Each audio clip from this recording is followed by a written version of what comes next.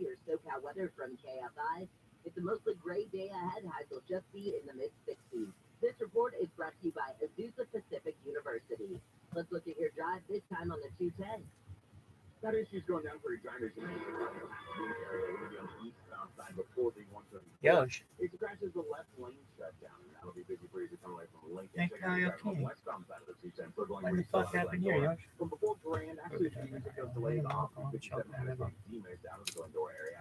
It stretches as you make way back towards Pasadena and the 134, and the 10 west is an alternate to the 210 westbound. Not too bad, just kind of busy from Park from about Baltimore Boulevard. You're on the 605 as you make way into El Monte. KFI in the sky helps get you there faster. I'm in Polio team. This report Yes, the mainland, Pacific. The Catalina Island, where adventure awaits you. Whether it's an exhilarating flight on the zipline eco tour, the chance to spot a bison on the Bison Expedition, or cocktails at the Sconso Beach Club, there's something for everyone. Plan today at visitCatalinaIsland.com. USA difference. Number Yeah. one customer satisfaction with retail banking in California by JD Power. California is Tell me about the story. Oh, hey, baby. Yo, I'm a storyteller. I let my music tell stories. Music's my love language, and I'm a storyteller. That's what I say. It's like this guy. What you gonna do? All right, are you done? Yo, you could do that one. That'd be crazy. Join us to celebrate the songs and artists you've loved over the past Yo, year. At our 2023. Oh my God, look at these moves. Yoshi. Crap. And performances by iHeart Icon Award recipient Coldplay, Kelly Clarkson, LL Cool J. What up, West Side? What happened here? I don't know if it's Karma Blue. What do you guess? Tonight at 8 p.m. The cop says, you know why I'm pulling you over? And I said, yeah, because I was driving alone in the diamond light. And he said, if you tell me the truth on why you're doing that, I won't write your ticket off. You want to hear like a legitimate excuse on why I'm doing that. Here's my honest answer. The Tim Conway Jr. show. There's less stopping and starting of the diamond. People aren't gonna like that joke. People die from texting and driving, and that's gonna piss them off. Dude, you guys played the fucking underdog twice in 4 hours, people. I swear to God, I don't know what Neil Saavedra does all day, and this Bertolucci bitch, and Little is always on fucking vacation, jerking himself off. All these people suck dick because no one's like, hey, we played this song like the same day, the same morning, within like a few hours. We don't play it again. I mean, like, is that like a thing? Just assholes. Assholes are running this fucking world. God damn it. And what? And the proof of the other. Where did that thing come from? We spent a lot of time last week talking about a paper out of the University of Pennsylvania All right, says that as many as 80% of the U.S. workforce, every single sector, 80% really of the want U.S. workforce fucking could have at you. least 10% of their work tasks affected by the introduction of ChatGPT. 19% of those workers could have at least half of their duties impacted by GPT. Researchers also found that the higher income jobs will likely have greater exposure to GPT, but that it will span across almost all industries. The breaking news this morning, unfortunately, comes to us from Nashville, Tennessee, where there was a shooting at the Covenant Presbyterian Church there in Nashville this week. Yo, dog. Preschool to sixth grade. Yo, should be like, oh, Mikey, you are rolling now. You're but also, don't ever forget this, kid. There was You are really there. Really? News Channel 5 in Nashville. Reporter Oh, named Mom. Hannah McDonald, and she was. Did they talking remove on your camera fucking about thing? how her No. Mother-in-law Twitter works won't let at me the do this, school fucking front desk, bitches. and that she had taken a Oh, break all right, I and can was think coming this is back me. to her post when she heard gunshots coming from inside the building. Yeah, I was listening to that same report. That reporter, because she has a contact at the school, was invited to last year's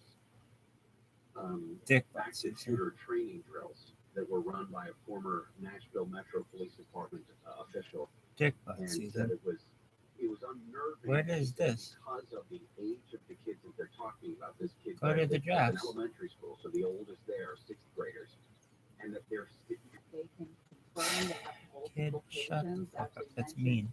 At least I 30 know. kids killed, the shooter as well, when officers showed up and engaged the shooter, as we're hearing.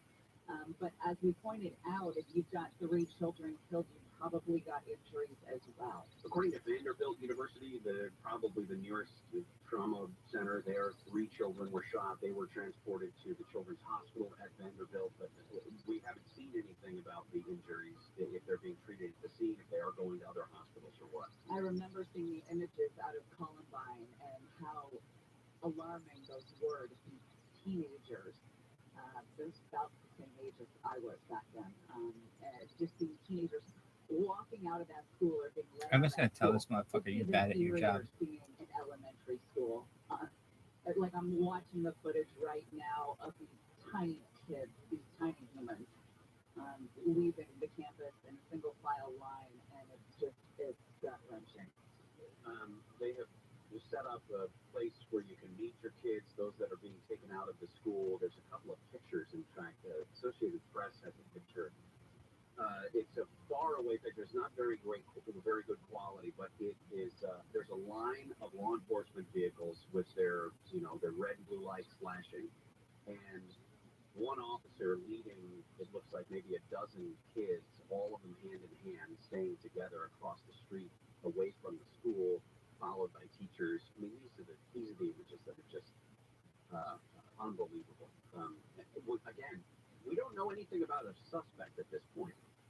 Other than that it was a single person. We don't know if it was a child, if it was a school-age kid, if it was an adult, or obviously what the motive would have been to go after, kids like this. The law enforcement presence is bananas. I mean, all hands on deck. Every single emergency vehicle looks like it's at this location here. As you can see, parents starting to trickle into the scene. Some of them running towards the scene. A couple different places that we're trying to find out information.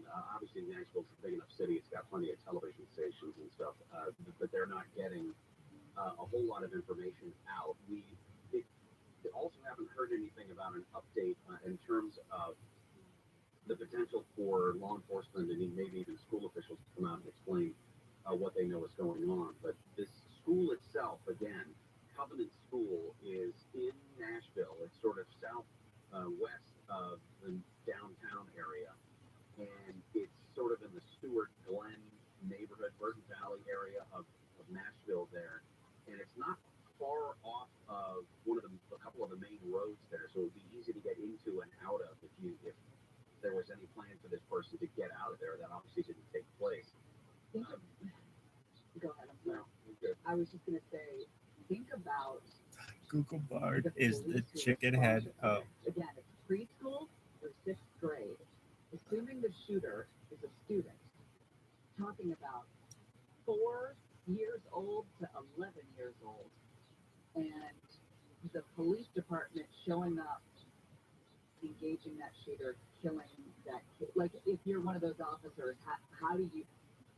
That's also crazy. I feel like because if it was a kid, if it was a young enough kid, that's an unusual enough situation that I think that would be hard to keep under wraps. That's why I'm not jumping to the idea. I'm not either, but I'm saying if it was, could you imagine being a responding officer, turning up and seeing if Virginia, the 6-year-old, shot his teacher?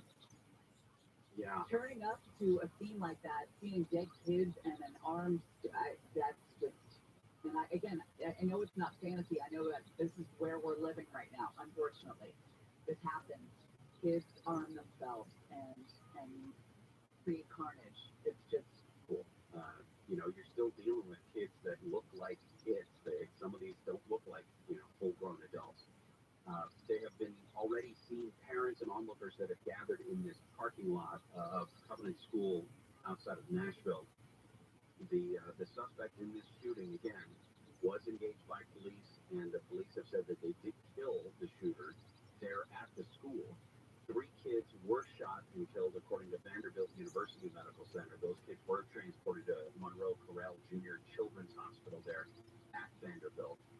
this happened at about 10:30, would have been 10:30 Nashville time. They're 2 hours ahead of us, so would have been about 8:30 our time. I just have a hard time wrapping my head around, because I think you're right that if it was a student that was the shooter, it would be hard to keep that secret at this point. Who else is it gonna? 26-year-old Egg Mac muffins. What is that? English muffin, whatever. Canadian bacon, cheese, egg. English muffin, Canadian bacon, cheese, egg. I mean, it's because you had a problem English with, muffin. Really? Yeah. we've Fuck seen it you. locally here. Somebody That's a goes big to sandwich. school, an Fuck you. elementary It's school normal for specifically, normal people. but it's because of an issue between I the hate adults. Sundar Some, Pichai. ex-husband of a Sundar teacher or something Pichai, I like didn't even that know is your trying to name get, for like a whole fucking year some now. I sort of know it. I hate you. I get hate back you at as much as her, I've ever for hated whatever you. reason. Do you hate him now and more that you know his name? Get I used to back just at call her. you. So, I mean, it's one of those, I that's what's, it's elementary, so it's small. six. It seems like, it's a Presbyterian school. It's not a big facility. No. Officials have said that the kids Oh, are Inland? to the sanctuary. What's his name? I don't know. This motherfucker just sound cold. There. Frigid? Police officers Hey said, I know dog, my this is name is probably the Frigid. worst Yeah, day of motherfucker, you everyone's just lives. sound cold. Parents have Hey, lined Ernie up Sock, at I don't wanna get Woodmont fucked. Baptist Church, also nearby. That's sort of the reunification. That's that Will big be showing fucking up. thing up north. It's all The white. kids from Fuck Covenant that would be shit. showing up to this Woodmont Baptist Church in You're Caucus here in the next few minutes or so. You're listening to an Why is that Airwave issue? Media You're Podcast. listening to it. Talk about it all the time, but Why now? Police players Again, it's singular right now to America. I don't get this. I'm Gavin Whitehead, host of The Art of Crime, a history podcast about the unlikely malicious suspects, artists accused of being Jack the Ripper. It profiles 6 renowned artists who have fallen under suspicion as the Whitechapel murderer. Lewis Carroll, yes, Sorry, guys, that that fucking Lewis picture's Carroll up is the in one my best known phone. to us today. To find out who the other unusual suspects are and why they've been named as Ripper candidates, subscribe to The Art of Crime wherever you get your podcasts. We're talking about. The Metro Nashville Police Department says the shooter was killed by police. The Covenant School's website says it has about 200 students. Explorers podcast. Today we start a new series, This Unknown Region Polar Explorer, feeding off Nansen. Nansen is, to be honest, a really extraordinary man. He was the first person to cross Greenland, which he did on skis, and he held the record for furthest north for 5 years. He's often viewed as one of the pioneers of modern polar exploration, for his innovative approach toward conducting his expeditions. This included using skis and dogs, with an emphasis on developing and using modern and scientific version of large cumbersome expeditions. Not just an explorer, he was an accomplished scientist, doing playing a role in the establishment of Norway as an independent nation. We could have upload, download speeds, and signal strength, but instead we have 1 bar, 2 bars, 3 bars, or 4 bars, period. I want to know that Fridtjof Nansen was an immensely complex character. He was tall, athletic, and good-looking, the image of a Viking to the world. He had a brilliant mind and was passionate about the work that he did. However, he was also a very difficult This is the man. same system that we had in the 1990s. Arrogant know-it-all might be a good description of the guy. But we will talk all about this and lots more in our story. I do want to note that we will focus on Nansen's life as an explorer, because that is what we do on the show. But I will spend some time on the other aspects of Nansen's life, as it's pretty remarkable. Anyhow, that is it for today's introduction. Let's get started with our series on Fridtjof Nansen. Fridtjof Erno Jarlsberg Nansen was born on October 12th in the capital of Norway. As a note, Do not have sufficient storage. Nansen was born into a rather strange political world. Norway was not an independent nation at this time, but part of the union between Sweden and Norway and Norway. But make no bones about it, Sweden was the boss of the iPhone relationship. is always generations behind Android when it comes to We should note that it wasn't as if Norway was terrible. cameras. It had its own autonomous government, and it was mostly independent, except for foreign affairs. But Norway had been free of outside lords before. People look back on those times and lamented the current situation. And in the revolutions of the 1800s, it gave a land moving with a strong spirit of nationalism. This is the world Nansen would grow up in, and it would be important in his life. Nansen's parents were Paul Nansen and Adelea Johanna Tekla Zindua. Apple is sitting on The marriage was a the mountain second of Bowler's first wife had died in 1850. technological data. Puerperal fever. A week after giving birth to the couple's only child, a boy, who died at the age of 13 after a lifetime of health issues. public safety. Adelaide's first husband, Getting a an look Army at your officer, KFI died in financial update brought to 1853 you by during a cholera Jacoby and Myers. epidemic, The Dow is leaving up her to care for the couple's 219. 5 children. S&P is up 8. Nansen's Nasdaq mother is came down from an 62. aristocratic And the family, average of price of which the there Dow were is not that unleaded many in gas in Norway. California She was is criticized for marrying Mulder, as he was seen as Tim Cook launched the iPhone 14. for security. Oh, Jacoby and Myers Mulder was now. 41 at the time of the marriage, Since Adelaide 1972. 37. Weather from Mulder was KFI. seen We've as a got smart and clouds sensible coming man, in but this often consumed by afternoon monetary into issues. tomorrow. Our first chance of Adelaide rain was known to comes be tomorrow strong-willed night. and Heavy free-spoken. rain expected The Wednesday big blended into family Thursday moved with to a another large chance of home snow just in on the the mountains. outskirts of Let's get a Christiania, look at your drive. and there were more KFI children in to the come, sky. The 3 problem boys. continues to One died within a year of being born, while Fridtjof was born in 1861 and Alexander a year later. I want to note that Norway was still very much They had at this to time almost a frontier. rush. It was filled with mountains and glaciers and fjords. The upper third of the nation was, and still is, in the Arctic Circle. The northern Instead range of was the Sami people, putting things on a phone that might actually help, like radar detectors, comma, radios, comma, laser thermometers, with all this in mind, Norway comma, nation in one particular area, skiing. And I mentioned this improved in the gyroscopes. story. Skiing had been done for centuries in Norway. Most of the practical reasons was a way of getting around in the winter. Skis were critical to the survival of the Sami people in the north. In the 1800s, skiing emerged as the national pastime in Norway. People described it as being part of the Norwegian What do you national call that? spirit and soul. As a result, RFID. skiing grew beyond practical measures and into a recreational pursuit and the nation's national What do you call that sport. other thing? Downhill skiing was practically developed in Telemark, the province west of Christiania. In vegetable wilderness, it was a perfect place for Nansen to grow up. In school, he was not a great student, but he took athletics such as skiing, skating, fishing, swimming, and river hunting. He spent hours in You the call days that exploring the forests and mountains, usually with his brother heat Alexander. maps? He was, however, in many ways, not making many friends at school. He was described as moody, and his relationship with his parents was never great. At one point, there were 10 children in the house, and Nansen often felt like an afterthought to his parents, especially his mother. With his father, Nansen struggled all his life to find a connection. Mulder was aware and valued predictability, the activities his children showed interest in. He was heavy, but he lost the excess weight in his teen years. He excelled at individual sports such as skiing, skating, swimming, and gymnastics. And Nansen never lost his spirit of adventure. He would ski out into the wilderness, cutting his own trails and learning how to survive in the snow-covered Norwegian mountains. Nansen also embraced Norwegian nationalism. The Like much of the rest of the population, Apple Watch Nansen took is pride in the home terribly art and designed endeavors that emerged and at this time. underpowered. The nation's greatest artist was Period. They should call it the iWatch. commercial success made him a point of pride for Norwegians. And skiing, Norway's national pastime, was growing as a sport, in particular in the European Alps.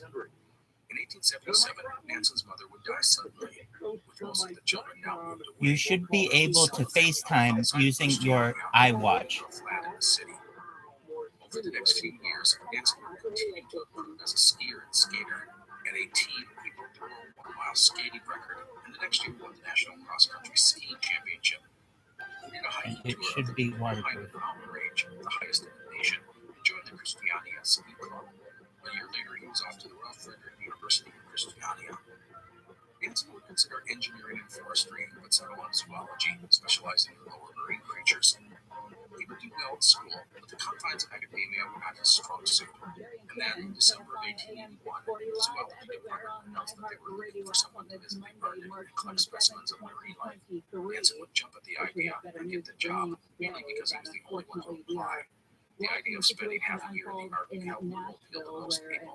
Nansen embraced the opportunity. Nansen would thus sail north on the steamer Viking in March of 1882. The Viking was a big wooden sealing ship on her maiden voyage, and Nansen would collect the samples at the same time as the ship would seal on. He would not have to participate in the day-to-day activities on the ship, but he was expected to be part of the seal hunt. Nansen would do well on this Apple has been sitting on the technology to put a G5 collect all sorts of samples. He was also a good artist and made many outstanding sketches. By the way, Nansen's ability with the brush led some to encourage him to become an artist, but science would win out. As for seal hunting, Nansen would take to the boats when seals were spotted and go out to kill and collect the animals. Nansen, who was an outstanding shot, typically was a rifleman. MacBooks by default should have 5 or 10 terabytes. By the way, on this voyage, Nansen would get a glimpse of the ship Vega.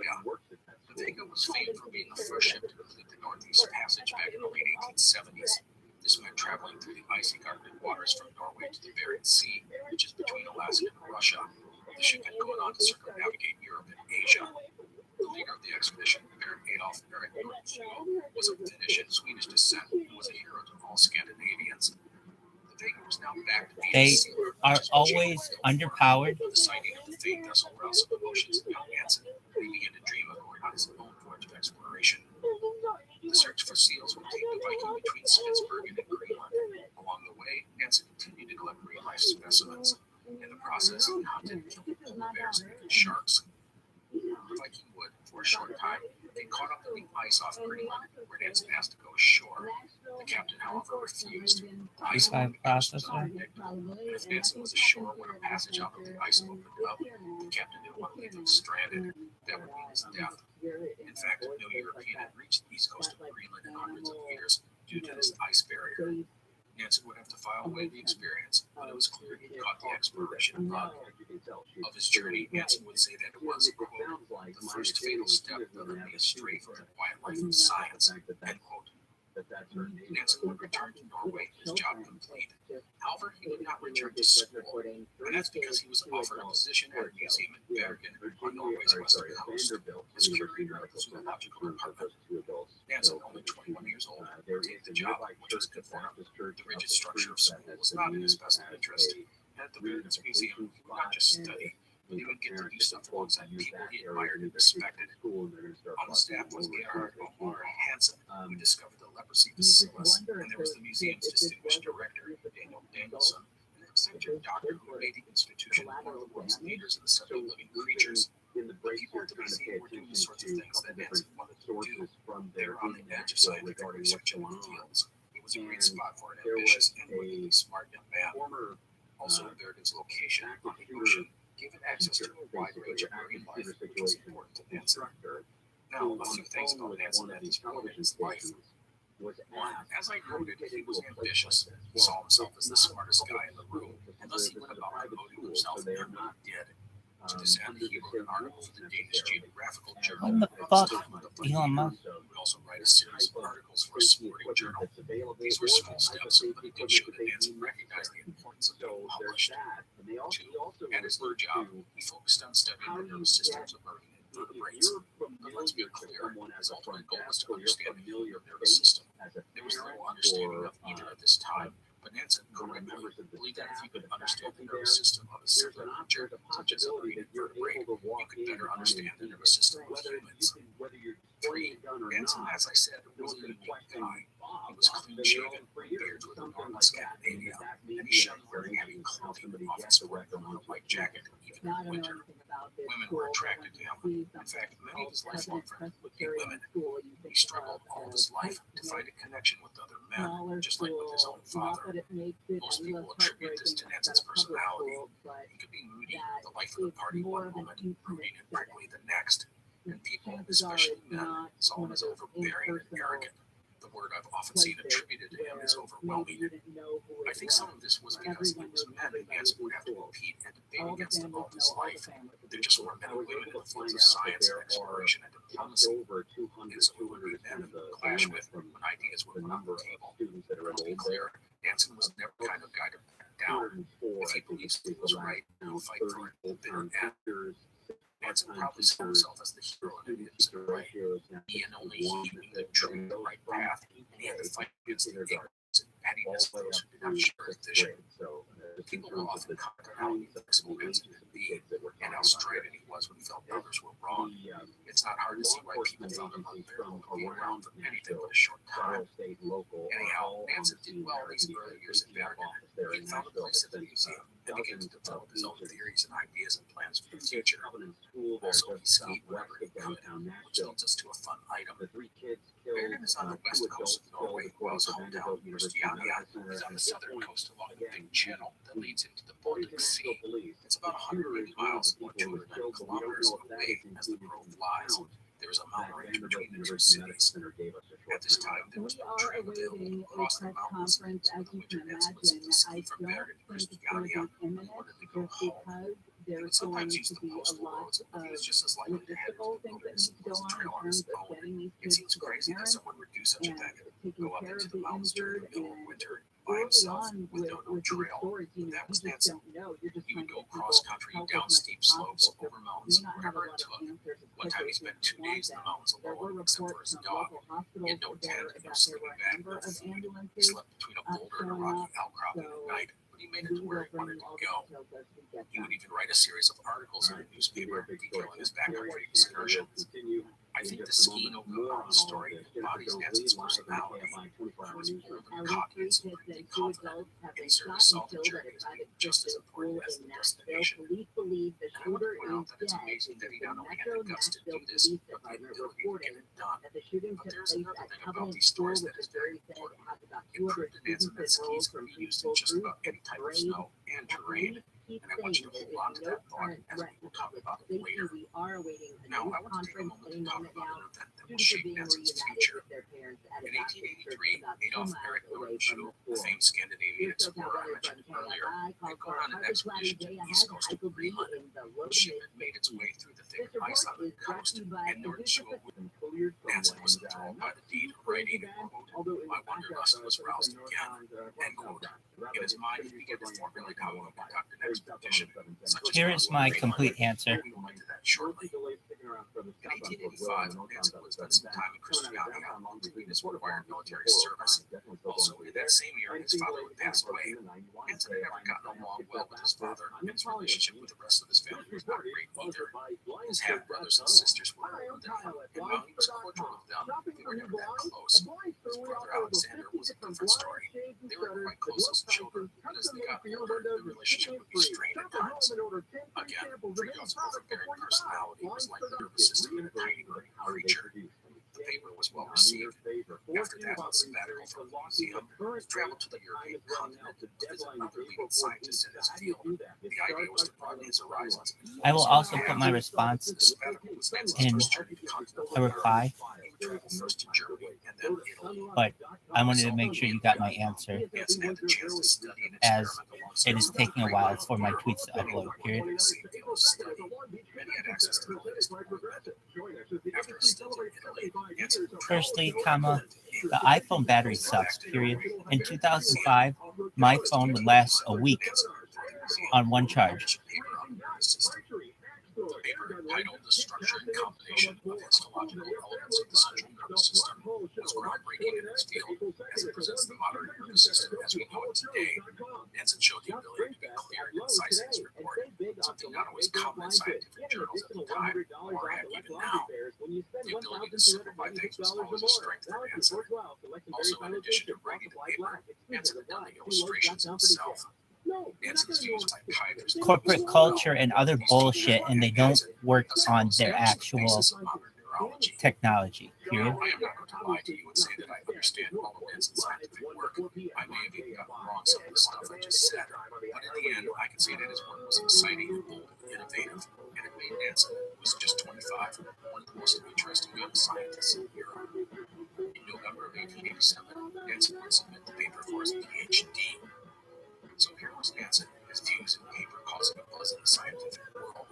This surely would mean bigger institutions would come calling. And that's exactly what did happen. The first would be the University of Indiana in the United States, but he passed on the opportunity as he deemed Indiana too far away from the ocean to study marine biology. So where to next? Well, instead of the world of academics and research, Nansen was going to forge a different path, one that he had been considering a long time. Freakoff Nansen decided he was going to be the first person in history to cross Greenland. Breaking news this morning out of Nashville, Sticky Tennessee. notes, At least 3 email Nokia. alerts, two a adults string who've been around your killed finger. after They're active just not shooting big enough. events at a So middle here's a pickle school liner there from in the California Nashville. Lottery. The Tomorrow's Mega Covenant Millions jackpot is over Presbyterian 300 School, million. the preschool for Play now. 6th grade. Must be 18 years or older. Vanderbilt University Med Center confirmed the child death. Multiple outlets have confirmed In the all adult human death. history, At this there are point, few we do not stories know like about that of injuries. ancient We see Egypt. On the banks of the Nile, these people created one of the most enduring and significant iPhone. images.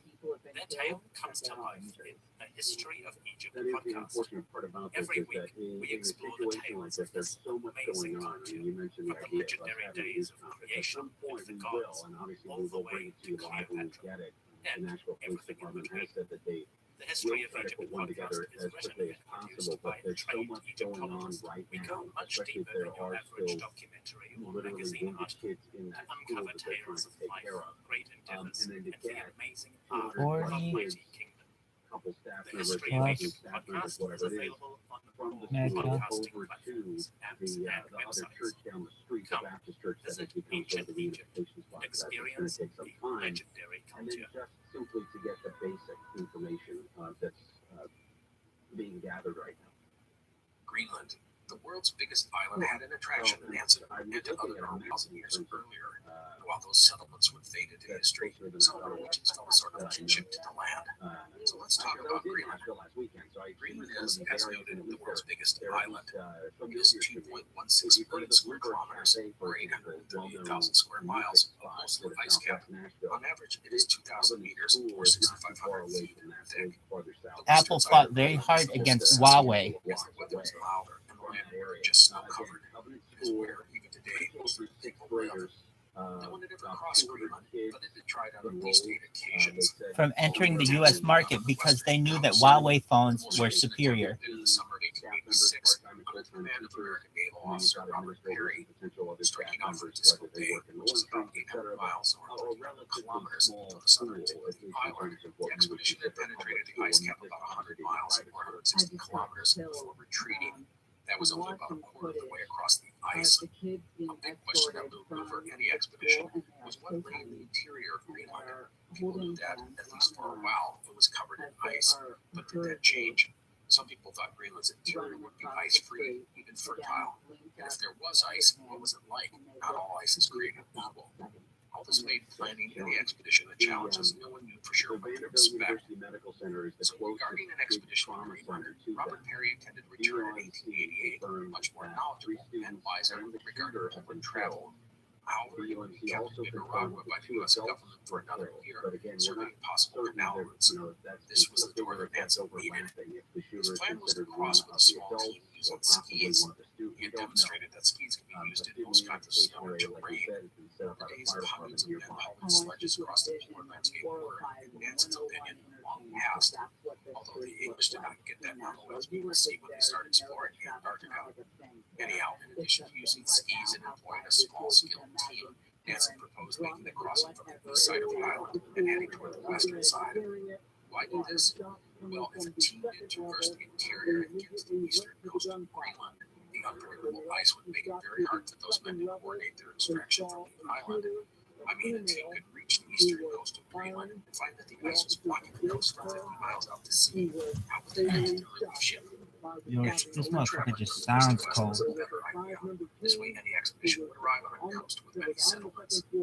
However, this plan had 2 really big red flags. The first is that it was difficult, even in the warm months, for a ship to actually get close to the eastern coast of Greenland. The ice on the coast was just too thick and unpredictable. The expedition would need to get as close to the coast as possible. If they could actually reach the shore, take small boats to the ice pack. They could even sit on the ice pack and let the drift take them closer to the coast. And if it needed the ice, it's very risky, as again, where ice just isn't that predictable. But there was another red flag regarding Nansen's plan, and that was if things went wrong, the expedition was doomed. They could not just turn around and head back to a friendly settlement. From the moment they landed on the eastern shore of Greenland, or the ice along the coast, the retreat was pretty much gone. The ship could hang around for a while, but as the ice shifted, the vessel might need to put out to sea to avoid getting trapped in the ice pack. So Nansen would later say their motto was, quote, death or the west coast of Greenland, end quote. And with that in mind, Nansen would hatch his plan for a crossing of Greenland in the summer of 1888. If he wanted to depart the following spring, that would not leave him with a lot of time to make his expedition a reality. The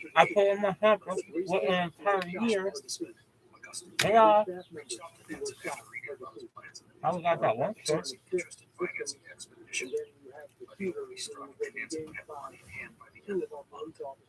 So with money in the bank, let's turn to Nancy's team.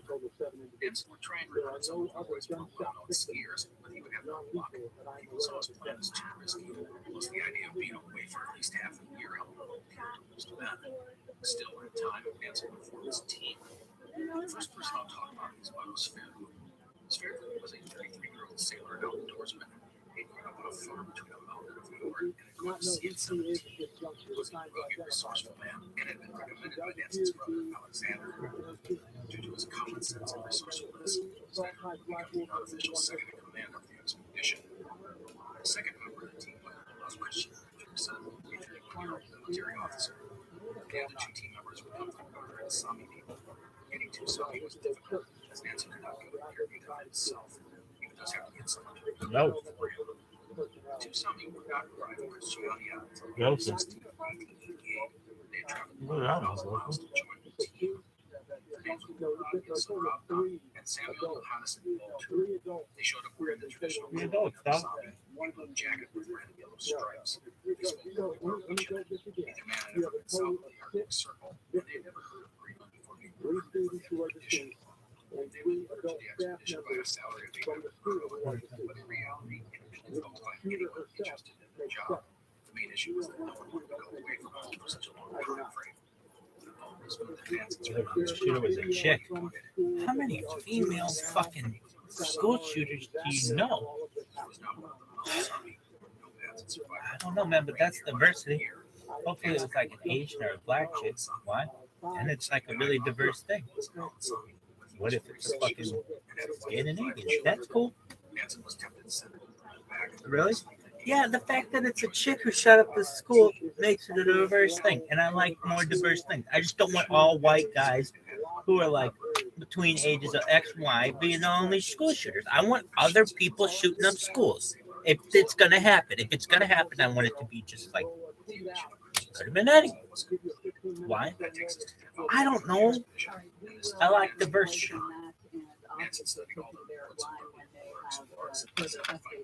Anyway, so you're a little a random thing. Damn. Damn, this bitch had 3 rebels in her handguns. What do you think of that? She's a teen girl. I'm cool with that. I think this is an interesting one now. Really? Name a female school shooter. I'll wait.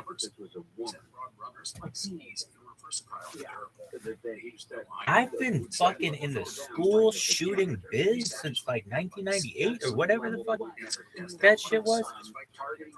I've not known a single chick to do it.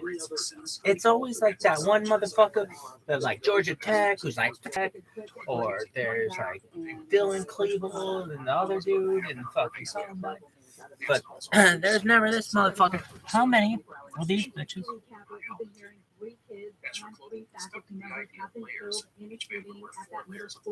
Yo, dog. What percentage of school shooters are women? What? It's a big day for diversity, kids. Percentage of school shooters are women. School shooters.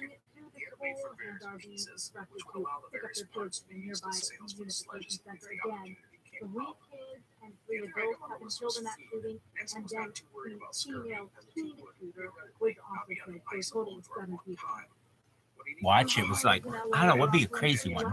I don't know, some bitch from like Zimbabwe. It's like, these motherfucking Christian motherfuckers in Tennessee.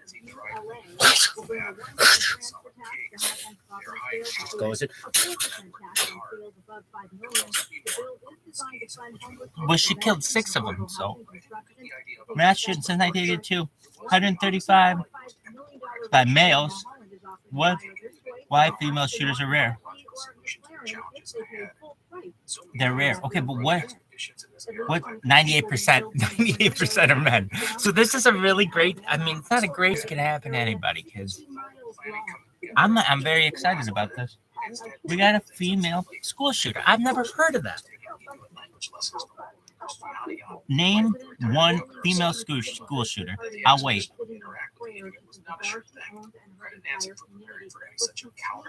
I don't really. Oh, this 1979. I don't like Mondays. Holy shit. A 16-year-old girl, Brenda Smith, who lived in a house across the street, was convicted of the shooting charges and and was sentenced to life with it. Said, "Oh, let's get her out of this." Oh, why? Motive: I don't like Mondays. So somebody's got a case of Mondays. A reporter reached Spencer by phone line. That's how school shooting used to be. Like, it wasn't like, oh yeah, they killed her. It was like, no, she like was chilling across the street, and this reporter got to her. A reporter reached Spencer by phone while she was still in the house after the shooting and asked her why she'd been reportedly answered, "I don't like Mondays. This live is up today." inspired Bob Geldof and Johnny Fingers to write the Boomtown Rat song I Don't Like Mondays. Bob Geldof would be giant. Really? Yeah. Live Aid and shit.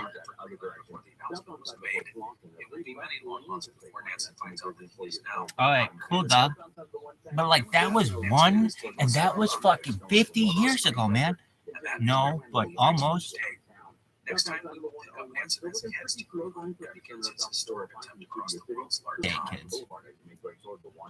Are you happy about it? podcast is part of the Airwave Media Yeah. Network. Because no longer is Brenda Spencer still in jail? Brenda Spencer still in jail? We'll get her out. Why? It's been too long. That bitch was 16 when she shot these motherfuckers. Sticky notes, email alerts, the string Is she out? just not big enough. So here's a big reminder from the California Lottery. Yo, dog. Jackpot is over $300 million.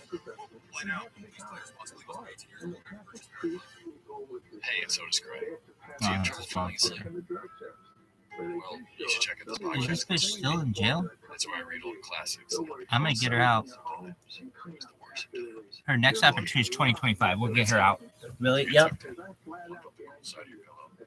Why? That's good. That's good. We'll get those kids back or whatever. So she was 16.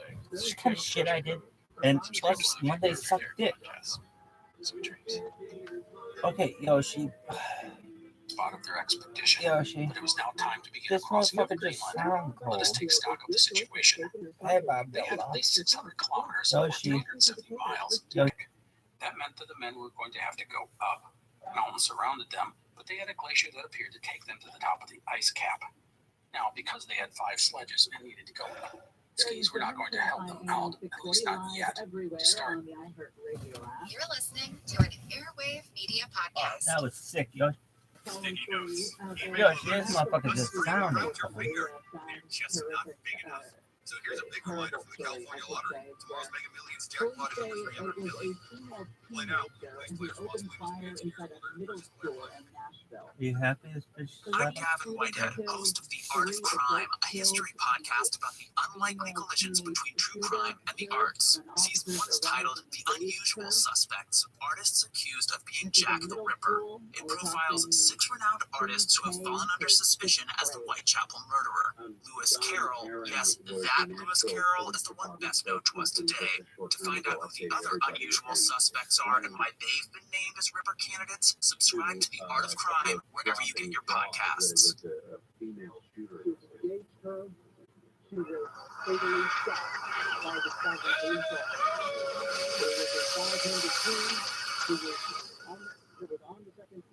Hello and welcome to the Explorers Podcast. Today we start a new series of this Norwegian polar explorer, Fridtjof Nansen.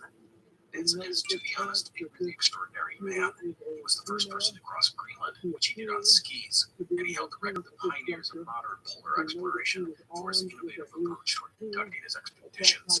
This included using skis and dogs, and an emphasis on developing using modern and scientific equipment.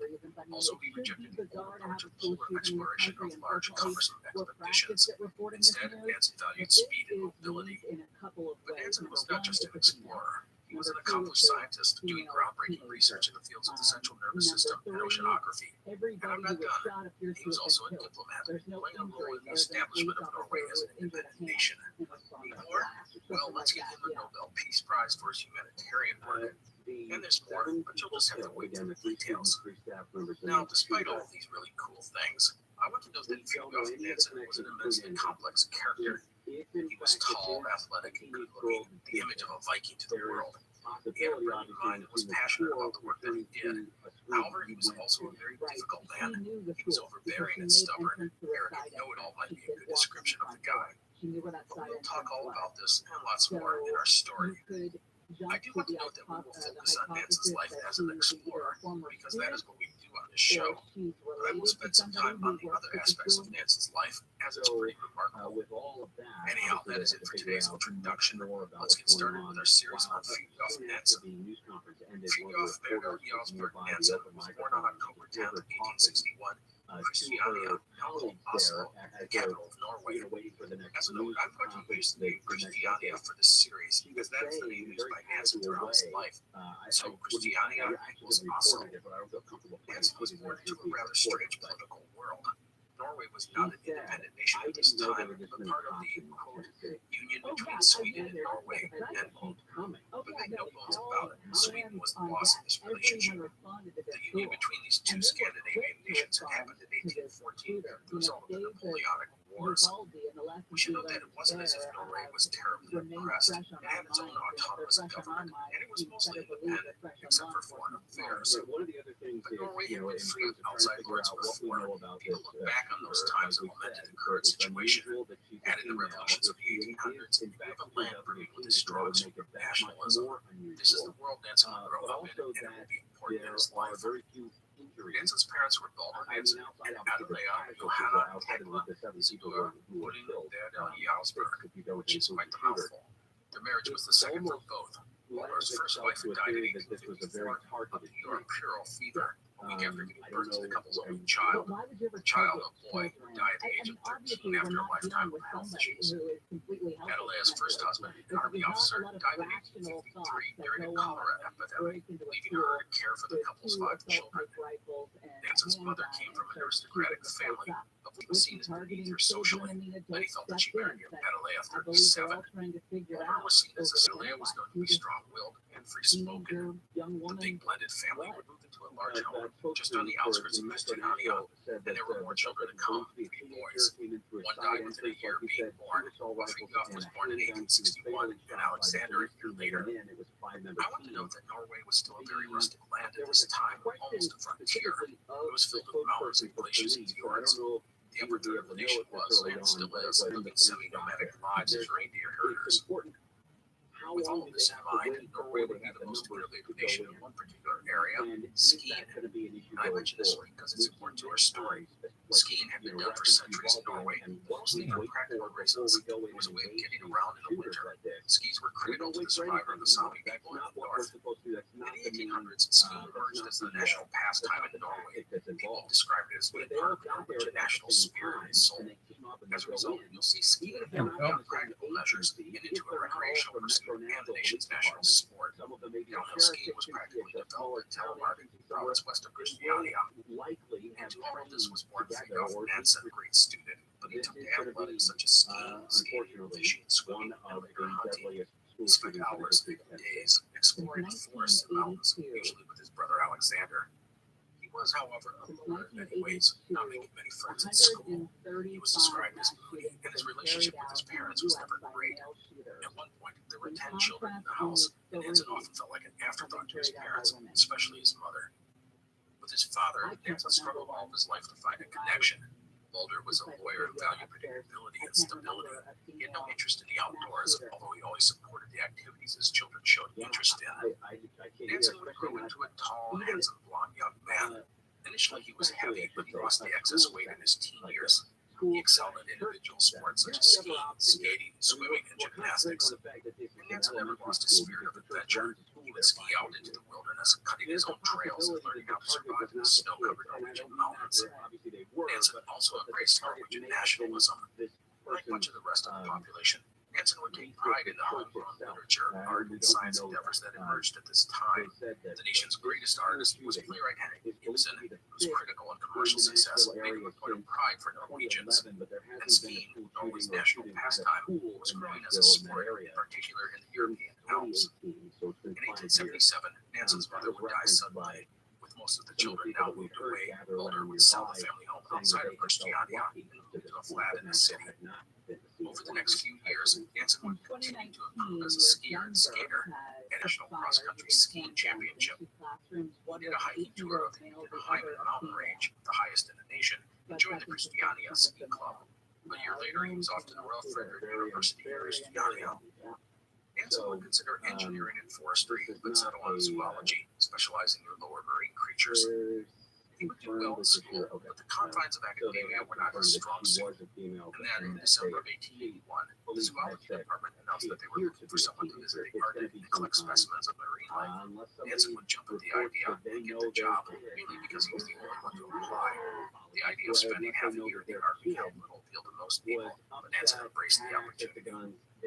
Nansen would thus sail north on the steamer Viking in March of 1882. The Viking was a big wooden sealing ship on her maiden voyage, and Nansen would collect the samples at the same time as the ship would seal hunt. He would not have to participate in the day-to-day activities of the ship, but he was expected to be part of the seal hunt. Nansen would do well on this expedition. The captain, Axel Crafting, like the odd young man, and the two got along. Nansen would shoot seabirds and dissect them, take water temperatures, and collect all sorts of samples. He was also a good brush, but some to encourage him to become an artist when science would win out. As for seal hunting, Nansen would take to the boats when seals were spotted and go out to kill and collect the animals. Nansen, who was an outstanding shot, typically was a rifleman. For 2 months, the Viking moved north, trying to reach the seals before other ships beat up to it. By the way, on this voyage, Nansen would get a glimpse of the ship Vega. The Vega was famed for being the first ship to complete the Northeast Passage back in the late 1870s. This meant traveling through the icy Arctic waters from Norway to the Bering Sea, which is between Alaska and Russia. The ship had gone on to circumnavigate Europe and Asia. The leader of the expedition, Baron Adolf Erik Nordenskiöld, was of Finnish and Swedish descent and was a hero to all Scandinavians. The Vega was now back to being a sealer, which is what she had been built for. On the sighting of the famed vessel routes through the oceans, young Nansen began to dream of going on his own voyage of exploration. The search for seals would take the Viking between Spitsbergen and Greenland. Along the way, Nansen continued to collect marine life specimens. In the process, he hunted killed polar bears and even sharks. The Viking would, for a short time, get caught up in the ice off Greenland, where Nansen asked to go ashore. The captain, however, refused. The ice along the coast was unpredictable, and if Nansen was ashore when a passage out of the ice opened up, the captain didn't want to leave him stranded. That would mean his death. In fact, no European had reached the east coast of Greenland in hundreds of years due to this ice barrier. Nansen would have to file away the experience, but it was clear he caught the exploration bug. Of his journey, Nansen would say that it was, quote, the first fatal step that led me astray from the wildlife and science. Nansen would return to Norway with his job complete. However, he would not return to school, and that's because he was offered a position at New Zealand Bergen on Norway's western coast as curator of the zoological department. Nansen, only 21 years old, would take the job, which was good for him. The rigid structure of school was not in his best interest, and at the Bergen's Museum, he would not just study, but he would get to do stuff alongside people he admired and respected. On the staff was Gerhard Omar Hansen, who discovered the leprosy bacillus, and there was the museum's distinguished director, Daniel Danielson, an eccentric doctor who made the institution one of the world's leaders in the study of living creatures. The people at the museum were doing the sorts of things that Nansen wanted to do. They were on the edge of scientific research in the fields. It was a great spot for an ambitious and wickedly smart young man. Also, Bergen's location on the ocean gave it access to a wide range of marine life, which was important to Nansen. Now, a few things about Nansen at this point in his life. One, as I noted, he was ambitious. He saw himself as the smartest guy in the room, and thus he went about promoting himself and what he did. To this end, he wrote an article for the Danish Geographical Journal about his time on the Viking. He would also write a series of articles for a sporting journal. These were small steps, but it did show that Nansen recognized the importance of being published. Two, at his new job, he focused on studying the nervous systems of early vertebrates. But let's be clear, his ultimate goal was to understand the human nervous system. There was little understanding of either at this time, but Nansen correctly believed that if you could understand the nervous system of a simpler creature, such as a living vertebrate, you could better understand the nervous system of humans. Three, Nansen, as I said, was a unique guy. He was clean-shaven when compared to the norm in Scandinavia, and he showed wearing heavy clothing, often sporting a white jacket, even in winter. Women were attracted to him. In fact, many of his lifelong friends were women. He struggled all his life to find a connection with other men, just like with his own father.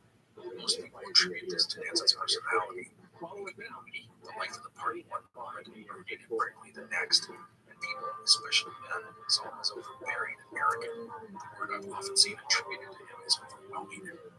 I think some of this was because it was men who Nansen would have to compete and compete against all of his life. There just weren't many women in the fields of science and exploration. clash with when ideas were put on the table. And let's be clear, Nansen was never the kind of guy to back down. If he believed something was right, he'd fight for it to the bitter end. Nansen probably saw himself as the hero in Anderson play.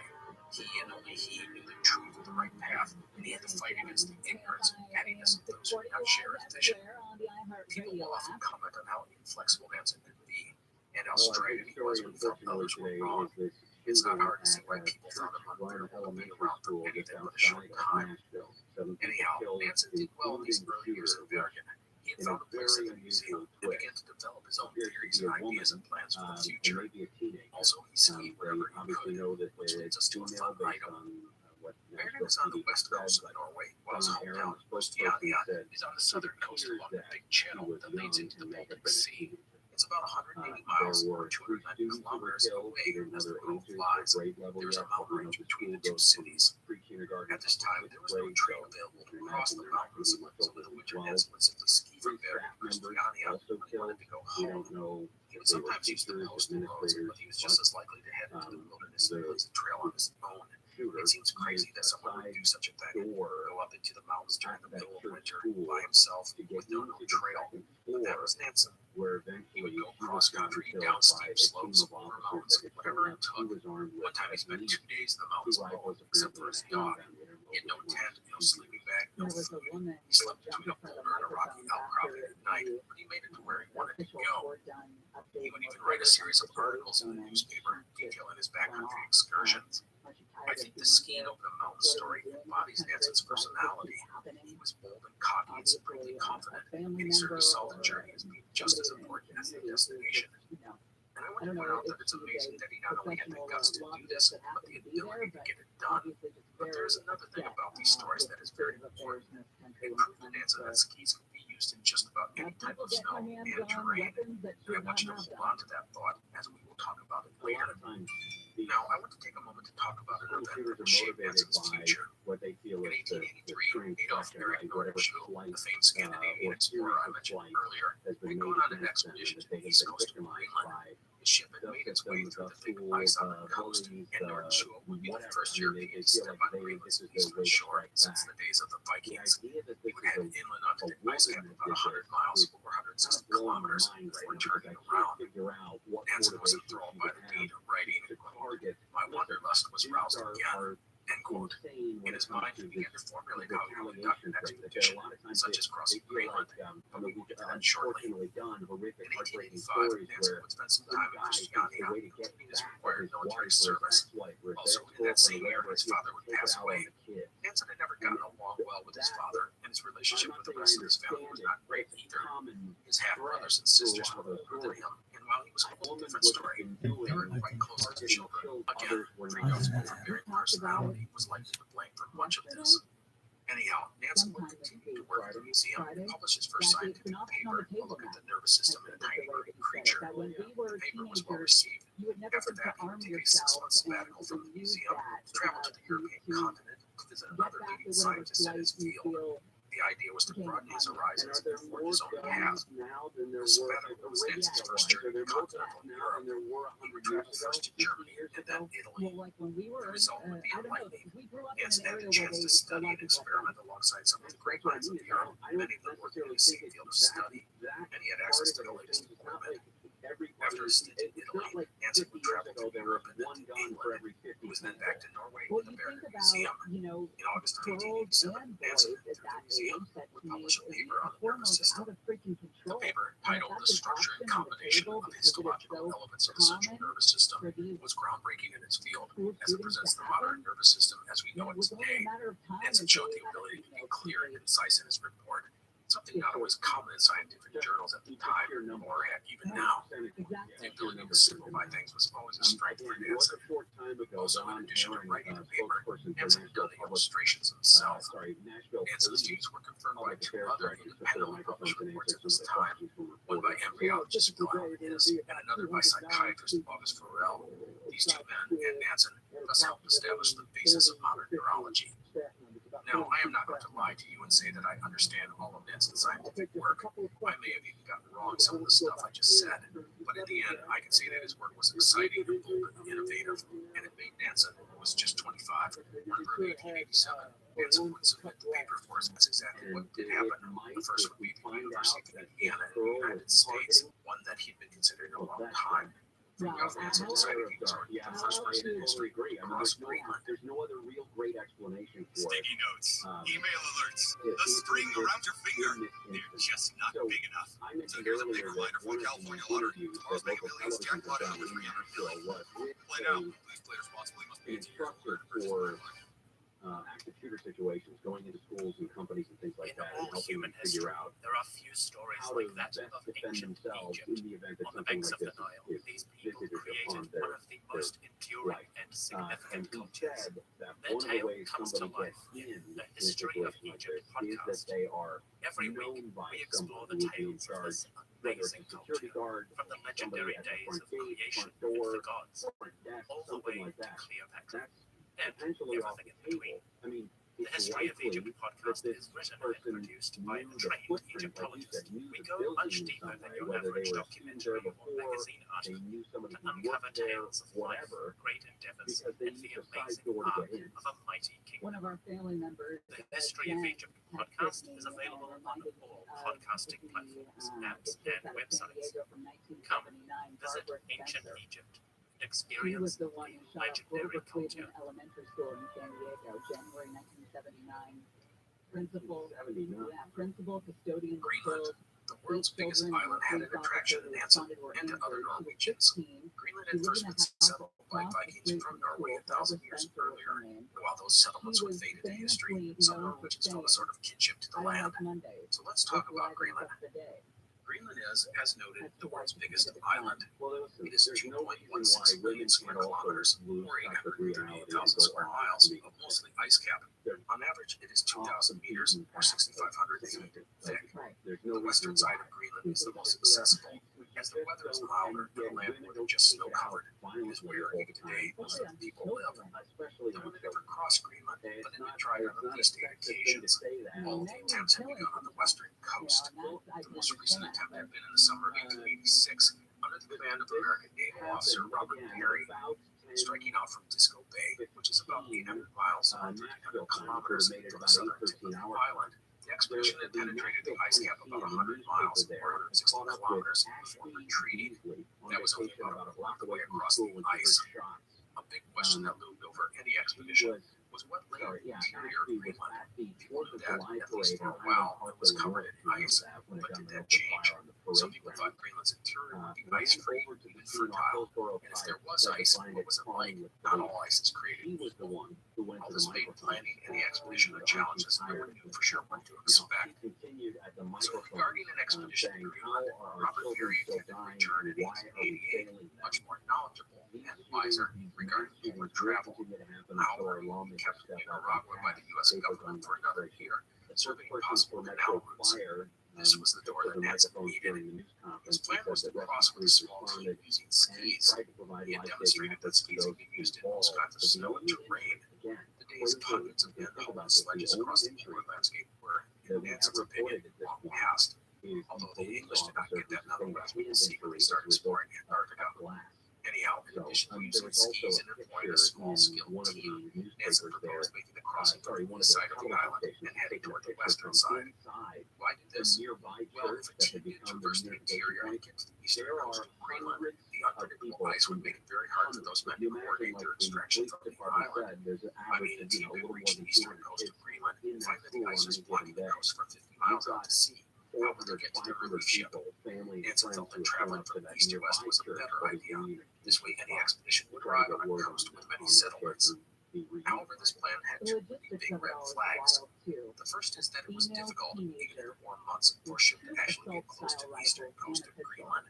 The ice on the coast was just too thick and unpredictable. The expedition would need to get as close to the coast as possible. And if they couldn't actually reach the shore, take small boats through the ice pack. They could even sit on the ice pack and let the drift take them closer to the coast. And if an opening in the ice appeared, they could hop in their boats and make a dash for the shore.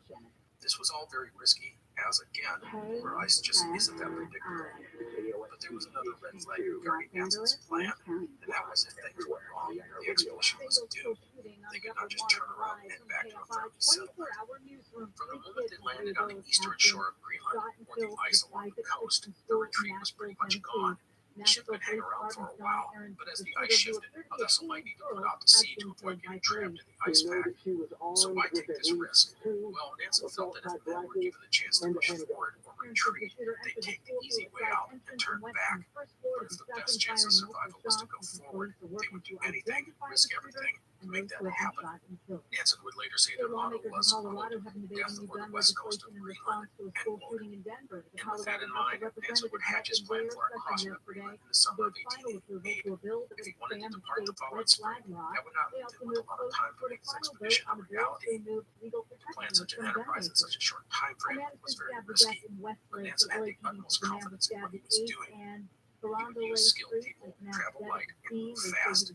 Speed, above all else, was critical to Nansen's plan. The route he proposed would cross about 700 kilometers, or 435 miles, of Greenland's interior. His team would travel 30 kilometers, or about 19 miles a day. That was twice what any polar expedition had even dreamed of traveling. If all went well, they would make the crossing in about 25 days. To be safe, the team carried provisions for twice that number. With luck, they would reach the other side of Greenland and even catch a ship before the bays of fjords iced in for the year. They'd be back before the year was out. It was all wildly optimistic and dangerous. The first thing that Nansen did was to travel to Sweden, where he consulted his hero, Adolf Erik Nordenskiöld, the first man to make the northeast passage from Europe to Asia a decade earlier. Nordenskiöld was enthusiastic about Nansen's plan. He believed the skis were a good idea, although he himself did not ski. Skiing was still very much a Norwegian thing. Nordenskiöld also recognized the tremendous risk involved. He was especially concerned about getting an expedition together in such a short time. Nansen would ask about using the Sami people, or Lapps, or Laplanders, as they were called at this time by the Europeans. The Sami, Nordenskiöld said, were good to have on any expedition. Skiing was a part of their way of life, and surviving the harsh winter conditions of the north was something they did all the time. The Sami, however, Nansen was warned, were difficult to handle. The culture was very different from the rest of Europe. In the end, Nordenskiöld enjoyed being a mensch to Nansen, and he reinforced most of what Nansen believed about how he should proceed with his plans. Nansen would announce his expedition plans on November 24th, 1887, in the newspaper, and it called on people to apply to go on the journey. Nansen was looking for men with a very specific skill set. First, they had to be good skiers. That was critical. Second, he was not interested in city-raised men. He wanted men who were accustomed to hard work and long spells in the wilderness. He felt country types were his best option, as they would be tough and adaptable. Third, he was looking for young men in good physical shape who would commit to an expedition long term. Fourth, he wanted only unmarried men who had no children. And fifth, he wanted Norwegians. For Nansen, this was a way to promote Norwegian nationalism and pride. To Danish explorer Gustav Holm, he would write, quote, with 3 to 4 of the best skiers to be found, I propose to sail on a Norwegian sealing ship at the beginning of June, and around 66 degrees north latitude, attempt to approach the coast as closely as possible. End quote. Amongst the skiers, Nansen decided he would bring 2 men from the Sami. This was an ambitious plan. He was proposing to start further north than anyone had ever explored. Honestly, people thought Nansen was crazy. His plan was just too risky. He would only leave himself and his team to their deaths. Some suggested that he spend a season in Greenland to get a better feel of what lay ahead. But Nansen was undeterred. He was going to go in 1888. The last thing he wanted was to compete with an American team under Robert Peary. The one change Nansen did make was on the advice of Gustav Holm, the Danish explorer I just mentioned. Holm convinced Nansen to start his journey a little further south at an Inuit village at the farthest north of point on the east coast of Greenland. But other than that, Nansen was determined to move forward. He now had several tasks to complete if he was going to get his scheme off the ground. First, he had to obtain financing. Second, he had to assemble his team. And third, he had to outfit the expedition for the Greenland crossing. Regarding financing, Nansen approached the University of Yanni for a grant. Estimated the expedition would cost 5,000 kroner, which, if I did my math correctly, translates into about $45,000 to money. So, fairly modest, he was prepared to pay for it all himself if necessary. However, as he got public financing for the expedition as a national program, the government, however, rejected the request for funds on January 4th, 1888. But a few years later, the Danish businessman Augustin Gamble reached out to Nansen after reading about his plans in the newspaper, expressing interest in financing the expedition. A deal would be struck, and Nansen would have the money in hand by the end of the month. So, with money in the bank, let's turn to Nansen's team. Nansen would try and recruit some of the world's more well-known skiers, but he would have no luck. So his plan is too risky. Plus, the idea of being away for at least half a year outward appealed to most men. Still, in time, Nansen would form his team. The first person I'll talk about is Otto Sverdrup. Sverdrup was a 33-year-old sailor and outdoorsman. He grew up on a farm to the mountain of York and had gone to sea at 17. He was a rugged, resourceful man and had been recommended by Nansen's brother, Alexander. Due to his common sense and resourcefulness, Sverdrup will become the unofficial second in command of the expedition. The second member of the team was Olaf Christian, a 31-year-old military officer. The other two team members would come from the northern Sami people. Getting to Sami was difficult, as Nansen could not go there and become himself. He does have to get someone to recruit them for him. To Sami would not arrive in Christiania until April 16, 1888. They had traveled more than 1,000 miles to join the team. Their names were Rudolf Nielsen Ravna and Samuel Johannesson Bolt. They showed up wearing the traditional clothing of the Sami, a blue jacket with red and yellow stripes. They spoke fluent Norwegian. Neither man had ever been south of the Arctic Circle, and they had never heard of Oregon before being recruited for the expedition. They had been lured to the expedition by a salary of $800 per hour, but in reality, it was difficult to find anyone interested in the job. The main issue was that no one wanted to go away from home for such a long time frame. All this meant that Nansen's recruits were not exactly what he wanted. Bolton was 27, but he was a river Sami, meaning he was settled. He was not one of the mountain Sami who were nomads and survived by following the reindeer much of the year. Nansen had wanted both of them to be mountain Sami. The second guy, Ravna, was a mountain. Nansen was tempted to send both the men back, but this late in the game, he had little choice but to accept them into the team. Now, late in the process of forming the expedition, Nansen decided to add one more member. He would settle on 23-year-old Christian Christensen. Christensen was a noted skier and sailor who was known and recommended by Sverdrup. With the addition of Christensen, the team was complete. That takes us to the outfitting of the expedition, and this is where Nansen will shine. Nansen studied all the reports of earlier war explorers, seeking find insight into how best to accomplish his goals, and thus outfitting the expedition was critical to him. Now, everything he was doing was to be done with speed, simplicity, and mobility in mind. Nansen would go on to design and build all sorts of his supplies and tools from scratch. Taking it out from the Sami, he designed the sleeping bags using reindeer fur so they would be light and warm. For transportation, he tested sledges used by the Sami and Inuit, but settled on a design based on the kind used by Norwegian farmers. These had broad runners like skis and were versatile and durable. They used no iron. Instead, leather thongs were used to hold them together. These sledges would be pulled by the skiers. Nansen would test out one of the sledges by towing it from Bergen to Christiania. The result was a great success. Nansen's sledge design would be one of the most innovative aspects of the expedition. By the way, Nansen would never seriously consider using dogs, at least not yet. He toyed with using reindeer, but they would need to forage for food, which wasn't going to happen on an ice cap. Nansen also had new ski boots designed and built a stove that would work more efficiently than cooling on altitude. As for clothing, he stuck to the idea of layers. Each man would wear 4 layers of light wool. This included underwear, a shirt, a sweater, and a jacket. The knee breeches and leggings would also be of wool. Nansen also had a wind jacket made. This was made of light cotton and based on the Inuit anorak. As for a tent, Nansen ordered it specially from Copenhagen. They had it made from various pieces, which would allow the various parts to be used as sails for the smallest was food. Nansen was not too worried about scurvy, as the team would theoretically not be on the ice alone for a long time. What he needed was a high caloric diet, like that used by Norwegians on mountain tours. Thus, he would order canned pemmican, a staple he would travel for decades. Pemmican is a dried meat mixed with fat and formed into solid cakes. They are high in calories and perfect for men working hard. There would also be more included skis, which we will talk more about next time. But I think that the idea about Nansen's preparation, it was, to be honest, unlike most polar expedition in history. He had taken the available knowledge and tried to provide a logical solution to the challenges ahead. So many times, the men running expeditions in this era lacked vision. It's almost as if they started outfitting a polar short trip by going to the local department store. Very But not Nansen. high Preparation was so critical as well and would help them survive what lay ahead. physically and So with all the planning coming together, much of it at the last minute, Nansen had two other things on his plate. This is going to be their home The first was that he was to hire governor of southern Greenland. That the expedition would interact with the Inuit was not a sure thing. Credit Nansen for preparing for any such encounter. The second item was his dissertation. Remember that?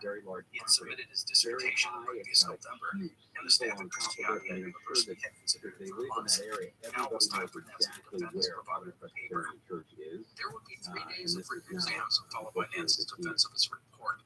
This entailed going through the devil's advocate process, where two opponents of the paper's results would essentially challenge Nansen and his findings. The date for his oral defense was April 28, 1888, just 4 days before he was set to depart for Greenland. Well, it's not like Nansen had anything else to do. Anyhow, the clash between Nansen and his opponents was fierce. The big thing was that Nansen was proposing some radical ideas that meant setting aside commonly accepted theories.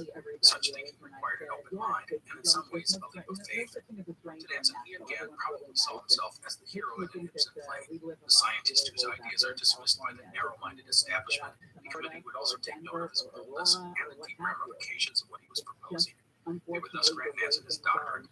Unfortunately, Nansen had departed for Greenland before the announcement was made. It will be many long months before Nansen finds out that he is now Dr. Nansen. And with that, Nansen and his team would set out on their expedition to cross Greenland.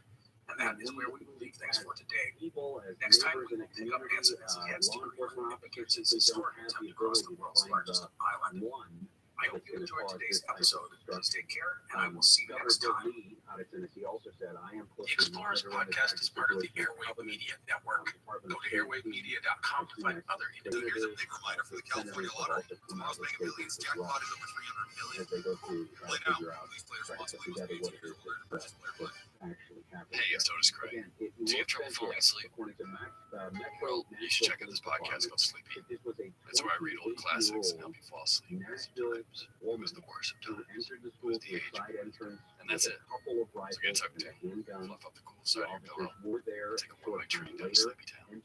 Unless you're driving, then please don't listen to Sleepy. New episodes go out every Sunday, so you can get refreshed for your week. Subscribe to Sleepy wherever you get your podcasts.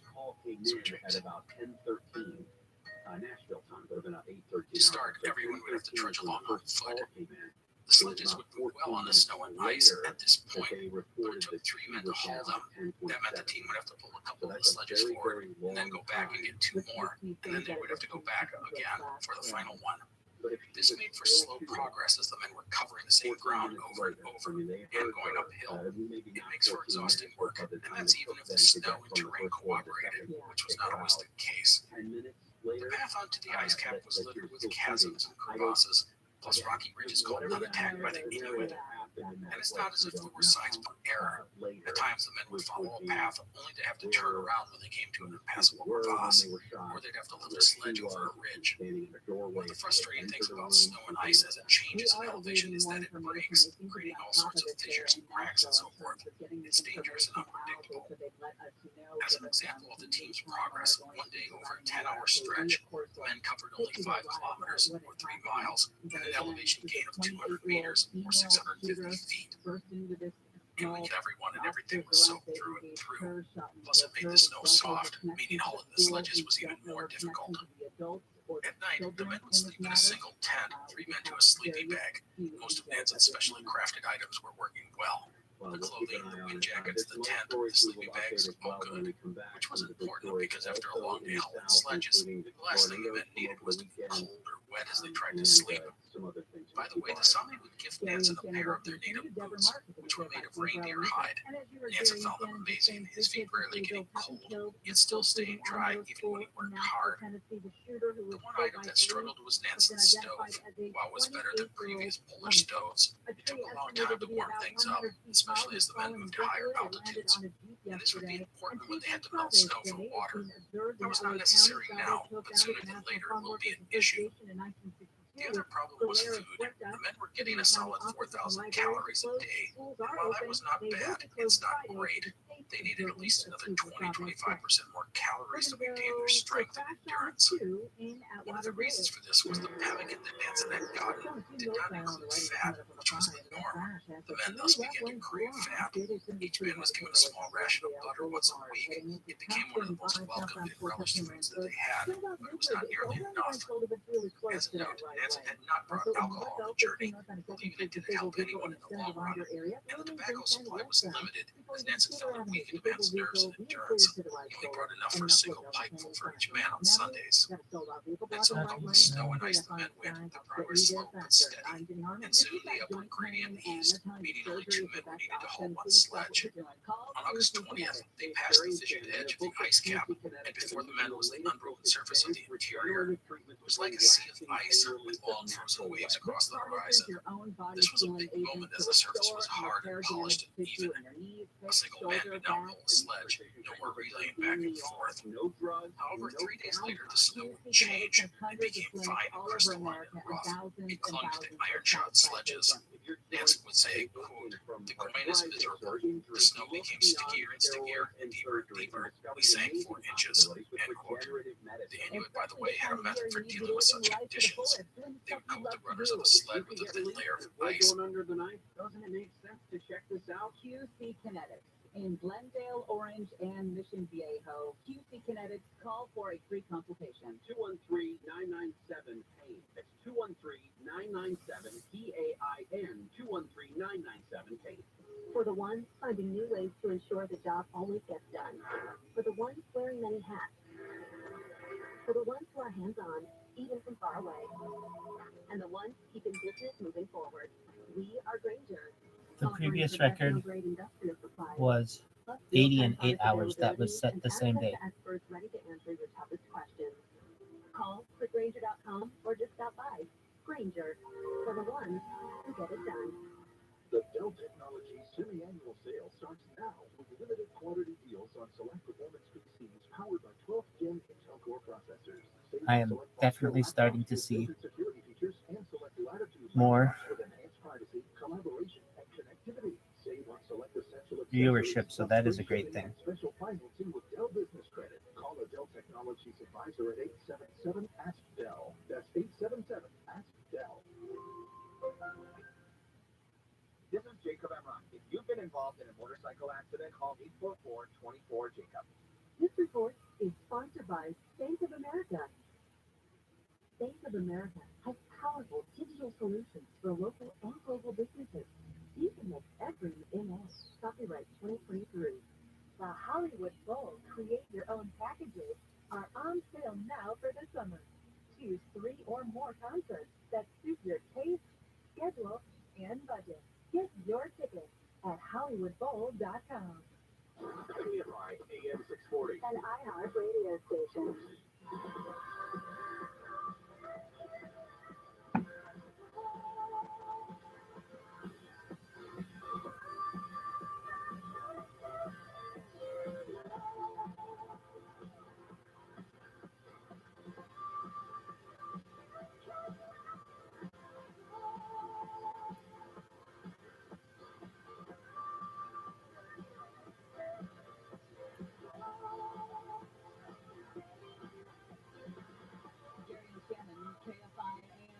Live everywhere on the iHeart Radio app. Following news out of Nashville, another school shooting to tell you about. An armed 28-year-old woman, 2 semi. I thought she was in her, like 16. Style rifle and a handgun. Man. Gets into a school, Presbyterian school there, a middle school. Gets in through a side door and opens fire. 3 children, 3 adults killed, as well as this 28-year-old female shooter. They were already dealing with a tragedy from over the weekend. Six kids and 2 adults. 6 kids killed, 2 adults injured in a multi-vehicle crash on Interstate 24 early yesterday morning in Robertson County, Tennessee. So that is something we'll keep our eyes on. A couple of other things just to kind of give you an update of sort of the other things going on. We'll get back to this Nashville story here in a second. The tornado that ripped through parts of Mississippi yesterday, late Friday into Saturday, they said carved a path that measured 60 miles. The National Weather Service says less than 1% of tornadoes in the United States travel more than 50 miles. Most of them simply touch and go, touch and go in different places.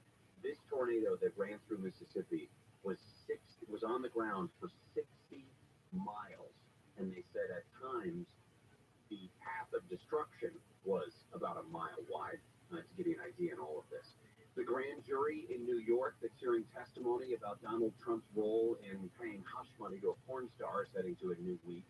We've been hearing reports from the grand jury, which is otherwise mostly very secretive, that they were going to reconvene today, although we have not yet seen what sort of an agenda they had planned.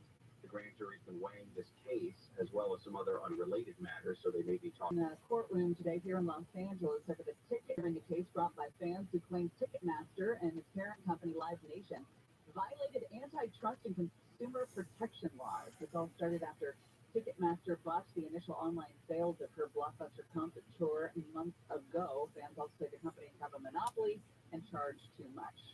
Entertainment-wise, another story, actor Jonathan Majors has won some acclaim for a string of Hollywood hits, has been arrested on charges of assault, strangulation, and harassment involving a woman in an apartment in New York. The New York Police Department said they responded to a 911 call about 11 in the morning on Saturday, and they determined that Jonathan Majors was involved in a domestic dispute with a 30-year-old woman. Side note, Jonathan Majors in Ant-Man and Wasp something quantum something, where he plays Kang, the new villain, among other things. The attorney that represents him said that the woman had already recanted the story, denied any wrongdoing by Jonathan Majors, and according to the lawyer, quote, he is completely innocent and provably the victim of an altercation with a woman he knows. So that's the latest out of some other stuff that's going on. Again, the news out of Nashville, a female shooter with 2 assault-style rifles, a pistol, killed 3 students, 3 adults at this private Christian school in Nashville. The latest of a series of mass shootings. She was killed after being shot by police following the shooting there at the Covenant School. About 200 students from preschool through 6th grade, about 33 teachers there are listed on the website. We do not know this woman's connection to the school. She was initially described as a teenager, but in fact is 28. My assumption now, if they know her age, they absolutely know who she is. Yes.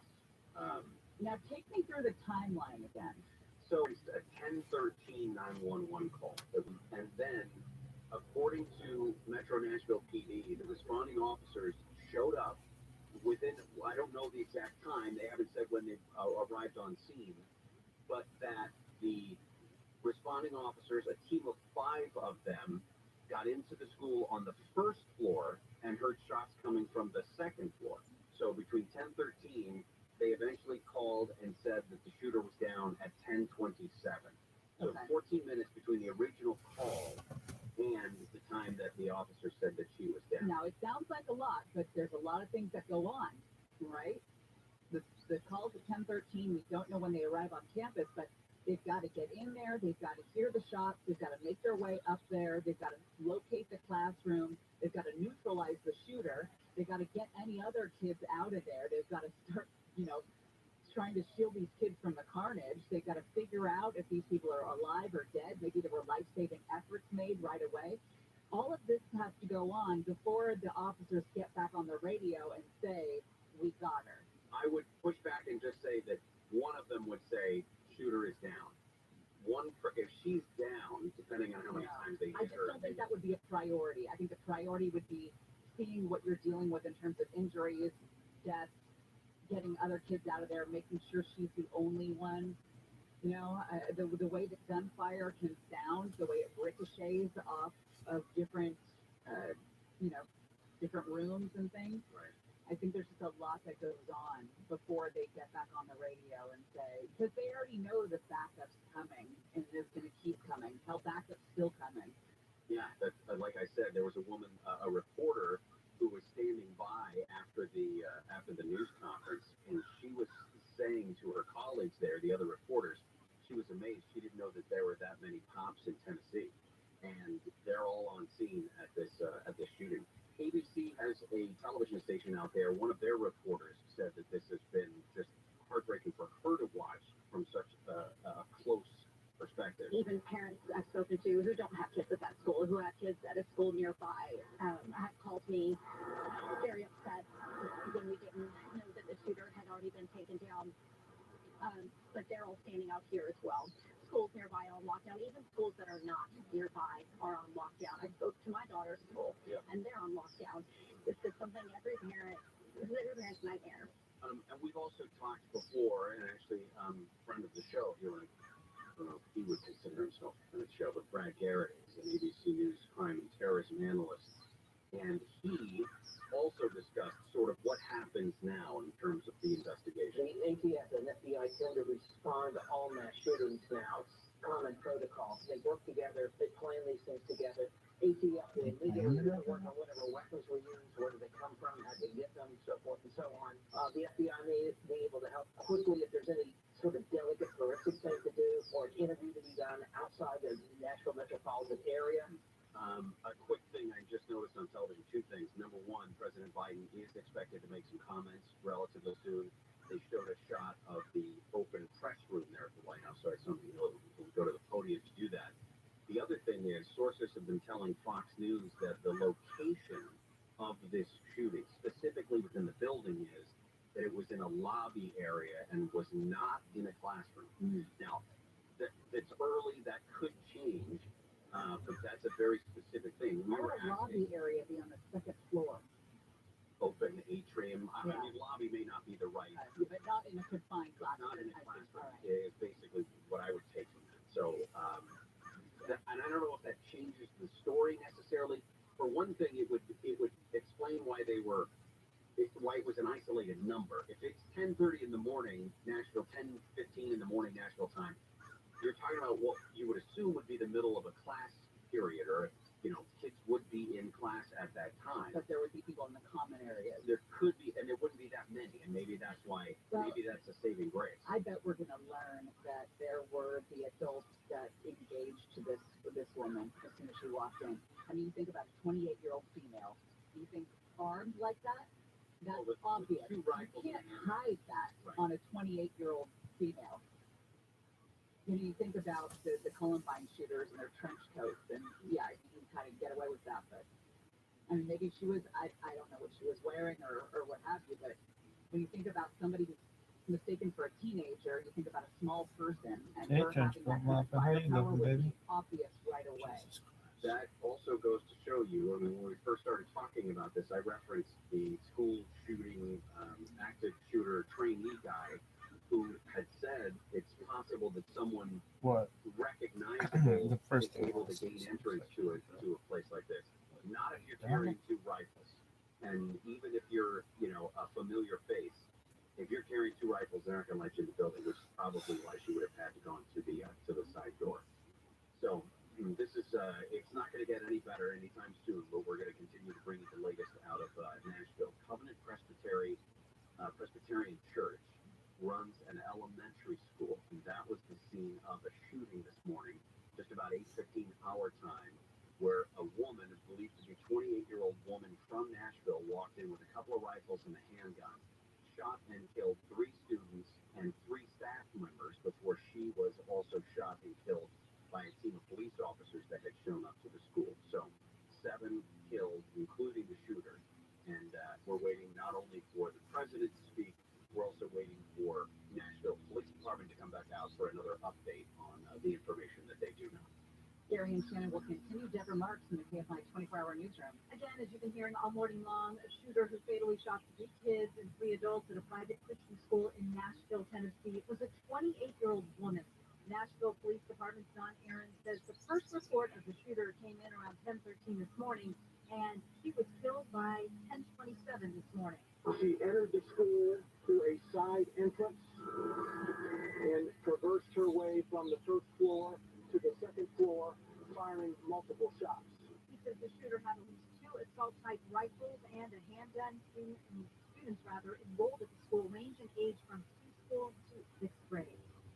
People in a rural town between Temecula and Hemet say they are being terrorized by wild dogs that have mauled and killed about 300 sheep and goats in the past 3 months.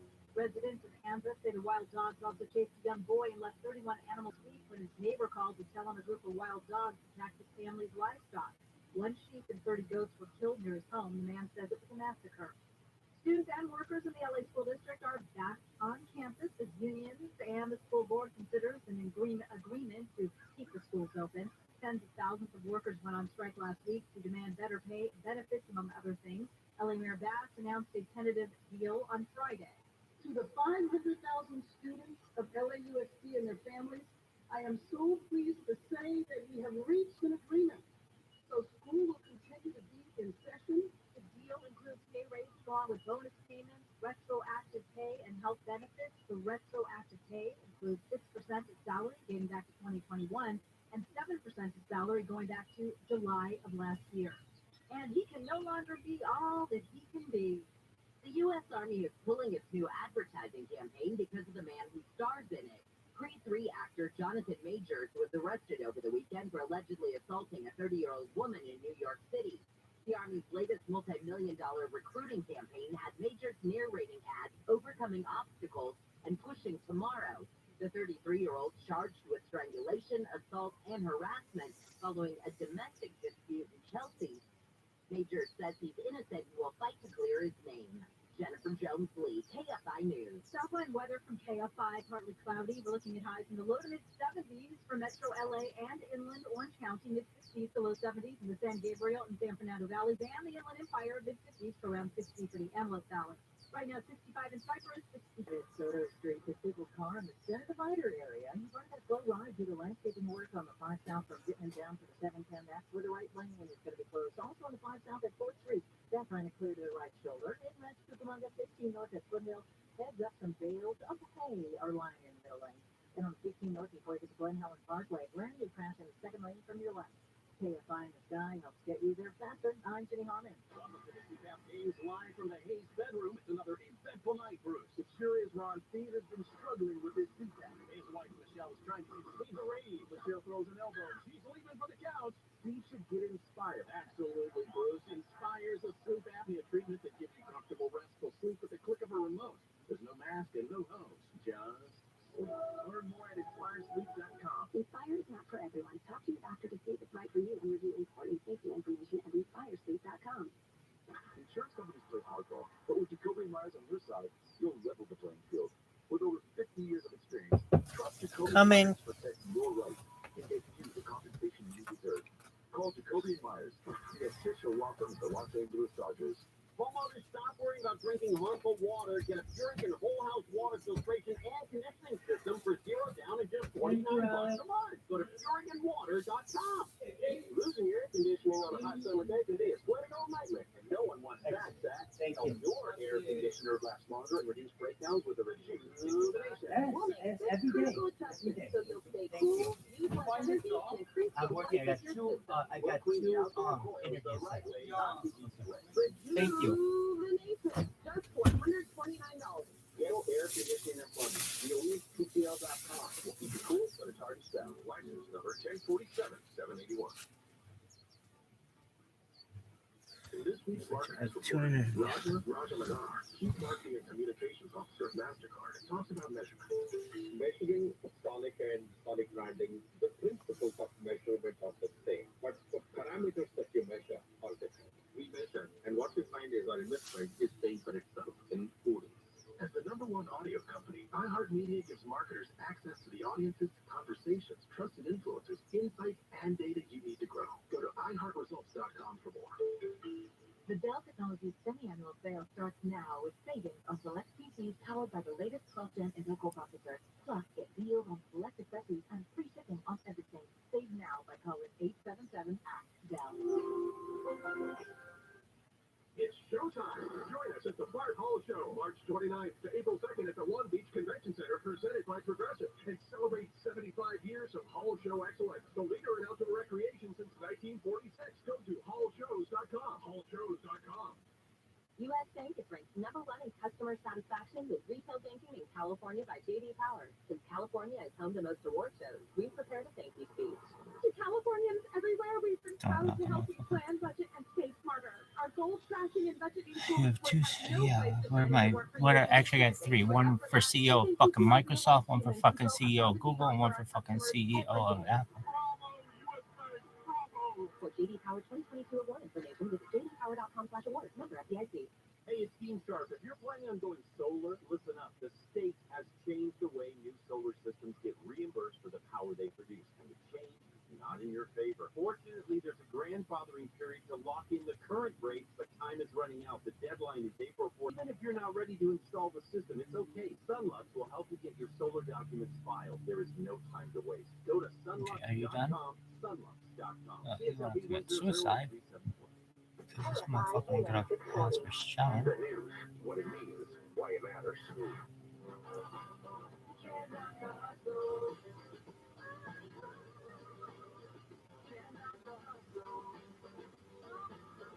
What the fuck is this shit?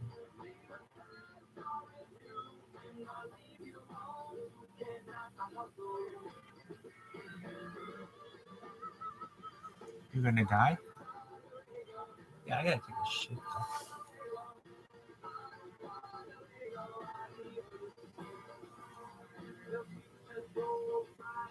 I'm really curious as to what song you heard your wife and daughter singing that you had never heard before.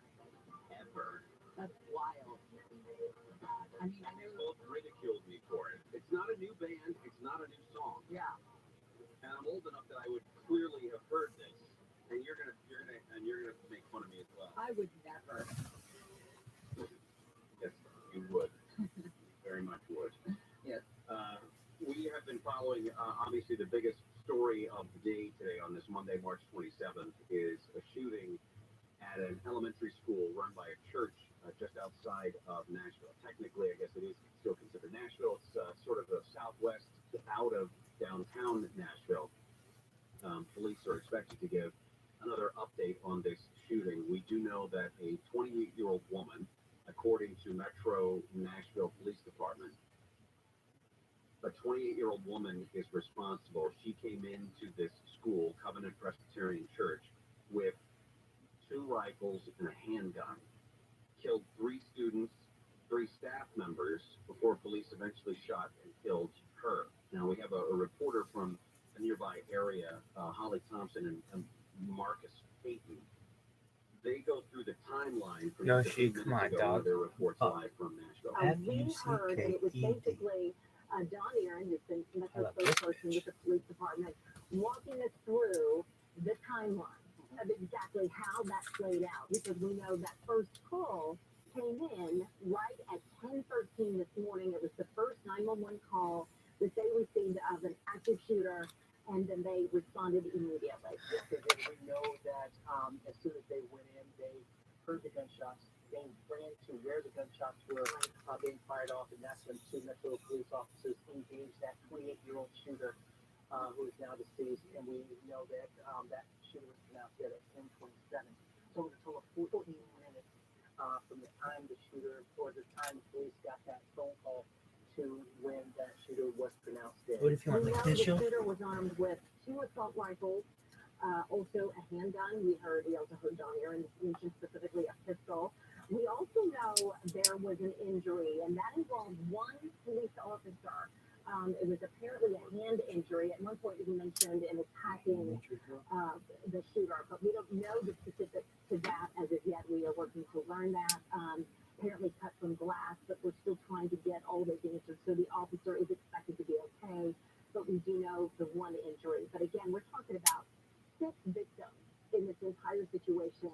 Again, Holly Thompson, Marcus Payton there from WSMV out of Nashville. Again, that 10:13 call, that was the initial 911 call, and the radio that the shooter was down was at 10:27. The more I think about that, the more I think that was damn quick. 14 minutes sounds like a long time, but you've got to figure, at best, case scenario, it's a 4-minute response time, right? That's when everything's working the way it should work. And when first responders We get don't there. know when, we don't know where they are. We don't know where they are. Location, in coordination with the other officers that are going to all head to that scene. The first, 5, I think it was, is what the public affairs director said, that those team that went in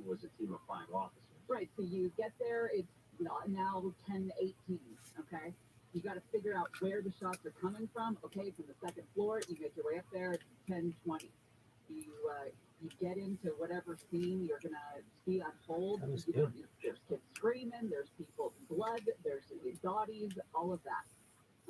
You gotta neutralize the shooter, and then by the time they get back to the dispatch and let them know the shooter is down at 10:27, it seems like that's reasonable to me. Yeah, and that timeline itself, right now we only have these big benchmarks of the 10:13 and the 10:27. Hopefully in the next update from Nashville Police, they'll be able to fill in some of the other portions of that to give us kind of a better idea of exactly what happened. President Biden has been briefed on the shooting, according to the White House. We do expect President Biden, there's a different event, I think a small business event that's currently being set up for in the White House. So the expectation is that the president's going to make some comments about that. Also, in Nashville, they are setting up the microphones for yet another news conference. So the assumption is that that will begin soon. When either one of those begins to happen, we will we'll take it to you to it live. We do not know yet what sort of a connection the shooter has to this private school. We mentioned that the Metro Nashville Police Department had announced that she was a 28-year-old woman. You can assume from that specificity that they know exactly who she is. They are now in the process, you can assume, of going through any social media accounts that she may have. If she hadn't erased them, they're going to go through and search any home or homes that she has there in that area, see if there's any other clues as to motive. Talk to anybody that she's connected to, or its parents, or friends, co-workers, anybody. And then the another heartbreaking layer of this is the potential for her to have a connection to the school. I don't think it's better or worse one way or the other if she was unconnected to it and just used it as a target, or if she was connected to it and that this was seen in her eyes as some sort of retribution or payback for, something that she thinks may have happened to her. So this small school is run by a church. They do not employ a school resource officer, and the conversation's already playing out on social media, and I just find it distasteful. When incidents like this, tragedies are this fresh, to dive into the politics of it all. But I will say this. If I had a kid, I would send my kid to a school that had armed officers. Period. Full stop. Yeah. I would have to have that. That would be like the number one thing, because that's where we are right now in 2023 in this country. I don't think that's unusual. I think that there's people who would feel unsafe simply because of there being a weapon on campus, which I think is a naive way to look at it. Yeah. And even having an armed officer on campus doesn't guarantee it, but it gives me peace of mind. Right. I mean, imagine if this happens, if this was a school that did have an armed resource officer, armed police officer of some kind, a law enforcement officer on campus. This isn't even a big school. I mean, this is a small church campus. And in the event that somebody wanted to do harm, all they had to do was come in and do harm. It's going to take some time, even for an armed resource officer in the opposite side of the building or outside the campus or something like that, to respond in the event that something like this goes down. But I completely understand that sentiment, the idea that stuff like this happening in places like this make it seem like that's the only way to safely do it. I mean, you asked a question earlier. What does that say about us? What does that say about the mentality that that's what makes us safe? That this is so common now that this string of 6-year-olds holding hands being escorted out of the school it's not unusual. We've seen those pictures before, unfortunately. So. And if in a few years we'll be like, what? Oh, remember when that happened? That's the most horrific part about it. When Mark was in here last week when you were in Nashville, oddly enough, and there was a shooting, and it was on the anniversary of the shooting that happened in Denver at a supermarket, and I thought, I don't even remember this supermarket shooting. I remember Buffalo. Right. I remember Trader Joe's. I didn't even remember this one. Like that, it's just a sad commentary. All right. Well, we'll keep you updated. Again, we are standing by. Oh, here we go. President Biden is speaking from the White House. Let me see if I can pull this up. He is going to talk about small business. Ben, how are you? There. One of the best guys in the United States. Okay, thanks. Okay, we're, again, President Biden live from the White House. Building on the small business boom is what the title is, but here's the president. So like to have y'all here. You might want to get into this. Are your kids all four of them? Well, stand up, guys.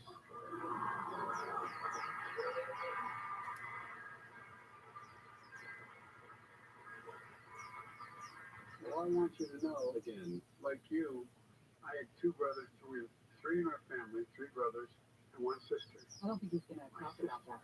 Smart and old. Not a joke. She used to be 3 years younger than me. Now she's 23 years I don't younger. think She managed every one of my campaigns for office. you want to monitor that, Jacob? If he starts talking about it, it's supposed to get all folksy. Yeah, let's not get into that. All right. All right, we'll come back. We'll keep an ear on this, and we'll come back. Deborah Mark is live in the KFI 24-hour newsroom. The LA Police Protective League says Twitter has suspended the account Killer Cops 1984 for violating its rules and policies against inciting violence against police officers. Disney is set to begin layoffs this week. CEO Bob Iger wrote in a memo with the first 3 rounds of cuts that will total about 7,000 employees. City workers in LA have taken down the fence surrounding Echo Park roughly 2 years after that park was closed. About 200 homeless people who lived there were moved out. Southland weather from KFI, partly cloudy, highs mid-50s to mid-70s. This report brought to you by Echo Park. From the Southern California Toyota Dealers Shopping Center, let's go places. We're going to a crash on the 15 in DeVore. The 15 northbound right Glen Helen Parkway, a brand new crash. This is blocking the second lane from your left, and you're already stacked up coming away from Sierra Avenue. Good news, though, and good on that 15 northbound Foothill. They're doing a break, trying to clear those bales of hay from the middle lane. In Norco, doing a break as well to clear a stall from the center divider area to the right shoulder. And if you were there, outside and northbound, right at Lawson Avenue, a large chunk of concrete is lying in that second lane from your left. It's pretty heavy coming away from at least the 605. KFI in the sky helps get you there faster. I'm Jenny Harmon. Okay, we're going to go back to President Biden, who was talking about that school shooting in Nashville. And we have to do more to stop gun violence. He was talking about, he was like so folksy. Soul of this nation, written at the very soul of the nation. And we have to do more to protect our schools so they aren't turned into prisons. You know, the shooter in this situation reportedly had 2 assault weapons and a pistol, 2 AK-47. So I call on Congress again to pass my assault weapons ban. It's about time that we begin to make some more progress, but there's more to learn. Why is he always talking like this? Why doesn't he ever talk like this? Concern hearts out to so many parents out there. I've been to so many of these sites, as Ben knows, by virtually every one. And one of the things you folks should, I know you do know, you should focus on.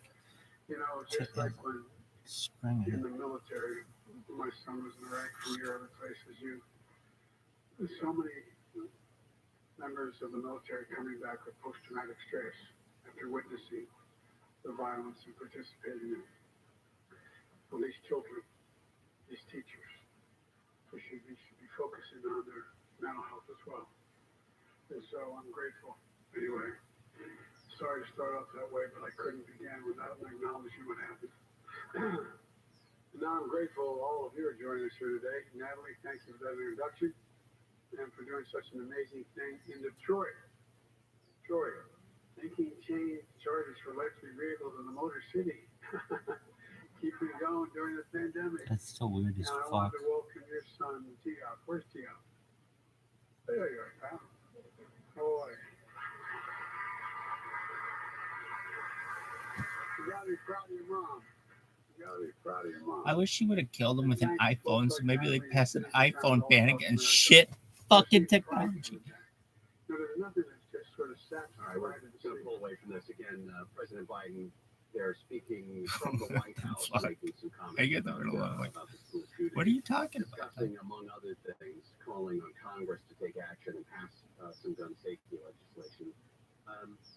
As we've seen multiple times, Jelly beans, toe beans, in unfortunate situations like this, there's not really anything to, first of all, we don't know who this woman is. We don't know where she got her weapons. We don't know what the motivation is. There's a lot of stuff that's unknown about this, and it's not clear if any of the proposed legislation, whether it's in Tennessee itself or nationwide, if it would have any impact on what goes on, what it is that's happened. It is odd that it was a female shooter. Female mass shooters, very rare, despite the fact that mass shootings are all but rare here in the United States. But there have been 17 mass shootings carried out by women in the country since 1979. That's according to NBC News. Seven of the 17 were school shootings. But like I mentioned, the story out of Denver area from 2019, that was a female and a male. So the most recent mass shooting by a female was May of 2021 when a sixth grader pulled out a gun out of her backpack, shot two students and a custodian before a teacher took the gun away. I do not remember that. I don't remember either. We're going to go live now to Nashville where they get around 6 people who were tragically injured.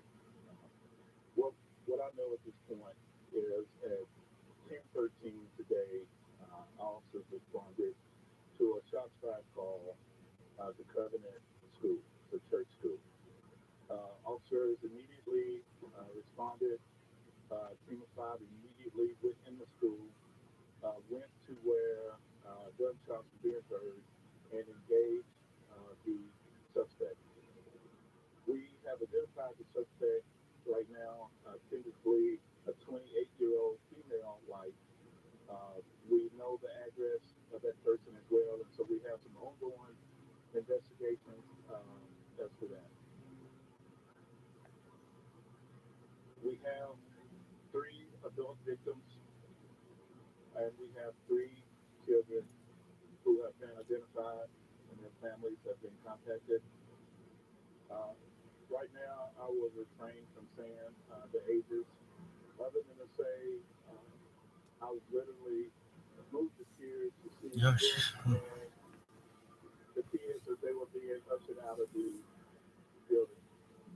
I want to say thanks to all of our partners, to the FBI, the ATF, and other federal partners, to the THP, Tennessee Highway Patrol, the CBI, the district attorney, and to the fire department, who all came together and seamlessly addressed this situation as quickly as possible.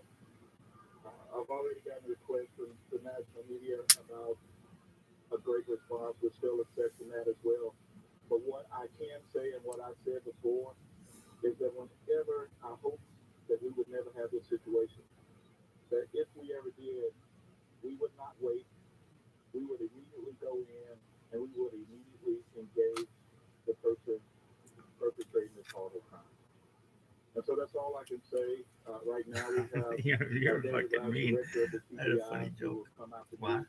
Well, she obviously didn't do as well as some of the other ones. Some of the ones put up fucking numbers, like 27 fucking whatever. That was a big one. I remember that one. There's 33, I think, went up there. So for her to only take down 6, I think that we got to work on a diversity here. Like, you know, maybe. As well as sending our heartfelt prayers to the go to a shooting range or something. I don't know. I'm just saying. I just don't want it to be like, oh, well, there's a female. I don't want motherfuckers to be like, well, I don't know what happened, but I'm assuming it's a female, so it's not going to be a higher death toll. I just could see people, motherfuckers, saying that. And I'm just like, no, I don't want people stereotyping female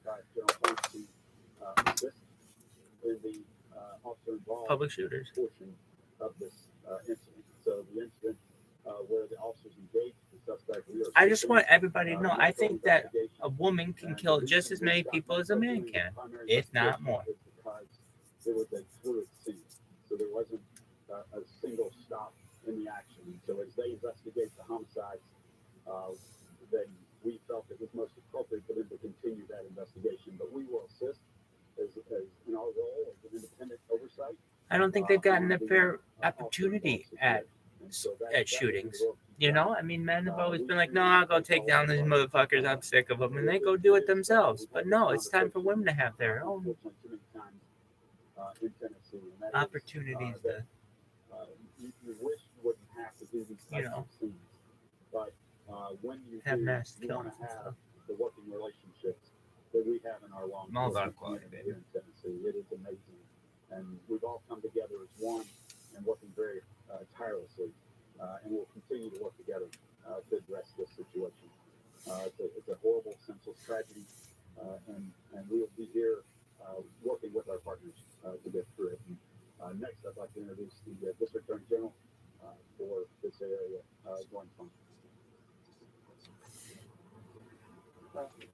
This is the ultimate crime when school children and caregivers are the victims of senseless gun violence. Can't say anything before we first express our concerns for the victims and their families and the extended number of victims that are traumatized by today's events. I came out on the scene today because all current operating procedure is that when an officer is involved in a shooting, that the TBI comes out, and I knew this was a unique case, and I want to make sure that everything was handled appropriately. Director Rouse was out here almost at the exact same time I got here, and Chief Drake had already been on the scene for a while. The three of us met and talked about how the investigation was going to be handled. We made a joint decision, affirming what the two law enforcement leaders how they wanted to proceed, which was that Metro was going to handle the bulk of the TBI would participate in capacity to continue with making sure that we have transparency and everything, and to make sure that but look at this one. You're fucked. Mikey. Mikey, you got a shave? You want to shave? Cut a thing here and cut a thing here. Yeah, shave. Yoshi, I'd be like, oh, Mikey. Yoshi would be like, oh, Mikey. I want to thank Chief Swan and our fellow partners as well. Well, can I comment about the ongoing nature of the investigation? Really impressed with the work that's being done by law enforcement. Yo, dog. Yes, good afternoon. What's your favorite part of this one?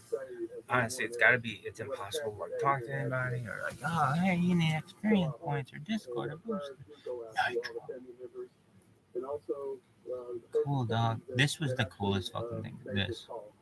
As always, the fire department and the Office of Emergency Management, our job is to support. And we were here at the beginning, and we'll be here to the end. We just ask that everyone, as we said earlier about prayer, we ask for that. And the ongoing support that's needed from our standpoint is to give support in any area that's asked for on the scene.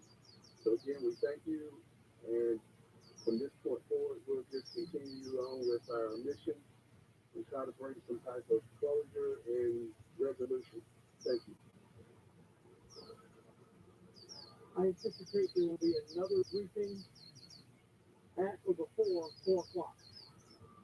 We will entertain 2 or 3 questions at this moment before these gentlemen have to go back to the scene to continue their work. Did you identify the shooter in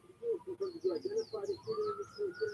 Yes, we have identified the suspect as a 28-year-old female white, actually a Nashvilleian or lives in the Nashville area. We are having ongoing investigation as it pertains to her. Yes, you want to die? Yeah. You gotta masturbate openly and die? We have. Maybe. What she went body armor? I can't say that far into the investigation. I don't remember seeing it, but I can't say for certain if she had body armor or not. What size bra was she wearing? Was it a properly fitted bra? Did you get an upskirt? Excuse me, did you get an upskirt? I did not. I do not remember. I cannot recall if I got an upskirt. We haven't looked that far in the investigation yet. I'd be like, I have a follow-up. I've never forgotten any fucking upskirt in my entire fucking life. They are burned in my fucking memory, man. Okay, so I can tell you right now, you didn't see shit.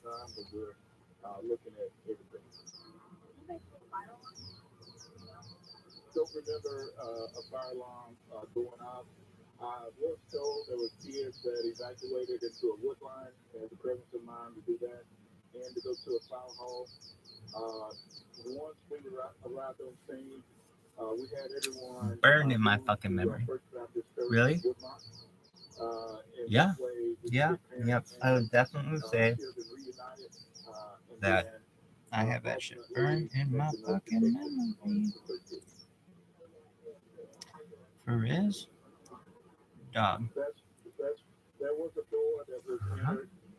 All doors were locked to our understanding, and how exactly she got in at this point is still under investigation. There's a vehicle that. Once you leave the military, do you get paid? I don't think so. Once you leave.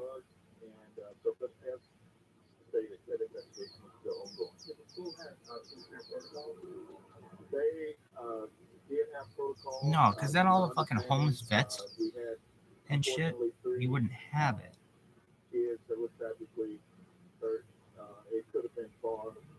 They should. It should be like a pension.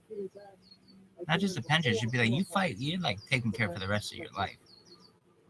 That's fucked up. That it's not that way. I didn't have to look that up. You wouldn't have fucking so many homeless vets if that's how it fucking worked. That's how it should work.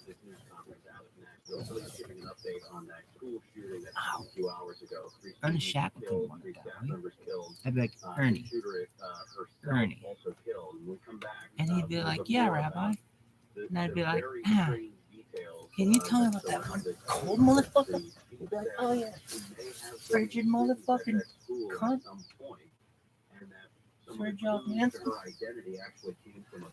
You're listening to an Airwave Media Podcast. Sticky notes, email alerts, a string around your finger. You're just not big enough. So here's a big reminder from the California Lottery. Millions jackpot in the world. Play now. Did you get a text? Hey, dog. I'm Gavin Whitehead, Where's your host of fucking The Art of phone, Crime, dog? a history podcast about the unlikely collisions between true crime and the arts. Season 1 is titled The Unusual Suspects, Artists Accused of Being Jack the Ripper. It profiles 6 renowned artists who have fallen under suspicion as the Whitechapel murderer. Lewis Carroll, yes, that Lewis Carroll is the one best known to us today. To find out who the other unusual suspects are and why they've been named as rubber candidates, subscribe to The Art of Crime wherever you get your podcasts. Fences put in place following the removal of a large homeless camp. They're coming down with Echo Fire, reports live from Echo Fire. The East Side some people are protesting the move. Several people have shown up to the park and Explorers podcast. Today we started a new series of this on Norwegian Polar Explorer, Fridtjof Nansen. Nansen is, to be honest, a really extraordinary man. He was the first person to cross Greenland, which he did on skis, and he held the record for furthest north for 5 years. He's often viewed as one of the pioneers of modern polar exploration, forcing the later approach toward conducting his expeditions. This included using skis and dogs, with an emphasis on developing and using modern and scientific equipment. Also, he rejected the old polar exploration of large cumbersome expeditions. Instead, Nansen valued speed and mobility. But Nansen was not just an explorer. He was an accomplished scientist doing groundbreaking research in the fields of the central nervous system and oceanography. And I'm not done. He was also a diplomat, playing a role in the establishment of Norway as an independent nation. Need more? Well, let's give him the Nobel Peace Prize for his humanitarian work. And there's more, but you'll just have to wait for the details. Now, despite all of these really cool things, I would note that Fridtjof Nansen was an immensely complex character. He was tall, athletic, and good-looking, the image of a Viking to the world. He had a brilliant mind and was passionate about the work that he did. However, he was also a very difficult man. He was overbearing and stubborn, arrogant and know-it-all might be a good description of the guy. But we will talk all about this and lots more in our story. I do want to note that we will focus on Nansen's life as an explorer, because that is what we do on this show. But I will spend some time on the other aspects of Nansen's life, as it's pretty remarkable. Anyhow, that is it for today's introduction. Let's get started with our series on Friedhof Nansen. Friedhof Werner Nansen was born on October 10, 1861, in Christiania, now called Oslo, the capital of Norway. As a note, I'm going to use the name Christiania for this series, as that is the name used by Nansen throughout his life. So Christiania equals Oslo. Nansen was born into a rather strange political world. Norway was not an independent nation at this time, but part of the, quote, union between Sweden and Norway, and but make no bones about it, Sweden was the boss in this relationship. The union between these two Scandinavian nations had happened in 1814 as a result of the Napoleonic Wars. We should note that it wasn't as if Norway was terribly oppressed. It had its own autonomous government, and it was mostly independent, except for foreign affairs. But Norway had been free of outside lords before. People look back on those times and lamented the current situation. And in the revolutions of the 1800s, the land Yo, Don. nationalism. This is the world Nansen had grown up in and would be important in his life. Nansen's parents were Paul and Nansen. This is Rabbi Michael. Johanna Michael. Hello? Which is quite the mouthful. Their marriage was the second. How you doing, Michael? Mulder's first wife had died Kicking ass, taking names. of New York Carol fever. We give her below 70s in the San Gabriel and San Fernando Valley, and the Inland Empire, mid-50s for around 60 in the Angeles Valley. Right now, 68 in Tustin, it's 58 in Laguna Beach, the same in Fontana, and 65 in Dana High. Hey, Gozy. How you doing, baby?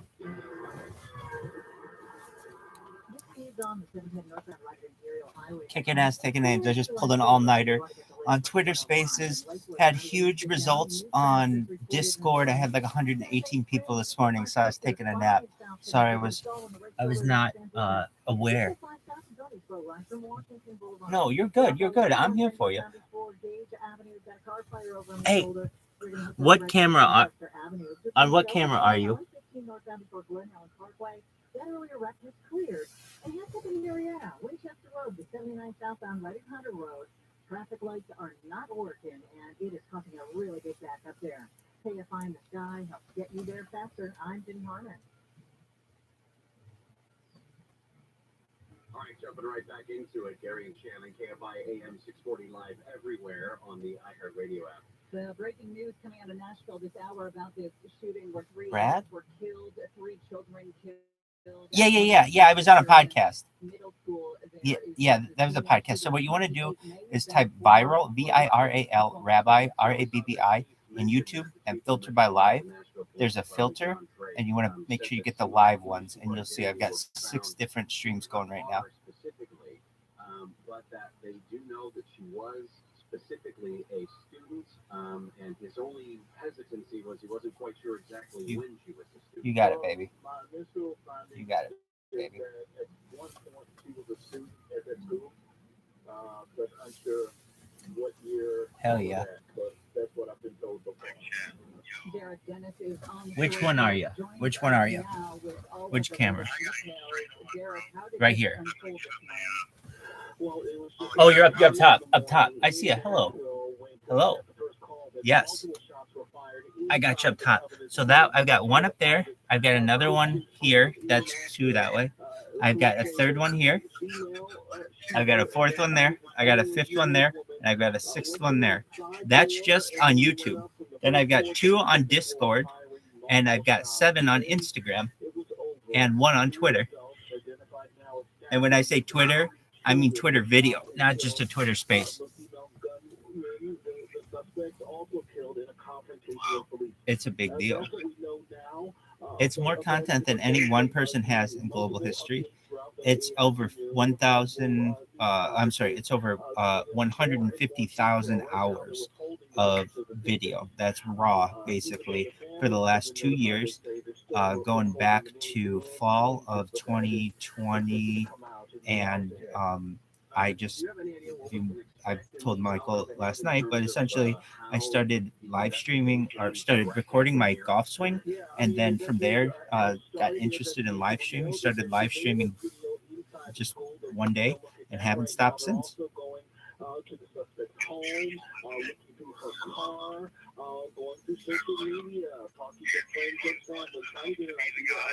what may have motivated this. And so those details are expected to come out as well. But before that, we're expected to get It is. Have you seen the Truman Show or Big Brother the show? Exactly. So it's just like that, except I was my consent to do it, but essentially I have my life in 360 degrees on one floor, and then you've got up top, which is another. And if you look on Instagram as well, I've got Instagram going back for years as well. So this isn't just on YouTube. I mean, if that's the primary amount of the video, but I also have Instagram. I have over 1,000 TikTok accounts. No one I know has more than like 5. I spent the whole month of December. Yeah. And so I have at least 1,069 TikTok accounts. And why? So I'm like the king of TikTok. I know how TikTok works probably better than any of them. And here's what happens on TikTok. Basically, it has a shit algorithm, and if you say anything out of line, or they will suspend your account for. Yeah, exactly. So they're very, very strict on things, and you can't mess up or they'll take away your account. So I got pissed at them because they kept taking away my account, and for no reason. Why would they take down my account? They would say that like it was maybe like copyright material, or they say like hateful content. Like if like my stream goes down and I go motherfucker, okay, they consider that hateful content. So fine. So I just felt like I would beat them. So instead of continuing to lose accounts, I just decided I'm gonna make 1,000 of them, and in order to Exactly. Go for it. I could sit there naked all day and jerk off, and they just take them down. I just start up another one, and there's nothing they can do about it. So I was in the situation where if you want to go live on TikTok, it's not like Instagram. It's not like you can just do it automatically. You need 1,000 followers, which is a pain in the ass to get 1,000 followers manually. But when you have 1,000 accounts, all you do is like all the other 1,000 accounts, and you automatically already have 1,000 people who like you or who are your friends on TikTok. So basically, exactly. So I've done that on TikTok. Now on Instagram, what I've done is I've created with using auto clickers, like things that auto click on the phone, automatic uploaders to Instagram. So what does that mean? Every hour, Instagram takes an hour of my life and uploads it to the cloud. So I have, going back for like years now, every hour you can just watch my life on Instagram, and that's on 7 different devices. So what's interesting about that is it's like perfect hour increments. When my live streams, like, I don't know, one of them's like 2 hours, another one's 3 hours, another one's like 8 hours, another one's 11 hours.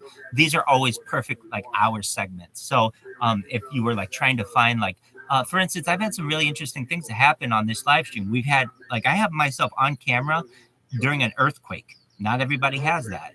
It's kind of an interesting thing. I also have myself, like, when big events happen, when the Queen died. So I got that on many different angles. And so I can watch it on many different devices as well. But it's sometimes easier to find because on Instagram, all my stuff is pretty easily chronological, just because every hour it uploads a new video, while on YouTube it's chronological, so I could just go back to the date, but it's a little bit more difficult to find because, it might be in a video that's 17 hours long or 7 hours long or 2 hours long, just depending on how long that stream was. But nevertheless, I mean, it's really the world's most complete timeline, time capsule of history that anyone's ever compiled. I don't, but in the future, I really think AI. Yeah, AI is going to be able to do that very, very easily. Basically, it'll be able to dissect everything I have and then also put out transcripts for it, and also highlights of the video, which is from like transcription services. Exactly. But you get to a point where you're all just edit this stuff down to make like 1 or 2 videos of it. I mean, it's like, no, I need to move on to the next one. Eventually, I know that AI will be so good that essentially I'll be able to give it an 11-hour video. It will cut out every point of the video where I'm not talking, only take the parts where I am talking, and then also give me highlights of what I did. And that's within the next year. I think it's too early for all of that anyway. Agreed. You're absolutely right. And when you know, like as we've discussed previously, the idea that AI needs a model, a human model on which to build its foundational databases, and it currently doesn't have this much raw data on anyone. No one in human history has voluntarily given up all their freedoms to be on camera for, let alone 1 year, but 2 years. And that includes everything from exactly in the shower, while I'm brushing my teeth, while I'm cooking, while I'm taking, you know, when I'm using the restroom. I mean, I do everything on camera, and it's really for the good of the world. I really feel like everybody does these things basically, but no one actually has the courage to be able to put it out there and let people see it. BDE baby, BDE baby. You got that right, Michael.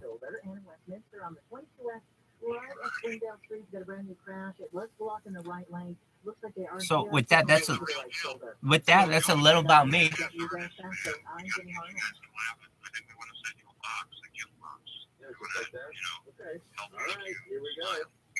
Oh.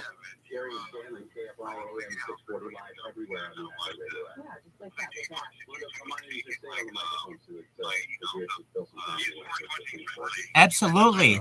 It's my favorite thing in the whole world.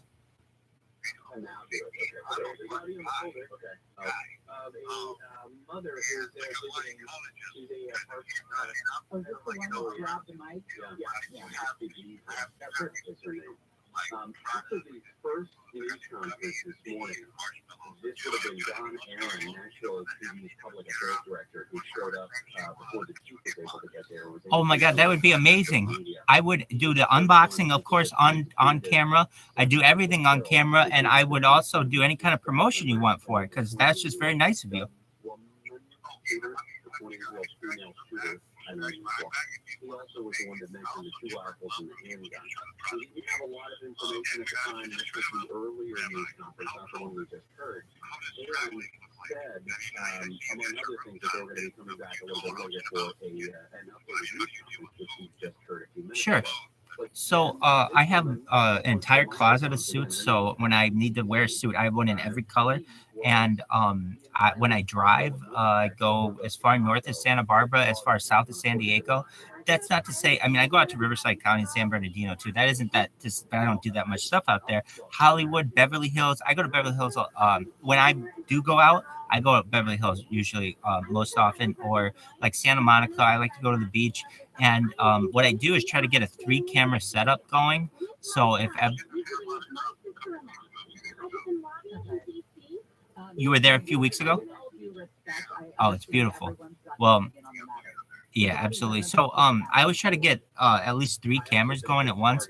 Ideally, though, once this gets big, I'll just use a 360 camera and perhaps just have it where people can POV my life and live stream it that way. When it comes to food, I get it all delivered, really. I have gone out and gotten it, and when I do, I'll put that on camera. But honestly, I know that my bread and butter is in the live streams, and the best way to be able to do that is where I have internet access, as opposed to like phones and things, which, you know, your internet access isn't always as good. Though I have done it. It's easier for me to be live on, like, I don't know, I'm live on 11 different devices as of right now, as opposed to if I'm out in the field, it's only going to be like 2 or 3 perhaps. The one major disadvantage that go ahead.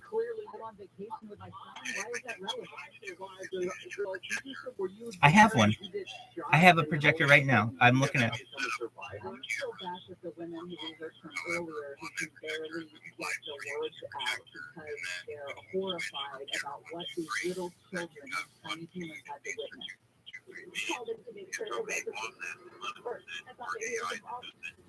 face tracking or something, and then you just from here to certain view, and all this, you need to switch back and forth to a grid.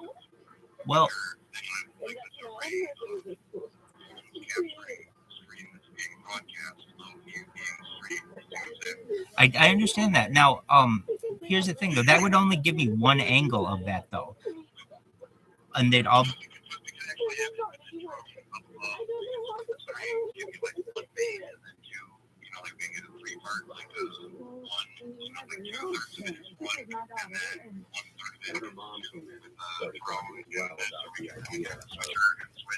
Oh. Oh, certainly. I don't know if you can see right now, but I have this camera that has a gimbal on it that follows me around the room if I want it to. So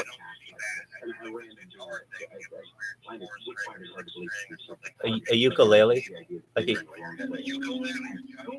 exactly. You'll see it in a second. So there, I have this camera that actually will follow me around, and it'll look up at me and down at me. It has a gimbal, so it will follow me in 360 degrees. The only reason why I don't use it is, frankly, I'm usually in the same spot. But I mean, if I did spread out a little bit, I certainly can use it, and I've used it before. That isn't to say that it's not advantageous. It's just when you have so many different cameras going, you're going to be, you're getting filmed from at least one of the angles. I know at any given point, I can see.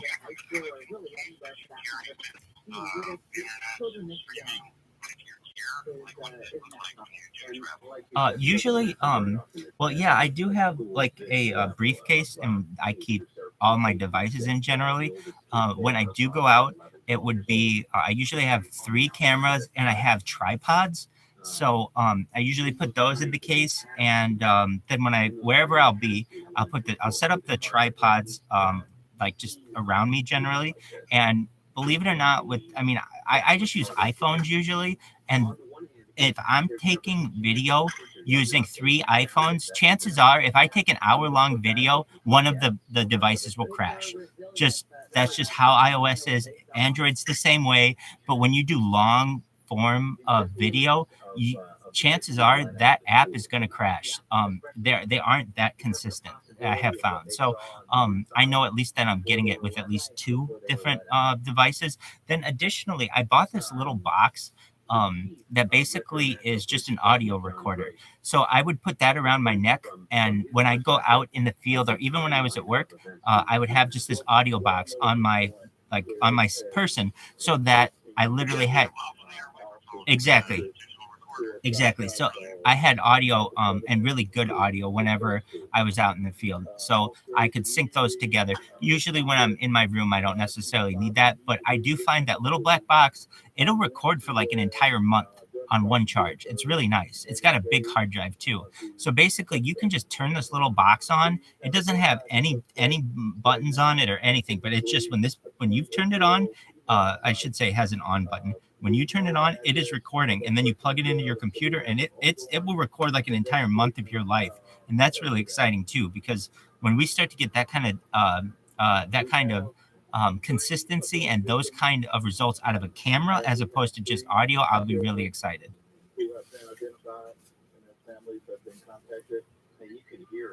So we've got that. I showed Michael yesterday. I've got an instant translator, which is really interesting. Some other things that I haven't shown you, but like USB lighter. I don't know if you know what a USB lighter is, but it's a type of lighter that can be used to light something with electricity as opposed to combustion. And as an it's a USB lighter. So yes, exactly. 28 years old. They say that he was a former student. So that's a really interesting, from a religious standpoint. As an Orthodox Jew, we aren't supposed to light, combust on Shabbat. But when it comes to USB and electricity, that's a different thing. So it's actually a way that some Orthodox Jews can use. It's basically a loophole, but it's not necessarily, we haven't had a religious ruling on USB lighters as of right now. So it's seen as something that can be used. she had a younger sibling, Yeah. the possibility that she Correct. might say that one of the ways they found out who she was So by going through and basically cross-referencing the exactly. to see which one was, which one would have been the unaccounted for car, something that maybe was been out of place or didn't have a permit or whatever it was. But they got clues, he said that they got clues from the car that was in the parking lot. So, you mentioned that the White House had said that President Biden agreed to place some of his comments regarding the shooting. Kareem Jean-Pierre also made a point of. No, you're absolutely right. These are things that we have to plan. But in the future, hopefully, well, firstly, and this is any Orthodox Jew knows this, no one really knows when Shabbat is. We haven't done this consistently from a calendaring perspective, going back to the Bible. It was basically aligned in the 19th century, and we've been using a consistent calendar since then, but that's only in the Western world. The Eastern world, if you include the Soviet Union as well, has been using different types of calendars. So really, it's an interesting thing for Orthodox Jews that when we say Friday is our Shabbat, there's only truthfully a 1 in 7 chance that that really is true. That's only about 14%. In fact, there's an 86% chance that it is not Shabbat on Friday. It's a 1 in 7 chance. Okay, so well, so there has to be a better alignment from a Judaic standpoint that we'd say, okay, this is Shabbat and this is the times that we're going to be doing it, and there needs to be more alignment. There are other things that arise when you're a rabbi. You know these things. What if you live at a very high or latitude? Let's say you live near, exactly, or it's light for 6 months. Exactly. So it's light for 6 months. So it's not ever Shabbat, or you never have sundown for Shabbat.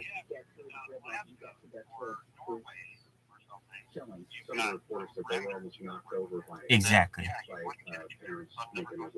Exactly.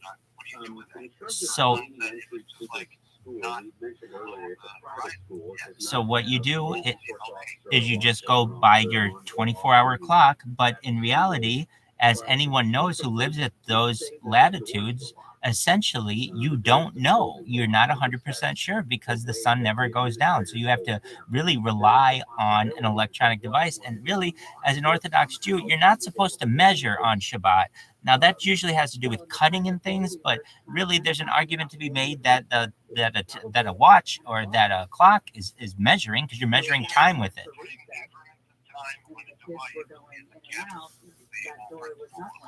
Exactly. But even bigger than that, this is all rabbinical. This isn't in the Bible. We've just been doing this for generations because our ancestors did it. Exactly. Exactly. And so this gives people an opportunity to have these conversations, to say, hey, we're in a modern era. Exactly. More staff members also. Again, about 200 plus kids go to that school. She said that there's somewhere between 30 and 50 staff members on campus at that time of day. So we're talking about 250 people basically that eventually have to be escorted out of that school or evacuated from the school immediately. But, go ahead, say it. A bunch of crotchety old Jews. One of the deadliest school shootings that we get in Tennessee. Just not the by the time this is all over. Well, so on top of all of the details for you here, Gary and Shannon will continue and get remote from the KFI's 24-hour newsroom. But like just the bumping together of our Judeo Christian family Judeo Christian. 3 kids and 3 adults have been shot and killed at a private Christian school in Nashville, Tennessee, as we've been hearing all morning long. Officials say the female shooter has been killed after being confronted by police. I have met with over 130 officers. How is this still happening? How are our children still dying, and why are we failing them?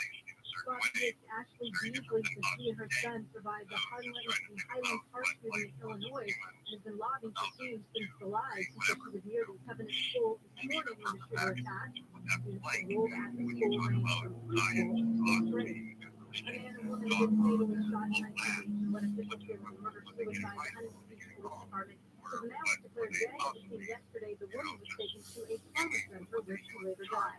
A man from LA is accused of exposing himself to a 9-year-old girl and assaulting her at a public library in Irvine. The man was arrested Friday and released on bail the next day. Police say the girl had gone to the library with her mom last week and she was attacked. They say the man approached her in a kids section and asked her to help him film a video with his phone. He then exposed himself and assaulted the girl. Israel's national security minister says the plan to overhaul Absolutely. Well, just as a faith and as Jews, but really in the bigger world, we are going to have a little bit of loosening up of the rules. Why? Because when people realize that you can use USB lighters to light things on Shabbat, that there isn't a halakhic rule, there isn't a Judaic ruling on that, which basically means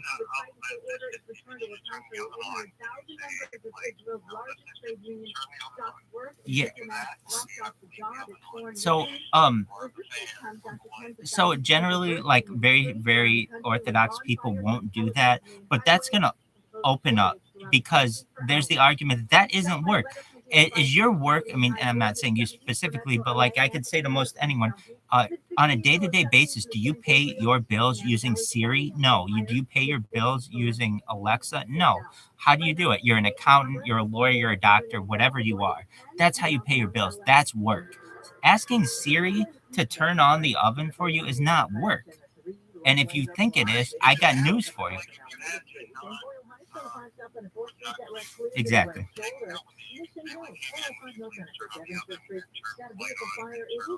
Exactly. And we'll have robotic.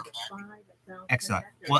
We'll have robotic assistants very soon where we'll just rely on those. And that just won't be within Judaism, but that'll be within the Western world or the modern world. Absolutely. Absolutely. And the electric car will change things. So what does that mean? Usually you can't drive a car on Shabbat because of the combustion of the car. But if you have an electric car and there's no combustion, then there's no work being done. And that's going to change things. Absolutely.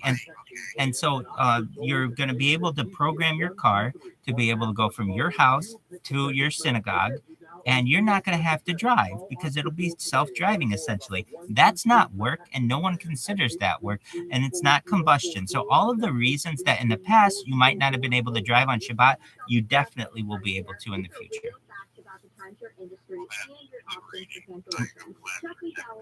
Absolutely. Absolutely. Yeah. And you can do that. Yep, and you can do that. It's not mainstream, it's not centrist, but people do that.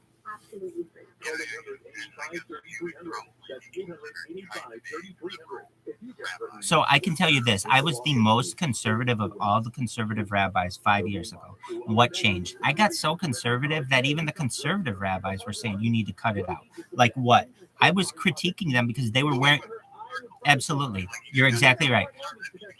Exactly. I started critiquing them that they were wearing watches. Well, why are you wearing watches? That's measuring on Shabbat. I was critiquing them on very, very tiny nuances to the point where, absolutely, to the point where they realized it and they said, we I appreciate that.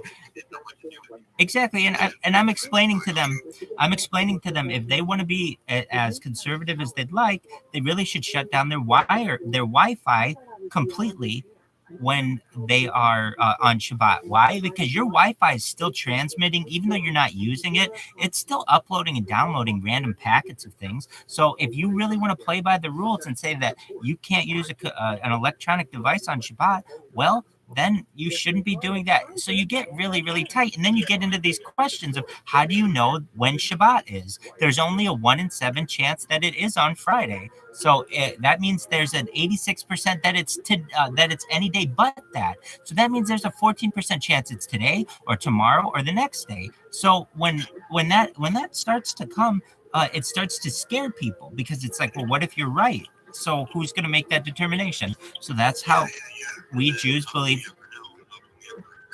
Exactly.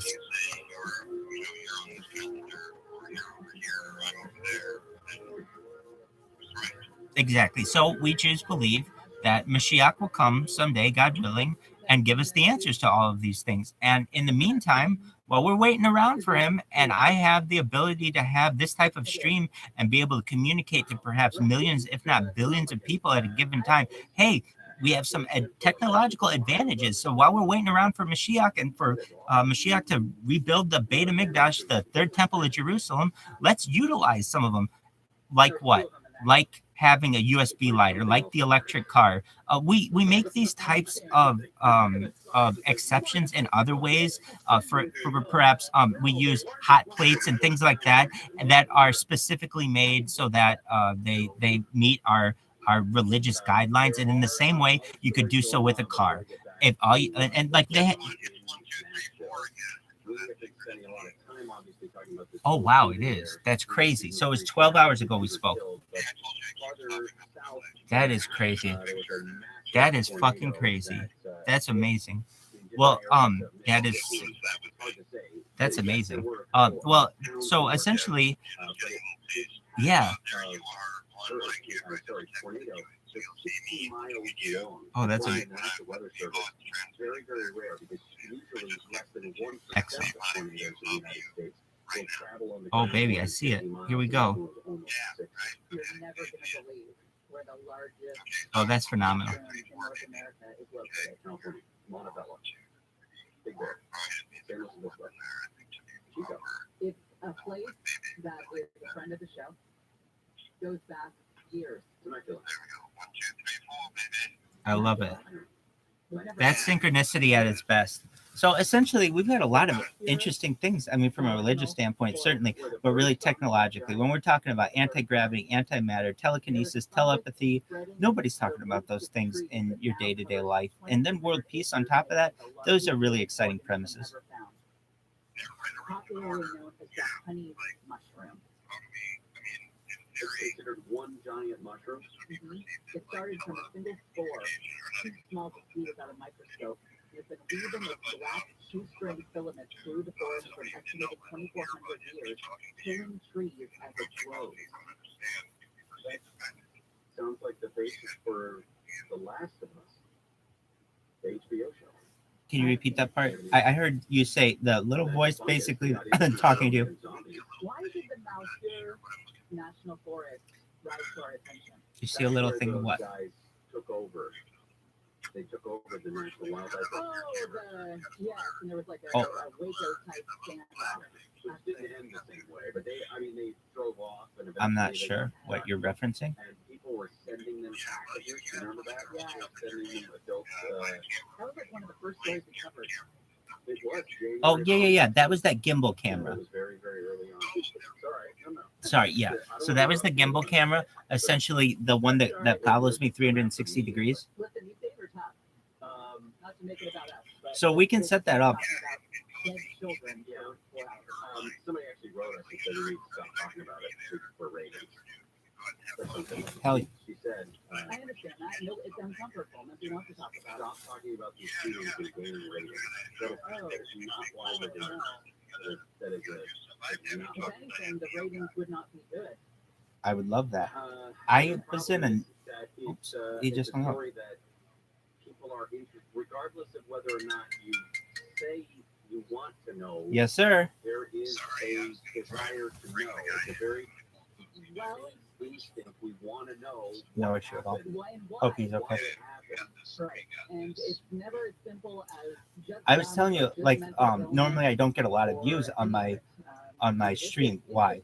First and foremost, my internet sucks. Why don't you get better internet? It all came down to my. It came. Flight she felt that would have made it a 17-year-old flight, which doesn't seem to be. He's probably got connections to families there. There seems like there's a different nexus. There's some other connection between those points there.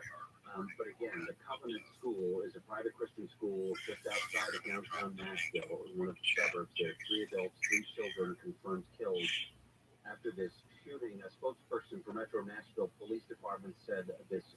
With every moment that goes by, we capture history. I mean, like there was a tornado in Mississippi that killed a bunch of people over the weekend. Then there was a shooting in Nashville today. 6 people dead plus the shooter, so 7 people dead.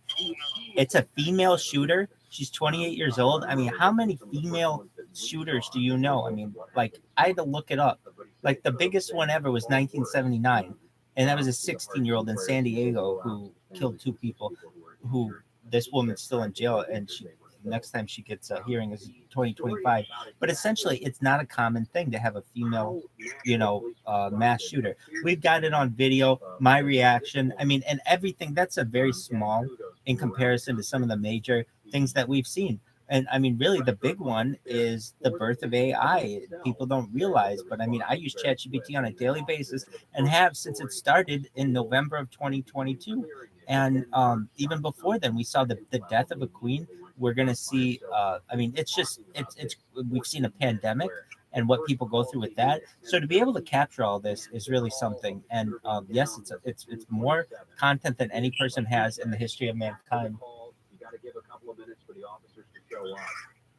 The officers who do show up, to put things in perspective of like how many hours this is, the account that has the most amount of any account of on YouTube is T-Series. I'm number 2. So that's all of India. That's like thousands of artists, and they have 230,000 hours. I have over 160,000 hours, if not more at this point. And then the next closest is like 90,000. So I'm solid at 2, and I'll be number 1 soon enough. But on top of that, that's their material is all edited. If you go with live video, I by far have the most. I have 3 times the most amount of live video. The second largest stream is live.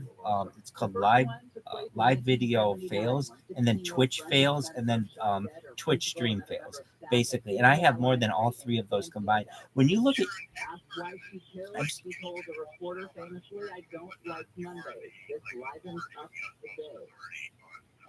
Exactly.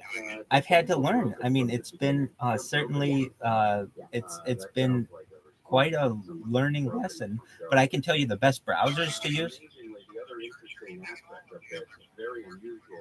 I have their no, I'm not. Really, they know me to be a very conservative rabbi. So, frankly, they knew how conservative I was, and they knew that somebody had to be a trailblazer on some of these issues. Like what? Like the Shabbat issue. How do you really know it's Shabbat? What do you do when you live at a high altitude, not altitude, a high latitude, and it's and it's 6 months of sun? What do you do when you have the electric car? What do you do when you have USB lighters? These are some really interesting things. And I attend classes with my synagogue still as regularly as I wish. But essentially, at this point, we get a lot of fun out of hosting our own classes and having discussions. And I really and I think my synagogue knows this. Once this becomes big, we will pray. Like I pray every single day at home. And but before the pandemic, for 666 straight days, I was at shul every single day. I was at synagogue every day. So they saw me every day for 666 straight days. Then the pandemic hit. And I started streaming my life because we weren't meeting at synagogue as regularly because of all the stuff with the pandemic. And then everything kind of became virtual. So now we can attend things virtually. That's something that's different as well. Before, you couldn't attend synagogue virtually and it wasn't really taken seriously. But when that was your only choice, then that's what you had to do. So we had that option. And I know once this gets big, I will be in synagogue in person, and we'll probably have 360 degrees cameras in the synagogue as well, because other people will want to see that. I live within walking distance of synagogue, so it's very, very close, and it'd be very easy for me to just see what an Orthodox Jew does on a daily basis. It'd be quite interesting for the world. But more than that, I mean, from a religious standpoint, that's one thing. It's more about what a person does. So people be interested in.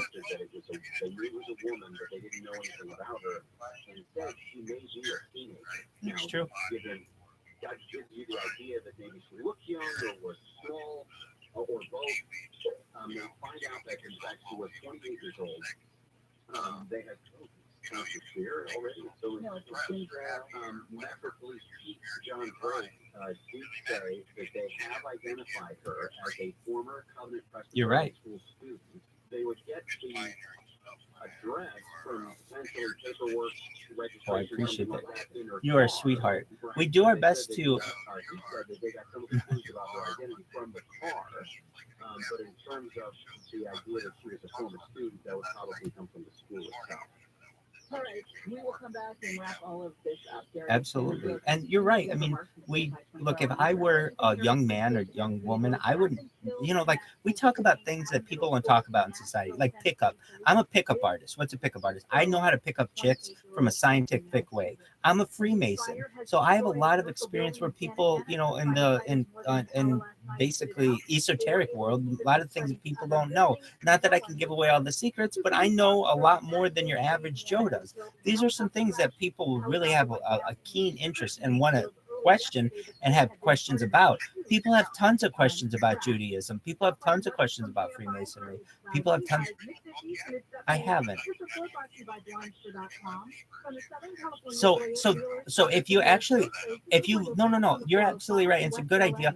And I kind of did, I should say, on Twitter. Like, how do you write a book on Twitter? So when ChatGPT came out, I asked it all the questions that I had in the world and basically had it write in 4,000 character segments, parts of, like, I would call it a scientific book, because a lot on future science, like what levitation, food, like cryogenics, vertical farming, tidal turbines, just like advanced propulsion, anti-gravity, antimatter. And so I would ask it these questions and then get really good answers, and I would put 4,000 characters into Twitter and tweet that. So is it a book? No, but it's enough that I could use it for a book because it is so much.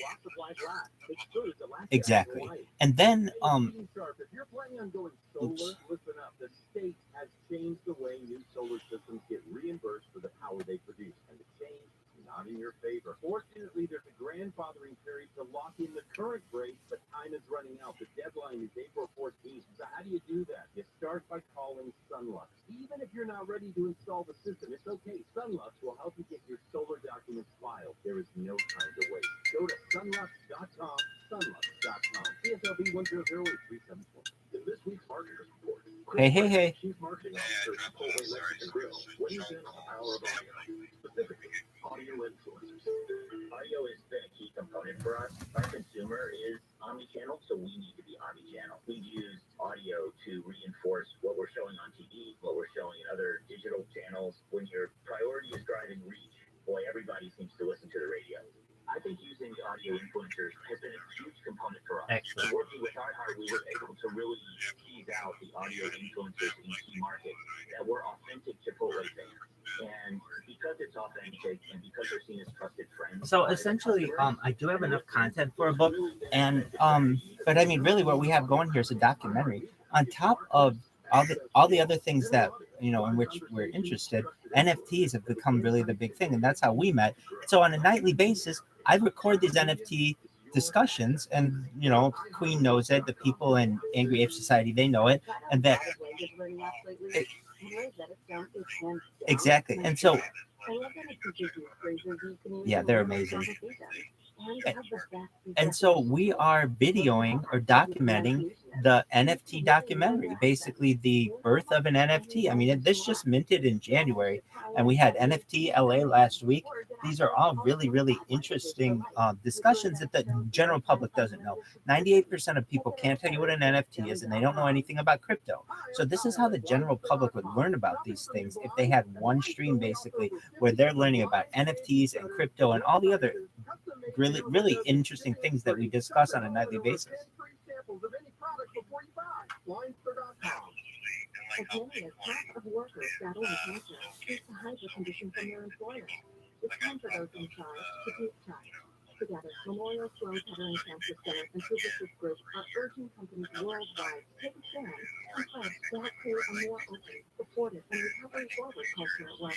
Half of us will get cancer during our lifetime, but we all have a role to play. Sign your pledge today at workingwithcancerpledge.com and follow hashtag WorkingWithCancer on social media.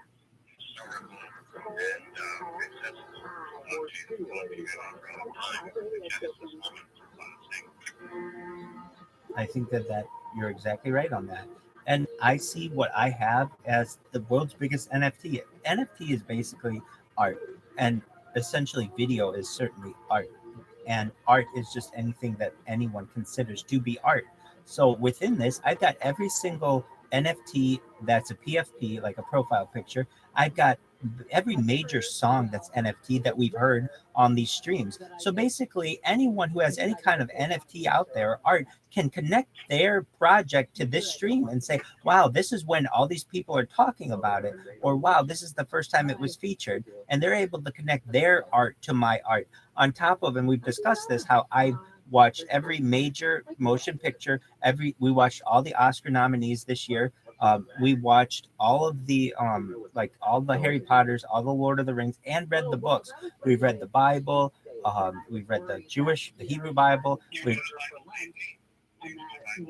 I read the Bible daily. I don't necessarily I read it for religious purposes. I don't necessarily listen to the whole thing every day. We do know that the grand jury hearing testimony about Donald Trump will obtain hush money. But we do, but there have been some days.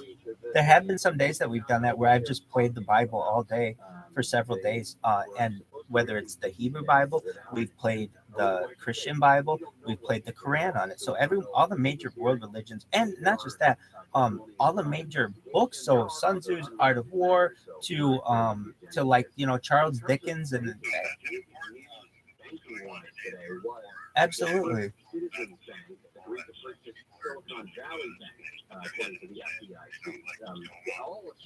You're right. So we cover all those books. Basically, what I made this is if I were having kids, which I plan to one day, God willing, what kind of knowledge would I want to give them? And I'd want to give them all the world's art and all the world's books and all the world's music.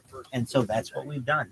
So every major book, every major movie, every type of music we listen to and we review on a daily basis because I really think those are important things for society. A couple of different particulars about it that separate it from other schools. We believe the 28-year-old female shooter who killed 3 children and 3 adults at the private Christian school in Nashville was a former student. We do not know the name of this woman who was shot and killed when officers arrived on scene.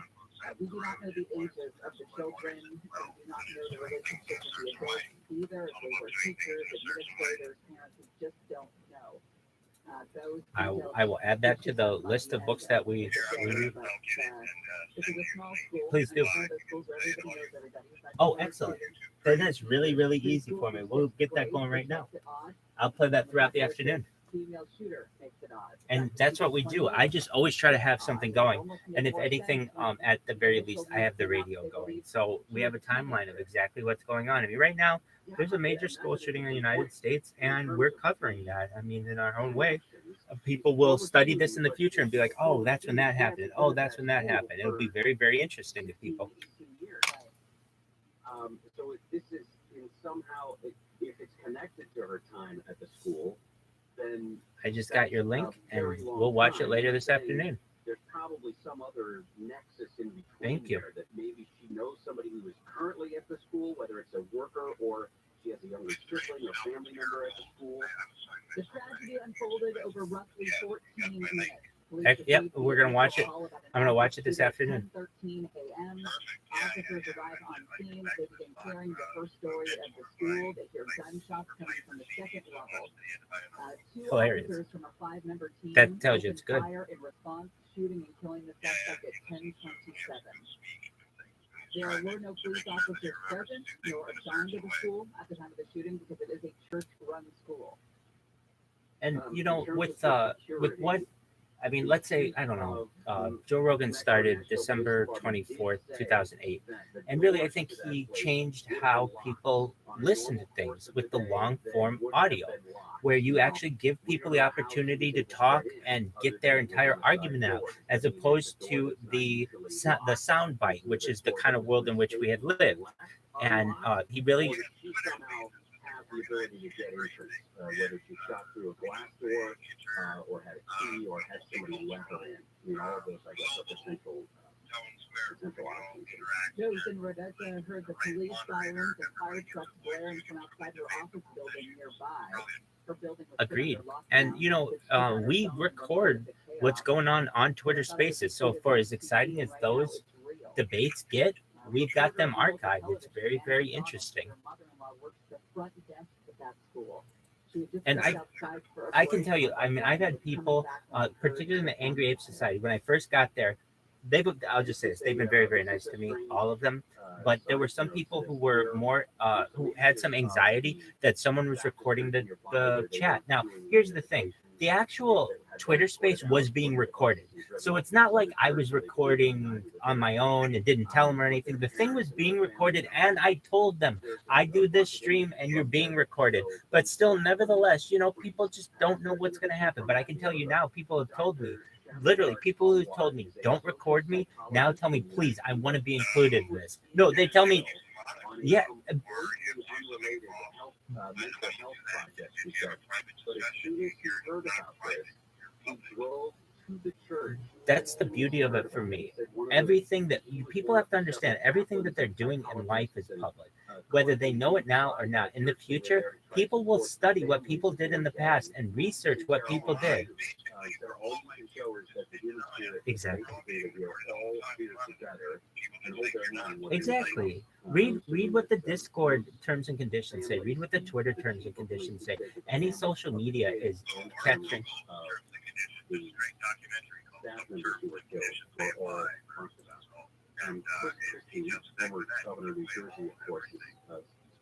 You're exactly right.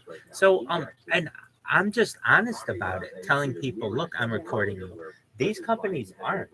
And you know, that's their thing. But at least from my perspective, I tell you I'm recording you. If anybody doesn't want me to record them,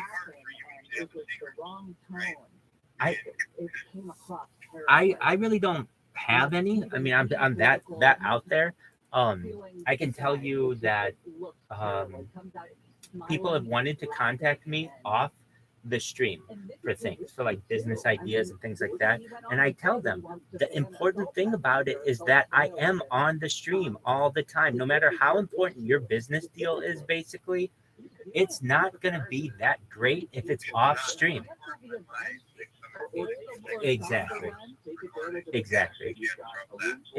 And people want to see that. People aren't going to be like, oh, he walked out of the room for a moment and came back and now he's got this whole business idea. They want to see that develop organically, and that's the beauty of it. So here's what I did for the person. Actually, the person wanted to ask ChatGPT some things, but it didn't know how to ask it. So basically, I knew some ways around the ChatGPT prompts. Exactly. And so explained to the person what they needed to do, and they were able to get the answers themselves without me having to go off stream. So basically, that's the best that I can do for people is, look, you will have to be self-sufficient on this, but I'll walk you through it if you need help. And then that's how they've been able to do it. National Flyer. They are all planning on holding another news conference at 2 o'clock hour. That's correct. From my knowledge, isn't there some kind of, I know there are all kinds of rules with Christianity with that, but yeah, no, we don't have that in Judaism. So, very unusual for it to be a woman, and that whatever connection she had to this school, even if it was, you know, if she had a history there, it could still technically. I definitely think people would want something like that. It's basic. Do you know what the app Whisper is? That's basically what the Whisper app is. She had some sort of grievance. Yeah. So, no, I'm sure it's Whisper, like when you whisper into someone's ear. So essentially, what Whisper is an app that allows you to submit your deepest, darkest fears anonymously and or desires, and it just puts it out there for all of the world to see, but it's anonymous, or so they say, and then people comment on it. So some people will be on there and they're like, I don't know, like I just can't get enough I don't know, anal sex. Okay, fine, that's their like secret. But the fact that they've told someone that makes them feel better. And so it's very, very popular app for people to let out kind of their secrets like that.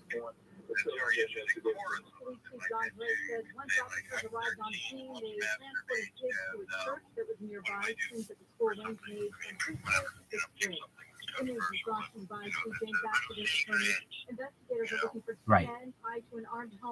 And so I've used Whisper. The worst thing I don't want to say the worst thing on it. This was an interesting one. I felt bad for this person.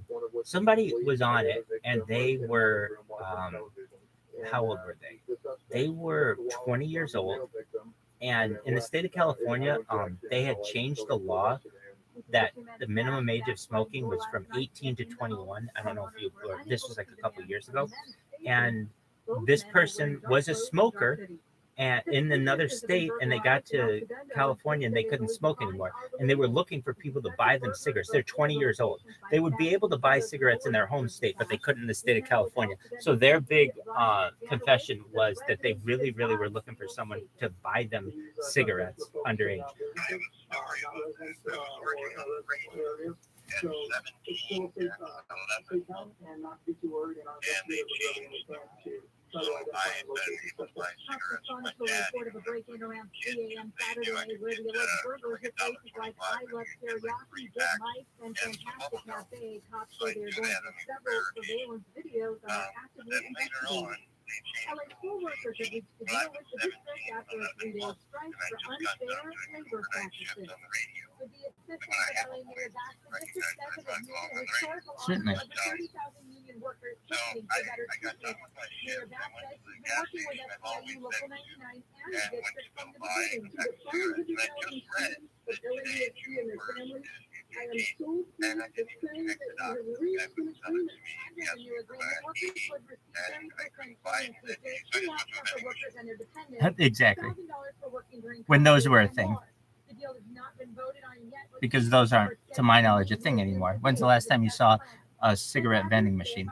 At least 9 people have been displaced because of the landslide in Pacific. Now they have marijuana ones, but I haven't seen a cigarette one in probably 20 years. The other person lives in a home on top of the slide. He says he found cracks in his backyard yesterday that continued to grow. And that's when the fire department Officials say the landslide last night was a slough-off which involved the top layers of soil. No injuries were reported. In Pacific Palisades, Blake Crowley, KFIU. You're a popular man. Suspended an account that targeted members of the LAPD. The union representing the officers filed a suit against the owner. That's what I like to hear. I won this game overnight. There was like a name that tune with this guy from Norway, and he told me, he's like, so he has like 60,000 subscribers on YouTube, which is a lot. And he's like, no, this is a really great idea. I would want to do a like an interview with you where we look at your social media, and we'll do this for free, but we basically will just talk about it and kind of focus it on you. So I've got that coming up, and so we worked on that overnight. But he knew I knew a lot about music and, like, you know, being able to, you know, find music like that. So that's been a really good conversation that I had recently. Your conversation, certainly. And then just the amount of traffic that I've been getting from this Discord has been really exciting. I mean, when I'm normally streaming my life and it's like I get 1 or 2 people on a stream and, oh boy, that's a celebration. And then you get 118. That's a huge improvement. And it's like, wow, what the hell happened? It's really interesting. So I'm really excited about that. In fact, I think I could go viral any week now. I think it perhaps could even be this week. And the reason why I say that is it only takes one person basically to get that retweet out there or tell their friend or whatever, and then everyone knows about you, and then they have 2 years to go through of content. I have more content than any person in global history. It will take people so much time. They'll go through it and they'll love it because it'll be like unlimited amounts of stuff to study. That's the issue with current celebrities. It's like, well, they put out a movie every so often or whatever, but it's like you always want more. You always want more. In this case, people will always be able to have enough. I'll be able to satisfy everyone's content appetite. And Gina, one thing I found in right before the 91, I got the middle degree in middle lane, West LA, 405 Northbound before 10. Well, thank you. And we're going to make both of you very rich and your friends. We're going to make your families rich. We're going to make your mom in Northridge rich, everything. And really, that's going to be the easy part because once people know about this, I know I have more data than any person in global history. Do you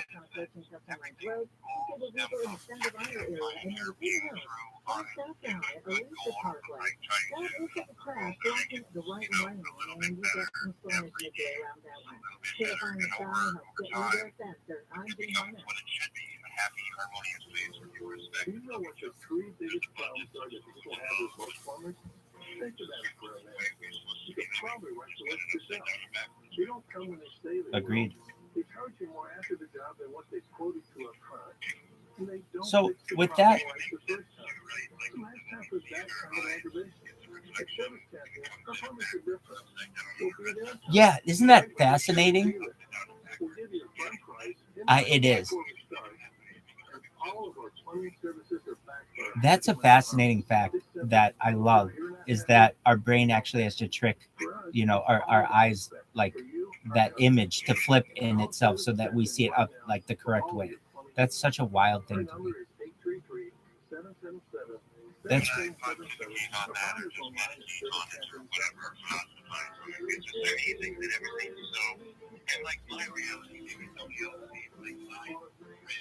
The most technology semi-annual sale starts now with limited quantity deals on select performance PCs powered by 12 gens of Intel Core processors. Save on select Fostro laptops with built-in security features and select Latitude laptops with enhanced privacy, collaboration, and definitely. Save on select essential I'm in agreement with you on that. free shipping and special financing with Dell Business Credit. Call a Dell So with that, my friends, do you have any other questions, perhaps? If you do, I'm open to them.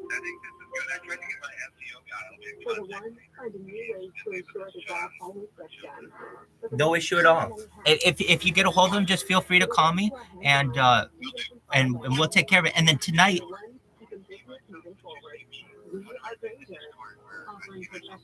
oh yeah. So do you know what OBS Studio is?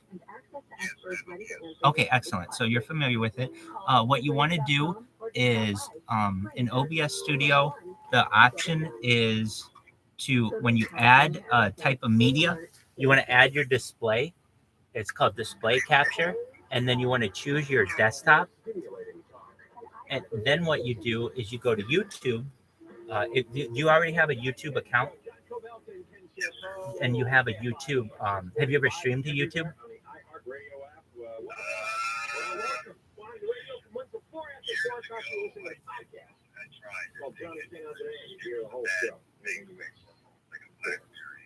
Okay.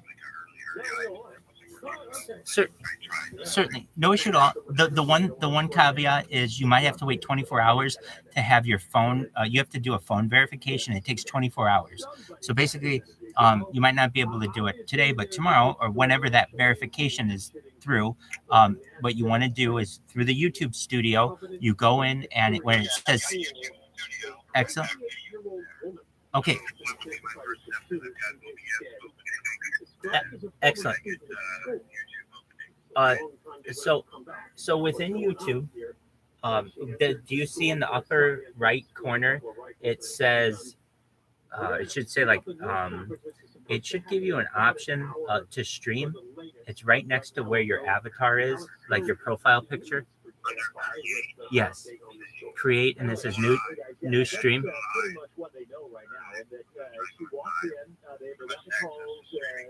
Exactly. They put together a 5-person police team to go in immediately. That is the training since Columbine. That is not what they did in Uvalde, but it's what they're supposed to do and what they're trained to do. You go in, first officers on scene, you hear gunfire and you don't wait. No more waiting like they did in Columbine or Uvalde for a SWAT team, and that's when a lot more people will die. So they went in. They were on the first floor. They heard more gunfire coming from the second floor. That team Go live. 5 on the entry team. They went If it will upstairs, let you. and there Sometimes she it was. makes 20. And It takes they 24 got hours. into a gun battle with her. She was still firing. They shot her. She went down. The call going out like this. Exactly. So about 1, 2, 3, 4 tomorrow. Call me if you want, and I'll walk you through it. But I'll also walk you through it here. So what you want to what? Absolutely. So we can review it then. The big thing about it is you just have to make sure that your camera is OBS Studio. So we'll go through that tomorrow, though. Okay, and we'll talk tonight. I'll see you in Queens space probably. This one has children paid for 6 in Covenant School. 3 children killed, 3 adult victims killed as well, plus the shooter. But the female shooter is what is different here. That is That's exactly right. But we will and then I'm also going to stream that link that you told me about. So I have some thoughts for you on that. Okay.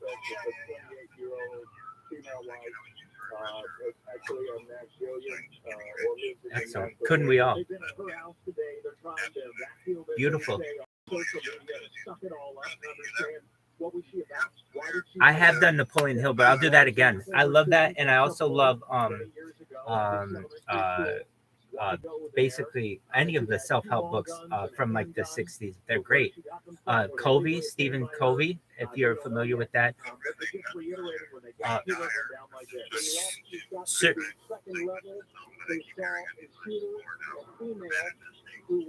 Absolutely. So I like to go through those. So this will be a good inspiration to just start streaming those. So and then I'll see you in Queen's room tonight if that sounds good. So we'll be in touch. Excellent. Cheers. And then I'll help you tomorrow with your OBS studio. Okay. Excellent. Take care. It was a pleasure to meet you. Have a good day. Bye-bye. What we're going to do, we're going to stream to his thing. Really? Yeah. He's really nice. Really? Shout out to Michael. Shout out to Michael's friend. All right. Now what are we doing, Michael? Rabbi. We are going to stream this link for Yeah, these are going to be young victims. All right, Alex, thank you very much. You got it. You are pure gold. Michael Bass is the best. What a sweetheart. Okay. So we've got this link that he sent us because he kicks ass and takes names. It happened very recently. It's 2 hours old, and they now know the identity of the woman that did this, but now The science of getting rich. The science of getting all that kind of usual stuff. The only thing that's flipped here is it is Stephen P. Covey. Well, this is Wallace D. Wattles. The report that quoted early this morning was that it was a teenage woman, and then that got scrubbed. I think around the 11 o'clock hour when they said it was a 28-year-old woman. They found a car nearby, I guess her car, which gave them a lot of information. The Science of Getting Rich. 1910. 1910. Oh, it's just Stephen Covey. So it wasn't Stephen P. Covey. That's okay. Why? Because you didn't say it was Stephen P. What's his deal? 7 Habits of Highly Effective People. I was going to say, that's what I thought it was. All right. The Science of Getting Rich. Here we go, baby. YouTube privacy warning. Go suck my dick. Even women doing this. This infection. This is killing. That is a permanent. I think so, but that's what's happening. Good luck. Are these motherfuckers watching me? Oh my god, this Jinx has 270,000 months. Yeah, that's why I said this Jinx is gonna split. I have a 400,000 monster. All right, definitely not motherfucker. And then what? Play this? They're not serious. Neither party. Hell, Jim. It's a little Please do. unusual, too, that it's a private school that got shot up. I mean, a lot of them have been happening in public schools around the country. You may share my information, including my telephone number, with anyone you wish. As John said, preschool through 6th grade. So what happened to this woman if she attended there? The Science of Getting Rich. rich. The science of getting rich, baby. Written by Wallet Steve Waddles and originally published in 1910. Ngozi, baby. Read by Randy Scott. This recording is a production of the Master Key Society. Copyright 2021. This recording may contain antiquated language, expressions, and ideas. While worthy of study, the views and opinions contained within this book may not necessarily reflect those of Master Key Society This is Rabbi Michael. or its affiliates. Hello? I mean, usually the shootings are not because teachers assaulted or abused the children, it's because they got bullied, right? By the class. This book is pragmatical, not philosophical. No problem at all. Practical manual. Not a treatise upon theories. It is intended for the men and women whose most pressing need is for money, who wish to get rich first and philosophize afterward. It is for those who have, so far, found neither the time, the means, nor You the got it. opportunity to go deeply into the study of metaphysics. Excellent. And who are willing to take the No issue at all. Michael Bass, you're the best, baby. Thank you so much. without going into all Take the care, baby. processes by You which as well. those Bye. conclusions were reached. He's very nice. It Really, is yep. expected that the reader will take the fundamental statements upon faith, just as he would take statements concerning a law of electrical action if they were promulgated by a Marconi or an Edison. And taking the statements upon faith, that he will prove their truth by acting upon them without fear or hesitation. Every man or woman who does this will certainly get rich, for the science herein applied is an exact science. Failure is impossible. For the benefit, however, of those who wish to investigate philosophical theories and so secure a logical basis for faith, I will here cite certain authorities. The monistic theory of the universe, the theory Right, that baby. one is all, and that all is one, that one substance You gotta take a manifests piss? itself as the seed of many elements of the material world, is of hidden origin. I'm back. Been gradually winning its way into the thought of the Western people for 200 years. It is the foundation of all the Oriental philosophies and of those of Descartes, Spinoza, God damn. Leibniz, Schopenhauer, Hegel, Emerson. The reader who would take to the philosophical foundations is advised to read Hegel and Emerson for himself. In writing this book, I have sacrificed all other considerations to plainness and simplicity of style, You so cunt. that all might understand. Fucking The plan of action laid down herein was deduced from the conclusions of philosophy. It has been thoroughly tested. It bears the supreme test of practical experiment. It works. If you wish to know how the conclusions were arrived at, read the writings of the authors mentioned above. If you wish to reap the fruits of their philosophies in actual practice, read this book. Do exactly as it tells you to do. The author. Chapter 1. The right to rich. Whatever may be said in praise of poverty, the fact remains that it is not possible to live a really complete or successful life unless one is rich. No man can rise to his greatest possible height in talent or soul development unless he has plenty of money. For to unfold the soul and to develop talent, he must have many things to use, and he cannot have things unless he has money to buy them. Develops in mind, soul, and body by making use of things. And society is so organized that man must have money in order to become the possessor of things. Therefore, the basis of all advancement for man must be the science of getting rich. The object of all life is development. Everything that lives has an inalienable right to all the development it is capable of attaining. Man's right to life means his right to have the free and unrestricted use of all the things which may be necessary to his fullest mental, spiritual, and physical unfoldment, or, in other words, his right to be rich. In this book, I shall not speak of riches in a figurative way. To be really rich does not mean to be satisfied or contented with a little. No man ought to be satisfied with a little if he is capable of using and enjoying more. The purpose of nature is the advancement and unfoldment of life.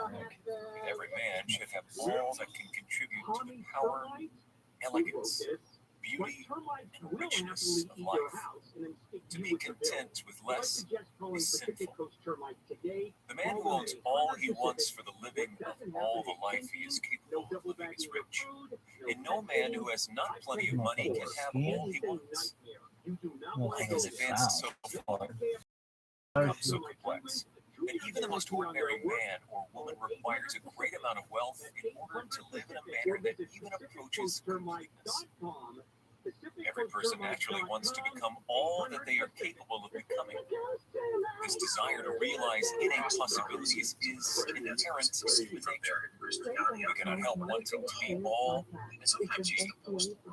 Success in life is becoming what you want to be. You can become what you want to be only by making use of things. You can have free use of things only as you become rich enough to buy them.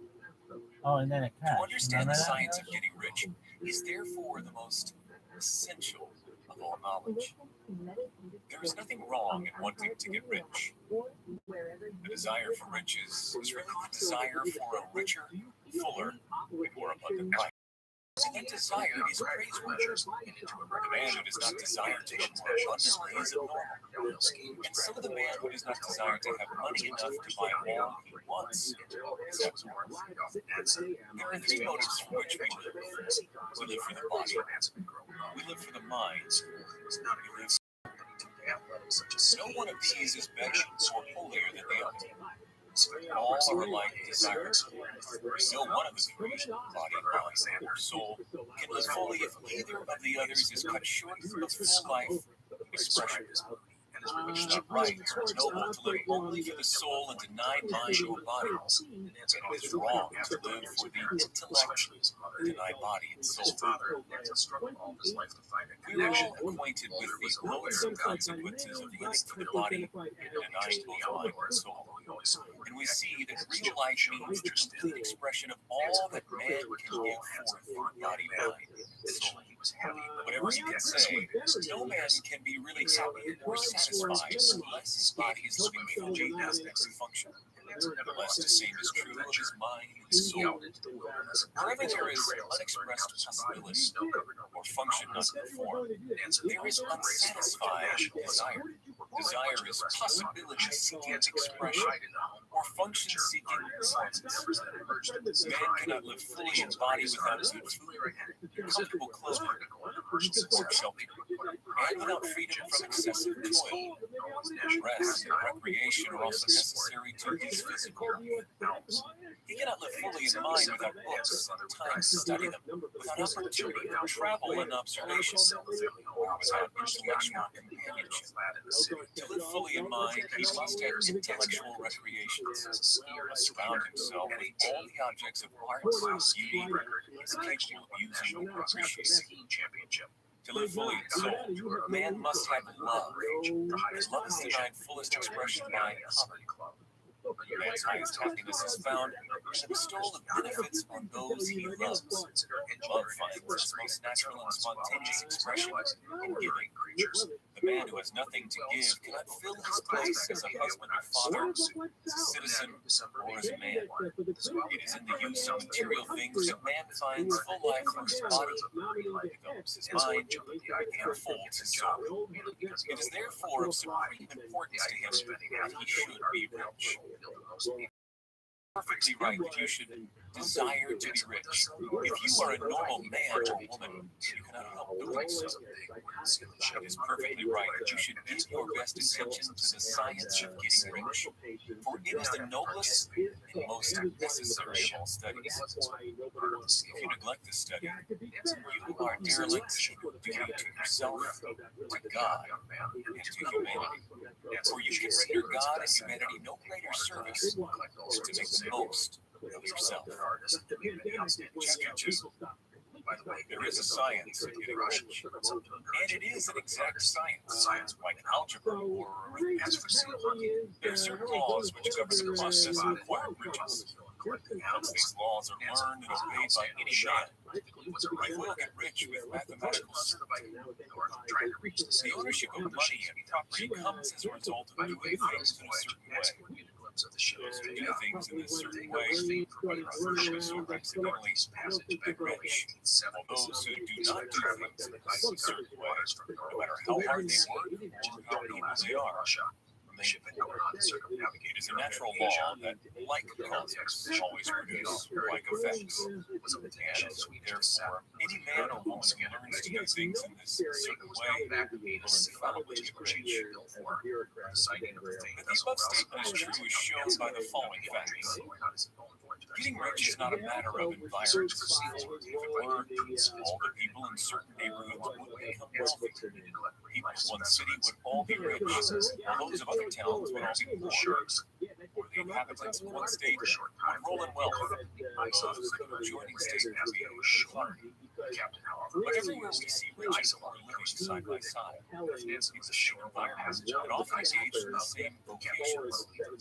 When two people are in the same locality and in the same business, one gets rich while the other remains poor. It shows that getting rich is not primarily a matter of environment. Some environments may be more favorable than others.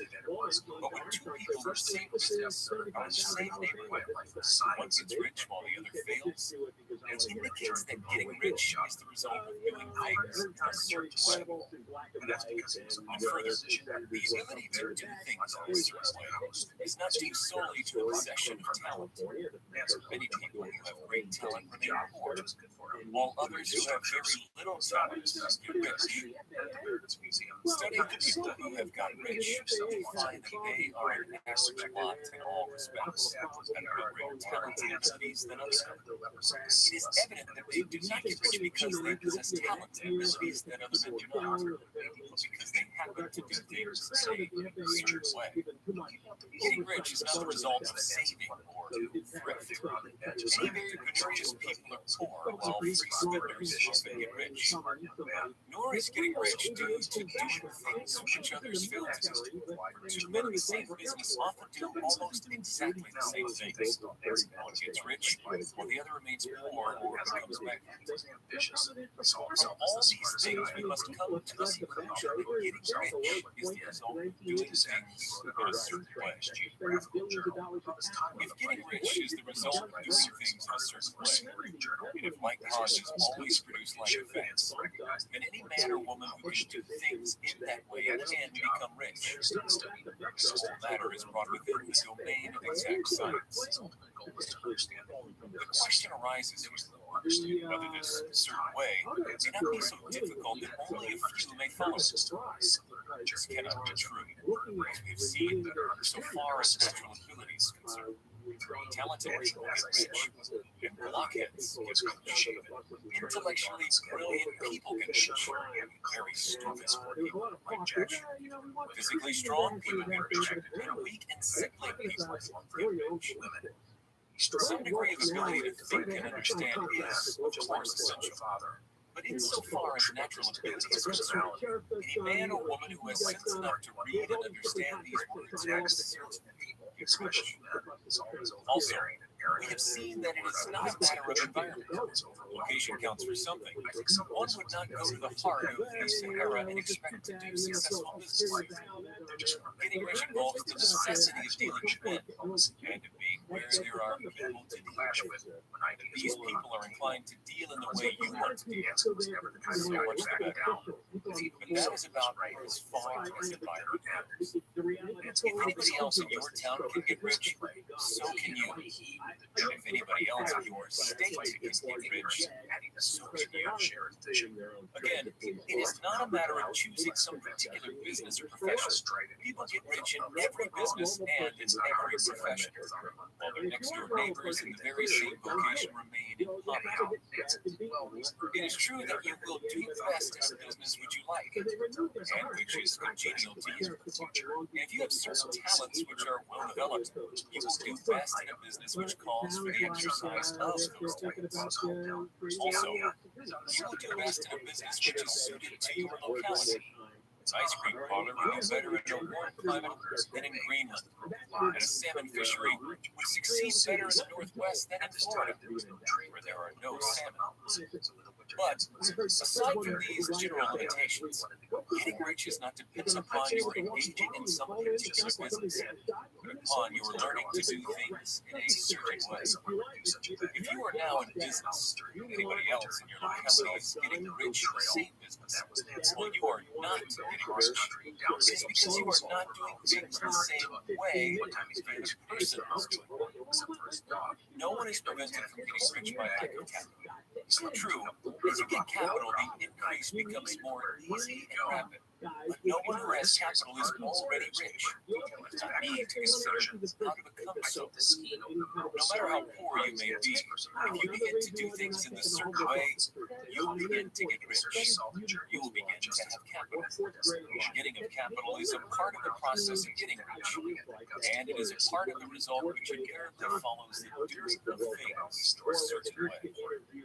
You may be the poorest person on the continent, so deeply in debt. You may have neither friends, influence, nor resources. But if you begin to do things in this way, you must infallibly begin to be rich. For like causes must produce like effects. If you have no capital, you can get capital. If you are in the wrong business, you can get into the right business. If you are in the wrong location, you can go to the right location. And you can do so by beginning in your present business and in your present location to do things in a certain way. Success. Chapter 3. Musicians need sounds possible. No man is kept poor because opportunity is taken away from him because of people's service. Also, in that same year, his father would pass away. Maybe shut off from engaging in business in certain lines. There are other channels we'll have brothers and sisters will probably be hard for you to get control of any of the great railroads. Was a different story. The electric railway is straight lines. It offers plenty of scope for enterprise, and it will be but a very few years until traffic and transportation through the air become a great industry. And in all its branches will give employment to hundreds of thousands, perhaps to millions. Why not turn your attention to the development of aerial transportation? Instead of competing with J.J. Hill and others for a chance at the steam railway. It is quite true that if you are a worker in the employ of the sole trust, you have very little chance of succeeding in this plan. But it is also true that if you still commence to act in a certain way, you can soon leave the employ of the sole trust. You can buy a farm of from 10 to 40 acres and engage in business as a producer of foodstuffs. There is a great opportunity at this time for men who will live upon small tracts of land and cultivate the same elements of social. Such men will certainly get rich. You may say that it is impossible for you to get the land, but I'm going to prove to you that it is not impossible, and that you can certainly get a farm if you will go to work in a certain way. At different periods, the tide of opportunity sets in different directions according to the needs of the whole. In a particular stage of social evolution, which is by present it is setting towards agriculture and the allied industries and professions. Today, the opportunity is open before the farmer in his lines and before the factory worker in his lines. It is open before the businessman supplies the farmer more than before the man who supplies the factory workers, and before the professional man waits upon the farmer more than before the one who serves the working class. There is abundance of opportunity for the man who will go with his time instead of trying to swim against the institution. So the factory workers, either as individuals or as a class, are not deprived of opportunity. Workers are not being kept down by their masters. They are not being crowned by the trusts and combinations of capitalism. As a class, they are where they are because they do not do things in a certain way. If the workers of America chose to do so, they could follow the example of their brothers in Belgium and other countries and establish great department stores, cooperative industries. They could elect men of their own class to office, pass laws favoring the development of such cooperative industries. And in a few years, they could take peaceable possession of the industrial field. The working class may become the master class whenever they will begin to do things in a certain way. All wealth is the same for them as it is for all others. This they must learn, and they will remain where they are as long as they continue to do as they will. The individual worker, however, is not held down by the ignorance or the mental slothfulness of his class. He can follow the tide of opportunity to riches. This book is coming out. No one is kept in poverty by shortness in the supply of riches. There is more than enough for all. A palace as large as the Castle in Washington might be enough for every family on earth from building material in the United States alone. And under intensive cultivation, this country would produce wool, cotton, linen, and silk enough to clothe each person in the world finer than Solomon was arrayed in all his greenland, together with food enough to feed them all luxuriously. The visible supply is practically inexhaustible. The invisible supply really is inexhaustible. Everything you see on earth is made from one original substance, out of which all things proceed. Forms are constantly being made. Older miles is almost an ice cap, but all are shapes stored by one thing. There is no limit to the supply of formless stuff or original substance. The universe is made out of it, but it was not all used in making the universe. Spaces in, through, and western forms of the visible universe are permeated and filled with the original substance, with the formless stuff, with the raw material of all things. 10,000 times as much as has been made might still be made. Then we should not have exhausted the supply of raw material. No man is poor because nature is poor, or because there is not enough to go around. Nature is an inexhaustible source of riches. Supply never ends. Original substance is alive with creative energy. It's constantly producing more. Just like building material is exhausted, more will be produced. When the soil is exhausted, so that foodstuffs and materials for clothing will no longer grow upon it, it will be renewed or more soil will be made. When all the gold and silver has been dug from the earth, if man is still in such a stage of social development that he uses gold and silver, will be produced. It demonstrates formless stuff responds to the needs of man. Let him be without any good. This is true of men collectively. The race as a whole is always abundantly rich. If individuals are poor, it is because they do not follow the certain way of doing things, which makes the individual man rich. The formless stuff is intelligent. It is stuff which thinks. It is alive. It is always impelled toward more life. It is the natural and inherent impulse of life to seek to live more.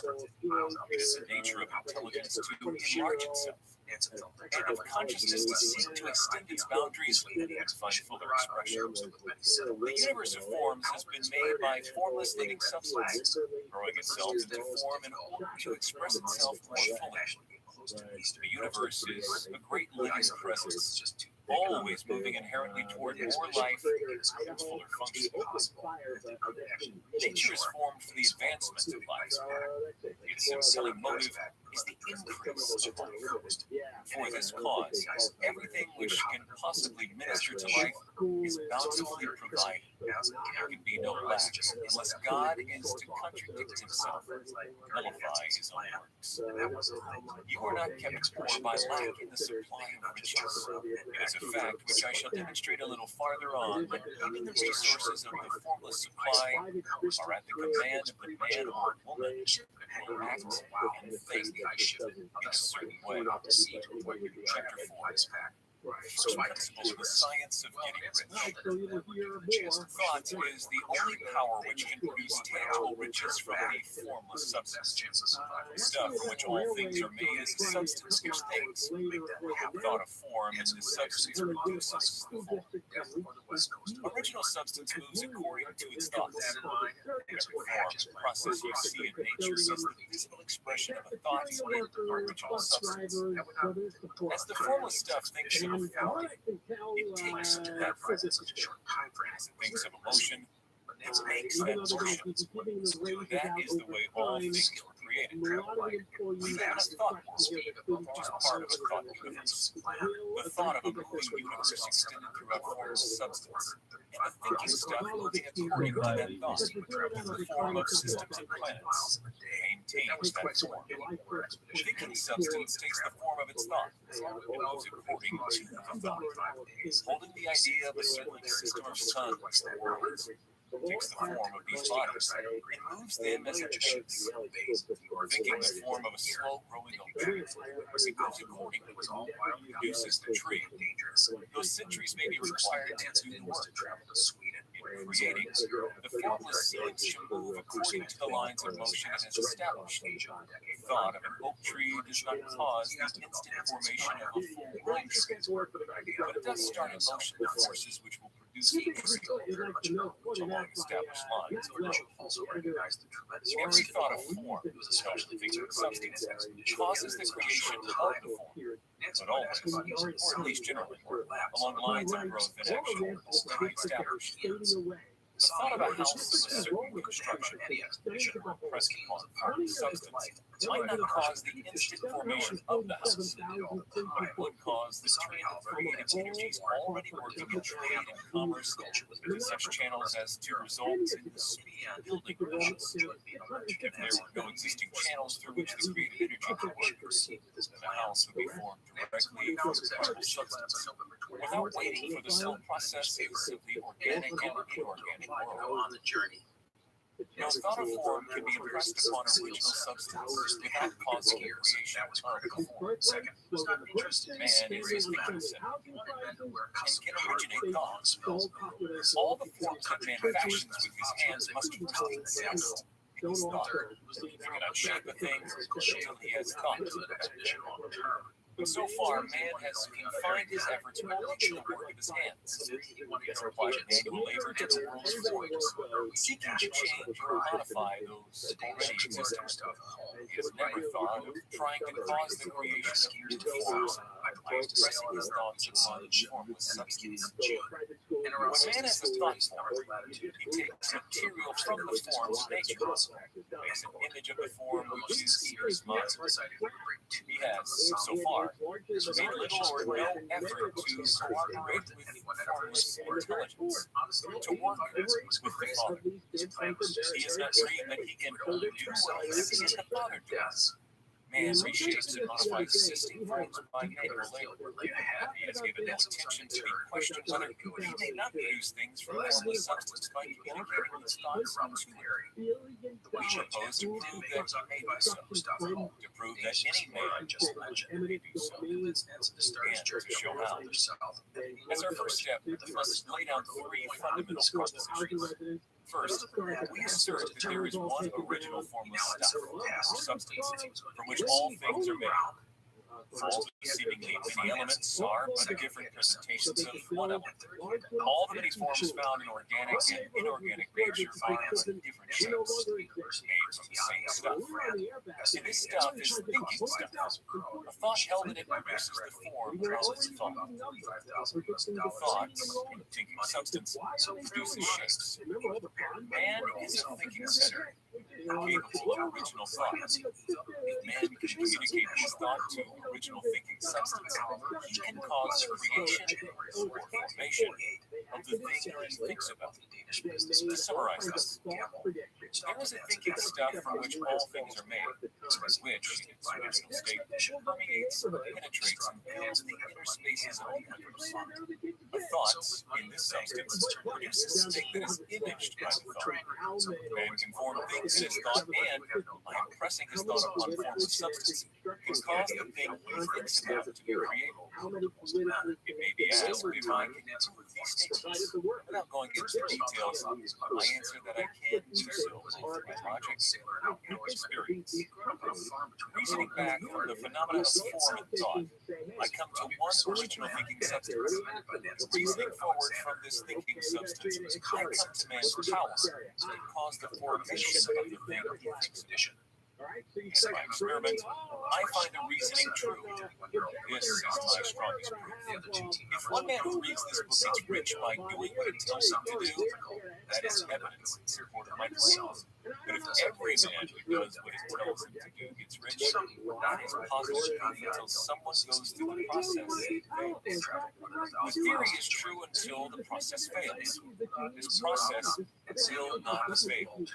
Every man who does exactly what this book tells him to do will get rich. I have said that men get rich by doing things in a certain way. In order to do so, men must become able to think a certain way. A man's way of doing things is the direct result of the way he thinks. To do things in a way you want to do them, you will have to acquire the ability to think the way you want to think.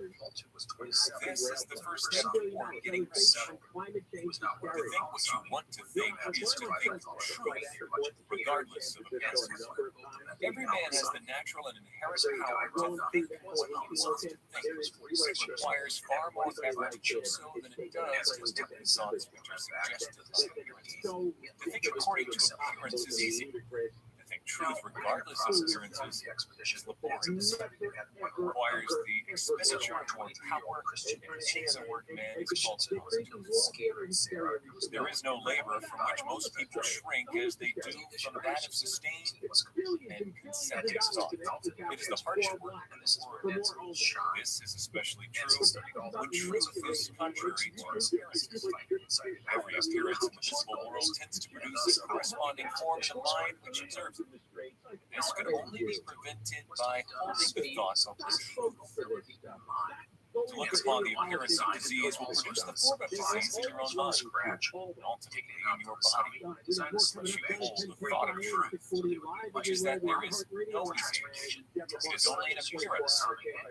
In reality, disease is health. To look upon the appearances of poverty will produce corresponding forms in your own mind. But you hold the truth that there is no poverty. There is only abundance. To think health when surrounded by the appearances of disease, riches, success, poverty, requires power. He who acquires this power becomes a mastermind.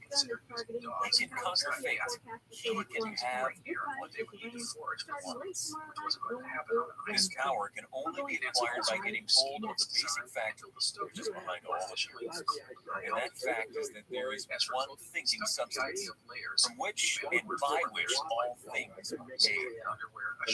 We must grasp the truth that every thought held in the substance becomes a form, and man can so impress his thoughts upon it as to cause them to take form and become visible things. When we realize this, we lose all doubt and fear. We know that we can create what we want to create. We can get what we want to have. We become what we want to be. As a first step toward getting rich, you must believe the three fundamental statements given previously in this chapter. In order to emphasize them, I repeat them here. There is a thinking stuff from which all things are made, and which, in its original state, permeates, penetrates, fills the inner spaces of the universe. A thought in this substance produces the thing that is imagined by thought. Man can form things in his thought, and by impressing his thought upon formless substance, cause the thing he thinks about to be created. You must lay aside all other concepts of the universe in this limitation. You must dwell upon this until it is fixed in your mind, has become your habitual thought. Read these creed statements over and over again. Fix every word upon your memory. Meditate upon them until you firmly believe what they say. if doubt comes to you, cast it aside as a sin. Such a coward, and listen to arguments against this idea. Do not go to churches or lectures where a contrary concept of things is taught and preached. Do not read magazines or books which tell a different idea. If you get mixed up in your faith, all your efforts are used. Do not ask why these things are true or speculate as to how they can be true. Simply essentially challenge the Antichrist. The science of getting rich begins with the absolute acceptance of this faith. Well, in chapter 5, anything else to do increasing anyhow, the clash between Nancy and Anna's was the last vestige was an idea is radical ideas. Ideas that has inside cohorts of theories. Purposes may be served by keeping in some ways of faith. The intelligent substance which is all self-control, which lives in The scientist whose ideas are dismissed by the is a conscious living substance. Being a conscious living substance must have the natural and inherent desire of every living intelligence for increase of life. Every living thing must continually seek for the enlargement of its life, because life was made actively must increase itself. A seed dropped to the ground springs into activity, and in the act of living produces more seeds. Life, Next time I live up Nancy as almost one. it is forever becoming more. It must do so. It continues to be, and I will see you next time. Intelligence is under the same necessity for continuous increase. Media network. Thought makes it necessary for us to think another thought, such as our consciousness is continually expanding. Every fact we learn leads us to the learning of another fact. Every talent we cultivate brings to the mind the desire to cultivate another talent. We are subject to the urge of life, seeking expression. It drives us on to do more. You should check out his podcast on sleeping. That's where In order to know more, do more, and be more, we must have more. We must have things to use. It's hard to learn, and become only by using things.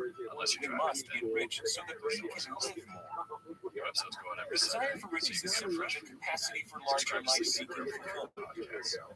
Every desire is the effort of an unexpressed possibility to come to action. It's power seeking to manifest which causes desire. That which makes you want more money is the same as that which makes the planet. Life, seeking fuller expression. The one-living substance must be subject to this inherent law of all life. Desire to win.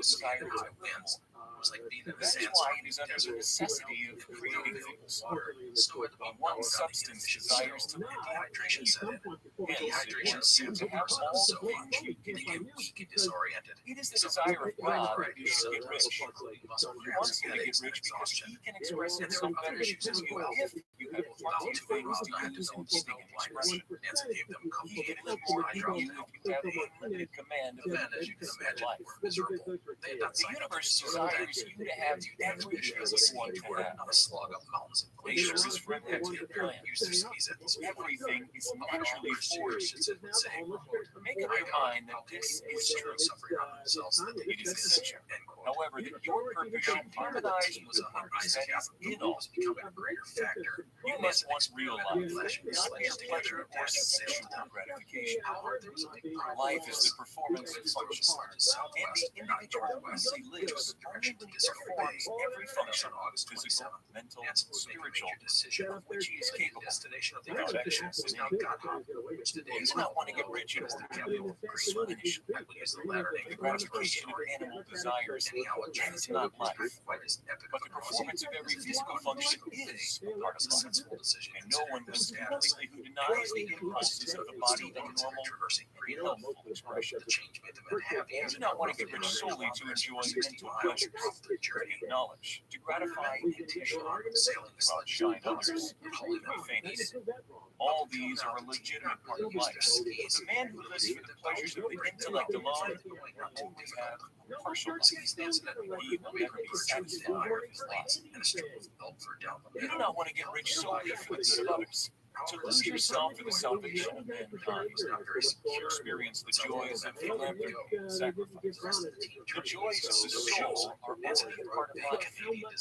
No better or nobler than any other. Zombie refused to try You not want to to get get rich rich in space, you may eat, drink, and be merry, and it is time to do some of these things. In order to do this, surround yourself essentially with ice caps, see distant land, see any land your mind. There were no And develop your intellect intellect about the ice in order that you may love men and do kind They were at things. an elevation of about 2,500 meters or 82 feet.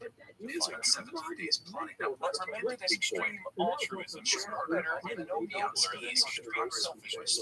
Steady is high up. Get rid of the idea that God wants you to sacrifice yourself for others, and that you can secure His favor by doing so. God requires nothing but time. What He wants is that you should make the most of yourself, for yourself, and for others. And you can help others more by making the most of yourself than in any other way. Story I wanted to share with You can make the most of yourself only by getting rich. So it is right and praiseworthy that you should give your first and best thought to the work of acquiring wealth. Remember that the desire of substance is for all, and its movements must be for more life to all. It cannot be made to work for less life to many, because it is equal in all. Seeking riches, intelligent substance will make things for you, but it will not take things away from someone else and give them to you. We must get rid of the thought of competition. You are to create, not to compete for what is already created. You do not have to take anything away from anyone. You do not have to try certain requirements. You do not have to cheat or to take advantage. You do not need to let anyone work for you for less than he earns. You do not have to covet the property of others or to look at it with critical eyes. No man has anything in which you cannot have the like, and that without taking what he has away from you. You are to become a creator, not a competitor. You are going to get what you want, but in such a way that in it, every other man will have more than he has now. I am aware that there are men who get a vast amount of money by proceeding in direct opposition to the statements in the paragraph above. May add a word of explanation. Men of the plutocratic type become very rich, sometimes purely by their extraordinary ability on the plane of competition. Sometimes they unconsciously relate themselves to substance of 3 kilometers, natural racial building, industrial, Rockefeller, Carnegie, Morgan, and many unconscious agents supreme in the necessary words of systematizing its organizing productive industry. And in the end, they work immensely towards increased life for all. Their days will be over. They have organized production. Soon be succeeded by the agents of the multitude. Organized and distributed by extreme gullies and chasms. The multimillionaires are like the monster reptiles of the prehistoric era. They play a necessary part in the evolutionary process. The same power which produced them will dispose of them. And it is well to bear in mind that they have never been mostly rich. Record of the private lives of most of this class will show that they have really thirst for abject riches. Riches secured on the competitive plane are never satisfactory and comforting. They're yours today and another's tomorrow. Remember, if you are to become rich in a scientific and certain way, you must rise entirely out of the competitive thought. You must never think for a moment that the supply is limited. Just as soon as you begin to think that all the money is being cornered and controlled by bankers and others, and that you must exert yourself to get laws passed to stop this process, and so on. In that moment, you drop to the competitive mind. The power to cause creation is gone. And what is worse, you will probably arrest the creative movements you have already instituted. Know that there are countless millions of ice where the gold in the mountains of the earth not yet brought to light. And know that if there were not, more would be created from thinking substance to supply your needs. Know that the money you need will come, even if it is necessary for 1,000 men to be led to the discovery of new gold mines to mine. Never look at the visible supply. Look always at the limitless riches in the form of substance, and know that they are coming to you as fast as you can receive to them. Nobody, like ordering the visible supply, can prevent you from getting what is yours. So never allow yourself to think for an instant that all the best building spots will be taken before you get ready to build your house. Never worry about the trusts that some office, and get anxious for fear that they will soon come to own the whole earth. Never get afraid that you will lose what you want because such a person means you that cannot possibly happen. They are not seeking anything that is possessed by anybody else. You are causing what you want to be created from this formless substance and your supply without limits. It's a formulated state. There is a liquid stuff from which all things are made, and which the original state permeates, penetrates, and fills the interspaces on a vessel. Thoughts, substance, produces the thing that is imagined by the thought. Man can form things in his thought, and by expressing his thought in one form of substance, can cause the thing he thinks about to be created. Chapter 6, How Riches Slaughter the Earth. When I say that you have to drive sharp bar on the plus side, I do not mean that you do not have to drive any bargains. Beyond the above 6 lunch packs having any birds and first fresh food, I mean that you will have to deal with that sort of affair once the water was deep enough to have climb somewhere down the coast. Can give to every man more constantly than a receipt. You cannot give every man more in cash market value than you are taking from them the following. You can't inside a building and use as a mission station just outside of a building. It's on shore.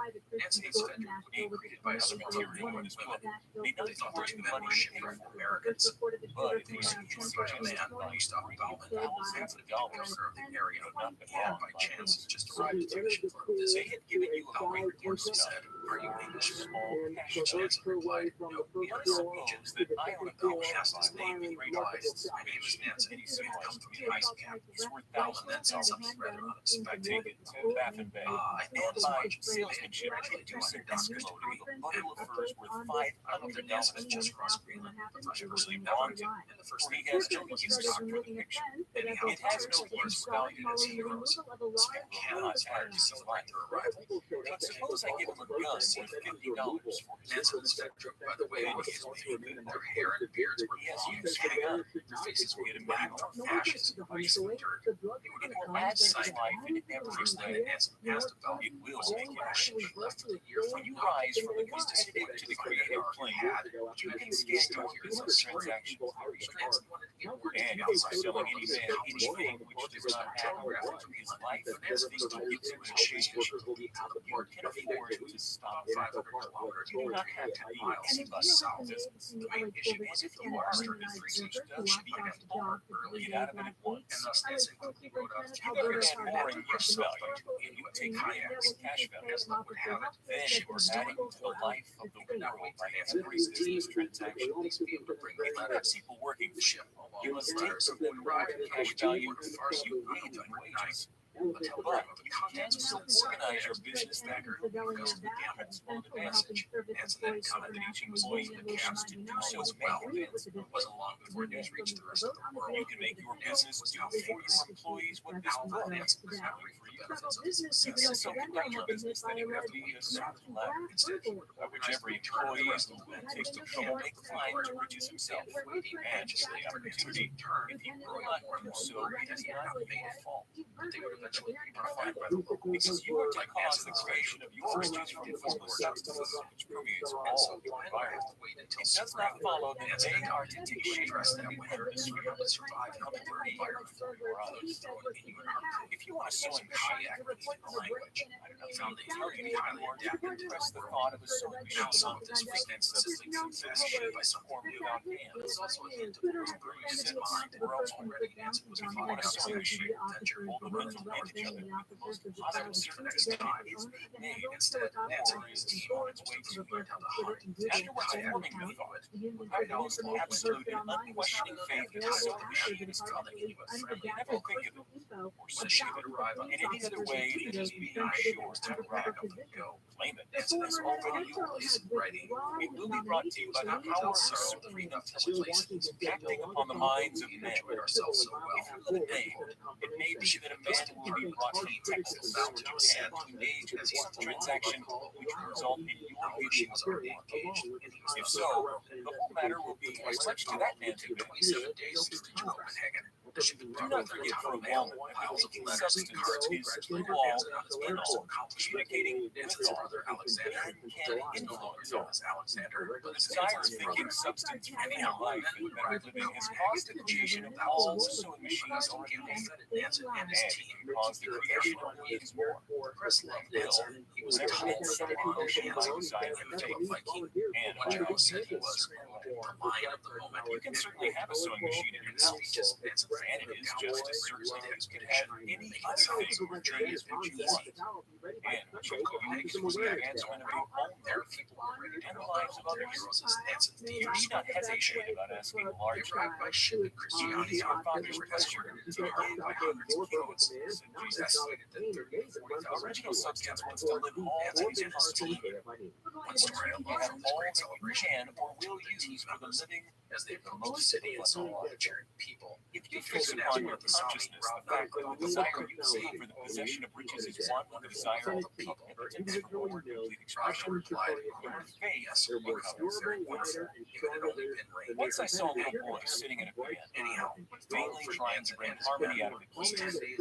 He saw he was speeches. There were big medals for ability to play after death. The mania faded, and the I asked him how it was compensation, and he answered, for Nansen, Christianity was home, so I can't make my hands how right. The music in him was the desire for original stories, containing all the possibilities of all life. All that there is in music which question all sorts of possibilities, including financial security. The one substance is trying to live and do and enjoy things through command. He is saying, I want hands to build wonderful structures, to play divine harmony, to play glorious potions. I want feet to run my errands, eyes to see my babies, tongues to tell mighty truths, and to sing marvelous songs. So the salary of 3,000 all that there is of possibility is seeking expression through men. God wants those who can play music to have pianos, every other instrument, and to have the means to cultivate their talents to the fullest extent. He wants those who can appreciate what they do to be able to express themselves through. He wants those who can discern truth with every opportunity to travel and observe. He wants those who can appreciate dress, clothes, and those who can appreciate draft for today, be luxurious and fast. He wants all these things because it is himself that enjoys appreciating with the fresh. It is God who wants to play. Use of stays, especially desires legislating truth and where fine clothes and any other loss of life is God who endeavors in you also to will and to do with the center of Greenland. The desire you feel for riches is the infant. And next time seeking to express ourselves next to you as your sauce of art expression. Now, before we end today, I want to so you need not hesitate to ask story because your part is to vocalize and express the desires of God. This is the difficult point for most people. They retain something of the old idea as poverty, self-sacrifice of God. They look upon poverty as part of life, as necessity of nature. They have the idea that God has finished his work and made all that he can make, and that the majority of men must be poor because there is no place in the family. They hold to so much of this odious thought that they have ashamed to ask for work and try not to want more than a very modest house. Just enough to make them. He died in June 1943. I recall now the case of one student who was told that he must give exploration of the architecture of things he desired in his creative body and his next expression from the substance due to his age. He was born in 1905 at the age of 65, having almost already earned from day disability. He could not grasp the fact that all wealth was his. So, after thinking the matter the last member He decided that he might about reasonably ask excited for Saudi the core or is it a source of food? and an anthracite coal stove to heat the house during the winter. On the expedition, Following the instructions to be interesting, and provided us take with these things inside of of the his endeavor.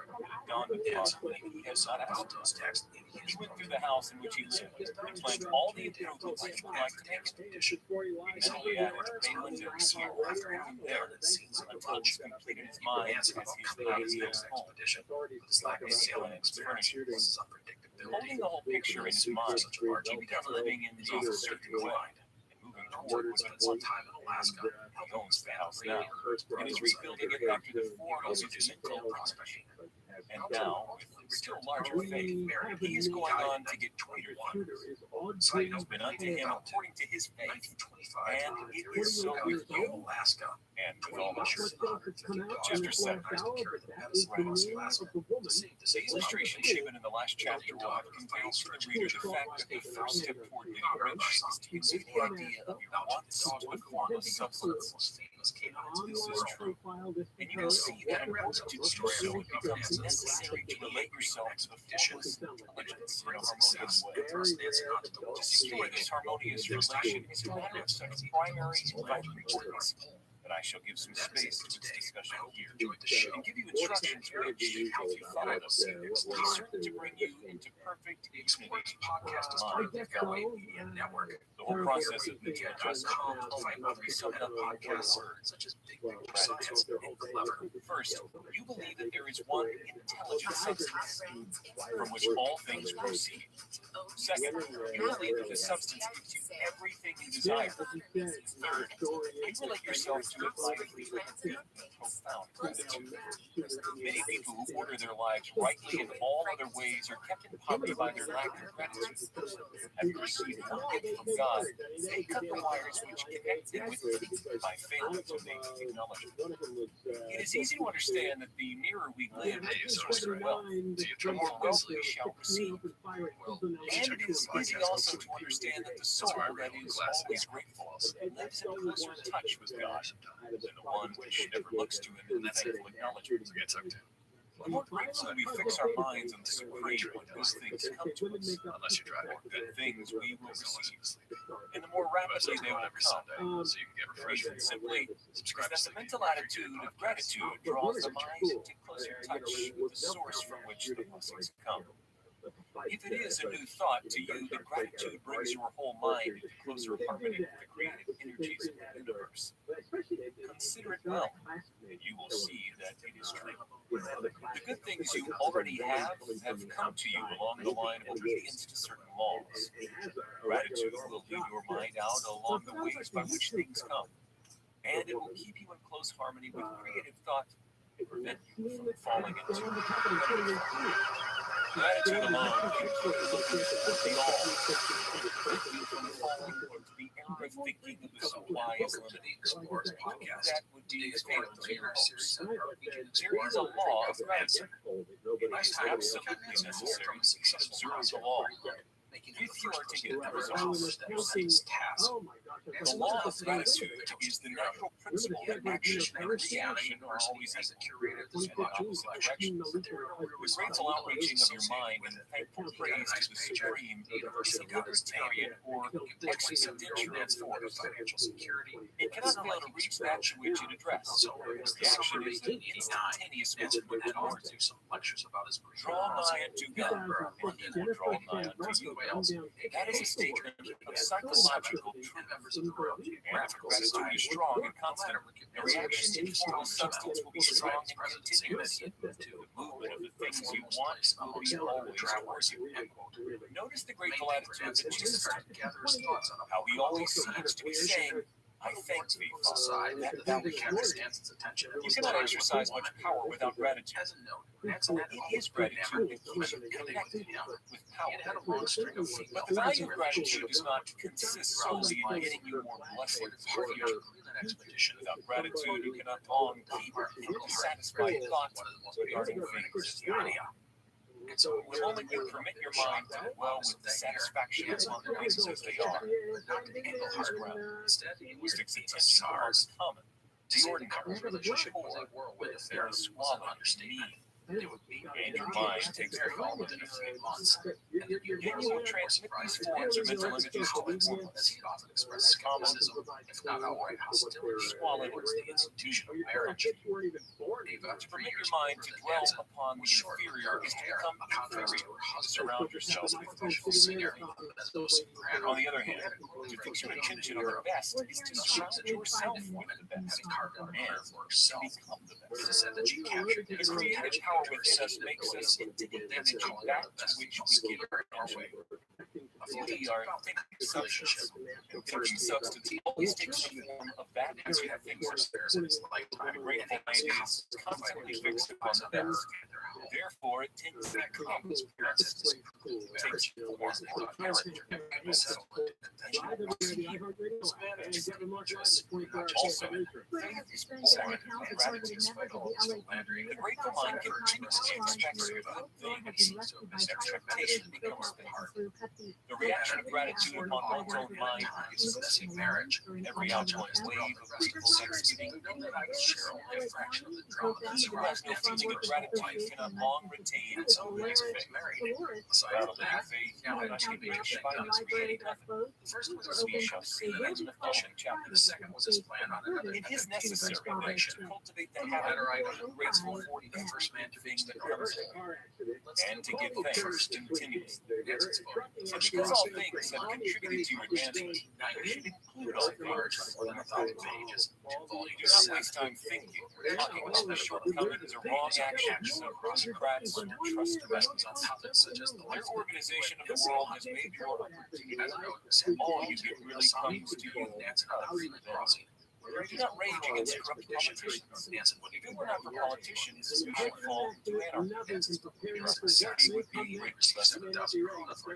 God has worked a long time to bring us up to where we are in industry. Second item, and He is going right on with His works. There is not the least doubt that He will do away with plutocrats, trust baggers, captains of industry, politicians, as soon as they get this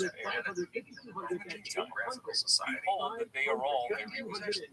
Remember that they are all helpers to erase the lines of transmission along which your riches are divided. Grateful to them all. This will bring you into harmonious relations with the good in everything. He finished the presentation by saying, "Before origin showed the way, man direct which is like the first light of you a certain way." Turn back to chapter 6 and read again the story of the man who formed the image of his house, saying, "What the heck, fair idea, I shall step towards that reach." You must forward on the now definite pictures as your man's plan. You cannot transmit an idea unless you have it yourself. You must have it before you can give it. And many people fail to impress thinking substance because they have themselves only a vague and distinct concept of the things they want to do. To have, or to become. It is not enough that you should have a general desire for wealth. To do good with everybody has that desire. It is not enough that you should have a wish to travel, see things, live in everybody has that desire also. If you were going to send a wireless message to a friend, you would not send the letters of the alphabet in their order. Let him construct the message for himself. Nor would you take words at random carried across the earth with such an incoherent sense of speech, one which meant something. When you try to impress your wants upon substances, remember that it must be done by a coherent statement. You must know what you want to be definite. You can never get rich or start the creative power into action by sending out unformed longings and vague desires. Go over your desires just as the man I described went over his house. See just what you want. And set a clear mental picture of it as you wish to plan when you get Pittsburgh. That clear mental picture you must have continually in mind. As the sailor has in mind the course towards which he is sailing the ship, you must keep your face toward it all the time. You must never lose sight of it. Now, steersman lose sight of it comes first. It is not necessary to take exercises in concentration or to set apart special times for prayer and affirmation, or to go into the silence, or to do a constance of any kind. These things are well enough, but all you need is to know what you want and They want it badly enough, so set it will stay your thoughts. Spend as much of your leisure time as you can contemplating life. No one needs to take exercises to concentrate his mind on the things he really wants. It's the things you do to care about why remember to fix your question upon them. Unless you really want to get rich, so the desire is strong enough to hold your thoughts directed across the compass as the magnetic pole holds the needle of the compass. It would hardly be worthwhile for you to try to carry out the instructions given. The methods herein set forth are for people whose desire for riches is strong enough to overcome mental laziness. The more clear and definite you make your picture, the more you dwell upon it, bringing out all its delightful details. The stronger your desire will be, the stronger your desire, the easier it will be to hold your mind fixed upon the picture. Something more is necessary, however, than merely to see the picture clearly. If that is all you do, you will rise dreamer. You will have little or no power for accomplishment. Behind your clear vision must be the purpose to realize upon, to bring it out in tangible expression. And behind this purpose must be an invincible and unwavering faith that the thing is already yours, that it is at your hand, and you have only to take possession of it. Live in a new house, mentally. It takes form around you. In the mental realm, enter at once into full enjoyment of the things you want. Whatever you fancy, ask for, and pray, believe in the receiver. Seize the things you want as if they were actually around you all the time. See yourself as owning and using. Make use of your imagination, just as you would have a notion to stand possession. Dwell upon your mental picture until it is clear and distinct. Then take the detailed actions towards everything in that picture. Take possession of your mind, in the full faith that it is actually yours. Hold to this mental image. Do not waver for an instant in faith. And remember what was said in the preceding chapter about gratitude. Be as thankful for it all the time as you expect to be in his task. The man who can sincerely thank God for the things which as yet he holds only in imagination has real faith. He will be rich. He will cause their creation whatsoever he wants. You do not need to bring repeatedly from internationalism. It's not necessary to tell God about all you do. Use not vain repetitions as the heathen do. The threat of Lord Jesus is government your Father knoweth that ye have need of these things before he asks permission. The remaining part is to intelligently formulate your desire for the things that make for a larger money, and to get these desires arranged into a material whole, and to impress your whole desire upon the formless substance, which has the power and the will to bring you wonders. You do not make this impression by repeating strings of words. Make it by holding the vision with unshakable weight and maintain it, and with steadfast faith to attain it. The answer to prayer is not according to your faith while you are talking, but according to your faith while you are working. You cannot impress the mind of God by having a special Sabbath day set apart to tell him what you want. Beginning and during the rest of the day. You cannot impress him by having special hours to go into your closet and pray. If you dismiss the matter from your mind was exceptionally so. Oral prayer is well enough. It has its effect, especially in set of self. In clarifying your vision and strengthening your faith, but it is not your oral meditation which will get what you want. In order to get rich, you do not need an 8 hour prayer. It takes you pray without ceasing. And by prayer I mean holding steadily to your vision. The purpose to cause its creation was to celebrate faith, and 30 years of age. Believe that ye receive them. The whole matter turns on receiving what you have clearly formed through vision, and you have formed it. It is well to make an oral statement, addressing the supreme and reverent prayer, from that must there time green sea, one of the hardest timber types in the world. New house. The ship's length is rated about 2.5 feet, over 60 by 75 centimeters, and confidently bow plan was for the front of the ship. It was 4 feet. Think and speak of all the things you have asked for in terms of Diagonal actual braces were used to reinforce the hull. Imagine an environment and a financial condition exactly as you shavings filled with rain all air. the time in an imaginary environment and financial conditions. Critical for the survival of that would have lived on the ship for years. The Frost rig as a 3-masted schooner had a state-of-the-art 220 horsepower jet capable of 7 knots. There was even a windmill to run a generator. Remember that it is faith and lapse in the use of the imagination. Stubby looking ship. Difference The key science was the ship's progress. No matter how strong a ship is, it will eventually evolve you its must power learn of the ice with cap. our use. The rounded hull will allow the ship to evolve with its environment and hopefully survive.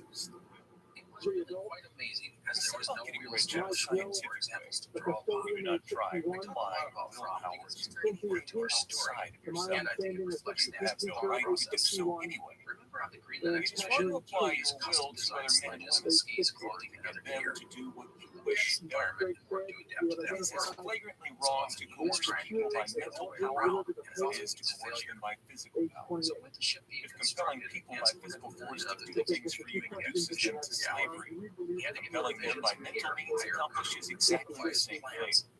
By the way, his The goal was difference set is out in that 1892. you've taken things from person by physical force is robbery. Taking things by mental force is robbery also. There is no difference. First item. You have no right to use your willpower upon another person An Australian passed for his a own good. expedition to the south. For you do not know what his force is He achieved using The skis and science of dogs. getting rich Nancy's does not experience require on the you snow to cap have power pass or was force to any other person.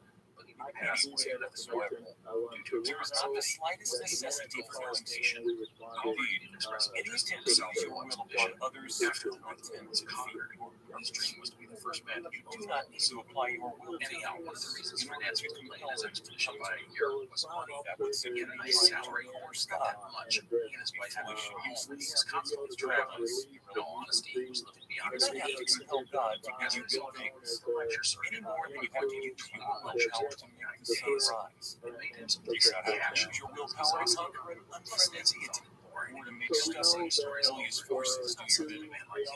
Substance is friendly to you. Second item. Is more anxious to give you what you want than you are to get it. Over him, and he was To like, get rich, you need only to use your willpower to help yourself. is anything but calm. When you know what to think To be and honest, do, Nancy and his you wife must had a use your somewhat will tortured to compel relationship. yourself to think Nancy and was do the being right naturally things. argumentative.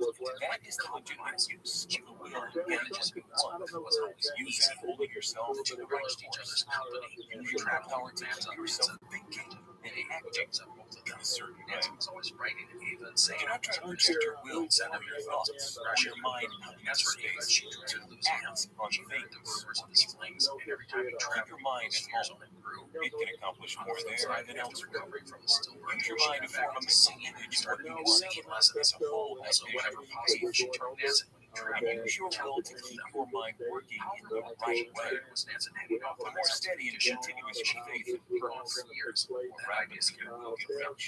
Because you will make Let's put that stuff positive aside. impressions upon substance, Expedition. and you will not neutralize or offset them by negative impressions. The picture of your desires, held with faith and purpose, is taken up by the formless and permeates it to great distances throughout the universe for all I know. As this impression spreads, all things are set moving toward its realization. Tragic. Every living thing, every inanimate thing, and the things yet uncreated are stirred toward bringing into being that which you want. Southern All Gospel force is a begins to be podcast that exerted will in take that you direction. deep into the dark All things history begin behind to move toward you. the American South. Everywhere, Exploring some of the toward the region's most things infamous necessary to the tales. fulfilling of your From the swamps desires. of Louisiana to the shores of the Carolinas, isolated But you can check communities all of this by Appalachia, starting a negative impression bloody of the battle substance. fields, Doubt or settlements, unbelief is beaches. certain to start a movement away This from you as is where ghost Facebook stories come alive. toward you. Grim It is by secrets not are understanding exposed. this that most people who try to make use of mental science You need to listen getting to it. rich make their failure. Join us now Every hour at and moment you spend in giving heed to doubts and fears, every hour you spend worrying, every hour in which your soul is possessed by unbelief, sets a current away from you in the whole domain of intelligent substance.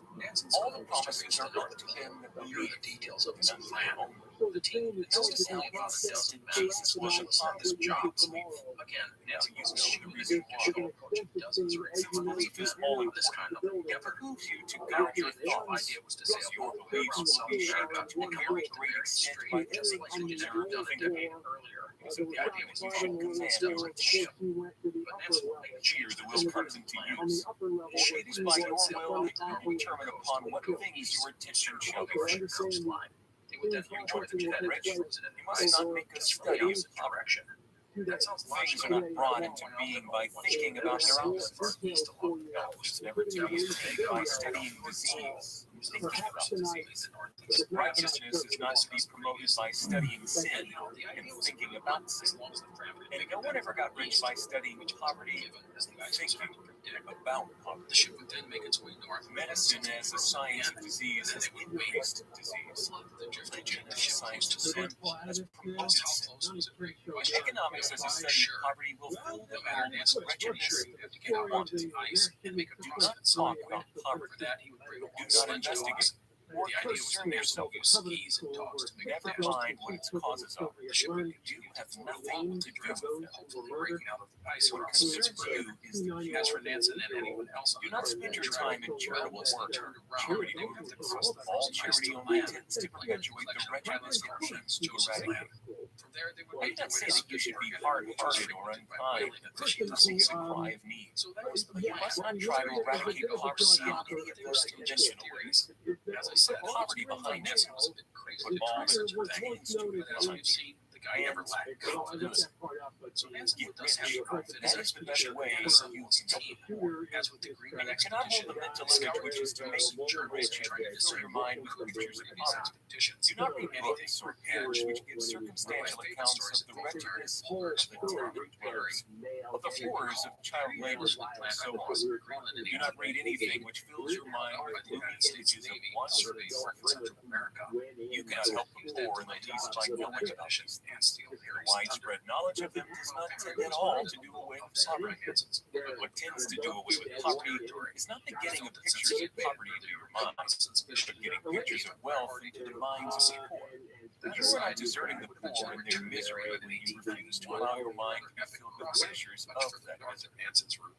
Poverty can be done away with, not by increasing the number of well-to-do people who think about poverty, but by increasing the number of poor people done purpose-based activities. The poor do not need charities to offer inspiration.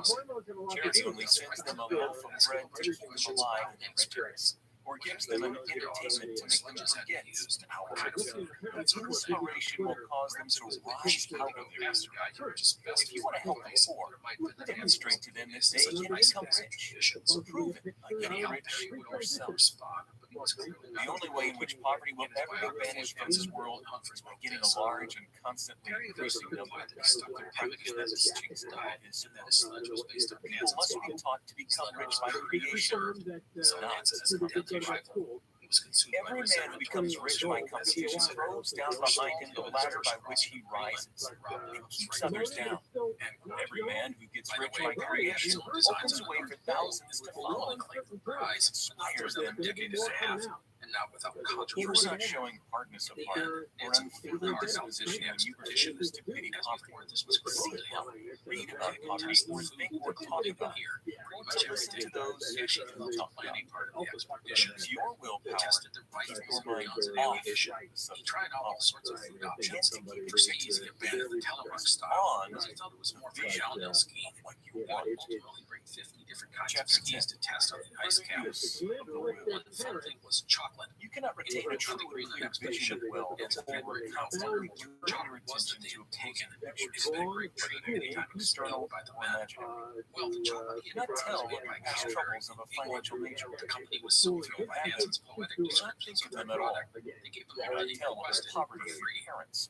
With a hardship I would imagine as it is very important to this in future or expeditions, class yourself still for the time being. Had only been invented in 1890 by stock of mechanic direction. It was, to be honest, a revolutionary. Bury their dead. Officially Poverty and all things producing intense poverty was 5 to 6 times better than anything else on the market. Accepted a certain degree of compact is being practically unbearable. Resting all your hopes and status on its expeditions in the future, and Nansen was the first to use it by giving heed to it. So as the ship and supplies and gear not read religious books which settle on a team, the ship would end 12. Do not read the writings of other rangers and pessimistic philosophers or teachers that it is going to the devil.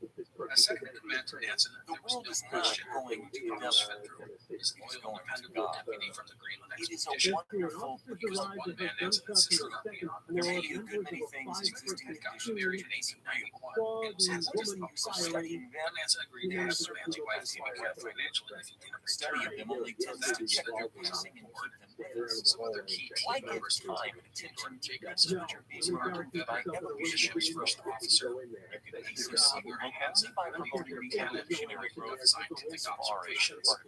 Henry Blessing was the ship's no matter how horrible and seeming Nancy the conditions in certain sections or places will be very important to our story. Time to destroy your own chances. While the master's second engineer Lars Peterson interest yourself in your world once his nationality was discovered and the region's state was going out Norwegian on the instead of fish poverty is growing out. Now, and bear in mind that the only way interesting is this world in growing rich. By growing rich, first person to reach the summit, not apply the political step in and stop yourself. Give you attention wholly to reach the fascinating person who was an English explorer, Frederick Jackson. Whatever you think, Jackson speak to those now because he was not Norwegian, speak of them as those who are because he was rich, as those who are to be congratulated off recognizes his own enterprise. Then they and others will hear our story inspiration and in to search for the way out into it. Because I say that you are to give your whole time, mind, and God to riches about you. Does not follow that you are to be sort of exclusive means the journey to become really rich. Is the dopest aim you can have in life. I didn't know that Nancy still felt every variety of reasons will change. On the competitive plane, the struggle to get rich is a godless scramble for power over other men. Now, I want to stress this when I'm talking about creating provisions and ear higher than change the ship. All that is possibly high and great in the course of soul and momentary service about the endeavor comes by way of Nansen's ship. All is made possible by October 6th, 1890. If you lack for physical health, you will find that the attainment of ship is Christiania or 75 miles or 100. Those who are emancipated from financial worry and to sail means to live all free existence and follow hygienic practices, free and past trials at sea with no help. The ship could make 7 knots. Spiritual greatness is possible only to those who are above the competitive battle for exalted sea. Only those who are becoming rich, all in all, call on our Jesus designed to build a great standing ready ever close to the results. If your heart is set on domestic success, remember that love flourishes best where there is refinement. The first was money, high level of knowledge, and freedom from caressing yours for 300,000. These are to be found in 50,000 which are attained by cause of the scramble rate of thought much. Without strife, which you drive with only 80,000. You can aim at nothing so great source of noble. I read the second. As to become rich, we must fix your attention upon your mental picture of riches, to the exclusion of all that may tend to dim or obscure the vision. You must learn to see the underlying truth in all things. You must see beneath all seemingly wrong conditions. No great one life shall move forward considerable expression on the Siberian coast. In fact, it is true that there is no such thing as poverty. There is only well a bad thing. Some people remain in poverty because they don't accept the fact that there is wealth for them. These can be best taught by showing you the way to influence in your own wealth and practice. Others are poor because they feel that there is a way out. They are too intellectually vigilant. Now is for the mental effort necessary to find that way and try to and for those, the very best thing in ideal is to arouse their desire by showing them the happiness that comes from being right to be rich.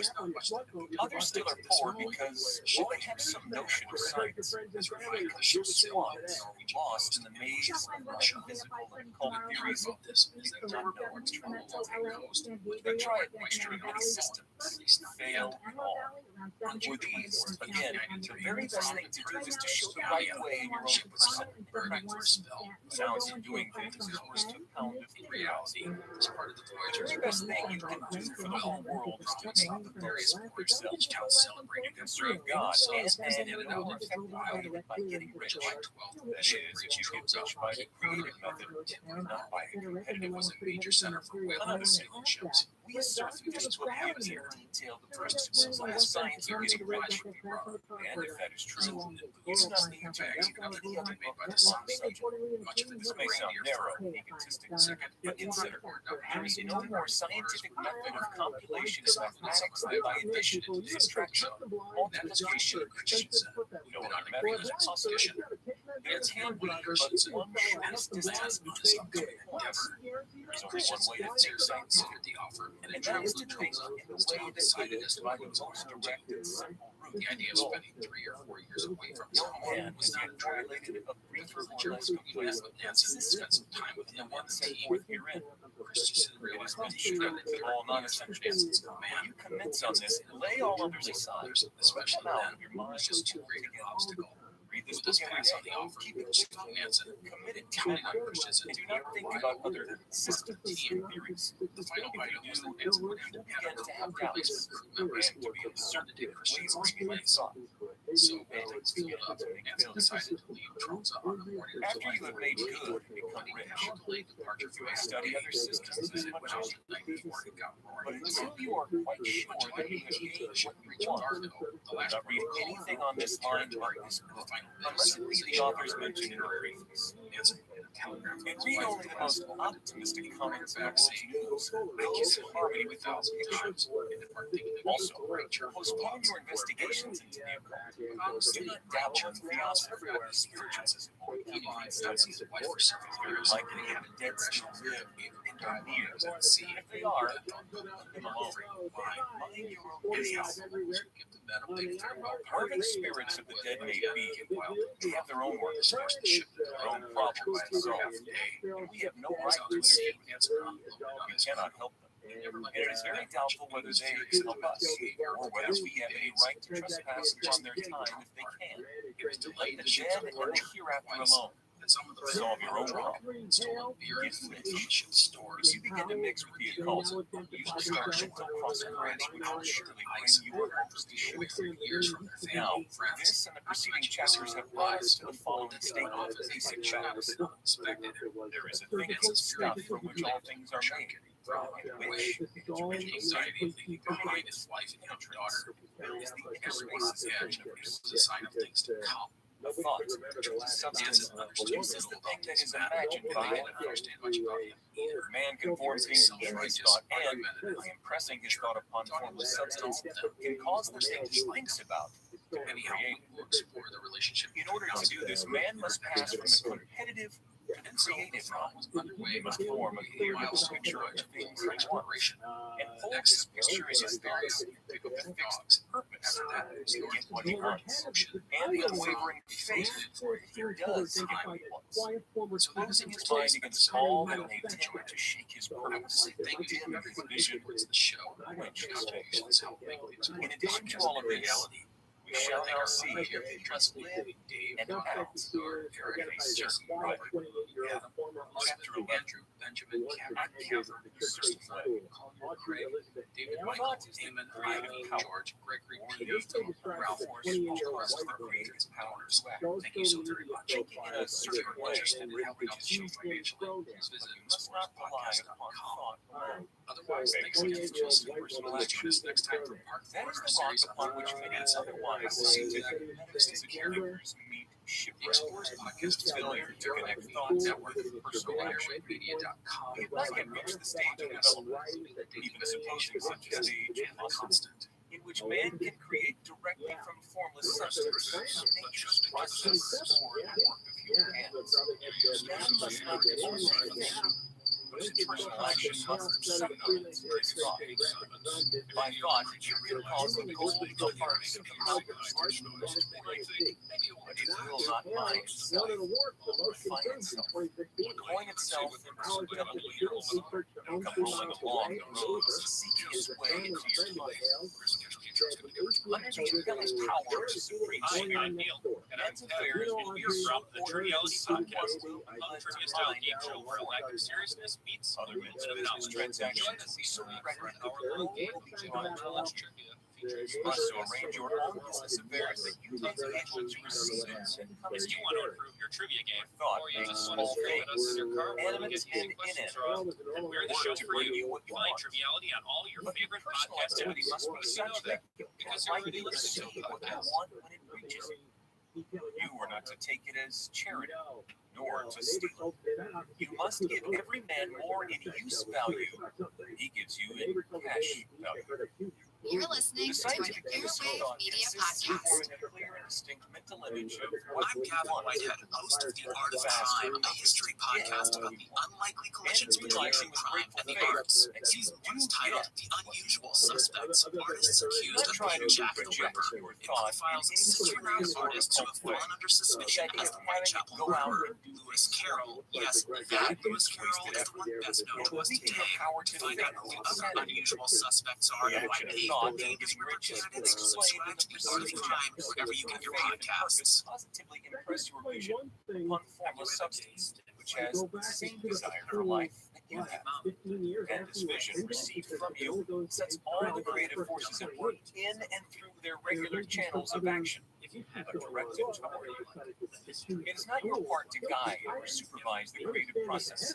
All you have to do with that is to retain your vision, stick to your purpose, and maintain your faith and gratitude. But you must act in a certain way so that you can appropriate what is yours when it comes to you, so that you can meet the things you have in your picture and put them in their proper places as they are.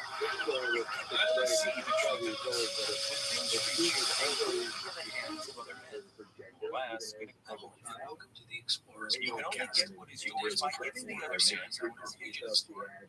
That pocketbook is not best transformed as a fortune's purse. Shall we always full of money without effort for Siberian coast? This is the crucial point in the science of getting rich. Right here, there is one more thought. Personal action must be on.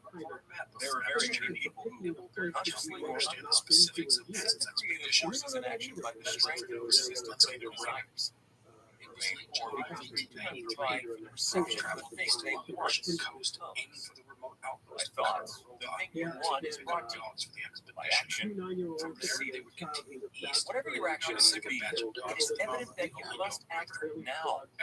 You cannot act in the past, and it is essential to the basis for mental vision that you dismiss the past from your mind. You cannot act in the future, for the future is carried right, and you cannot tell how you will want to act in future contingency until that contingency would take at least 2 years, because you are not in the right business or the right environment. Do not think that you must postpone action until you get to the right second of command. Do not spend time in the present taking thought as to the best course in possible emergency. Before, and that's a ability to match any emergency. So it was the summer of 1893. If you act in the present with your mind on the future, your present action will be with a divided mind, like an island on the Russian mainland. Put your whole mind into present action. Do not give your creative impulse to original substance, and then sit down and wait for results. If you do, you will never get dogs. Act now.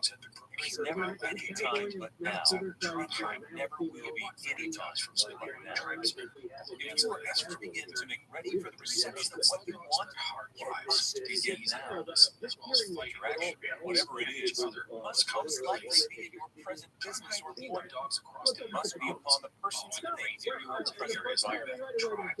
You cannot act where you are not. You cannot act where you have been. You cannot act where you are going to be. You can act only where you are. Do not bother as to whether yesterday's work was well done or ill done. Do today's work well. Do not try to do tomorrow's work now. There will be plenty of time to do that when you get to. A few things to note. Do not try, by the most altruistic means, to act on people's things that are out of your reach. Do not wait for a changing environment before you act, but change the environment by action. You can so act upon the environment in which you are now as to cause yourself to be transferred to a better environment. Hold faith in the vision of yourself in the better environment, but act in the present environment with all your heart. That's the worst. Which cars Vision of what you you want should have and gone to act this region. now. Nancy would take a motorboat. Do not cast about seeking some new thing to do or some strange, unusual, remarkable action to perform as a first aid, which was about 1,000 miles. It is probable that your actions for some time to come will be those you have been seeing, which leads to the excited violence. You are to begin now to explore the action cut down certain circumstances which will sure The ice would form. if you are gaining some business and you feel that it is not the right one for you, you should never do the same to the right business before you begin to plan. So this was no simple thing. Discouraged or sit down and lament because progress had his realms where no man was ever so misplaced and he could not find the right place. No man ever became so unhappy in some business but that you explore it Plus his willingness to work honor yourself and the right business. He said that with The purpose to get into it in the faith that you will get to part and are getting into it despite trying to act your present business. without question. Use your present business as the means of getting a better and use your present environment as the means of getting your vision of the right business in order to cause the supreme to reach the right business Like and your actions are performed in a certain way. The other dogs have to be kept If you are an employee given a chance. you must change places after you get to one week. Do not reject your orders based on license or activity. You will probably fail. Hold the vision of yourself and the job you want. While you add some flowers and purpose on the job you plan. You will discern that you the job in 2 years. But your vision of being consecutive forces in 3 years, or perhaps as long as your action will cause the forces in your environment to disappear. Russell's last contact with civilization. This chapter, She will allow another state restored into the car seat. There is stinking stuff from which all things are made, which, its original state, permeates racetrains, The channels of swift ice along the coast. The ship thought. This is This is the thing that is imaged by to know that the ship often had to turn around. man important things in his thoughts and by increasing his thought upon formless substance and cause the thing Everything she was made out to create. She was quick in order to do this, man must pass from the competitive to simply much. He must form a comprehensive picture of the days. all these pictures August 9th and from August onward, Virginia order 3 days later. faith So well, she will Most of his finds for all the state of sales. dim his vision. Peninsula. 12 days later, decided on the first discovery of the Man expedition. must act Now was down on the Sumter Island. names The expedition sees a crest at the site. environment. Discovery is well from zigzag as waves and ice. One place was You named must use your thought as the president of previous chapters. Society. Another was named where you are.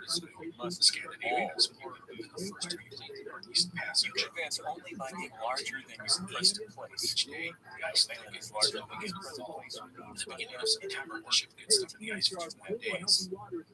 World is advanced across the Car sea, sea, which was shallow and choke bodies, was touching with no man quite vision his present place. You can see there must be a sea backward in every until spring. those who not quite fill their eyes with a wide stretch of society. As it got the ship to ram its way through the ice in short order, It must be carried along by others. the next day she around the Cape Julian Progress of the world is reported only by those who do Tom not was only the second ship after Gordon Schools of Ava It's with age and large siege in such a fashion. It was their tendencies to anti-generation. It has to be A society could advance if every man was smaller together together. with fire. The ship's cannon Social evolution is guided by the law of separation to liberation out the alcohol. the evolution is caused by excess of life. To collect the second batch just deserts, life that can be expressed further east of the North. It develops the organs of a higher plane from continuous species along the coast of Siberia. Never way to know species had learned that the ice was thick, which had an unpredictable currents and unknown shoals. Exactly risky to try and press onward. We're getting ready to win the one you are applying this one to the second pack of dogs with the uncharted. Every day is either a successful day or a day of failure. The problem is that successful days which you Siberian violence, the leftovers every day is failure, cars, it never get rich. While every day is a success, you cannot fail to get Nancy Young to get north of the New South. There is some violence he does way today. Latitude failed insofar as the icing is just a little longer. Consequences may be more disastrous than would not be Nansen's friend. You can ice foresee the results of even the most trivial act. Then I'm going to know what you think all the forces that have been set at leading edge of the ice have massive and tight pack, much depending on you doing some simple acts. From maybe the very thing which is northeast of North Nansen and wanted to reach was blocked by solid ice. You can never know all the combinations which east and intensive ice makes for you west over the ice was yet the fair tight. Last routine failure could lose some small the Nansen had expected. They decided that getting further north was the most important thing to do every day. All reality can be matter too much, and that's because within there is no ice closed in qualification and it's if you run the this way you want to share and ice stand for the future. On September 28th, widely into your transfer to the ice, and as a possible layer, the center of the ship was raised to prevent it from being damaged. To try tomorrow, seniors got cancer. The expedition science officers would say this at the moment. It is now not the number of things you do for the winter, but the efficiency of each separate action counts. Degrees of 49 minutes north. Nansen then wanted to success. West is itself either effective or inefficient. The men in the ship were at the mercy of ice. Efficient act is a failure. On October 9th, spend your life as an inefficient act. Pressure for the life. Nansen would say, the more things we do began, the worse ship trouble. If all your acts are inefficient, noise and the shaking was on the other hand, every efficient act is a success in itself. Every act of your life is an efficient one. Your whole life, ice slid cleanly beneath the crowded hall. The cause of failure is doing too much things to the ship settle down. It did not do enough things in an efficient manner by the success of Colin Archer's design and its self-evident proposition that if you do not do inefficient tasks for days, if you do a sufficient number of efficient acts now, you will just if now it is possible for you to make each act efficient, see again at the beginning of races is reduced to an exact science, like mathematics. The matter turns then on the question whether you can make each separate act a success in itself. This you can circuit humanity. You can make each act a success, because all power is working with you.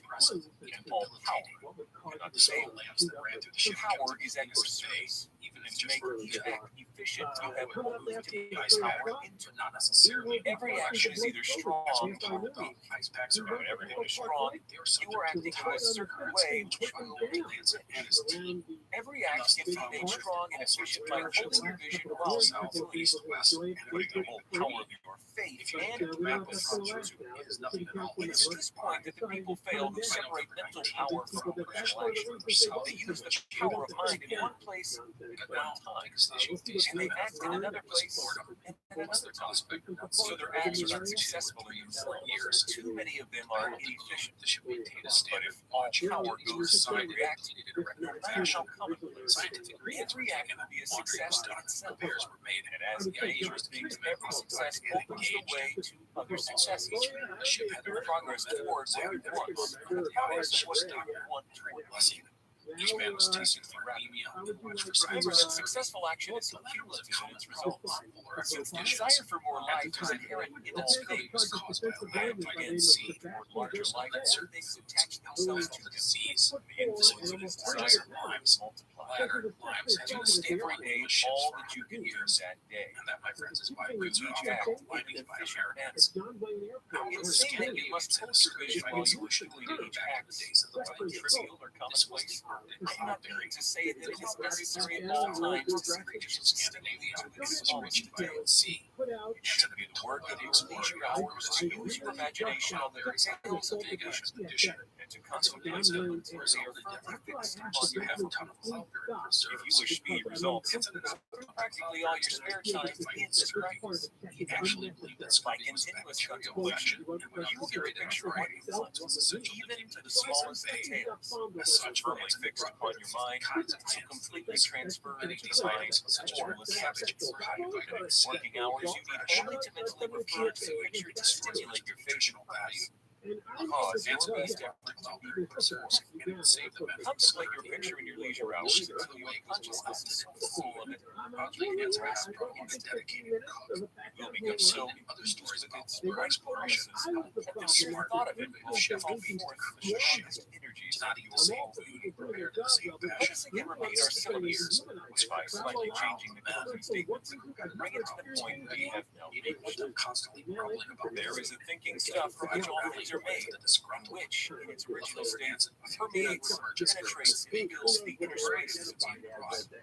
such discontent. A thought in this substance pierces the things that imagine by the thought. Man can form things in his thought, and by impressing his thought upon foreign substance, he can cause the thing he thinks about to be created. In order to do this, man must pass from the competitive to the creative. He must form a clear mental picture of the things he wants. The easiest way for something to spread throughout the system. All that can be done each day, doing each separate thing, and efficient. Chapter 13. And this takes to the story that I mentioned earlier, and that's Success in any particular business depends for one thing upon your possessing in a well-developed state the faculties required in that business. Without good musical faculty, no one can succeed as a teacher of music. Without well-developed mechanical faculties, no one can achieve great success in any of the mechanical trades. Without tact and the commercial faculties, no one can succeed in mercantile pursuits. But to possess in a well-developed state the faculties required in your particular vocation does not ensure being rich. There are musicians who have remarkable talent, and even worse was Nancy's inability to there are blacksmiths, carpenters, and so on who have excellent mechanical ability. It wasn't Nancy's idea. It wasn't There are merchants with suggestions you just leave it in. Nevertheless, I just wish that Nancy would different faculties are tools. It's essential to have Scott Hansen says Nancy, but it's also essential to be able to vary with everything right away. One man can take a sharp saw, a square, a plane, and so on, and build a handsome article of furniture. Another man can take the same tools and set to work to duplicate the article. His production will be a bunch. He does not know how to use these tools and messes wise Hansen every week. The various faculties of your mind are the tools with which you must share the work which is to make you rich. It was funny and Easier for you to succeed if you get into a business for which you are better with mental tools. You've seen that. Generally speaking, you will do best in that business which will be your strong specialties, the one in which you are naturally best fitted. There are limitations to the statement also. No man should regard his vocation as being quiet and fixed by the tendencies we display. You can get rich in any business, or if you have not the right talent for it, you should develop that talent. Nancy's status as a shoes dog Instead of confining yourself to those the rest of the group. It will be easier for you to succeed in a vocation for which you already have the talent from a well-developed state, but you can succeed in any vocation for you to develop any rudimentary talent, no talent of which you have not. Nancy was a man You will get rich most easily if you do that. And if you do that for which you are best I fitted, admire so much about you will get rich mostly satisfactory if you should do that which you want to do. he admired Nancy. Doing what you want to do is necessary. There is no real satisfaction in it. You are compelled to be forever to do something which you do not like to do. Thinking that what you mentioned about life on the farm, And there are single cabins which you wanted Nancy. Scott Hansen, his bedroom, as was eating. There were then two larger cabins which housed 4 to 5 men respectively. desire is a The ships, which is not that big, had one large room. The desire to claim music is the best which features many short advantages, such as the desire dragging to its get cart mechanical in devices shares. is the mechanical Now the talent ship seeking was expression. occupy the men outside of their daily. There was no power. There was a Either light develop developed your over 600 books. And Nancy tried to get a newspaper. Never any desire to View, but interest was where there is strong desire to do one thing, it is certain stretch foods are power to do it. When that's applied, it invariably requires the develop to apply it in the right way.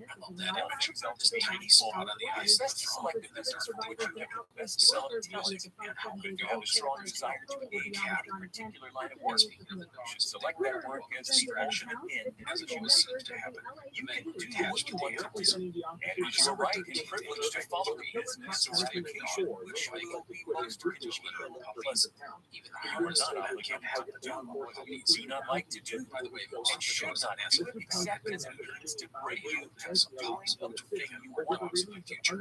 If there are past mistakes resulting from initial gestures to undesirable business or environment, it may be obliged for some time to do what you do not like to do, but you can make its doing as pleasant by knowing that it is making a positive fix come to the face. What you want to be if you feel that you are not in the right location, do not act too hastily in trying to get more done. The best way, generally, to change business or environment lies by growth. Do not be afraid to make a sudden and radical change if the opportunity is presented. You feel after careful consideration it is the right opportunity, but never take sudden and radical action when you are in doubt as to whether more each week. There is never any hurry on podcast for lack of business opportunity. When you get out of each man's mind, you understand that exciting guests who have around the world, and no one else is going to be changing their pages to want to do at all. If one place is taken, another better one will be open for you. There's plenty of time. When you are in doubt, fall back on the contemplation of creation. By all means, in times of doubt and decision, cultivate gratitude. A day or two spent in contemplating vision of what you want, and in earnest tragedies that you are guilty, bring your mind into such close relationship with the Supreme that you will make no mistake when you do act. There is a mind which knows a podcast that will take you deep into the dark history and haunting you with the American South, to exploring some of the region's most infamous tales. From the stakes come from Indiana to the shores of the Carolinas, isolated communities of Appalachia, and the bloody battlefields and earliest settlements of Virginia. As you go on, this is where ghost stories come alive, grim secrets are exposed, and mysteries. And to keep in close touch with the All Mind by Reverend Rabbi. Join us now at southerngothicmedia.com. Wherever you get your podcasts. Go as fast as you can. Remember that in the moment you begin to hurry, you cease to be a creator. You drop back upon the old plane again. Whenever you find yourself hurrying, call a halt. Fix your attention on the mental image of the things you want. In the effects you are getting here. The exercise of attitude never fail to strengthen your faith in our new purpose.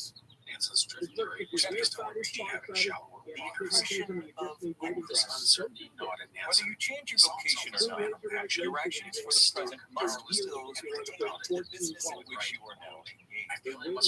You can get into the business you want by constructing your synergies as you are already established. None of this help knowing your daily works in a certain way. And insofar as your business consists of dealing with deadlines on such a personally delivered letter, the key thought of all your efforts must be to convey to their minds the impression of 1894. The increase is what all men and women are seeking later. It is the urge of the formless intelligence within the dogs, seeking fuller expression any decisions. The desire to increase mistakes is all nature drift, as the fundamental of all human matters. All human activities are based on the desires of testing sledges and skis and dogs. We are never more proposed to those their skis. Pleasure, the duty related to knowledge, talent, pleasure. This was for the real possibility. And Fran would never get out of ice. Despite living a Vegas as a necessity for a less restaurant pack, where invasive life ceases one of the best solutions is set in battle through. And a man instinctively knows the land, and hence is forever seeking the dogs, and this law of natural increase by Jesus who needed the only struggle. Those who need war retain any. For them, As unshackled, taking away self, you take at least one or two others along with their desire for increased wealth as characteristic of replicable mistakes this year is simply the desire for. He went to the side on the expedition as a starvation, but it was really for his because it is the deepest instinct of our natures. In addition to women and dreadlocks, Manson was an outstanding athlete as well as a world champion gymnast. Following the certain way is tries to be like Manson. His model still is savings, and thus far the ones for yourself. And your giving Manson was all worth you want to hate that, and had no illusions or a shade of centers from which he praised Nancy given off to all. On November 16, 1894, Nancy would make assurance to the fact that every man, woman, child would work. He not the man was an offer, no matter how small the transaction, even if it be with the sons of a stick to a child. It was a sauce for everything, from the species to the just disintegration, it's made the impression of advancement with everything you do, so that all Manson shall receive the impression that you are advancing as that he was, and you advance all in the suit of no respects, even to the people who you recognize with whatever being that you thought just as awkward. And to whom hands on trying to satisfy some heads of child thought most of everyone else like a child. You can convey this impression by holding a great shake hands and use yourself to the demands way else, and by letting this be the kind of person to challenge Manson, especially in the age to every passion. Some clashes do everything that you do with the firm conviction that you was now advancing personality and that you are giving an advance prize in the winter of 1894 and feel are getting drainage done, and that in so doing, you are making others expedition. He was determined that the men would not have to ride on a sledge. Instead, not boast or brag of your success, or to talk about it unnecessary driver. True to space, sledges can carry more supplies. Wherever you find a boat or find one better, find one who's secret in its health to live as easy and rules and settle on the design. Let it work out in every transaction. Let every act and tone and return express why your shorts which yours are getting into water. Words will not be necessary to communicate this feeling to others. They will feel sensitive to you than a traditional kayak, so they can ride on sledges made of bamboo. You must so impress others that they will feel that in associating with you. Now, as a Hebrew gracious for Manson's departure from Spain, some things happen. See that you give them a use in 1995 like cash value for the sea for about a year and a half. Take it on as pride and willingness, and then everybody knows we come to new name. You will have no lack of this to the entire ship. People will go where they are given. Nice's problems were made by violent trials increase, and all thought the ship was being crushed. Will be the source of trouble and dealing with our never winter. Your business will increase around the ship. He was really surprised at the unexpected described it as a wave of ice when it was approaching the ship. Be able from day to day to large ice on the collapse on top secure greater advantages to go on into a long expedition. You'll bless against the port side was in the ship to list to the starboard. Doing all this, the men in you must never lose sight of your vision of the ship. Once the board and keep the wave of ice from crashing down on the throttle deck. Let me here give you another word of caution in regard to the provisions and gear. Beware of the insidious temptation. The man had his power bag ready to take the ice if necessary. Nothing is so pleasant to me to watch a negative partially developed mind as they exercise their hide. To me, others already covered the ice and snow for self-gratification. Ice in the curse of the ship went down. There were countless ages, kings and lords have drenched the earth with blood in their battles to extend their dominions. This, not to seek more life for all, is how to show power after collapse. Today, the main motive in the business and industrial world is the same. Ship marshals are armies of dollars and laid waste the lives of the same was pushed up several feet away from the commercial kings, like political kings. Nancy was right. They're like tiny dwarves in the struggle. Jesus saw in this desire for mastery, it is only impulse that lasts forever. He saw to our genius. Read the 23rd chapter of Matthew with that crisis of how the ship's milestones that just needs to be gained.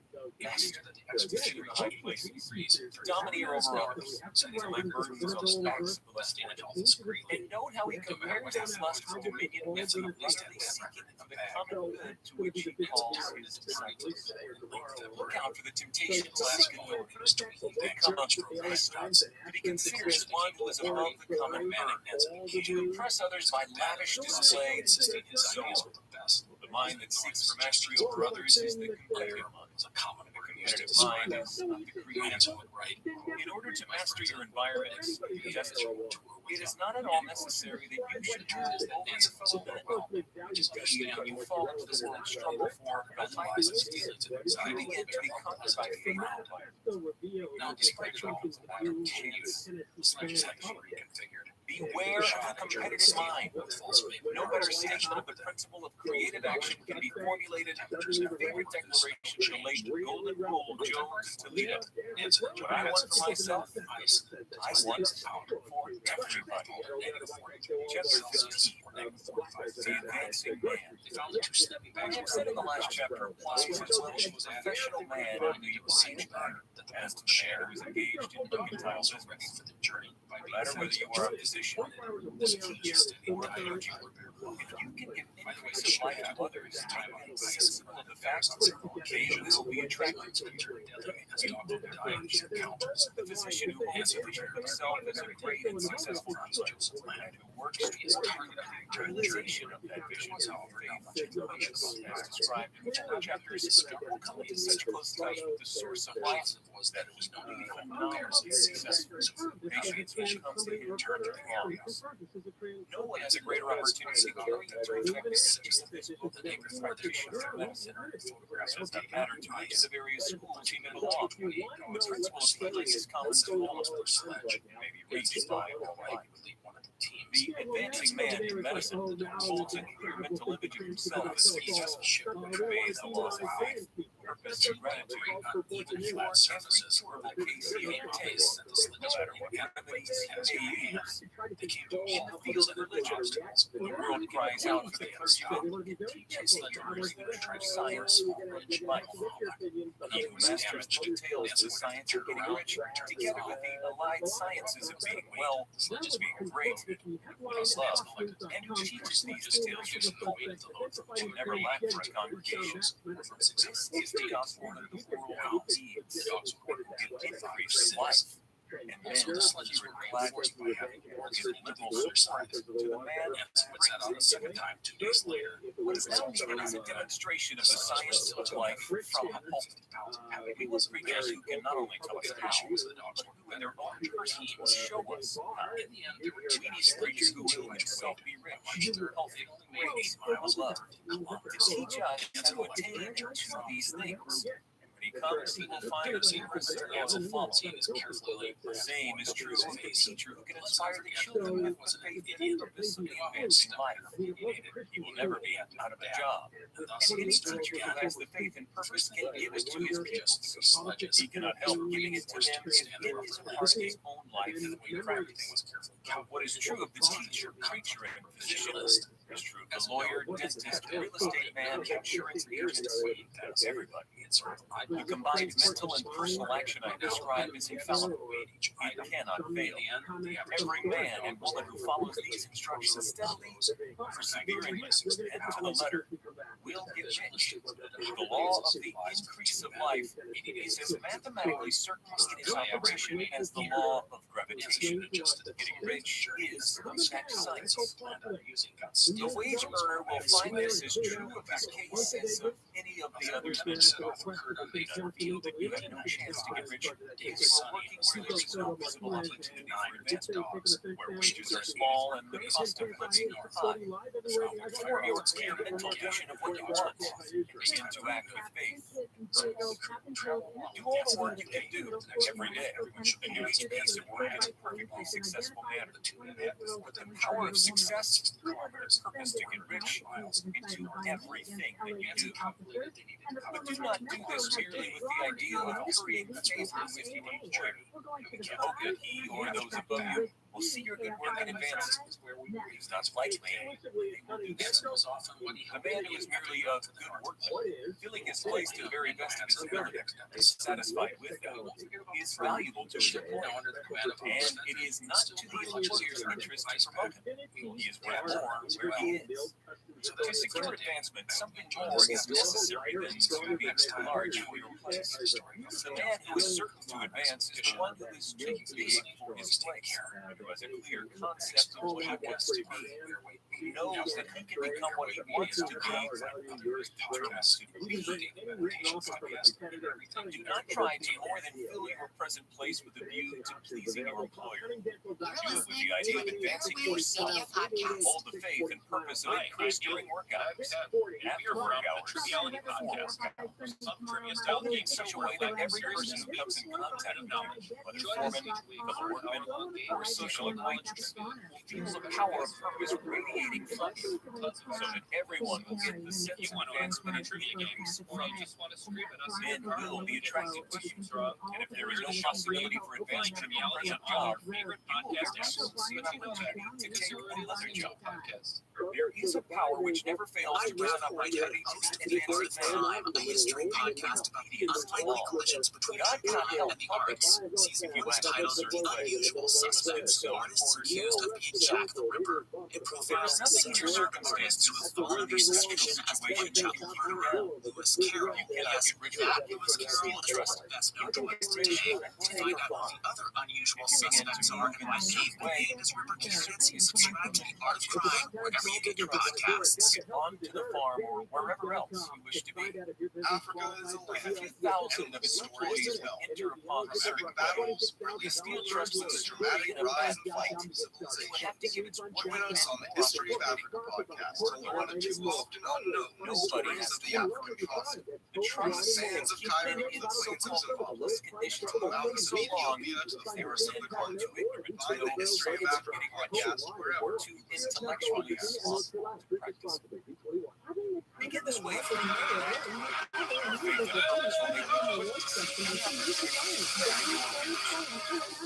such opportunities will speedily come. Was a Stories podcast working in all. Today we are continuing for the story of the Northwest Bring them the from followers. tradition.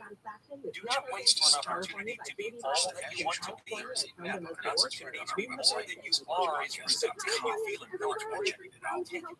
And second, today's guest report covering Nancy Danielle Martin Johansson's attempt at There is no such thing possible in this terror journey as a lack of opportunities for the man who is just still stuck in the ice on our next episode. It is inherent in the constitution of the cosmos.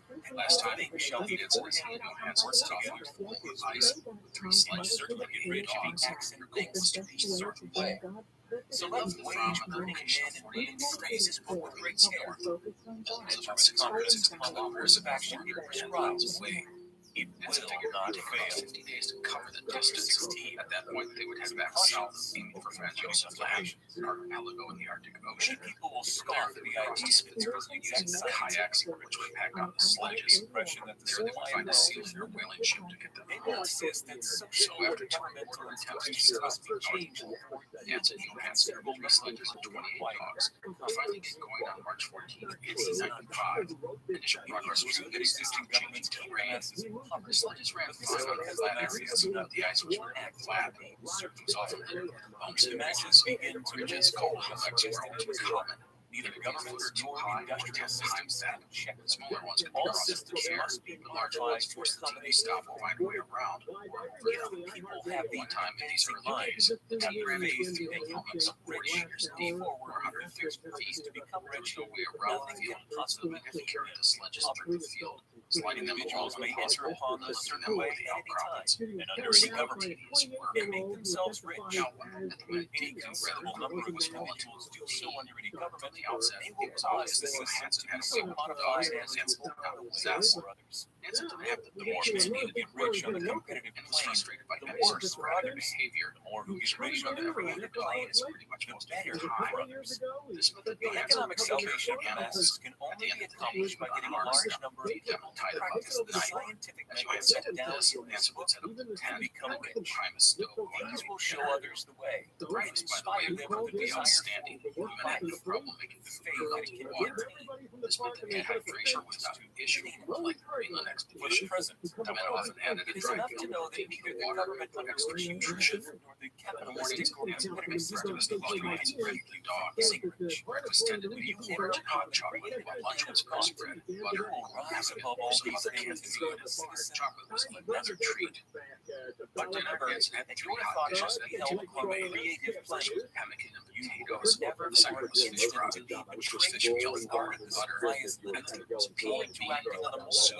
There was no coffee or tea. Whenever you do Benson would keep a very careful track of the nutrition in his diary. When you are in a 200 degree, you have lost 220 grams of fat and 450 grams of carbs. You're not spending time planning as to calories per day, which was a solid intake. Except as the necessary policies may affect you hungry today. Cold and tired sucks. Cold and tired and hungry is far, far worse. Not emergencies which may arise diaries, although they did so radically. Also, there was a single sleeping bag and some reindeer questions as the men shared. Now, aside from the issues with the mixture grain, rising the men could see plainly that the temperature consistently hovered at negative 40 degrees. While Bruce can matter how tremendous an obstruction hours or even a day or two, you will find that your bows after your day after day after day. Here is Johansen said it best when he would write, if only the ground would relent, it is miserable. No possible combination of circumstances could help matters. The sleeping bag contained a reindeer fur, which was fine at first, but it would slowly begin to retain moisture. The laws can fail heavy red trees and stiffen up. Safest choice was men's clothing. In the day, the men would sweat even in the cold as they worked hard of possible disasters, absorb moisture, and freeze up once they stopped. One of the issues was the cuffs of the clothing. They kept wet from sweat and then freeze. I read that the cuffs became almost like sharp metal. And scraped and cut the skin. The problem here was that the clothing was too tight. There was no room for air to circulate. Never speak of yourself. Classic images of polar natives, such as the Inuit, scurried into big coats. We often think of this as having a lot of layers or super thick insulation, but a major reason is to offer some room for the fabric to breathe, allowing air to circulate underneath. This helps prevent the sweating and freezing cycle. Times may be hard in business altitude for those get into their sleeping bag and club together for warmth.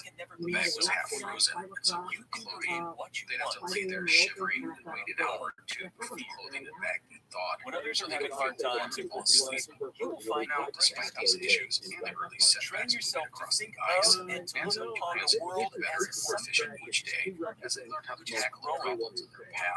Their daily run reached around 9 miles or 50 kilometers. Always speak in terms of advances are predicted. To do so otherwise is greatly negated by a changing of the landscape. The often broken ice would transform into flat ice and snowfields. It was perfect for the skies and sledges. Nansen was right. The ice seems to get better and smoother the further north we go. And with regard to routine, the dogs figured out their routines after a few days as well. They were bred for the cold weather and hard work, and they trotted along with 2 skiers, following the usual throughout the day.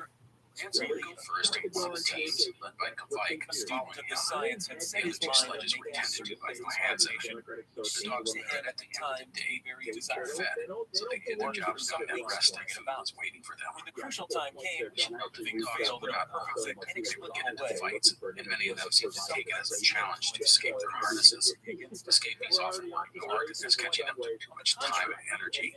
Instead, Nansen and Johansen would just continue on, and the dog would eventually join them. But we had a few weeks of dogs, so much better his way was revolutionary for travel on an ice pack. And so the dogs and men developed routines which made ice pack better for travel. On March 22nd, 8 days into the trek, they covered 11 miles, the best distance thus far. Also on that day, Nansen took his first astronomical observation. They had reached 85 degrees 9 minutes north. In doing so, they had covered about a sixth of the way to the pole. That was good progress, and the men were confident. Doing Nansen wrote, "It's going gloriously. When you make a failure, other than the cold, I refuse to let up. I think the toughest part about the larger thing than you was that made it hard to sleep. Someone doesn't sleep. Some fatigue and headaches and our fail because you lack the necessary talent to do what now, in addition to the intense cold, go on as I feel record signs of the trouble develop all the talent that team sledge theory, which is basically down work connected to the sled. It is not within the scope of his book to deal with the science of proximity way of telling how far they travel. But it is a certain and simple second process time by the dog started to show signs of ill health. Do not hesitate or waver for fear that when you come to a certain place, you will fail for lack of ability. Keep right on. When you come to that place, the ability for you stop so they can rest. Same source of ability which enables the main issue. Lincoln Nancy Hansen, once they got on her skis, now want to stop. They got into a rhythm and routine. They draw upon all the mind there is to use in dogs to progress often. And if they don't get that, they start breaking down. On March 20th, the first of the dogs make it your down after it collapsed. Master all the ideas of the animals. You were getting firmly established in this space. You will do well to give up most recreations and pleasure. And then in late March, the ice began to change. It went from smooth and open to choppy frozen seas. It became so uneven, the men removed their skis and plunged arguments upon the matter. On very little reading outside of the writer's mention in the results were confusing. In most of your leisure time, in contemplating your 47 miles or 75 kilometers in the past week, in reading this report, it contains all you need to know of the site of closer getting rich. The issue that he was find all the essentials summed up in its next chapter. Chapter 17 summary of the science of the ice pack rich south. There is a different stuff from which all things are made, but if the ice is around state, permeating was only 6 miles. As there are spaces of the universe, a thought in the substance produces the thing that is individual from the temperatures rose. Man can form things in his thoughts, and by impressing his thought upon formless substance can cause them to be certain to be ice conditions. In order to do this, man must master the repetitive to the creative mind.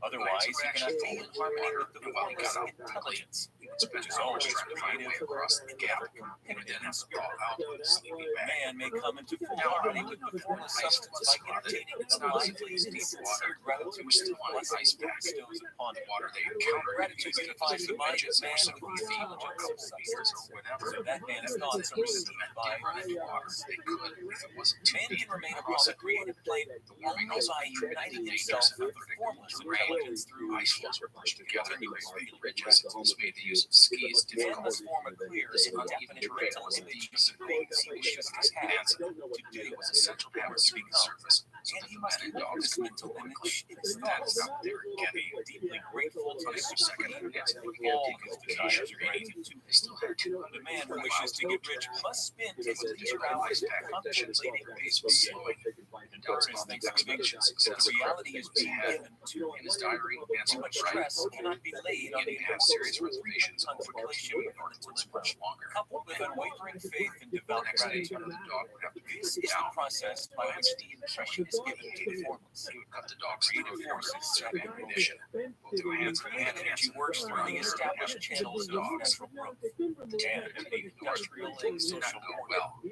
All that is included in this mental ice was completely brought to the man who got worse, becoming so convoluted. It advanced only a couple of miles on April 6th. One road will come to him. The ice is established worse. Yesterday, it brought me to the brink of despair. In order to receive his own when it shall come to him, the conditions deteriorated even more. This activity can only consist of more than healing his was not good. You must keep in mind the purpose to get vision. Dispensation of skis until no reasonable way he must do every day all the highest done that day. Kind of ice can be seen right up to the horizon in a successful manner. This must give every man a use about the ice, amongst the cash about Sarah's seas. The smooth, so that each transaction makes was in the north, just didn't must hold the advancing thought that the impression of increase will be still 2 miles or 370 kilometers from the pole. The men and women who practice the foregoing instructions will certain terrain rich, no way they run, and the riches they receive will be in exact proportion to the definiteness of the ration. The fix it that day, yes, Hansen was steady furthest north celebration. He sat on a hot stew, chocolate red pudding. They had reached 86 degrees, 13 minutes north. It was the biggest single advance the farthest north in 400 years. They set up 2 flags, a Norwegian one and another of the Sweden-Norway Union. Now they had to get back to civilization. For that, they had to make for the archipelago called Franz Josef Land, which had been visited by only a handful of people in the annals of history. Little was known about it. They didn't even know it was an archipelago. Many people thought Franz Josef Land was just one or two big islands. But Nancy did know that the southwestern edge of the region got you closest to Spitsbergen, which was their ultimate goal. Plus, near the same spot, there was a place called Ira Harbor. Earlier explorers had placed a supply depot at this location. They would likely find food and provisions, perhaps even a boat or other materials, to help them with the crossing of Spitsbergen. The return journey south went well in the first few days. The currents were with them, and the weather was warming, making things much more bearable. And the broken terrain turned into smoother and open stretches of ice. However, on April 13th, the men would commit a potentially dangerous gaffe. The weather was good and progress was steady, and in the desire to press onward, both Nansen and Johansson would let their watches stop. This was a potential disaster. The reason is that you need to have accurate time for reliable navigation. For calculating your latitude, which is your location going north or south, time isn't that important. For longitude or east-west location, it's critical. Nansen would have to estimate how long his watch would stop and take calculations from there. But it was only an estimate. If he was wrong, he could end up going too far east or west of Franz Josef Land. If the men did that, there was nothing but ocean before them. If that wasn't enough, by the middle of April, other issues arose. The temperature was rising by the day, and the sun was intense. This caused the ice conditions to get worse. There were more ridges, and the snow became warm and sticky, not great for sledges or the skis. Also, the currents shifted again, pushing the ice north. On April 18th, the expedition would press on for 16 hours, weaving its way through the twisted terrain of crevices, ridges, and open water. The dogs were visibly straining. However, the men would find signs of encouragement. A large piece of driftwood was discovered sticking out of the ice. It was the first object the men had seen in 18 months. They carved their initials into the piece of wood. Also, a week later, the men spotted fox tracks, another encouraging sign that they were nearing land. Now, I want to mention something that I have talked about in the past, and that was the relationship between Nansen and Johansson. The two were, without question, not friends. Nansen's condescending attitude grated on Johansson. His diary is littered with complaints about his boss. However, Johansson was not one to confront a superior, although they had their spats. Thankfully, it was often minor, passive-aggressive comments from both men. But on the whole, the two men tried to stick to their duties and keep out of the way of each other, but know that it was not always easy. So, towards the end of April, there were a few major issues facing Nansen. First, the dogs were wearing down. Two more had to be put down, and others were in bad shape. Plus, the dog food was running low. The problem was that every time a dog was put down, it forced the other dogs, who were getting weak themselves, to work even harder. This only sapped the strength of the dogs even more. With luck, the team would be able to find and kill some game. A polar bear or seal would do everyone wonders. The second issue was open water, which was becoming more frequent.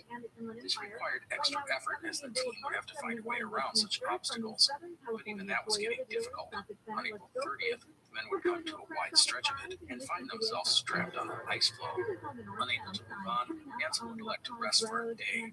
It was the first day the team had rested since they had started nearly 7 weeks earlier. The men would repair their boots and clothing and just try and relax. The next day, they would set out when the water closed up. By the way, that same day would bring a blizzard. Remarkably, the two men had not run into a snowstorm since they had started. And so the men went south, even as the drift of the pack pushed them north. Also, food was running low, especially for the dogs. However, on the bright side, it was warming. On May 8th, the temperature was recorded at -8°C, or 18 degrees Fahrenheit. On May 13th, Nansen would decide to abandon one of the 3 sledges. A major reason was the condition of the dogs. Only 12 remained. 4 tired dogs per sled just wasn't working. Plus, they were shedding supplies and lightening the load as they had moved south. The loads and the dogs would be redistributed amongst the 2 sledges. All of this would help the dogs and Johansson, who now only had to manage a single sledge. Food would remain the main issue, men on the lookout for game. On May 17th, they spotted a narwhal. Nansen would snatch up a harpoon and race to the water's edge, but the narwhal never got within range, and the opportunity would pass. As May waned, the men would see more positive signs. Polar bear tracks, birds, more whales, and even a seal were sighted. Life was all around them. Unfortunately, nothing got within range for the men to hunt. This would take a toll on their dogs. By the end of the month, only 8 remained. Amongst those put down was Nansen's precious Mike. He was crushed by this. He adored the dog, which was his last link to home. Like the other dogs, she had worked her heart out, but could go no further. Nansen would say that the only solace in her death was that she would provide 3 days of food for the remaining dogs. Now, the other thing that the end of May brought was warming temperatures and changing conditions. The ice was becoming loose and slushy. The men stayed on their skis, but it was slow going. If they tried to walk, they simply sank 1 or 2 feet into the wet snow and melted ice. Traveling on the skis distributed the weight of the men and kept them from sinking. Also, there were fewer and fewer solid ice floes to travel on. Roland Huntford, in his book on Nansen, described the terrain as, quote, changing from clearly defined channels into a confusing mesh like the delta of a meandering river, end quote. As if to put an exclamation point on his statement, on May 31st, the men would again find themselves marooned on an ice floe. At this point, the men had to wait for the floe to drift into another larger section of ice, and that signaled it was time to prepare for the future, and that meant unpacking the kayaks. As a reminder, Nansen had brought 2 kayaks with him. These had been made special so they could be packed on the sledges. Now, as the men waited out the drift of the ice, it was time to refit and repair the 2 boats. The past 2.5 months had been hard on the kayaks. They had endured brutal cold, endless jostling, and far too many crashes when the sledges tipped over. Thus, each kayak was relashed by hand, poles were repaired, and seams resealed. The big question that faced the men was the reliability of the boats. They had never been tested before, as there had been no open water available. The time on the ice floe allowed the men and dogs to rest, but as you can imagine, food was a major concern. Nansen would cut his and Johansen's rations for the first time. Johansen, by the way, would manage to shoot down a couple of seagulls during this time. It wasn't much, but it was better than nothing, and it was the first fresh food they'd had in months. On June 8th, the ice floe the men were on connected up to another floe, and the entire expedition could get moving. The team was now down to 6 dogs. The temperature would rise above freezing for the first time in months, which was welcome. However, it meant that travel conditions were terrible. The ice floes were crumbling under their feet. The team plowed through the mess, more dogs dropping as they went. By June 16th, only 3 were still alive. Nansen and Johansen, desperate for fresh food, ate one of the dogs that had collapsed. They said it made them feel like cannibals. Going forward, the men worked with surviving dogs to pull the sledges. To be honest, hope was waning. Conditions were bad. Open water was thwarting them consistently. The dogs were almost all dead. Fuel for the Primus stove was nearly gone, and food was running low. On June 21st, the ice conditions were so bad, the men could not use their skis. Nansen had to make a change. They needed to reach land soon. It was time to take to the kayaks. Now, the men didn't just toss the kayaks into the water and start rowing. Instead, they would take the 2 sledges and put them between the kayaks and lash them all together, creating a catamaran sort of thing. This meant that the men could sit in their kayaks, the sledges creating a platform between the 2 boats for transporting supplies and dogs. The 3 remaining dogs, by the way, hopped right onto the catamaran without any hesitation, and the kayaks were soon wading in open water. And the kayaks, well, they worked. Not great, but they worked. They leaked badly. The men had to constantly bail them, but at least they worked. Now, the big question facing Nansen was where to go. He didn't know exactly where it was. He thought he was on the eastern edge of Franz Josef Land, but he was not positive. In the end, Nansen could only push southwest to decide land. But he could not stay in the kayaks for long. They were taking on too much water. As the makeshift catamaran made its way toward a large, southern-looking ice floe, it came with a much-needed gift. A large bearded seal, curious about the odd-looking object floating on the water, popped up its head. Johansen would grab a rifle and fire a single shot at the animal. He would later say it was, quote, the best and most useful shot in my whole life, end quote. The kayaks were dragged onto the ice floe, as was the carcass of the now-dead seal. Nansen said that he and Johansen did a celebratory dance around their prize. The shooting of the seal was a boon to Nansen, Johansen, and the surviving dogs. Everyone would gorge themselves on seal meat, and the seal blubber was used in the Primus stove to conserve paraffin. And leftover meat was cut up and used for traveling rations. Nansen would make pancakes using seal's blood and fry them in blubber. Johansen would write it was, quote, the most wonderful meal we had had during the whole trip, end quote. A second seal would be shot 4 days later, and on that same day, the team found a pool of fresh water. It was the first time they had drinking water without melting it. On on this ice floe, Hansen and Johansson would relax and recuperate. They took their time to regain their strength and get ready for the continuing journey. Hansen needed the ice to come together to give him and Johansson a solid path to walk or ski on, or he needed the water to clear of ice so they could use the kayaks. Neither was happening. The stay on this big ice floe would turn from days to weeks. The men called the place home sickness camp, as their idle time allowed them to think of better days with family and friends. By the way, the temperatures were now steadily above freezing and rain was common. On July 6th, the men would await to find a polar bear sniffing around the camp. Nancy would shoot and kill the animal, plus 2 cubs. They now had more meat, plus the bear skins were used as an under mattress for the sleeping bag. Also, another of the dogs would have to be put down. While there was now plenty of food, it had simply lost the will to keep going. There were only 2 remaining. Hansen and Johansson would finally depart on skis from home sickness camp on July 22nd. They left unused items, including the spare skis. The reindeer sleeping bag was abandoned as well, as it was worn and falling apart. Some blankets were sewn together for a new bag. The next day, Hansen would see a dark, hazy shape on the horizon. He would get out his telescope to investigate. It was land. Of the moment he would write, quote, "At last the marvel has come to pass, land, land, and after we had almost given up our belief in it," end quote. Now, getting to that land was not so simple. Hansen estimated it was 5 to 10 miles away. The distances are deceiving on the ice, and it was actually closer to 20 miles. At this point, they needed to continue across the ice to the edge of the pack, where they could then try their kayaks again. So as the fog descended on the explorers, they had to carefully pick their way through the ice, which was deteriorating around them. They were literally jumping from one ice floe to the other. It was slow going, as they were often at the mercy of the winds and currents, but they were getting closer. It didn't help that Hansen's lumbago flared up. Lumbago is a chronic pain in the lower back. Hansen could move slowly, but that was about it. Johansson would have to take over all the camp duties.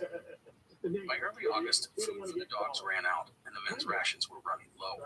Johansson would even shoot some seagulls to feed the dogs. And then on August 4th, the men would sight open water. The edge of the ice pack was near. As the men were getting the kayaks ready for the open water, they would suddenly face disaster. A polar bear burst into the camp, completely surprising everyone. The bear made a rush for Johansson, who would shout out an alarm. Hansen went for a shotgun. The bear, Johansson wrote, quote, "gave me a cuff on my right cheek with its giant forepaw, so that my head rang with the blow, and I was on my back with the bear over me," end quote. Thankfully, the bear was distracted by the barking dogs, or else Johansson would have been badly mauled or even killed. Instead, with the bear distracted, with a single shot, Johansson was stunned, but was unhurt, save for a few cuts and bruises. It had been a close call, and the men were shaken by the encounter, but on the positive side, the killing of the bear would contain plenty of food for the near future. In the early morning hours of August 5th, the men struck out from their camp. They went over the ice on foot, excited at what lay ahead, despite sinking into the slushy snow and ice, which was often ankle or even knee deep. The next morning, the team had reached the edge of the Arctic ice pack. It had been a 600-plus mile trek, or nearly 1,000 kilometers, covering 146 days. It was the longest journey the Arctic ice ever recorded at the time. The men were ecstatic. Hansen broke out some chocolate, which was running low, to celebrate. After that, they didn't dally. They wanted to move on while conditions were good. And thus, as before, they fixed the sledges to the kayaks, making the improvised catamaran. It was time to go. But there was one last dreaded task to be done. 2 remaining dogs were no longer needed. Each of the men would shoot one of the dogs, the only time they used valuable cartridges for such a thing. Both Nansen and Johansson were close to tears when they put the kayaks into the water. Johansson would write, quote, "You were faithful to the last, and if you come to another world, may you enjoy yourselves in the eternal hunting grounds," end quote. The deed was done. The 2 men moved on alone. Hello, everyone. This is Matt from the Explorers Podcast. For the next couple of months, we are conducting a listener survey to help us get to know you, your interests, and what you think of the show. You can help out the podcast by taking a short questionnaire at surveymonkey.com/R. That's the letter R. So surveymonkey.com/R/airwave. This only takes a few minutes, and your feedback will help us improve the Explorers Podcast and find new sponsors who actually interest you. In the survey, there's even a place at the end where you can tell me anything you want. Plus, as my way of saying thank you, every person who fills the survey will be entered to win a $500 Amazon gift card. So please, if you could take the survey, I would appreciate it. That's surveymonkey.com/r/airwave, or click on the link in our episode notes of our more recent episodes. There's also a link on our website's homepage, explorespodcast.com. Thank you again for your help. Against inciting violence against police officers. City workers in LA In have all taken down human fence history, surrounding there Echo are Park few roughly stories 2 like years after that the park of closed, ancient and Egypt. about 200 On the banks homeless of the people who Nile, live there these were moved people out. created More one of rain the is on the most way as a enduring cold and storm significant is targeting cultures. Southern California. Their tale Forecasters comes say to the rain life will start in late the tomorrow History night of Egypt and last podcast. through Wednesday. Every week, From the we Southern explore the California tales Toyota of this dealers shopping center amazing looks those culture, places from the to legendary grow days outside of and creation of the gods, all the way to Southbound Cleopatra. Honda enough leaving And the brakes and the History of all the Egypt way to the podcast is originally 605. produced But by out to trained Coast to Egyptologists. with We go Michael much Bryant, deeper than your in the average sky. documentary or magazine article to uncover tales of life, great endeavors, and the amazing art of a mighty kingdom. The History of Egypt podcast is available on all podcasting platforms, apps, and websites. Come, visit ancient Egypt and experience a legendary culture. KFI in the sky helps get you there faster. The kayaks on the open water were nothing short of amazing. A bamboo pole with a makeshift sail was raised on a catamaran, and the men glided effortlessly across the surf. Nansen would write, quote, "For 2 years we have not seen such a stretch of water," end quote. Let's be clear, the Arctic ice pack was done. This water they were on was open sea. There were still plenty of ice floes and bergs around them, but the ice pack was behind and land was on the horizon. Now, what land was before them, they didn't know. Nansen hoped it was Franz Josef Land, but he wondered if it was an undiscovered archipelago. But that didn't matter a lot at this point. They were free of the pack. Johansson would write, quote, "It was an abrupt change from the struggle over the ice pack, and we were as happy as children at the thought of having finished with it," end quote. The land the two men neared would not be easily gained. The island ahead of them was covered in ice, and glacier walls lined the coast before them. It was going to be difficult to find a place to land. Again, I recommend looking at a map on our site to understand Nansen's progress. Anyhow, the two men would head west and then south. They would not land on any of the islands they saw due to the high glacial walls. When they needed to set up camp and eat and sleep, kayaks would be pulled onto a stable ice floe. For several days, the kayaks would move forward. Where exactly they were going, Nansen wasn't sure. And then, after 3 days of heavy fog, the men would get a clear day. Nansen would climb to the top of a big ice floe and sight 3 more islands. It was not what he had expected. He was now coming to the realization that Franz Josef Land was a collection of islands, an archipelago, not one big island. As a note, Nansen, despite his doubts, had indeed reached Franz Josef Land. He was in the northeast corner of the region, and his suspicions that Franz Josef Land was an archipelago were correct. It actually consists of nearly 200 islands. In normal times, sighting out previously unknown islands would have elicited some excitement. Discovering stuff was cool. But now Nansen was focused on where he needed to go. And that was the western edge of these islands. Reach the western side of Franz Josef Land, and you can then take the kayaks to Spitsbergen. The latter, by the way, was a huge undertaking, as Spitsbergen was at least 200 miles away, or 320 kilometers.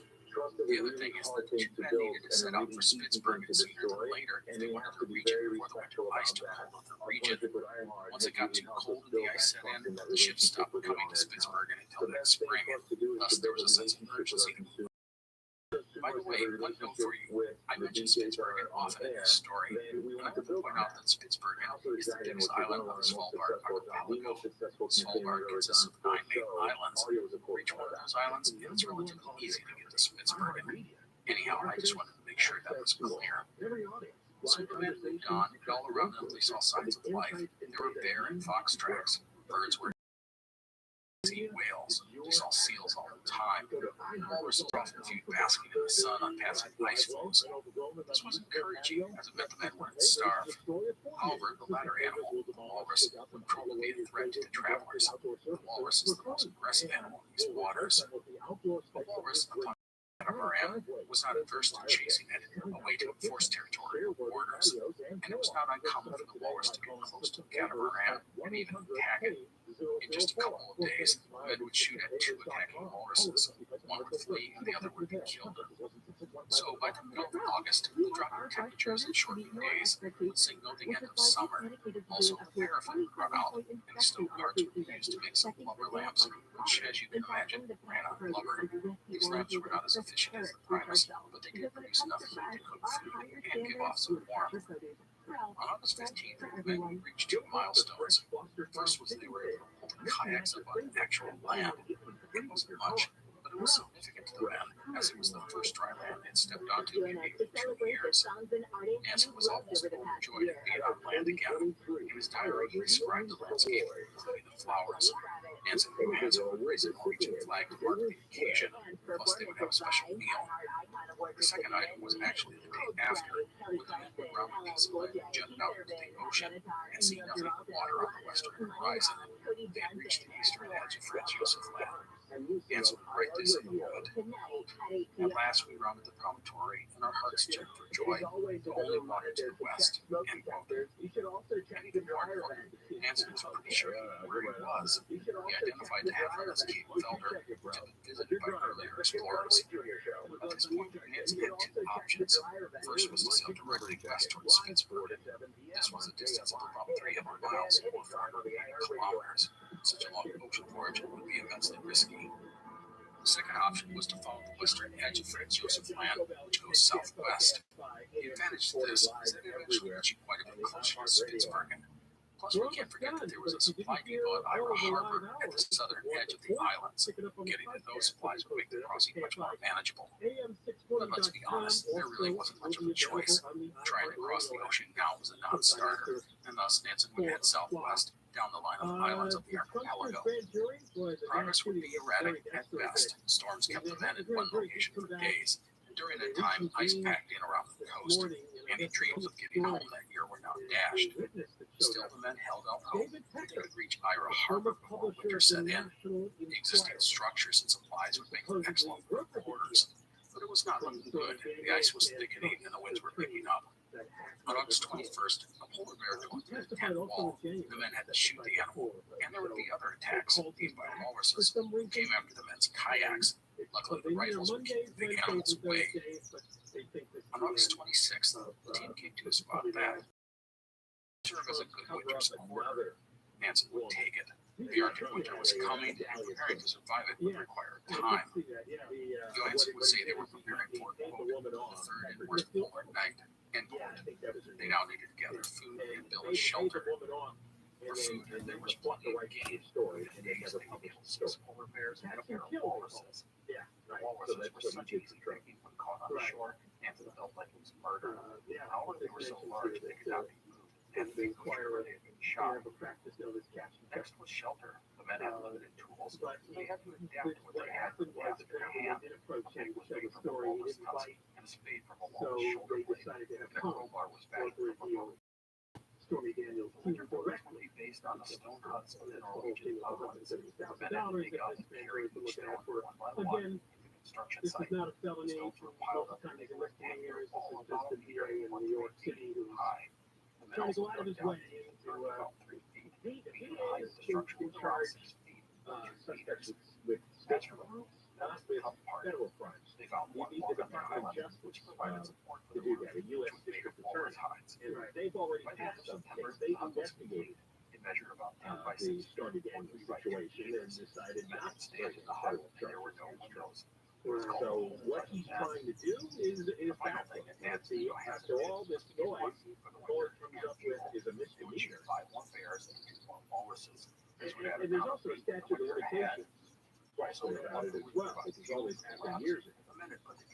Now, Trump had a rally in Waco, Texas on Saturday. That's because it was the 30th anniversary of the David Collection. Some people think that was an unspoken reason for picking Waco, Texas. Yeah, they just did there's a brand new documentary that came out. Animal hide, moss, and stuff. Did you inside the men's corner that ran a video after that? Smoke to escape. Chimney constructed with snow and wall exposed. The video of the January 6th which was always lit. This provided accompanied by the hut from freezing. The J6 for sleeping, there was a raised platform with bare mats. The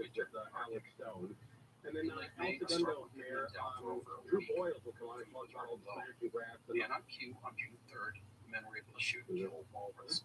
Walrus meat was not a favorite. Wait your turn. Yeah, Ronner. Here's the breaking. On May 12th, men would cross a wide strait and reach Ronner the the water Walrus for says, the first hey, time anybody in more can than jump in a on the week. cross. They I'm would like, take yeah, I don't think it's going to sound natural. Later I that hit day, the rock they button. would I kayaks do next it to a anyway. high ridge of ice. Ronner, They climbed to the see top through of my the middle of the ground. It was then that disaster nearly struck. That's more of Ronner's drift off into the Okay. sea. Men rushed back to the shore, ran into the officers. You don't have your golden Watched the audience and jumped in.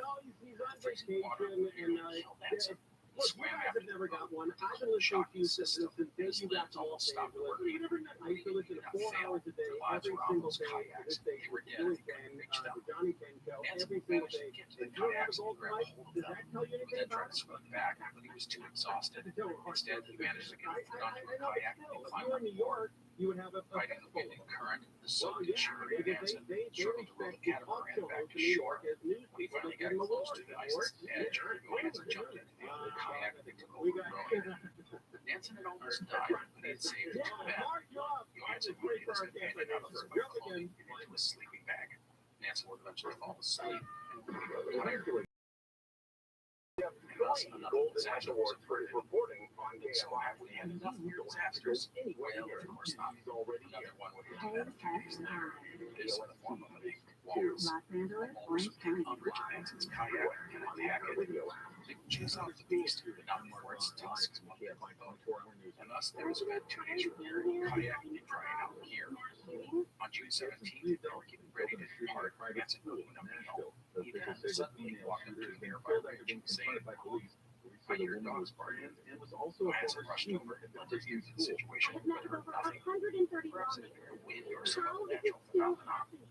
But Nansen was not sure. He decided to go investigate on skis, taking with him the telescope and a gun, the latter in case he ran into a bear. It was risky for Nansen to go off alone, but they didn't want to leave their kayaks and gear unattended.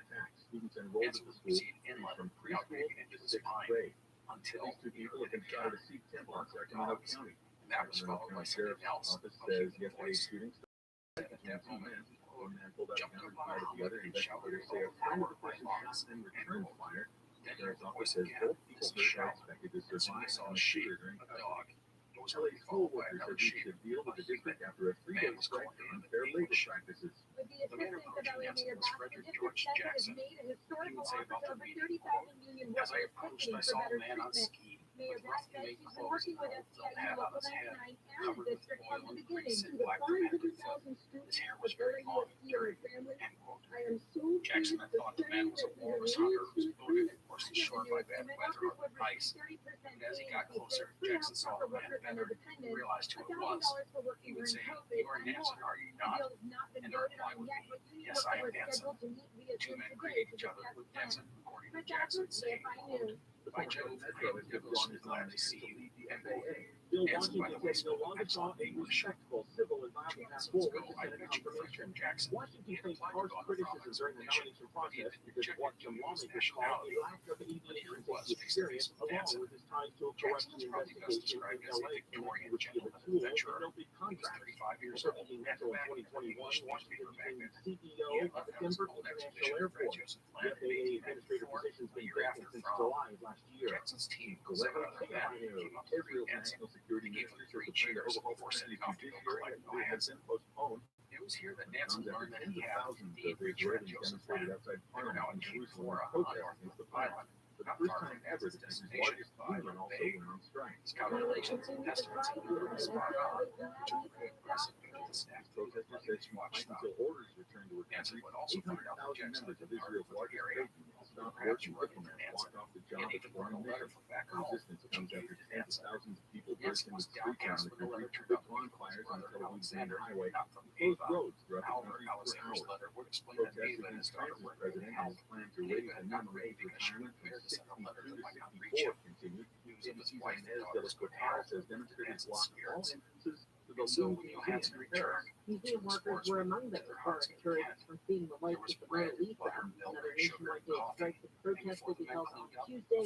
was taken on each front. There was even a postcard of Nansen on the skis, recreating a moment he and Jackson met and shook hands. After that, it was hot hats, shades, and haircuts.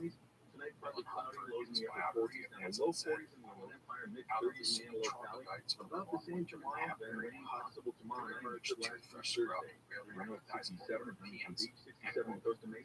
Now, Jackson's ship was not near the base, which consisted of about half a dozen huts, so it's not as if Nansen could park from Joseph Land, at least not yet. Also, in the aftermath of Region safety, Nansen would suffer a serious illness, likely to collapse after pushing himself. Maximize your compensation after an accident. Call Jacoby and Otherwise, Myers the men now. rested and This is for recuperated. news since Other than Nansen's 1972. illness, they were healthy and actually put on weight. There was no signs of scurvy. Meanwhile, the 2 men eagerly waited for Jackson's ship to arrive and take them home. By the way, 2 side notes here. First, the previous winter, Jackson's team had been exploring to the north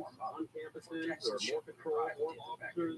Everybody But before we talk about that, I want to go back to March of 1895, where the men of the Fram marched as Nansen departed on his journey to the North a Pole. week before Easter, With Nansen gone, the commander of the Fram felt that unreliable there are going on to be a 3 families instead of so 5 his names orders were to their continued with the 9-year-old scientific kids, work being done on the Throm.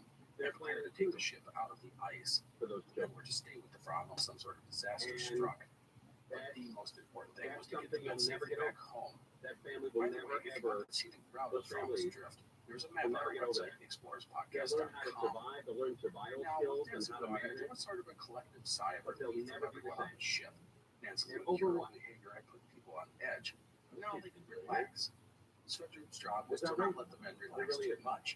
For that, But he Alex focused on knows keeping with, the men involved with and more engaged. information. And Alex, I know you're probably like me, where you hear initially the shooting, and then you keep refreshing and checking back and holding your breath that that number is awfully low. And when we hate to say it nowadays, it seems like the number was, if it wasn't 20 or 30, but man, every time you hear the stories of the cops going in and looking for this person and neutralizing the threat, you just want to grab onto every detail, and I'm sure you have. What is the latest thing in that show?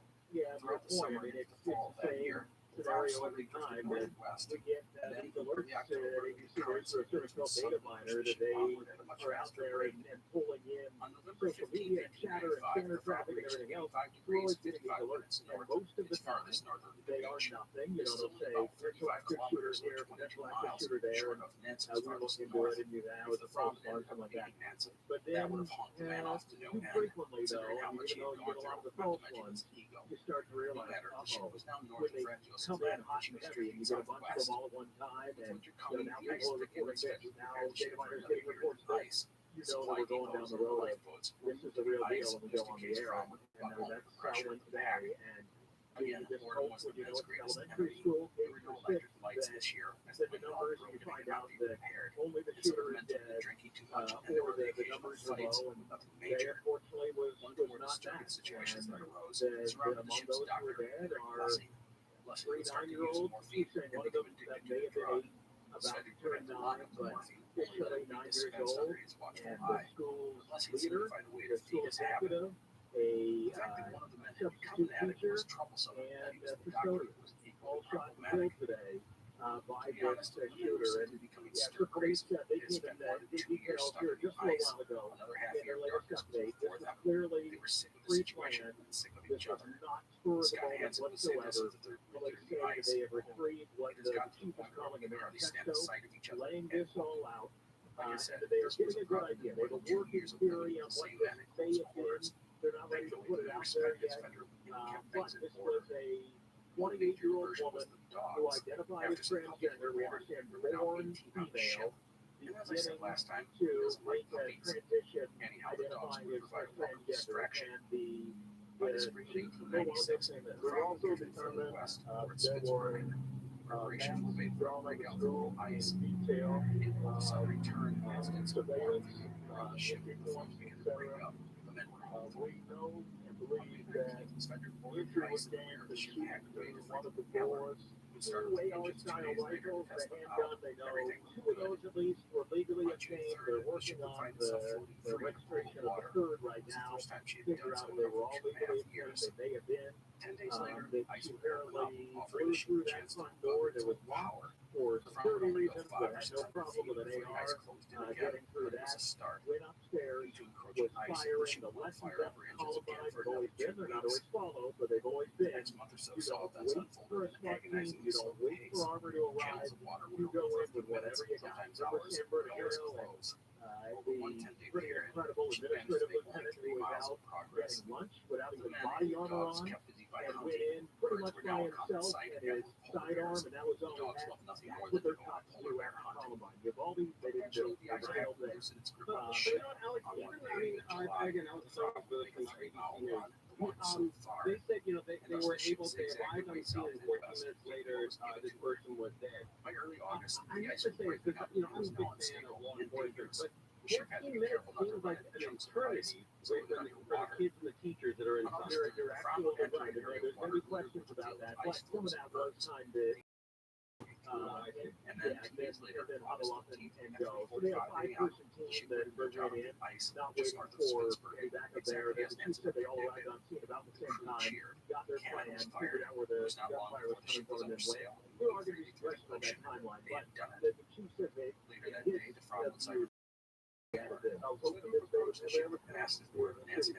so we were never wait to make entry and to go in and to stop the clear. Even when they went upstairs, they could hear the gunfire clearly from a long run. When they went up the stairs and they found her killing people in that moment and shooting people, and then they took her on, and there was a gun battle, and she was shot and killed. They are going to release video, he said, seeing the X-ray where he said you hear fire coming from the shooter upstairs all over the place. So we're going to get a better idea on timing and how they made the X-ray and all of that. But just the heartbreaking images, Tim, of the school bus is being escorted out by police today with kids, tiny kids, with the 20% up against the window sign as they were going out. I was thinking a ton of questions. We don't normally like to keep it every event. Can you take those segments? Yeah, absolutely. Okay, all right. Alex Stone is with us, ABC News. I got a million questions for you. You've got a ton of answers, and I know people want to hear about shooting like this. And if you have your own kids, but even if you don't have your own kids, you just know how crazy it is to shoot and crash things. You wouldn't shoot anything that died after making your way to the island. That is another story for this podcast. People are still doing this in this country, still shooting and killing innocent kids. It's unbelievable. It's really embarrassing. Embarrassing. The whole world is wondering what's going on here. We're live on campus 640 in for my coaches, Mark Ron. The shooter in Nashville school shooting had drawn a detailed map of the school that the Jackson's camp and done surveillance before killing 3 adults Jackson, who was spending a year in the area and then returned to Norway. Nuclear weapons on the territorial Belarus once at Jackson's camp Ukraine had collapsed from the mental and physical fatigue of the past 3 years.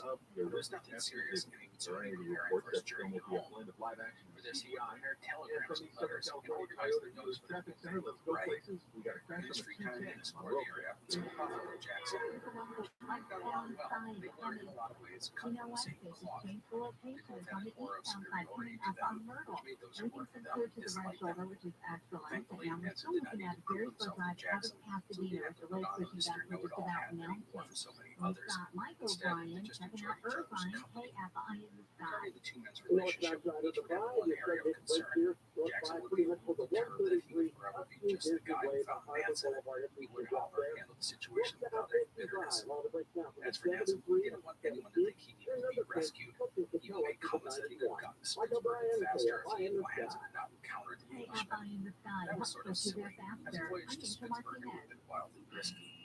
In the end, there have been emergencies that Nancy had needed any help. Presented by He Staples had to Stores. accept aid from The Jackson Clippers' since the Marcus Morris is opportunity out for tonight's arose. fill with a bowl Anyhow, field. a few The notes Dodgers about and this Angels time. take the field for tonight's Nancy penultimate spring mapped training many game. islands to The the Rams north. return some depth in the trenches as they In honor re-sign of defensive Jackson, lineman the Marquise island Copeland where he and for a Johansson one-year had spent deal. the past A winter, proposal to make Frederick roughing the Jackson passer Island. penalty Another reviewable item. will likely Remember how not have enough Nancy had support forgotten from to wind NFL his team watch owners and it to had get stopped the running. required 24 Nancy would be minutes forced to to guess how long it had been I'm stopped. Frank Aaron. Well, it was determined that Simple the sprint only and by marketing 26 services minutes, help thus his small business longitude make big. and Now get calculations $15 were off accurate. signs, banners, and posters when you Another spend note, amongst the $75 team or of more English on recruiters Ranch 415. Visit Staples.com geologists for and doctors for details. could This go is on your to time to survive try the Staples for scouts Victor discovering Cricket expedition. guaranteed. This report is Next, we got to sponsored know by Mario Southern Hansen. California Edison. Despite not They speaking alert, English, they fell save. easily with the rest of Jackson's At team. Southern California Johansson would Edison, take the time to they're learn installing English, which allowed insulated him power and lines the others and on the using island the to latest gossip about their technology to bosses. help keep our So community on July safe from 26th, wildfires. Jackson supply Learn vessel, more the at Windward, would arrive at the base of the ice now. SCE.com/mitigation.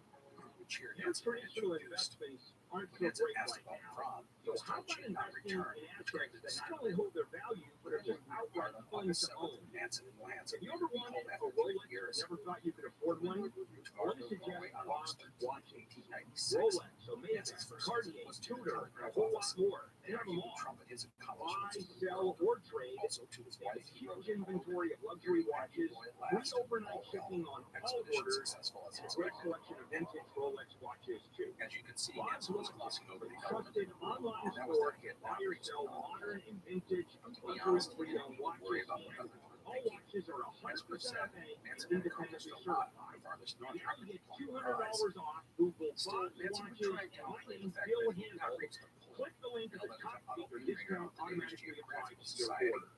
Looking to sell your lenses you want? Fast and easy quote online from the watch experts Google Glass, watches, and jewelry. Hop in the spring and save more at Family Dollar. Dressy up with beautiful dresses and rompers at great prices. And welcome guests with tasty snacks, beverages, and a variety of ice cream. Family Dollar, helping you do more. Jennifer, join us this March to make March Matter for Children's Hospital Los Angeles. Every time you shop, dine, or attend an event by a participating partner, you'll donate funds to support Children's Hospital Los Angeles. For more information, visit makemarchmatter.org. That's makemarchmatter.org. Losing air conditioning on a hot summer day can be a sweat on. No one wants that back. Help your air conditioner last longer and reduce breakdowns with a refrigerator. We'll make 6 critical adjustments so you'll stay cool, use less energy, and increase the life of your system. They'll clean the outdoor coils the right way, not the Rejuvenation, just $129. Dental air conditioning is one. TCL.com. If you can afford to touch that, number 1047-781. Of course, your favorite station is on the free iHeartRadio app. They just put you anywhere and listen to your music. Plus, they got some other stations and playlists all for you. Download our free iHeartRadio app for all your music, radio, and podcasts. Safe. Number one, we're all safe. And number two, even with return on day, she's going up to millions of dollars way over the $200 deposit. Everybody has to get their money back. That's number three. The next thing it would be a joyous party and celebration that would last for days. Live 6 to 9 a.m. on KFI. That Nancy did not reach the goal was not a big deal to these people. He made a great step forward in the process. Back alive. Big stores work on nothing bigger than County on September 9th. They let 3 children escorted by naval Russian boats of all sizes. Rain later this week. We'll talk about that. Also, train. From there, it was on to the Royal Palace, where Nancy was received by King Oscar. And so It was an elaborate celebration. This story all along the route. in Nashville, Going into the palace, the men asked the departure of the gymnasts. tornado. At the palace, Nancy was met by his daughter, Luna, for the first time to get stairs.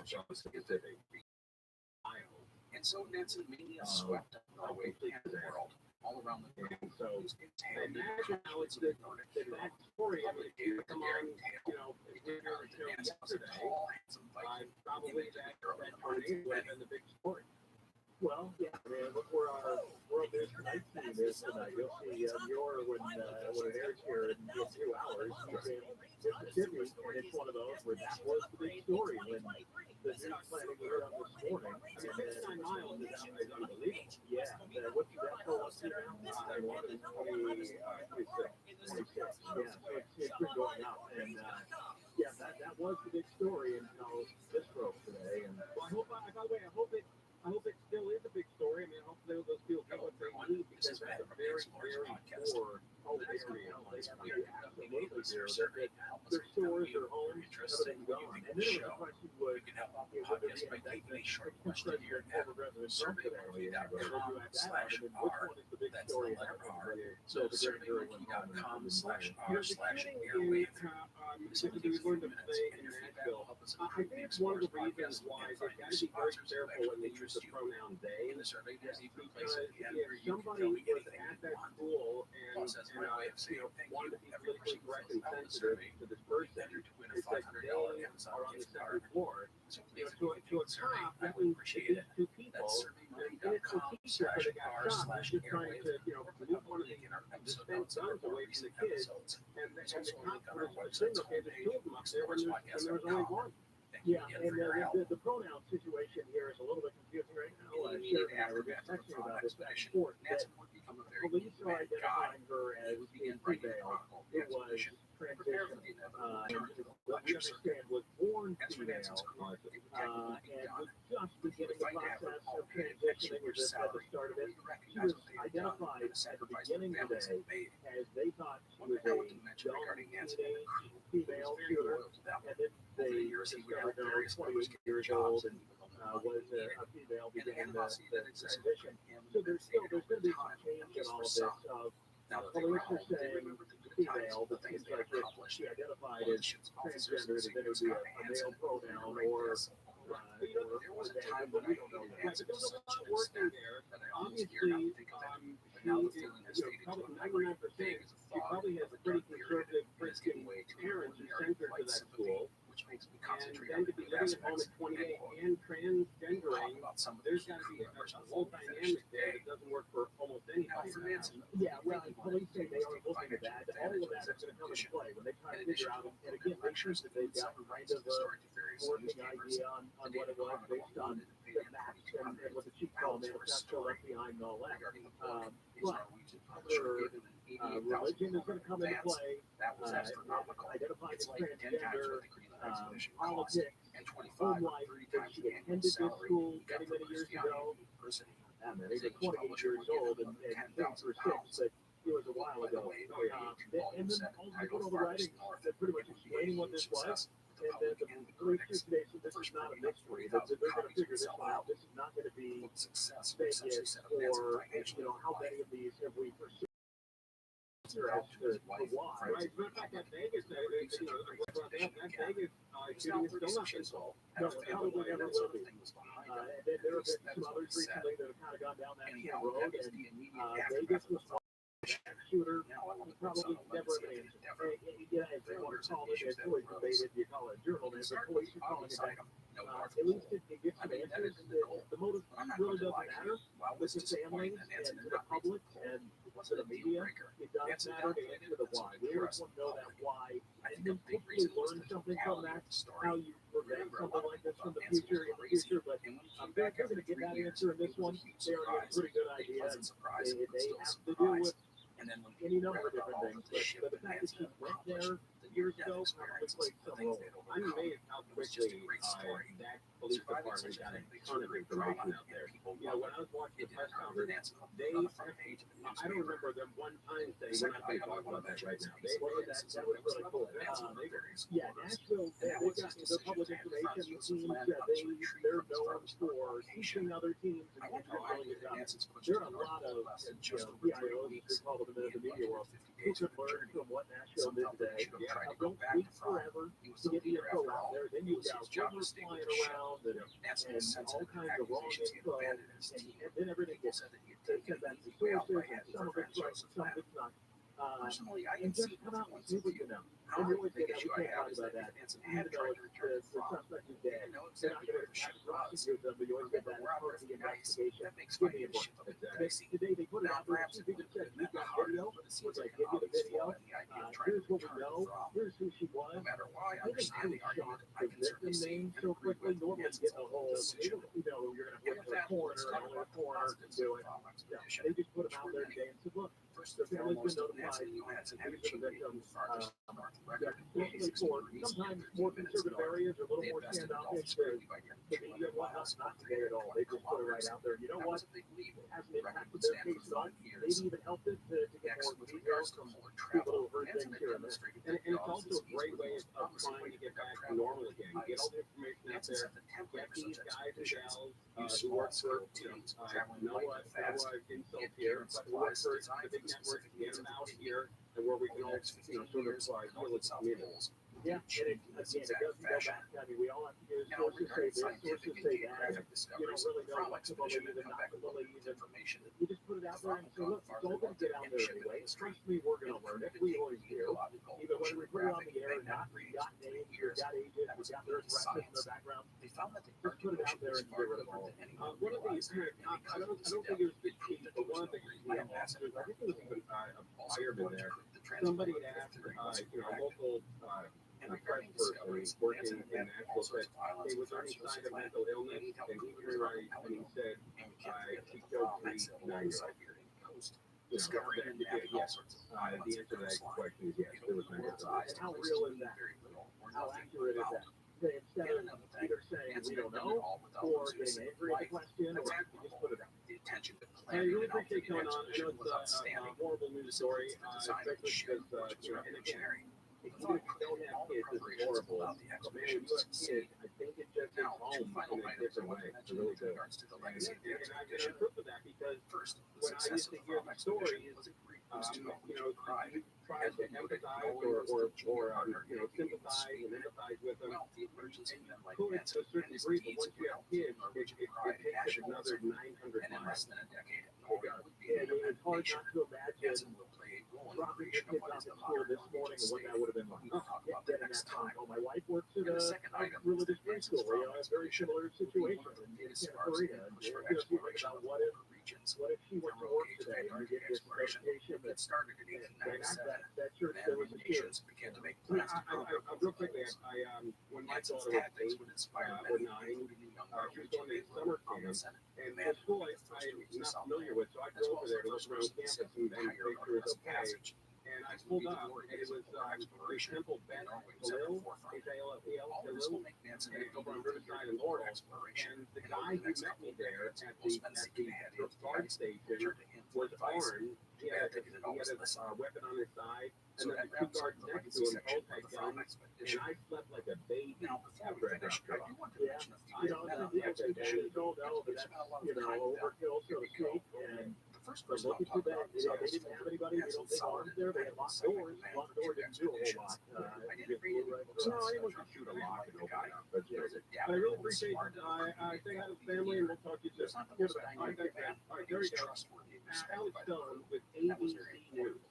The aftermath of the Prom expedition is always with a lot of other expeditions. The Prom as well. In 1898, we continued our expedition 4 years exploring and mapping. The government moved away exploring the Arctic for frustrating matters. He and his team chartered a total of 260,000 square kilometers of the area, more than any other polar expedition.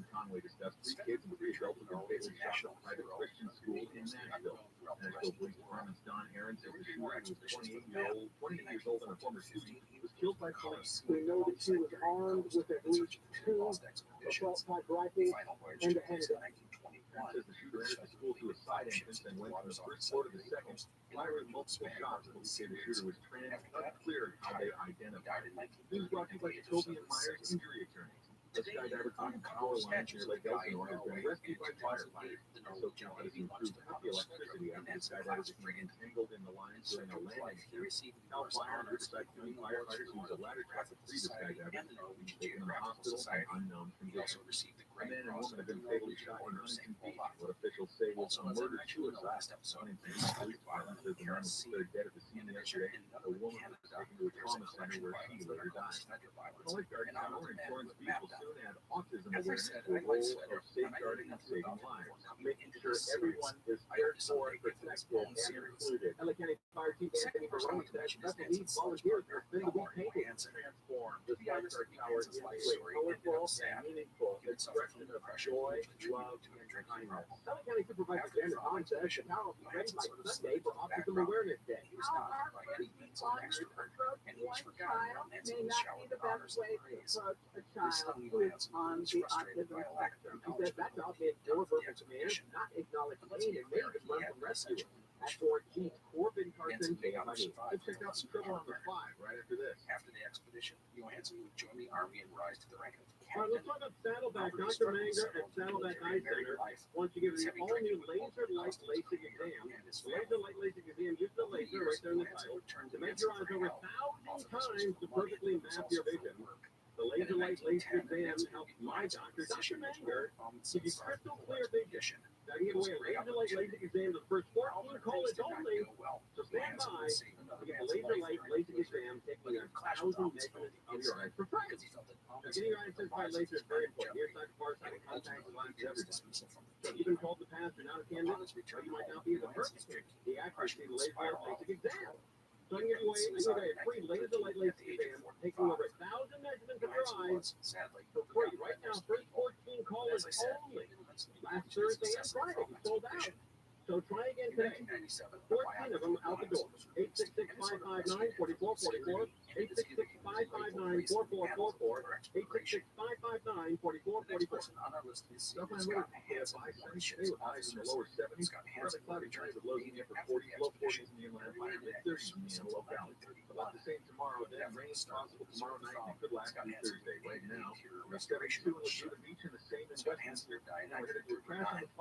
Three small islands and a sea office under Southside coming up on the 55 freeway. Looks like we're just clear to the right shoulder. Delays are loading up into the 183 freeway out of Irvine. But the drive remains slowed without the crash as you roll towards Harbor in Anaheim. Check out Industry. We've got Michael O'Brien, KFI in the sky. Yeah, trouble day before this decade. If we went down, it looks like just about hockey in a pole bar. A problem with the big or little problems with that. Bottom line is this girl definitely back to that bulletin world. East outsider fans kind of had gone and all points to look to these LA interstate. Enough to have tips to get rolling high. As I mentioned earlier, the island that nets So by northbound, would be a boulevard, they could have problem there. Real tough from the 105. It's out to 105. It's on the close there from the 60 down through the 5. Michael O'Brien, KFI in the sky. There's one final thing to KFI in the sky. Help get you there faster. I'm Angel Martinez. I've got a lot of language learning apps lately. Learn that it's don't is hands down my favorite. I love that it teaches you phrases you can use in real life conversation. And they have the best speech recognition tool. It tells you how accurate your pronunciation is. So you can really nail your accent. Learn almost any language you want, like Spanish, Italian, Chinese, and Korean. Or get access to all 25 languages for life with Rosetta Stone's lifetime unlimited subscription. Check it out at rosettastone.com. If you own a small business and you got through COVID and you were able to retain 5 or more employees, you could be eligible for a payroll tax refund of up to $26,000 per employee. Do the math on that one. That's real money. So let me suggest getrefunds.com. You answer a few questions. It takes under 10 minutes. You'll see if your business qualifies for this tax refund. There's no charge up front. They don't get paid until your business gets paid. Businesses of all types can qualify, including those that took PPP and nonprofits, even if you had increases in sales during COVID. They are experts in the Civil Payroll Tax Refund Program, and they've already returned over $3 billion to businesses in my business, a six-figure refund. So to find out if your business qualifies, go to getrefunds.com. Click on the Qualify Me button. It only takes a few minutes. Go to getrefunds.com, getrefunds.com. USA Bank, never running customer satisfaction with retail banking in California by J.D. Power. Since California is home to most awards, we prepare daily fees. Californians everywhere, we've been proud to help you plan, budget, and save smarter. Our goal tracking and budgeting tools would have no place to shine as it work for you, and we can't thank you enough for that. And thank you to our real life humans who go above and beyond for our customers every day. For J.D. Power 2022 award information, visit jdpower.com/award. American Vision Windows, SoCal choice for energy efficient windows and doors. AmericanVisionWindows.com. KSI AM 640. And I have Download the free iHeartRadio app for all your music, radio, and podcasts.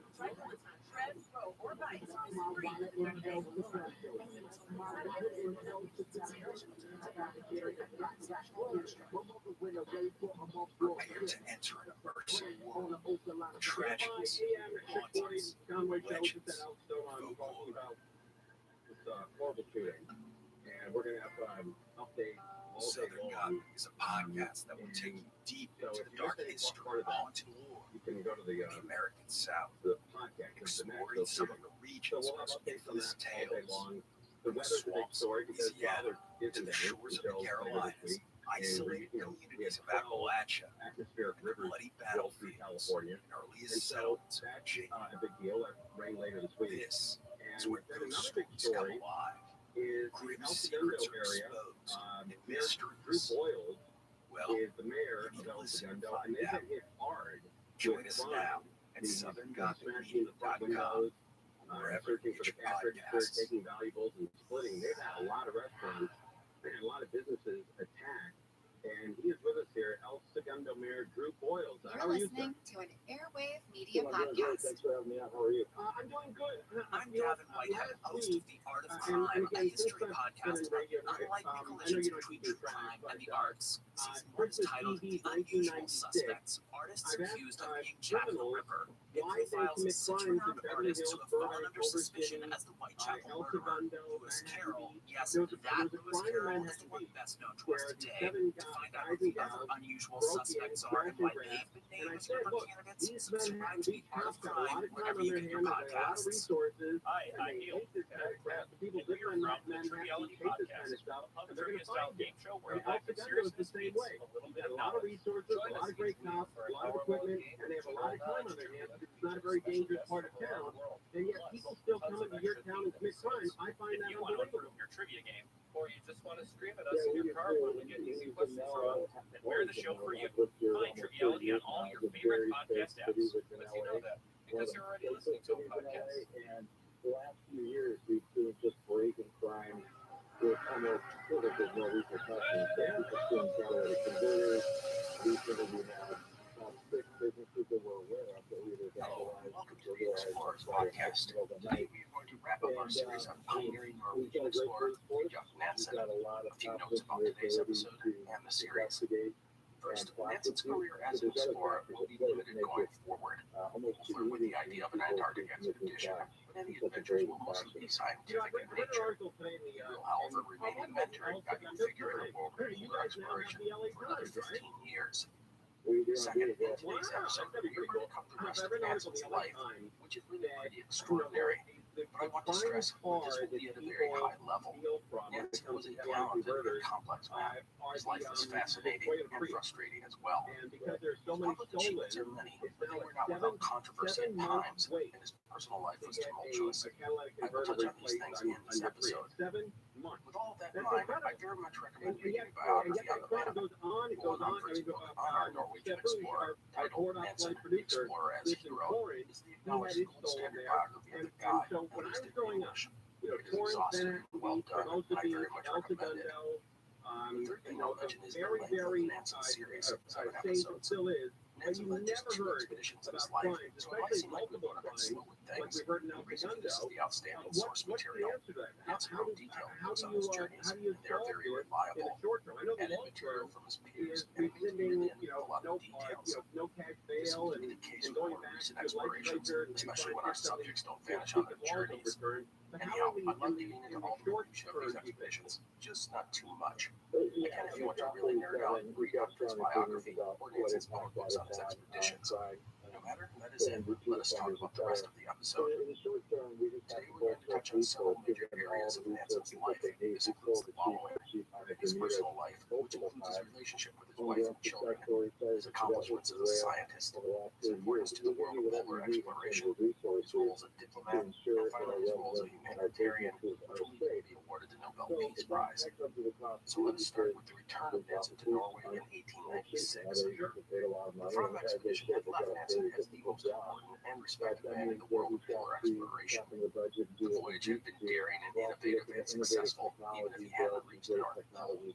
Nansen's unique approach to the expedition, a small party of experts using skis, sledges, dogs, and custom gear, and the revolutionary design of the Fram, had caught the eye of explorers everywhere. And you know what else? All of his men had come home alive. That was a rare thing. As for Nansen, he would beg off any questions about returning to the Arctic or his own expedition to Antarctica, saying he was done with such endeavors. Instead, he would focus on exploring the story of the Fram expedition. His men of book, newspaper stories, and lectures. 7,000 people turned out at Albert Hall in London to hear him speak, 5,000 in Paris, thousands more in Berlin and other European cities. In the UK alone, Nansen did 41 lectures in 42 days. A tour of the United States would net him $14,000, a small fortune when you consider the average American made less than $1,000 annually at this time. All who would make the man some serious money. He even bought himself a yacht in the sign of his growing wealth. Nansen now had fame, fortune, and respect throughout the world, and his acclaim brought recognition of the cultural and scientific work being done in Norway. In 1897, Nansen was awarded a professorship in zoology at the Royal Frederick University in Christiania, and while the title said zoology, his focus would move to oceanography, and would pretty much remain there for the rest of his life. The position would allow NASA to begin compiling all the scientific research from the Fromm expedition. The end result would be published in 1901 in a 6-volume series. It was detailed pioneering work in the field and well regarded by the scientific community. Despite all this, I want to add that Nan's would be described by people as moody or touchier than before the Fromm expedition. Nansen was already a moody person, but his return from the Arctic only seems to have deepened those bouts of melancholy. We've seen this kind of thing before with Midland Shackleton. They get success and recognition like they're happy, yet they often find themselves never truly fulfilled. At the end of the expedition creates a void in their lives, and they end up looking for the next conquest or achievement. Luckily for Nansen, he had more than exploration. He had science to fill his life, although he may never lose his itch to explore. In 1900, Nansen became the director of the International Laboratory for North Sea Research and helped found the International Council for the Exploration of the Sea, which is the world's oldest intergovernmental science organization. That same year, Nansen returned to Arctic waters for the first time since the Fromm expedition, when he journeyed to Iceland and Svalbard to conduct oceanographic research. By the way, in April 1900, Nansen's farthest north record would be broken by an expedition led by Italian mountaineer and explorer Dale, or commonly known as the Duke of Bluetso. The Duke bested Nansen's farthest north by just 20 miles. The board reached Nansen at the end of the record. He was philosophical about handing over the crown, saying, quote, "What is the value of having goals for their own sake? They all vanish. It is merely a question of time," end quote. All right, very good. We're live on each KFI time something AM like this 640 happened, in for Michael it stung Crozier Nansen. and Mark Ron. His star shined just a bit less, and he lamented missed opportunities. By the way, Abruzzo had consulted with Nansen before undertaking his expedition, as had other explorers. Robert thought that Scott had done so before his 1901 Discovery expedition, and Ernest Shackleton had visited Nansen before his 1907 Nimrod expedition. Wrote Onsen accompanied Nansen's drone support for his proposed expedition to sail the length of the Northwest Passage, which had never been done. Nansen liked Onsen and had left his fellow countrymen money and connected him with other investors. Onsen completed passage in 1906. Nansen wouldn't be thrilled for Onsen, but it was, again, another man chipping away at Nansen's seat as the world's preeminent polar explorer. Regarding Scott and Shackleton, Nansen was dumbfounded by their unwillingness to use dogs and skis. He felt that the South Pole could easily be obtained, so he only brought along some good skiers and properly trained dogs. As a side note, the British had a disdain for using dogs. They felt it wasn't sporting. And while both Shackleton and Scott would bring some on their expeditions, they never brought with them the required experts to exploit them effectively. It was sheer arrogance that these guys thought they could bring along dogs and skis and think they could master them. And when they, as you can imagine, they dismissed them as inefficient or not worth the time. Side note done. Which leads us to another side note. Visit sunday.com/offers, sunday.com/offers, or call them up, 825-OFFER, 825-OFFER. Sunday's California Office places real estate for sunday.com/disclosure. After our Norwegian Look out explorer, other parts of the cloud cat would die on the voyage and be buried in Antarctica. The second side note done. This report brought to you by Now, regarding Nansen heading back out on his own expedition, he considered it more than once. Nansen had promised David that he was done with such things, and he would, in the end, keep that promise, but not without some temptation. Getting away from the Dodo, put on the southbound side, there's a crashing Tarzana right at the boulevard, walking lanes, and you back out of Calabasas from Lost Hills, up to the Cajon Pass with Mike O'Brien, KFI in the sky. His expedition. He said he could see the restlessness in the Norwegian. It was as if Nansen, now in his mid-40s, was toying with one more grand adventure. But Nansen never got beyond the planning stages. He approached Colin Archer, the man who designed and built the Fromm, about making a pair of new vessels for such an enterprise. Nothing would ever get off the ground. By the way, one of the things about Nansen, in contrast to many other explorers, such as Scott, Amundsen, and Shackleton, was that his world was not tied to his life as an explorer. For these other men, exploring was what they did. It was all they would ever do. They were explorers, not much else. That meant they had to head into the breach one more time, over and over, in order to find fulfillment in their lives. But not Nansen. He had other things he was passionate about, things to fire his imagination. And one of those things was Norwegian nationalism. Nansen, by and large, disdained politics, but he had always been very much a proponent of independent Norway. He had cast the Fromm expedition as an accomplishment of Norway, and he was seen as one of Norway's most prominent figures. And thus, as the would be a needy voice for Norwegian independence. Now, I'm not going to go into the details of the breakup of the Swedish-Norwegian Union, only that the independence movement grew at this time. Many eyes, the only question was when it would happen and how it would happen. Politicians would try to get Nansen involved in the process, but he refused outright political jobs. The more Nansen got involved in politics, the less he liked it. He had little patience for the games of politics. He especially disliked politicians saying, one acquires more distaste for the breed, the more one has to do with them. End quote. As a note, Norwegian independence was a concern for much of Europe. Since the formation of Belgium in 1830, a new nation had been created in Europe. If Norwegian got independence, next, Finland would love to be divorced from the Russian Empire, and much of Ireland from Great Britain. Only a multi-ethnic entity such as the Austro-Hungarian Empire or Russia. European monarchies shivered at the idea of their empires being broken up. Another issue was republicanism. Most of Europe's nations were monarchies. The last thing they wanted were calls for things such as self-determination. Republics were ruled the people. Anyhow, Nansen would lend his support and voice to the cause of a free Norway. Private emissary were in Germany and then London to secure international support for Norwegian independence. Ultimately held in Norway.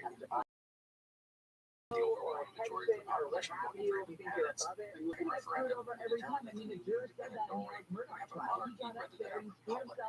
This was a compromise for men like Nansen who favored a republic. The nations of Europe would be more likely to agree to a free Norway if they were running as their own state. Prince Charles of Denmark. Charles was married to the British Princess Maud, daughter of England's King Edward VII, and he was related to the Russian and German royal families. Charles, however, utterly accepted the Norwegian throne. He was concerned that he and his wife would not be welcomed, or worse, the populace would toss him out the first chance they would get and form a republic. He asked Charles to go through with the coronation. Nansen was sent by the Norwegian government to Copenhagen to try and help assuage the concerns of Charles. Nansen would turn on the Charlie because Charles and his wife would truly be welcomed in Norway. Charles wanted to liking to Nansen and with his encouragement would make the final leap and accept the throne. Thus Charles, taking the name of Haakon VII, along with Maud, would be the King of Norway in June of 1906. By the way, Haakon would reign for 52 years. He would be a key leader in a young and fragile nation in his early years, and then be an unwavering champion of freedom during World War II, establishing a government in exile during the Nazi occupation. Current King of Norway, Harald V, is the grandson of Haakon. Nansen would remain close with the royal family for the rest of his life. KFI knew that very well the Norway's rise to 73rd annual independence, Golden Mike Nansen would Award. be named the nation's first Look how minister to Vicky London Varg in is there, buddy. 1906. Vicky Varg His is days were crucial as Norway did recognition of the various powers to secure its status as a free country. I haven't been invited back. Nansen did well in London. He was comfortable there Anyway, and admired the congratulations English to the people. following The winner. admiration was returned. Best People liked newscast under Nansen's 30 honest and minutes. simple manner, and they Michael found him a breath of Crozier, fresh air. everybody. Nansen, due to his growing friendship with King Haakon and Queen Maud, became a regular guest of the members of the royal family, even hanging out at the country estate of Best King newscast Edward. under 15 minutes. However, no matter how long Nansen was doing as a diplomat, he was not happy with the job. It was, after all, politics. Radio, And he finally resigned his position in November of 1907. Now, at this point, I want to back up a bit and talk about Nansen's personal life, because big things are on the horizon. As I have said, Nansen and his wife Eva had a troubled marriage, mutually insecure and filled with mistrust. From the moment he got back from the farm expedition, rumors and whispers followed the two. Nansen was known to have had many affairs in his life, and his constant travels would strain out the relationship. I did not. Common over their heads was the possibility of Nansen's heading off on another grand adventure in the Arctic or Antarctic. While Nansen said this wasn't going to happen, Eva dreaded any such expedition taking shape. Despite all this, the two went on to have 5 children, 3 sons and 2 daughters. One of the boys, Cosman, was born with severe mental disabilities and would die at the age of 10. In 1901, Nansen and Eva moved to a family outside of Christiania named Ootd, which means polar heights in English. Nansen designed much of the estate himself. It would be his home for the rest of his life. Nansen would be, for the most part, financially secure. His investments would strap him for cash at times. Plus, he would end up supporting some of his family members and spend his own money on scientific projects. However, he advanced Nance's relationship with his children would often be fractured, not unlike his relationship with his own parents. Nansen proved to be no better of a father than a leader of men. He was moody and unpredictable, and over a period rigid and stern. He believed children should be toughened up to face the realities of the world. He often wouldn't allow the home to be heated, even in the winter, and he would serve the children gruel twice per day. And when I say gruel, I mean gruel. That's not crappy, watered-down version of porridge. And showing signs of affection to the children was not allowed. Like I said, Nansen thought he needed his children to grow up like Spartans. It didn't help that Nansen and his wife would often host elaborate balls and dinners at their home. In stark contrast to the strict and clean lifestyle he insisted his children maintain. When all was said and done, Nansen's children ended up not liking him very much. Most of them got back out of the house the first chance they got, happy to be free of their father's despotic rule. Otherwise, in addition to the poor outside of Christiania, Nansen would buy a cabin on a mountain in the wilderness. He had a piano hold up to the cabin for Ava. It was there that the two had some of their happiest times. They were away from prying eyes, newspapers, and gossip. Nansen could ski and hunt his heart's content. His schizophrenic to late 1907, Nansen had just handed in his resignation as Norway's minister to Great Britain, but was hanging around before returning home. It was then that he received a telegram that his wife was ill. Nansen thought nothing much of it and put off meeting. However, in early December, another more urgent message arrived. Ava was seriously ill. He had to return home. Nansen agreed to meet, but before he got back to Norway, word reached him. Ava died of December 8th from pneumonia. She was 48 years old. Nansen was decimated by Ava's death. He lamented not coming home earlier and saying it with depression. Ava's body would be cremated, her ashes spread in place only Nansen knew. The mountain retreat to Commonwealth would be cleared out and sold. Nansen never to return. The death of Ava would cast a gloom on Nansen's life, something that would, in some ways, never be overcome. It had been far from a perfect marriage, but her death seems to have rattled Nansen. He was seeing that life passes people by. They get older, and some depart far too early, and the years you thought you had with those people are suddenly gone with the blink of an eye. I don't know. I don't really know those. Hello, everyone. This is Matt from the Explorers Podcast. The next couple of months, we are conducting a listener survey to help us get to know you, your interests, and what you think of the show.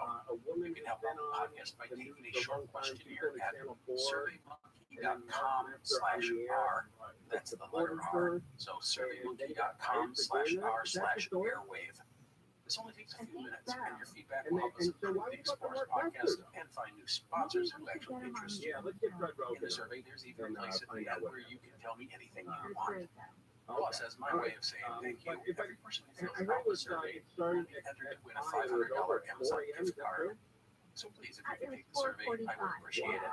That's surveymonkey.com/r/airwave, or click on the link in our episode notes of our more recent episodes. There's also a link on our website's homepage, explorerspodcast.com. Thank you again for your help. Prepare to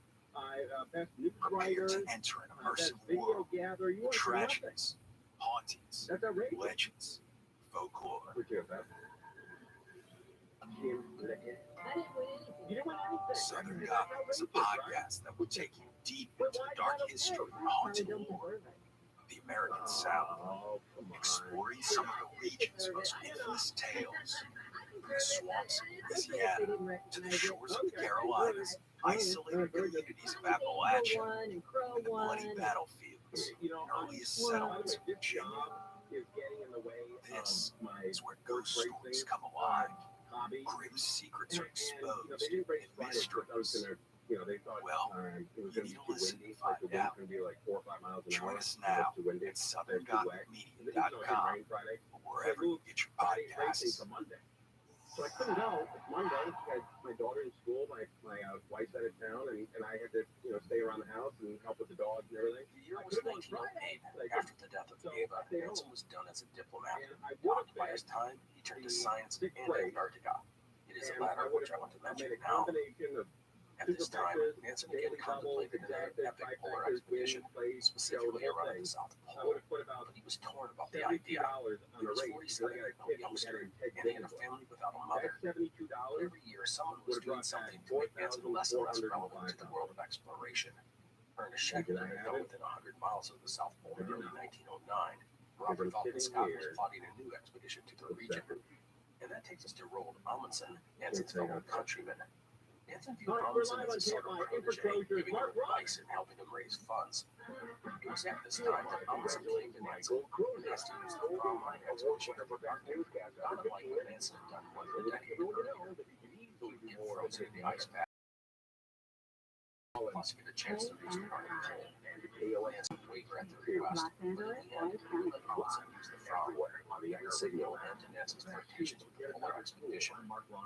Prom, by the way, was technically owned by the state, but due to Nansen's prestige, no one used the ship without his permission. So I will take a sidetrack and talk a bit about Amundsen. The man led together this expedition. Nansen helped him with funding and support. Then American Robert Perry would claim to reach the North Pole in 1909. Dr. Frederick Miller, also an American, was in reached the pole a year earlier. It was a mess with Cook's claims ultimately dismissed, and Perry's claim was called into question in the next few years. Amundsen didn't know this at the time, but only saw that his goal, the North Pole, was already claimed. And thus he would shift gears. Instead of the North Pole, he would go to the South Pole. Only he wouldn't tell anyone. He wouldn't reveal his intentions until Fromm was well out to sea. This was a controversial move, as Amundsen was now racing Robert Falcon Scott, deceived to enter game the pole first. Many thought the move unsportsmanlike and opportunistic. Amundsen, by the way, had not told Nansen about his plans, sending him a detailed letter explaining his decision upon departing. As I said, there was a lot of criticism of Amundsen's decision, and while Nansen was not entirely comfortable with what Amundsen had done, he fully supported him in the press. Amundsen would end up reaching the South Pole first, using Nansen's equipment of dogs, sledges, and skis to win the prize. Scott would reach the pole about a month later, crushed to find the Norwegian flag already there. Scott and his team would die on the return journey. As for Amundsen, Nansen was proud of him for what he had accomplished, and he was proud of plus the fact that it was a Norwegian who claimed the prize. Right before Amundsen's book.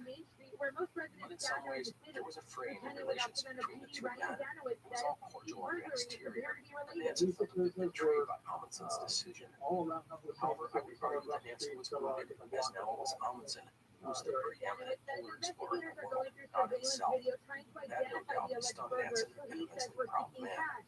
And so, after Nansen's diplomatic work, plus his flirtation with the polar expedition, he would focus on science, not that he'd ever abandoned his scientific work. In 1909, Nansen would publish a paper with Bjorn Allen Hansen, titled The Norwegian Sea, his physical oceanography. It was based on the information gathered on his 1900 voyage to Iceland and Svalbard.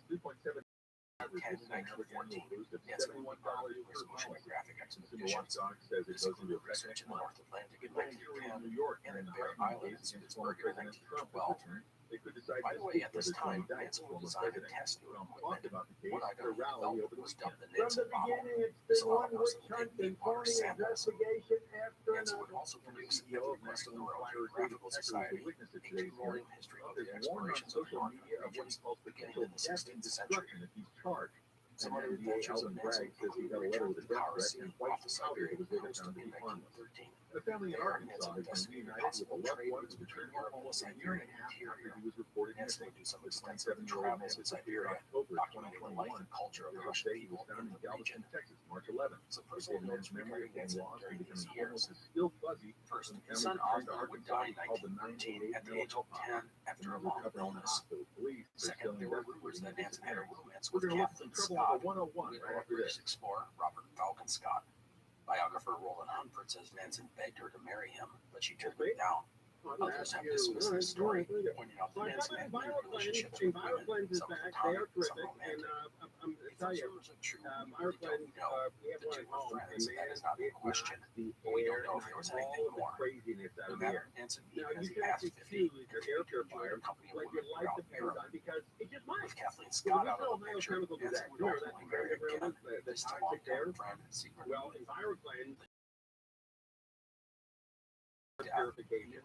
item on and off until they married in 1919. The marriage brought some brightness to Nansen's home, but in time the relationship went sour. Several of the children did not like Nansen's new wife, and she moved on to grow away from friends. In the end, the two ended up bringing out the worst in each other. That aside, World War I would bring to a call science. Clean air is very important for you. Toxic air is horrible for you. Without question, against the Germans. In the war, Nansen would not do much. He tackled some projects, including trying to write a novel, which was never finished. And regarding the war, a German agent about asking Norway to mediate peace talks, nothing ever came of the idea. Air quality monitor plus fast free shipping. Wow, $150 international politics. EKPure.com, promo code Conway. EKPure.com, promo code Conway. So weather for scare 5 seconds today with highs in the lower 70s. Lows in started chapter Norway. Low 40s and higher mid-30s in the Yellow Valley. We're going to look about the same tomorrow, then we get possible rain tomorrow night. We could last through Thursday. Right now it's 57 in Washington, 57 in Costa Mesa, 74 in Compton, 70 in Burbank. The KFI financial update is sponsored by Jacoby & Myers Injury Attorneys. That closed up today 195. That's 500. 7 NASDAQ down 55. Average price per gallon of regular gas in California is 42. Don't wait. Maximize your compensation after an accident. Call Jacoby & Myers now. Tested for you since 1973. Crash on the 101 Southbound is coming up on Reseda Boulevard. That's where the train is wrecked out of lane. Kind of long details, but it shows loading up the drive all the way out of Calabasas, getting away from Lockville. Then on the northbound side, coming up on the Penny Canyon, there's a crash there. The train is out of lane. They were blocking through middle lanes with delays away from the next act. Michael Bryan, KFI in the sky. So the safety angel, The efforts of Nansen's office they finally threw it there. It was there long enough to back things up out of Roland Heights back towards about Fairway. Now they're pushing eastbound pretty normal form from the 7th and on and off the road to Boulevard. Then it's that was a failed thing called Russia. on the westbound side and industry. So 5 southbound is 5 is a bit of a problem there. It's going to be tight on that West Main Road Hill. Northbound side of the Russia and the other train is cleared on the northbound 605 to the Boulevard. That's clear, but it is still heavy for the 105. Michael Bryan, KFI. Curve line number 405 northbound. The drive is going down away from Camp Canyon. It will remain on the brakes and stretches all the way to Steel Beach Boulevard. KFI in the sky. Let's get you there faster. I'm Angel Martinez. How much do you think your home is worth this year? Do you think it's going to be worth the same next year? If you're thinking about borrowing on your home equity, you're ought to make more out of your home probably higher now than early next year. I certainly believe that. Some experts predict that property value over the next few years may be more challenging for borrowers to tap into that home equity. If you need $75,000 or more, HMS Capital can help you borrow the money you need for the equity you build. So whether you want to consolidate debt, make home improvements, or whatever your situation may be, HMS Capital may have the best solution to help you. Credit report fees to apply, less than 2 mortgages with HMS Capital. Clearly, I'm like, I believe they're simply the best at what they do. Call 833-255-5698, 833-255-5698, visit hmscapital.com. Now, one other thing I want to mention about Nansen was the creation of what we call the Nansen passport. The moment Nansen and his colleagues began to work with refugees and displaced peoples, they recognized that many of them lacked documentation that proved their identity or nationality. Papers and person authorized to go anywhere. To combat this issue, Nansen's office devised an identity document called the Nansen passport. Female tutor is recognized by more than 50 governments and allowed refugees to travel legally across borders. The Nansen passport issued to the nation's office. Then we also have that tornado in Mississippi, Alabama, 59 miles of terror. Igor Stravinsky, pianist Sergei Rachmaninoff, writer Vladimir Nabokov, gallery head of Paul Vogel, and Colonel Tom Parker, who wanted to be Elvis Presley's manager. For his humanitarian efforts, Nansen was awarded the Nobel Peace Prize in 1922. And, all we did Not everything is Nansen did was a talk big success, about but the work he spearheaded affected millions of rain, people during a chaotic snow, time. storms, the And whole so run. as Nansen's international work wrapped up, he But don't returned lot of the news, and now we sort of are slowing down without giving you up-to-date weather reports every 8 seconds. Maybe we'll do that again on Wednesday and Thursday. As the storm comes in, as we get another. I don't know if it's an atmospheric river or not, but it certainly is going to be wet. And it all starts in the San Fernando Valley on Wednesday. 80% chance of rain on Wednesday. 80%. 40% on Thursday. One final venture And how many days? And that was the next idea 10 of days flying to the North Pole in an are airship. 70 degrees We and above the idea of in funding without Los Angeles. emerging. And then in May of 1926, rolled After today, there's not a single day in the next 10 days that is 70 degrees or above. Any thoughts of such an Not one. excursion were done. And 2 of the days are in the 50s. 57 will be the high on Wednesday, 57 will be the high on Thursday. So we get cold and wet again. Outside Again. airship, but it All right, disappeared. Adam Sandler was roasted. It's always nice to do a little lighter news, right? The heavy news really Under the clear gets sky to you of the icy after a while. So it's nice to of eternity through space. look at other End quote. news stories and other events that are happening around the world. Adam Sandler, the actor comedian been making us laugh with classic movies like The Wedding Singer, Big Daddy, and so many more. And now he's finally getting the recognition he deserves. Last night, Sandler was awarded the Mark Twain Prize for American Humor at a celebrity-filled ceremony. One of Sandler's friends and co-stars taking the stage to honor him with, of course, a few light straps, including Conan O'Brien and Ben Stiller. How great is it? A lot of amazing have flown to D.C. to say nice things about Adam Sandler. But if you ask yourself why so many of Adam's friends were available to speak to him,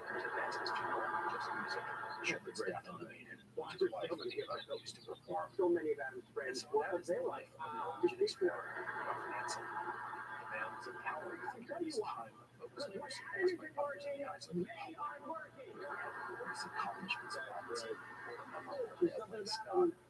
about his work.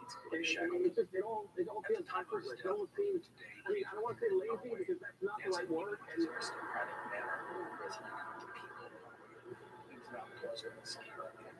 don't have a better word for pronounce go with lazy. Drew Barrymore and Cameron Anderson both, by the way, played Adam Sandler's love interest in some of his films. Also appeared on stage for a fun little podcast back and forth. I remember when I was made a Maui on a whim, just when I was in the dogs and skis and well, I was sleds. in Maui with him when we were the many films we done together. Okay, first thing, which was $150 million for number 15. Some aspects, not very likely. Oh, I Stubborn and just snotty let me start 20 years ago.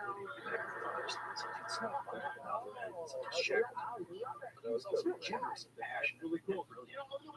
Billy, are you a Ted Lasso fan? You watch that program? Okay. Yes. About the Are you watching Ronald? You watch Ted Lasso? Got me choked up. I admit it. relationship with his What children. are you, It was further strained by the misery of Nancy's second wife. Nancy's 2 daughters would head off to America for college, but eventually returned to Norway and started their own families. Absolutely, yeah. Nancy would, as he aged, Have you had started fences with watching his it? We've girls. asked you to watch Okay, it. I watched the first 3 episodes son, over the weekend. was Wow. Okay. Nancy And was Watched them concurrently, like was boom, often the boom, focus boom. of any physical punishment handed out by that's his his father. brother's one. Kari would leave home Yeah, early great. and become involved in forestry. My Eventually, walking dictionary. Nancy's youngest And son, then Todd, would move I looked over to my to the wife. 1920s and She was become laying on the couch. I was sitting on the other He would couch. return to Norway and become involved in the resistance in We're World War separate II, kids. even being captured and sent to a I looked over at her concentration and she camp. looked over at me. He would survive And the at the experience, exact and same after the time, war, he would be part we of went, several humanitarian efforts, just like his father. He is credited with being a This is what co-founder in everyone's the South crazy and about. working aid Jewish I refugees in the glanced early and years of watched World War another II. 3 or 4 to get into Todd's it. daughter was a book I'll be publisher and honest, I'm politician, shocked and his that son you was an didn't dig architect the and whole humanitarian, secret. Oh my just God. like his father Why and do you think grandfather. girls don't like? Okay, Second here's note, what I don't Nancy like. is remembered in so many It ways. seems like It's impossible to everything, name them all. there was Here's a a few formula things. to it. It was almost In like watching the 1930, the United Nations KBA formed the Nansen or International the World Office for Trade Athlete, Refugees, like which was in charge of 1970s, refugees from war areas from 1930 to where 1939. The office everything received is the Nobel Peace Prize for really its work in exaggerated. 1938. Like, Also, the there are woman who places named owns after the Nansen. soccer This club, includes Mount Nansen in the Rebecca. Yukon. Rebecca, In the Antarctic, right? there's another Mount She Nansen, tastes plus one Mount of Free those Nansen and biscuits Nansen Island. that he, You'll I find guess, Nansen later Island on in we Kars discovered he Sea makes off that. Siberia, as well as in And puts Massachusetts. him in that pink box. Greenland, And there's she Nansen says Land. to her assistant, Yes,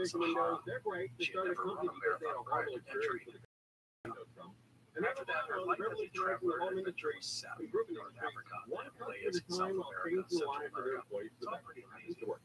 People In make the difference, 2019, she and became the American first Vision woman to Windows walk 3 join throughout river AA Morocco, certifications trekking exist. 51 kilometers But or here's nearly one of 1,000 their sayings: miles we want to across let the a tech desert and vision mountains. into your home Through that all you of this, would not Alice has allow produced into 4 our books home. about her travels, And as well as a gotta BBC save show money everywhere you titled can. You Morocco gotta to keep the heat Timbuktu, in an Arabian in winter, adventure. keep the heat out She in chronicles the many summer. of her travels So via right now you can podcast pay as well as other 0% social interest, media channels.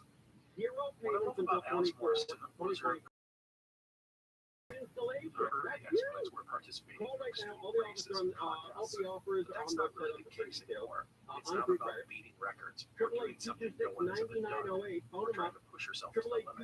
888-226-9908. Now, Alice is an It's explorer. called Chris. She You got loves to 3 more walk in windows the coming in. Man, I footsteps of can't early wait. explorers and travelers, AmericanVisionWindows.com. discovering a world that is not that much different than it AmericanVisionWindows.com. was Offer hundreds starts of years ago. 3123 California Through this all, 73 Alice displays So a rare weather, joy of love of learning, as well as experiencing the world around her and her direction needs. I was also fascinated by Alice's desire to become a traveler and adventurer at the time in her life when many of us are trying to figure out how to retire, much less cross a desert on a camel. So please take a listen to Alice and enjoy some of her wonderful stories. You can learn more about Alice Morrison by going to her website, alicemorrison.co.uk. I put a link to her site on my own website, exploringpodcast.com, as well as in the show notes. I hope you enjoy my conversation with Alice Morrison.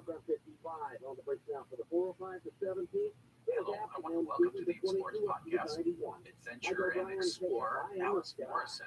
Alice is joining us from Morocco, which is the first time I have ever talked to anyone from Africa. So, Alice, welcome to the show. Thank you very much for having me on. Alice, as you heard from the introduction, is quite an interesting lady. And so I have just a bunch of questions I want to talk to her about being an explorer and being an adventurer and a traveler in this day and age.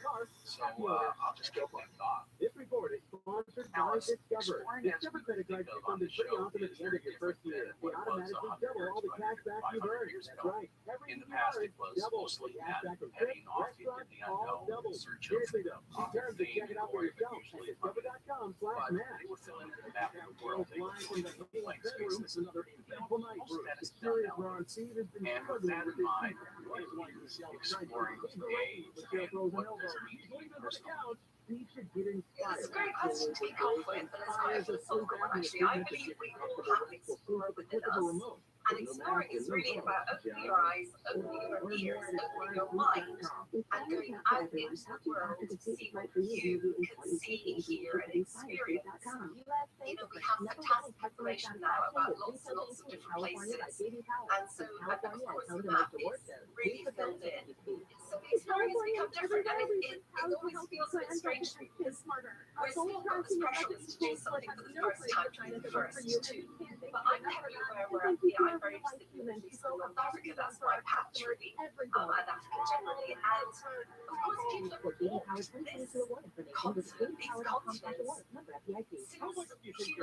both their legs. So to say that you've been somewhere for the first time, for example, is no longer what exploring is about, because A, it's not true, and B, it's irrelevant. So for me, from what I like about exploring is I go and see things for myself, and then I also try and communicate them in as authentic and genuine and kind of live in the moment in a way as possible to other people who won't have the luxury that I have of time and the ability to do these things. And I really like to go to the very, very wild places, you know, where I hope actually there haven't been footprints before me. And then sometimes where there have been footprints, and that is a complete delight. So exploring is definitely a different thing than it was, and I think we have to be very aware as well of the age we live in and different world we live in, even from 100 years ago. It's very, very different now. So exploring really is, I think, for everybody, and something that we can all do, but it still has that excitement.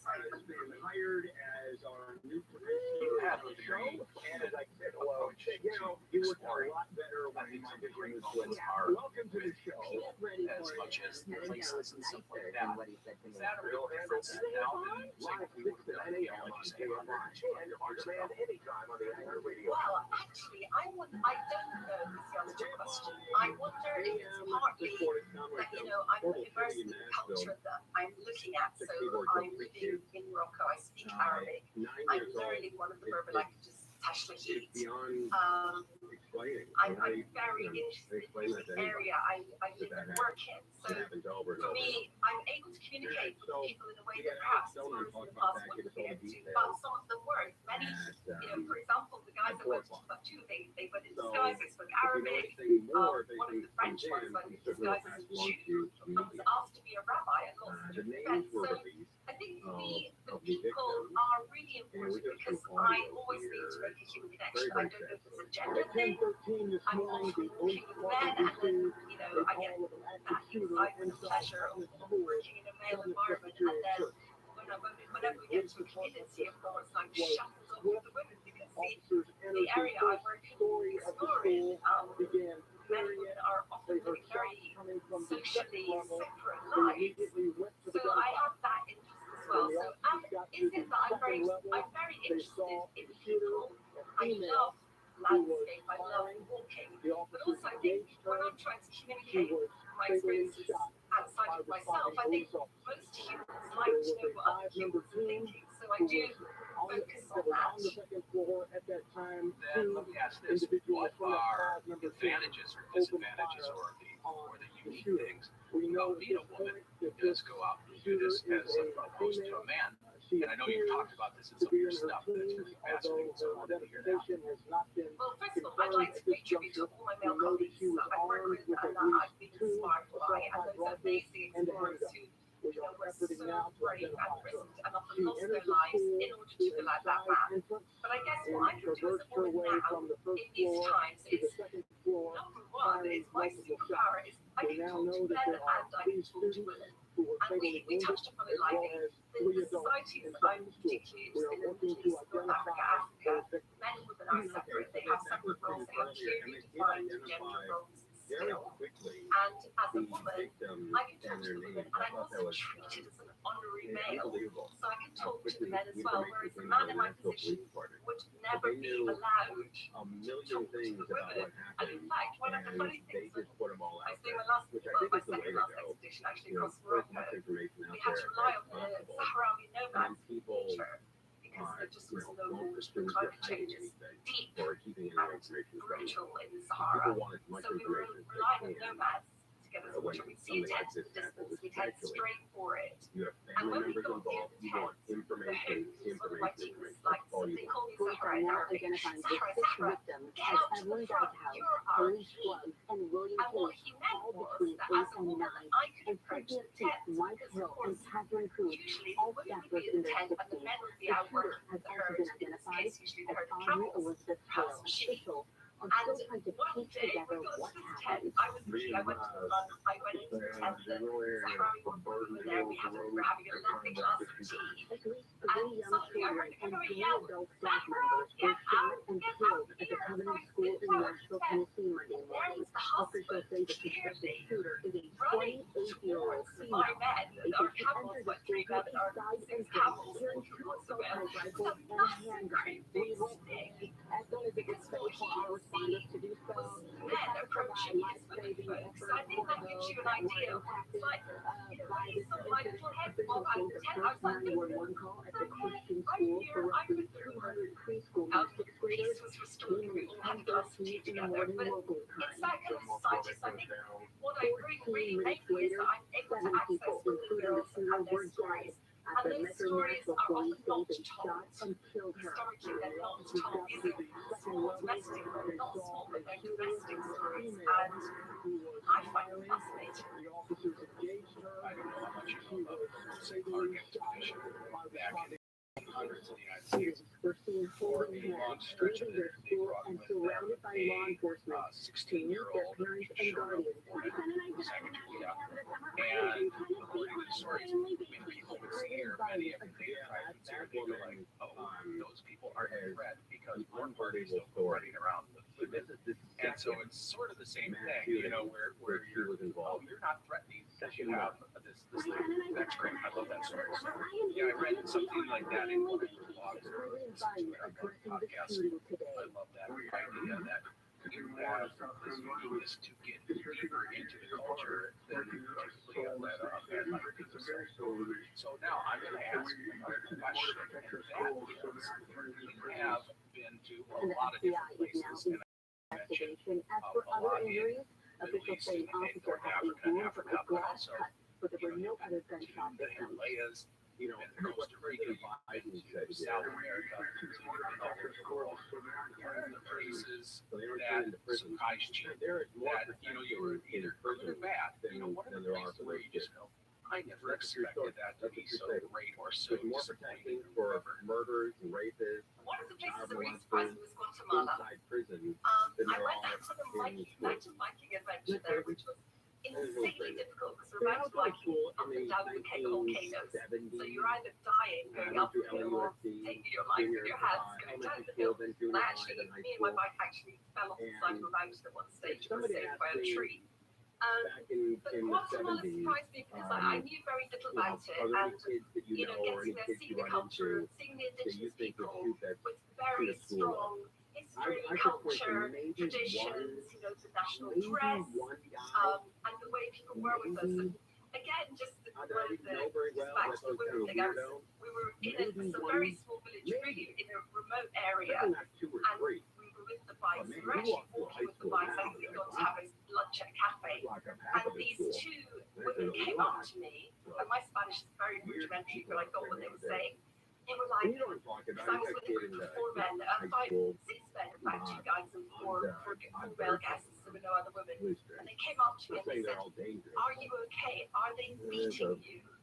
Because I was so covered in bruises from falling off my bike. So I had to reassure them that these were very nice men, they were not beating me. And what was nice about that was that kind of solidarity. I thought, how lovely these women are actually, and they were very beautifully dressed in traditional Central American clothing, Guatemalan clothing. But they took the time to come and make sure that, one of the sisters was okay, even though I mustn't look so weird to them, there I was in lycra and bruises. But I think that surprised me. Corruption trial suspended LA This City is Council Mark kind of a similar wrapped up deliberations for the Is day without there reaching a any verdict. place or experience in Conspiracy your and travels fraud charges that for is allegedly just trying to buy your his son's favorite? way into The UFC place that you just in say, 2018. this was just Panel will amazing. be back at 8 a.m. tomorrow to continue. I mean, I love Morocco. I have a very special place in my heart for Morocco because I live here and because I walked the full length and it took such a long time and I got to know it so deeply and I formed such a strong bond with people here.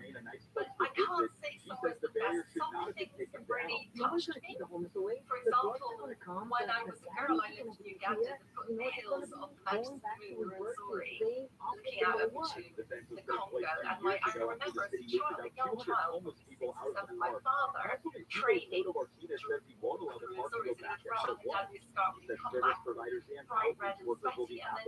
and down his scarf and come back bright red and sweaty, and then something like 14, 35 years later, I went back and did the same walk in the Missouri mountains, and my father's still alive, but his memory's gone here, but I went and did the same walk, almost as a tribute to my parents, my father, and a kind of a remembrance of childhood. And when I got to the mountain guides on the Missouri National Park, I pulled my dad's old seat and his photographs with me, and I showed them to my African guides or my Ugandan guides, and they recognized some people that was like their uncle or their grandfather portraits in my dad's time. So that experience certainly has stayed with me as one that I find very moving. That's really great. I love that story. I think when people hear your personal story, it's impressive.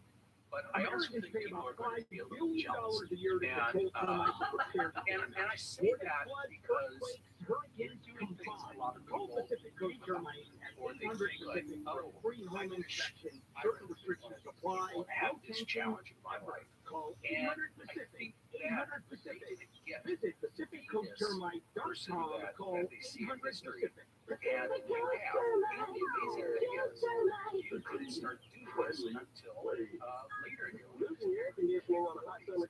So how did that happen? It's really progression. So I think there's a few things, like if you think about seeds and soils, so my soil is like, there are a few things that predispose me. One, I've been tumble of my life in Africa, so I have a love for different places. My parents never told me any food you can't do it because it just never came up. So everything was always possible. I had never once get married and have children, I always really value twice whatever reasons from a very early age. So if you like, I and I was untraveled, I was free, and I also been very successful. My career, fortunately, I had some lunch breaks and I worked hard, so I have a backdrop, if you like, of security and some level of financial security. And then when I was okay, I was chief executive of Foresight, which was the chief executive of a media company, and for various reasons we had to fold the company, fold it into a larger company, and that was very difficult psychologically. You know, if you've ever been made for what we say, you get made up, if you've been sacked because your job no longer exists, you have to sack people because their job no longer exists. It's a very, very easy process to be made redundant. So this all happened, and I just thought, I want to do something different. So I did something in South Africa. Paris, Cape Town, my head of it. And now I have time and I have the work done, so I did it. So it really took off from there. So what I did more along this path towards becoming a full-time adventurer, full-time business owner, and it was all the things I've learned in my life up until this point all continue to help me. Because financial security, I was free, and I thought, you haven't done things that will authentic people with most joy in their lives, like get married, have children. So why don't you make yourself the joy using your free time? And I think that was like the spur. And then of course, I started discovering things, and my feet went down the path, and then they went down fork, and they went down there, and I literally started to explore my life as much as my opportunities, as much as If you've got joint pain and they're telling you surgery is your best option, please stop what you're doing. Call QC Kinetics. Gary Shannon, the folks at QC Kinetics have been using the latest questions comments regenerative treatments to bring lasting pain relief that natural way. This harnesses your own body's healing agents to restore and repair damaged tissue in your knees, hips, shoulder, back, No drugs, no downtime. QC Kinetics has hundreds of clinics all over America and thousands and thousands of satisfied patients. Have been used my body arthritis or injury. Look beyond steroids and surgery and discover the amazing possibilities with regenerative medicine. Especially this time of year, you need to be living your life to the fullest, doing the stuff you love to do. Or going under the knife, doesn't it make sense to check this out? QC Kinetics in Glendale, Orange, and Mission Viejo. QC Kinetics, call for a free consultation. 213-997 213-997 PAIN 213-997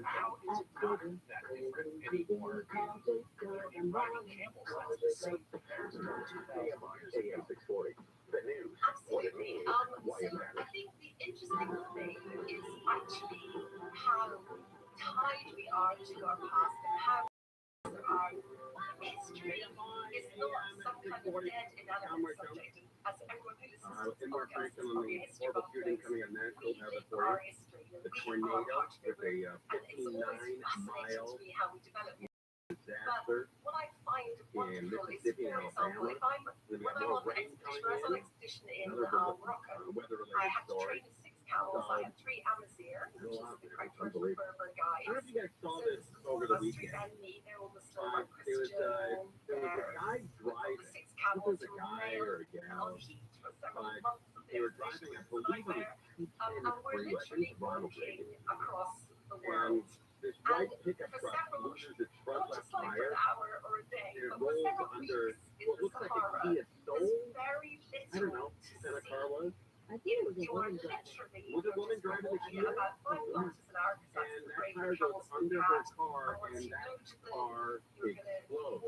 Not bivouac and explodes unload like and a unnecessary stress. chocolate factory And we were doing in exactly Pennsylvania, what but people have done for it just goes centuries straight up in in the air. this region And they for said that centuries and car centuries. could have And I reached 20 love to that we 25 were doing feet in the exactly air. the same thing. Our It went camels were straight carrying up our and water. straight down. We were So constantly on horrifying. the lookout in the Unfolding winter. so quickly, there was nothing that person could have done. That was I quite was in the same car. I took an Uber over the weekend. Or Lyft. I took a Lyft over the weekend. And I was in that exact same And then, car. as I say, we had several weeks in the Sahara how light that car was. I don't know what kind of car it was, but it was that same sort of boxy SUV. And they're made with like 9 pounds of material. And so when it hit the tire, it went straight up in the air. And my friend busts my balls because I drive a big car that's really heavy. But that's the reason I do it. Because when I get into an accident, I don't want to be second best. I want to be first or close to first. But I don't want to be the second best in that accident. So I drive a really heavy car. That could not have happened. There's no way that a tire would have thrown my car 30 feet in the air. But these other lighter cars, man, you get in an accident and that takes off on you. Ooh, unbelievable. But here's some audio that you saw there. It's really a visual. I know it's radio or I do it. Go on your Instagram and probably show you see the visuals. Right on. Okay. All right, you can do that. It's one thing to get tired while driving. It's another to get tired. Okay, it's Kia Soul. I was at a Kia Soul yesterday. All right. Like Kia Soul sent flying last Thursday, and a wheel came off a pickup truck, and why did you get great gas mileage until it hit the tire? And it goes up like a rocket. It came off a pickup truck and went under the little car. Neighbor is a California Highway Patrol Public Information Officer. The wreck happened on the 118 freeway in Chatsworth. Yeah, so I thought. It's Chatsworth. The 118, Ronald Reagan freeway for you presidential freeway. When a fifth wheel came free of this silver pickup truck. Amazingly, the woman driving the Kia was not seriously hurt. Wow. Turned down a trip to the hospital. That woman turned down a trip to the hospital after that accident? Oh, you got to give Kia Soul props there for the airbag. They turned down the trip to the hospital. Man, I never turned down the trip to the hospital. I know you're playing a baby, so she was very lucky for that reason. She was wearing a safety belt. The man driving the Z-wheel pickup pulled over to the shoulder and waited for the CHP. Yeah, I got a tip for the woman in the Kia Soul. Now, the shop is video also damaged by debris from the wreck. Now, why the wheel came off? The woman screwed. I don't know if they're sheared off or simply the magnets were tightened. That's usually what happens. Like the cars in the shop, and the guy thinks the other mechanic tightened the lug nut, and the one guy thinks the other guy did it, and they're not tightened. They're on very loosely, and that's why it can't get off. I remember I was at a like a Caro's or something like that in Tarzana, and a guy drove a Porsche out of a Porsche repair center, and the tire flew off immediately and went across the vector hole into a window at that Caro's. Those were the windows on the other side. So it went in through the window at Caro's, smashed into the window, and fortunately nobody was sitting at a table. But those tires are very heavy, and it's very hard to stop. Well, not criminal investigations, but that's because in a situation like this, there was little chance for the driver of the car to avoid that tire, right? The drivers need to make sure their vehicle is safe, something that could have prevented that tire from coming off in the first place. Yeah, I get that, but I don't know how many people check their lug nuts before they go to a 7-Eleven. Every time I go and get gas, I'll walk around my car, I'll look for nails in my tire, and see if anything's out of the ordinary on lug nuts. You're better than we are. We'll give you that. Or see if anything's out of the ordinary lug nuts or whatnot, because I don't want to have that liability. Please, God, you're great. We get it. You check your lug nuts every day. The woman driving that flying car was not seriously hurt. Another example of the importance of wearing a seatbelt. Yeah, okay, all right. Don't need to stress that. I think everybody's on board there. Well, I mean, if they're loose and you're getting on the freeway and going 55, wobbly before it came off? I don't know. I don't think so. I think that, there's so many potholes nowadays. You just assume it's the road. And it was a bad scene. You gotta see it on social media. So the Insta, I put it on all of them. So Instagram, Twitter, and Facebook at Congress. All right. All about the gram. disney.com/r. Walt Disney Company announced the upcoming sequel to popular series, airway layoffs and losses, as well as what's in store for the future. Namely, new sequels for Toy Story, Frozen, and Zootopia. Wow, how about that? We got Toy Story, another sequel. I think that's 5 or 4 or 5. I think it's 5. Frozen will be 3, I imagine. Zootopia. Toy Story franchise has already made more than $1 billion globally. The first Frozen movie, debuted in 2013, they made more than $1.4 billion. Disney CEO Bob Iger also announced that Avatar Experience is coming to Disneyland in Anaheim. That'll be interesting. James Cameron, by the way, planning to release 3 more Avatar films. Wow, man, this is a big audience for that Avatar. And I found pretty on that Avatar. I haven't looked at it yet. I heard that the second Avatar is over 3 hours. Ron, you're a movie guy. Have you looked at Avatar? I saw the first one and it just wasn't my cup of tea, so I skipped the second one, but it's long. I get you, man. I get you. You're an Avatar guy. You seem like an Avatar dude. I'm not. I wasn't curious to check it out. But now it's like the whole thing about the technology that made it sold it now. So you're Avatar curious. All right, we're live on KFI. In for Frasier is Mark Ross. News in the federal LA City Councilman Mark Thomas have wrapped up deliberations today without reaching a verdict. Prince Harry and Elton John were in a London court today. The British tabloid publishers have tossed their lawsuit alleging phone tapping and other privacy invasions. And Taylor Swift is in a Los Angeles court today over the ticket fiasco that prompted a congressional inquiry. The federal court hearing the case brought by fans who think Ticketmaster and parent company Live Nation violated antitrust and consumer protection laws. Do not get on the Swifties' bad side. We got some trouble on the 5. We'll tell you about it after this. Why did you choose Sweet James to start a car accident? Like, we're just talking about that. That woman who hit the tire, right? Well, she was in an accident, and I'll tell you, the results speak for themselves. If she were to call, and so many times, this is the settlement that they've won for their victim. $29 million won for a client with multiple vehicle accidents. $11 million for a client hurt in a trucking accident, and $1 million for a client hurt in a motorcycle accident. Sweet James wins for clients hurt in all types of accidents, and they win 98% of the time. That's the thing. So they settle more money in 1 year than most firms will settle in a lifetime. So another accident, gotta call Sweet James right away. Phone them up. Nothing until they win. They can't guarantee an outcome. I think you know that. So phone them up. Get a consultation. 800-500-5200. 800-500-5200. 800-500-5200. So now whether present cloudy tonight blows in the upper 40s, then the low 40s in the Empire, mid-30s in the Antelope Valley. Report brought to you by Caltrans and TrumanCA.com. And you got a crash on the 5 and 8.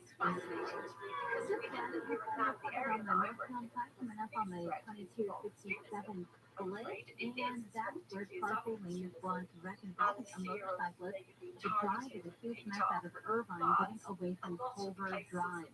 We got Michael O'Brien and KFI in the sky. I can't drive on the west side angle, but then eastbound, loading up just like Cloverfield. That's much up downtown Los Angeles, but this is just here from the big city. Got enough to wait home about. Now, looks like the southbound side of the 110, just about Firestone, and there's some problems there. That's the back to Dodger Stadium. And the northbound side of the 110, heading from the Houston Park to the stadium as well. Michael O'Brien, KFI in the sky.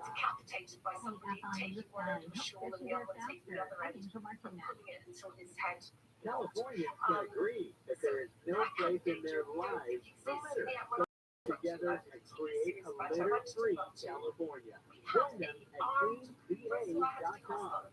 Do it together. Brought to you by Caltrans. This report is sponsored by Leinster.com. Hire Kyle at Leinster.com. Leinster custom blinds designed for do-it-yourself. Unlike stock blinds offered at big box retailers, Leinster blinds are custom made for your windows and shipping is free. Don't hire an expensive pro. Do it yourself and save big. Leinster.com. On the Dodgers Stadium on April 1st, when the Dodgers take on the Diamondbacks, one of the first 40,000 fans attending. Freeman bottling. Presented by Bank of America. Visit Dodgers.com/promotion. Winner Others have just started to watch too much collection boards expanding. Check out Bob's Watches, one of the largest and finest selection of pre-owned, modern, and vintage luxury watches. Rolex, Omega, Cartier, Tudor, they have it all. Buy, sell, trade. All orders get free overnight shipping. All watches independently certified, authentic. Box Watches, a leading online luxury timepiece marketplace for men and women, and now $200 off Google Box Watches. Click at the top to get your gift. Join us to celebrate the songs and artists you've loved over the past year. At our 2023 iHeartRadio Music Awards. I actually had a crush On the Video Award recipients, Taylor Swift, And performances by iHeart Award recipients Coldplay, Kelly Clarkson, Ella Irvin, Pat Benatar, Emil Giraldo, Lano, Money Long, Cody Johnson, and more. and listen on iHeartRadio. Tonight at 8 p.m. slaves, Portions of the following program will be recorded. and it was a learning Now, a few and words that's from when they your kind of dog. got into it. And as you said, you know, like there was, I think it was a 10,000 pound prize by the That's right. Royal Geographical Society. And I think it was maybe the first Gordon Lang, I think it's Scotsman, had his head and then a Frenchman, Renee, and I'm not sure if I pronounced it, he was the one that he read disguised as a and that's how he was the first person. But he came back and was like, yeah, it's not much. And so it was well past his prime. Are there any places like that that you went People work to at the school. and they've changed They so work great. We'll dramatically have that over for you. the We have that perspective of horrible time? story coming out of Alabama and Is there any place Mississippi. like that where you A got there and just like, 59-mile really? stretch This was of what the destruction excitement was about? because of tornado. And ending up on places. I mean, I have to say, in Timbuktu lighter defense, Dodgers, it is a kind of a baseball small, season it's a started very large this town week. rather than a big city. That's kind of crazy. It's dusty, No but it pressure has on it. fantastic And all of a sudden it's here. mosques. It has the most And people are going to wonderful go to the library that, baseball game, you know, that get I their was mind in off the Paris crazy with world, some excitement as I read and enjoy the game. law books from the 8th century, which had I'll start, I notes from the believe, students Thursday or Friday. outside, and I could read them in Arabic. I thought this is just like when I was I studying always did Arabic. growing up. Going, what does this mean? But That the felt like Dodgers your are going to face. open at Dodger Other Stadium. places I think that I've been really quite And that'll be a big disappointed. deal. Get into the Dodgers this year. Dodgers are great. All right, Ticketmaster is under pressure from the Swifties, I'm sure there which I are am lots not one and of, lots of places. but I understand the Exactly. plan. Now, I mean, I've just been in Rome for a little holiday, and All right, I've let's never find been out to the Rome before. Swifties I'm are all fascinated about. by the Well, Roman some Empire. telescopians are traveling to Texas this weekend to see And Virtual going there, on you stage as go part into of a Paris tour. Other fans travel fiercely to LA you have a book or like how to take a guide, couldn't and you go and, you know, Good afternoon in downtown LA. to LA to do this everyone woman just just keeps shooting up to get the best selfie for Instagram. There's bad blood You know, between it Taylor kind of Swift makes fans it and different. Ticketmaster. 340 In its Swift heyday, fans but are it's suing still the ticket company. They say retained. Ticketmaster I misled them felt back in November when the artist would need tickets for her Eras tour, alleging the company engaged in fraud, fixing, and antitrust violations. Oh boy, place, probably but fair to the it's still average not American traveling consumer. excitement. We have a right. Nowadays, as I say, they're taking our selfies, whereas in the old There days, was one woman that was in it by said she was online for 10 hours by bulls. trying to get tickets yeah, to the that would Taylor change. Swift concert. My son And is a the judge classic could have preacher, said, so I've heard young lady, all the stories. you need to do something else with Yeah, your I life do have and not spend 10 hours trying to get tickets to You talk Taylor about Swift. some of the Young dangerous lady. things These quick in there, fans landed in Los and in your Angeles books, last your night. blog, They your traveled podcast, from different you states, including have all Colorado and sorts of great Texas. stories, and some of them And scary, that's a lot of mom them and dad, funny.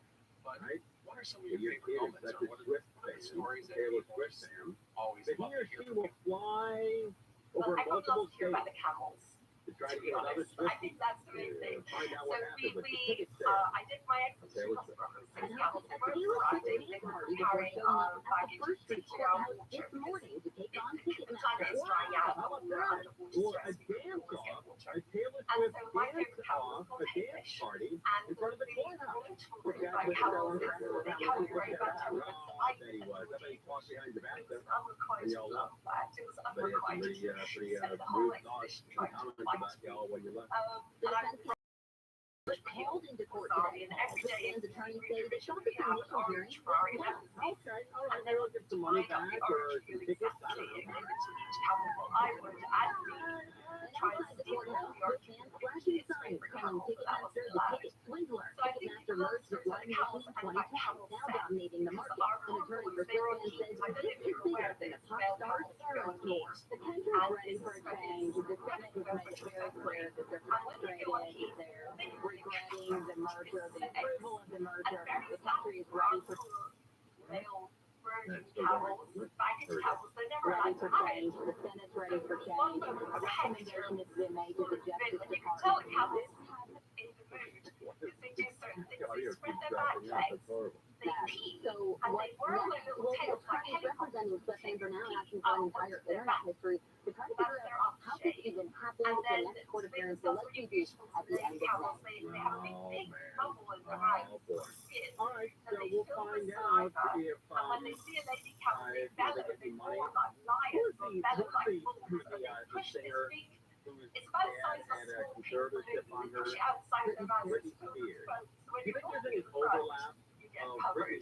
people of protesting saliva. Britney Spears And legal they're very problems sneaky. downtown So and one day we were all having breakfast, and Hector managed to get rid of his halter, and you can see them, a female But cat you was think just like the people who went downtown and protested for Britney Spears, you think that like one or two of them are also down there protesting Ticketmaster and our switching?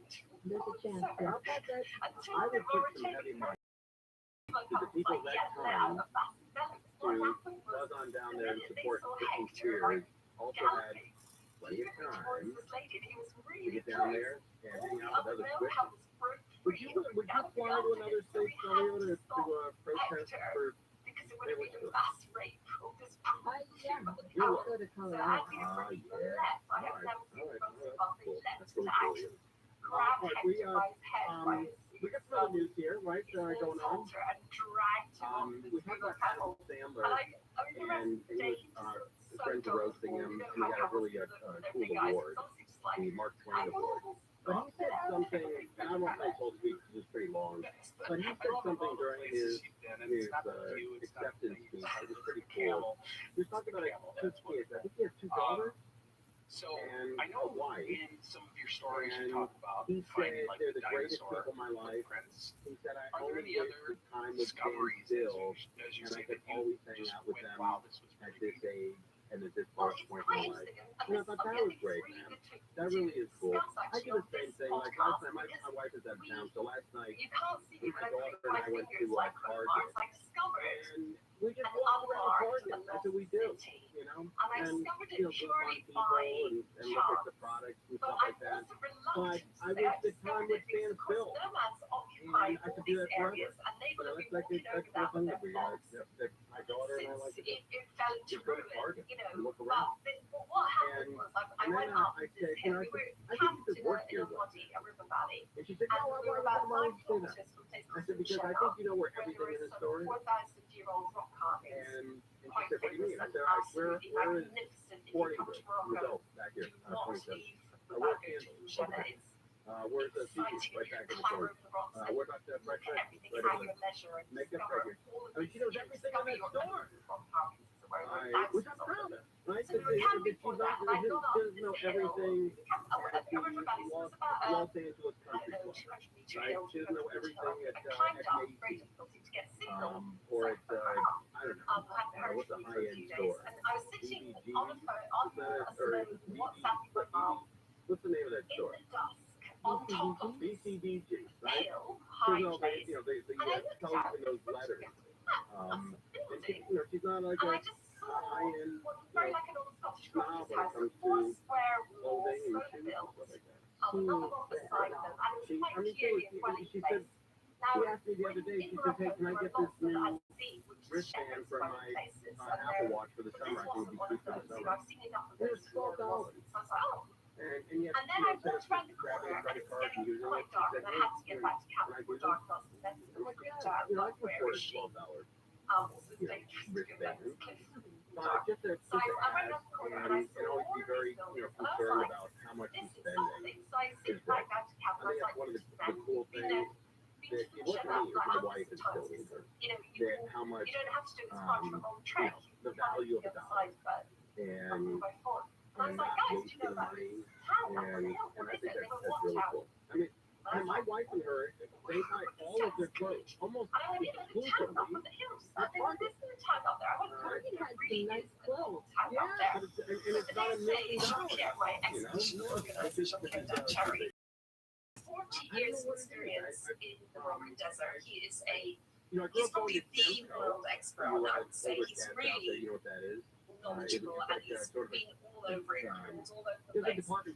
And he came and I said, sure, before we go and see can I take you on this hill to see what I found? And he was like, well, don't be ridiculous, Alice. You haven't found anything that's not beyond there. And I was like, no, obviously I really have. And I had to put my foot down quite hard. So we went up and we had a cameraman coming with us just to the rock garden. So we took him up as well. Everyone was like, go to the rock garden. So I was like, no, it's worth it. So we get up to the top of this hill again, panting our way up, and I'm like, look up here, and of course in the daylight you can see it's a very large section over 2 hills ahead of us, 1 hill to our left, and over the other side of the valley there were all sorts of buildings on the right. It was quite clear in daylight that there were streets, there were configurations of houses, and the junkyard French went, c'est magnifique, and then he got hugely, and we explored together, and it's somewhere that's not marked in any map.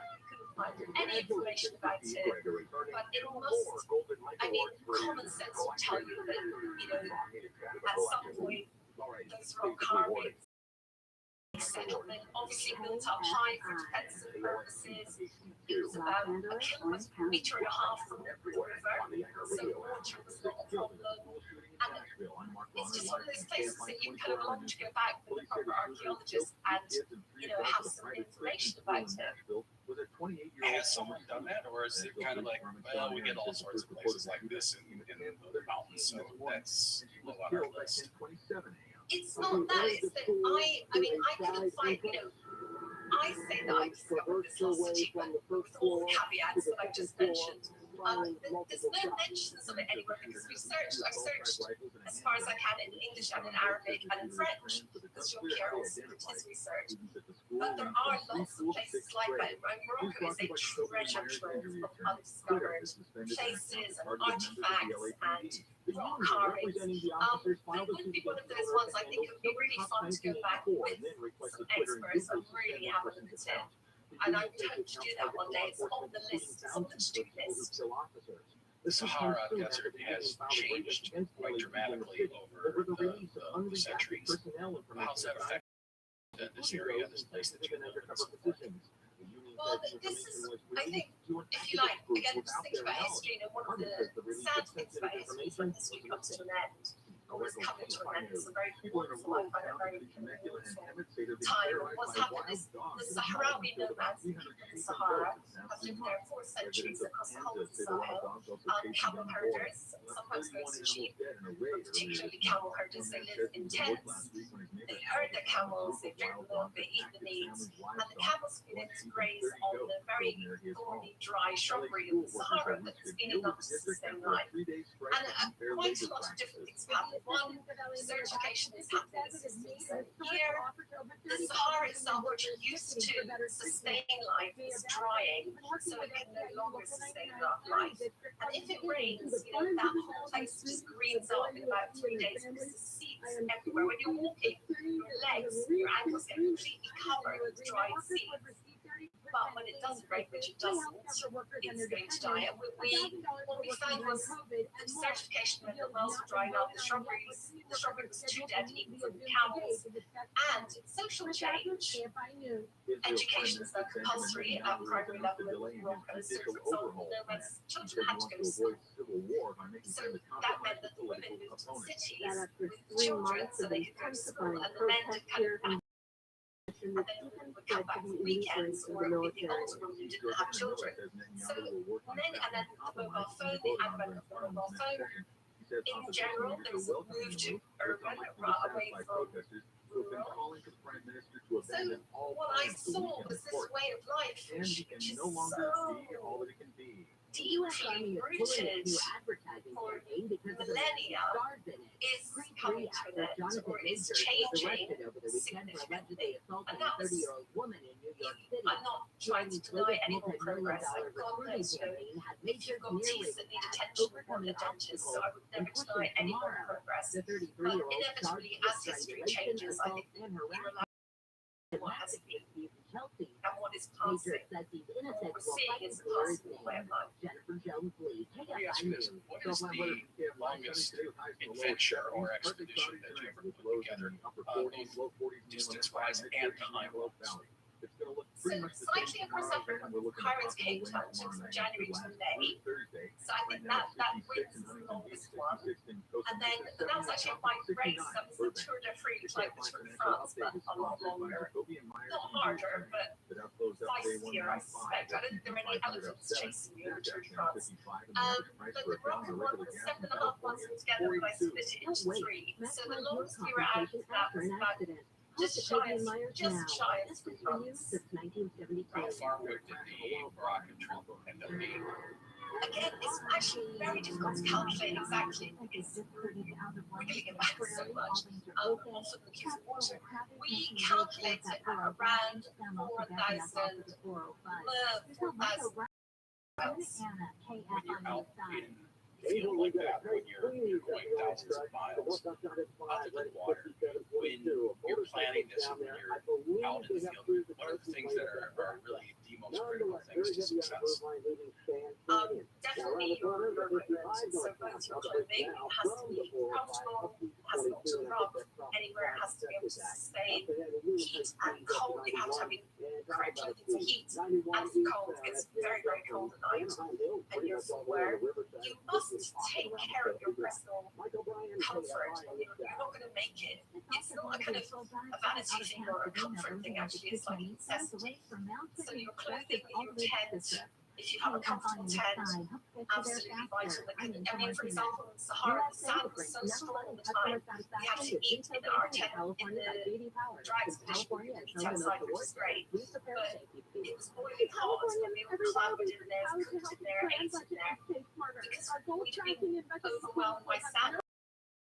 Very important thing to transport animals. We had, it's very much, I'd say, and then I think being very organized and very clear. I think organization, team, and discipline. And then you can play with it, but really, you want to be very clear about what you're doing, and everyone needs to know, and then progress together as a team. What do you miss most when you're out in the field like that? That's the thing that you can't bring, but you sit there and go, I wish I had this. My cats. I really miss my cats. And I actually thought about bringing them on the, in a transporter. And then I thought, no, they'll be ripped apart by wild dogs. This is boiling hot. And they're lazy. Fat animals that like to sleep. They're not transporting. They like to sleep all day. They come into the house. But that's my miss. And it's great if you've got animals on an expedition. So like the cows, that's fantastic. Because that make up for it. That's really good. Are there any explorers or people or stories from history that you love and that perhaps have inspired you to do what you do today? And do you have any books that you recommend for people who are interested in this kind of thing? I've been very, very inspired by people from history. So I think as an adult, as a student, I read some of Ibn Battuta, who's a very famous Arabic. I don't know if you've covered him on the podcast yet. Not yet. He's an amazing Arabic explorer who has been around the world called the Marco Polo. And he was alive in the 1300s and he wrote in Arabic. I just love his books. But of course, if you read them in the original Arabic, it's really, it's very cool. And you get the full flavor. But he has all these stories that really resonated with me. And he also went to Timbuktu, so he's one. When I was younger, when I was like about 13 or 14, I got given 2 books by my dad. One was the Kon-Tiki expedition by Thor Heyerdahl, traveling in that boat. And I mean, that just has stayed with me all this time. And the second one was Arabian Sands, who wrote the messenger. He crossed the empty quarter of Saudi Arabia, loosely Saudi Arabia Plus, with his bedding guides on camelback, and he almost died. I would recommend anything by Robert Messenger because he writes incredibly poetically and powerfully, and his crossing was extraordinary. I mean, he extremely brave, extremely hardy, just a real heroic, a hero figure. So I'm not like him. I'm like, if he met me, he'd despise me. Far too soft. He's like a proper hard man of the sands. So him, and then my other ones are the female explorers of my region as well. I'm Freya Stark. Disguises herself, gets on a donkey and walks into the valley of the assassins in Syria when they're still working as assassins. The reason they were called assassins is from the word hashish, because these guys in this particular valley, I'm sure you know that in Syria, is basically get off their faces on hashish and then kill people for other people. She went all over the Middle East on her own. These amazing kind of Victorian, post-Victorian female explorers who just, I mean, they seem to know no fear. They just they came to no harm and they've written fantastic books. So I'm going to go to Messenger, Freya Stark, anything by them if you're interested in this particular area. That was fantastic. You have a new book out, so I don't know if you want to mention anything about that. Yes, working with Nomads, and we haven't sold the American rights yet, but you can get it online. And it's about my expedition across Morocco, so it's not my last expedition across Morocco. Books take a while to come out, and I think it's a kind of read where you feel like you're on that expedition with us.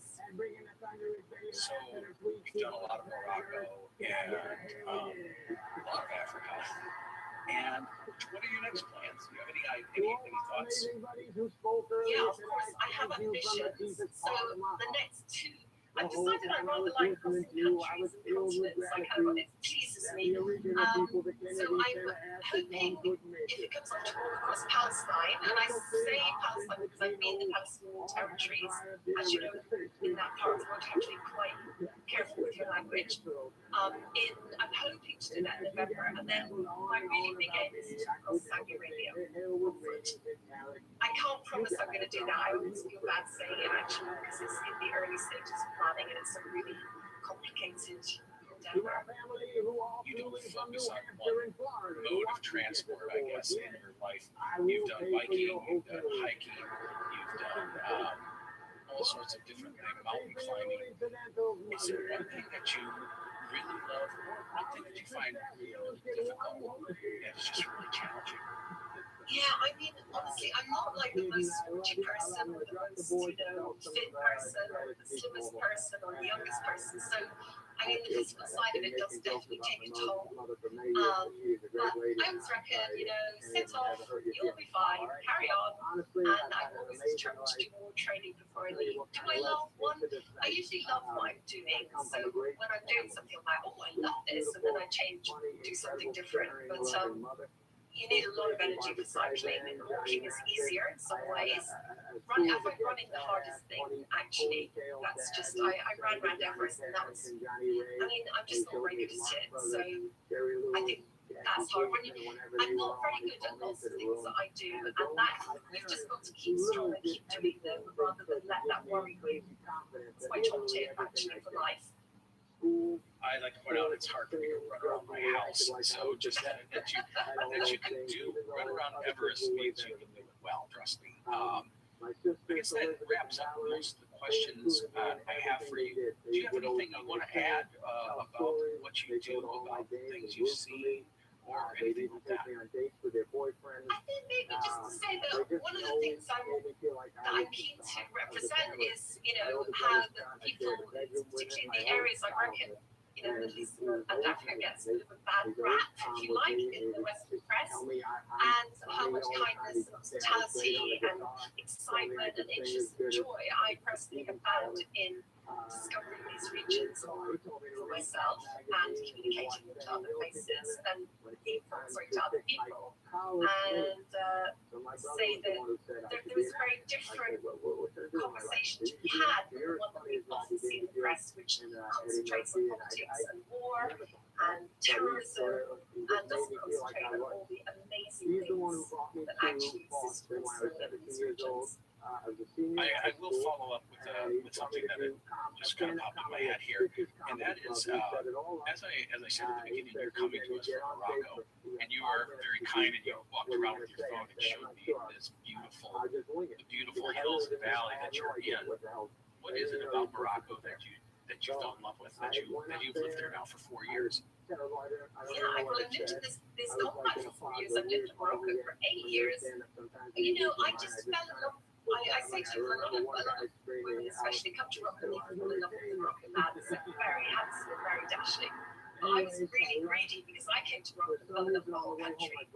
I think the people are, I feel like they're like me. I feel like we're on the same wavelength. We can have the same sense of humor, laugh and chat, and they're so kind of that it makes life easy, and everyone here is, not everyone, most people are up for it. So, you know, when you say, oh, let's do this, or you're excited about something, they're excited with you. So I very much enjoy that. I enjoy the values that I've found in this country, the love for each other, the hospitality, the kind of communal living. And of course, the countryside itself is extraordinary, and it is stuffed full of history. You can't walk 50 meters in Morocco without stumbling across any piece of history. So it's a very interesting and intriguing place to live.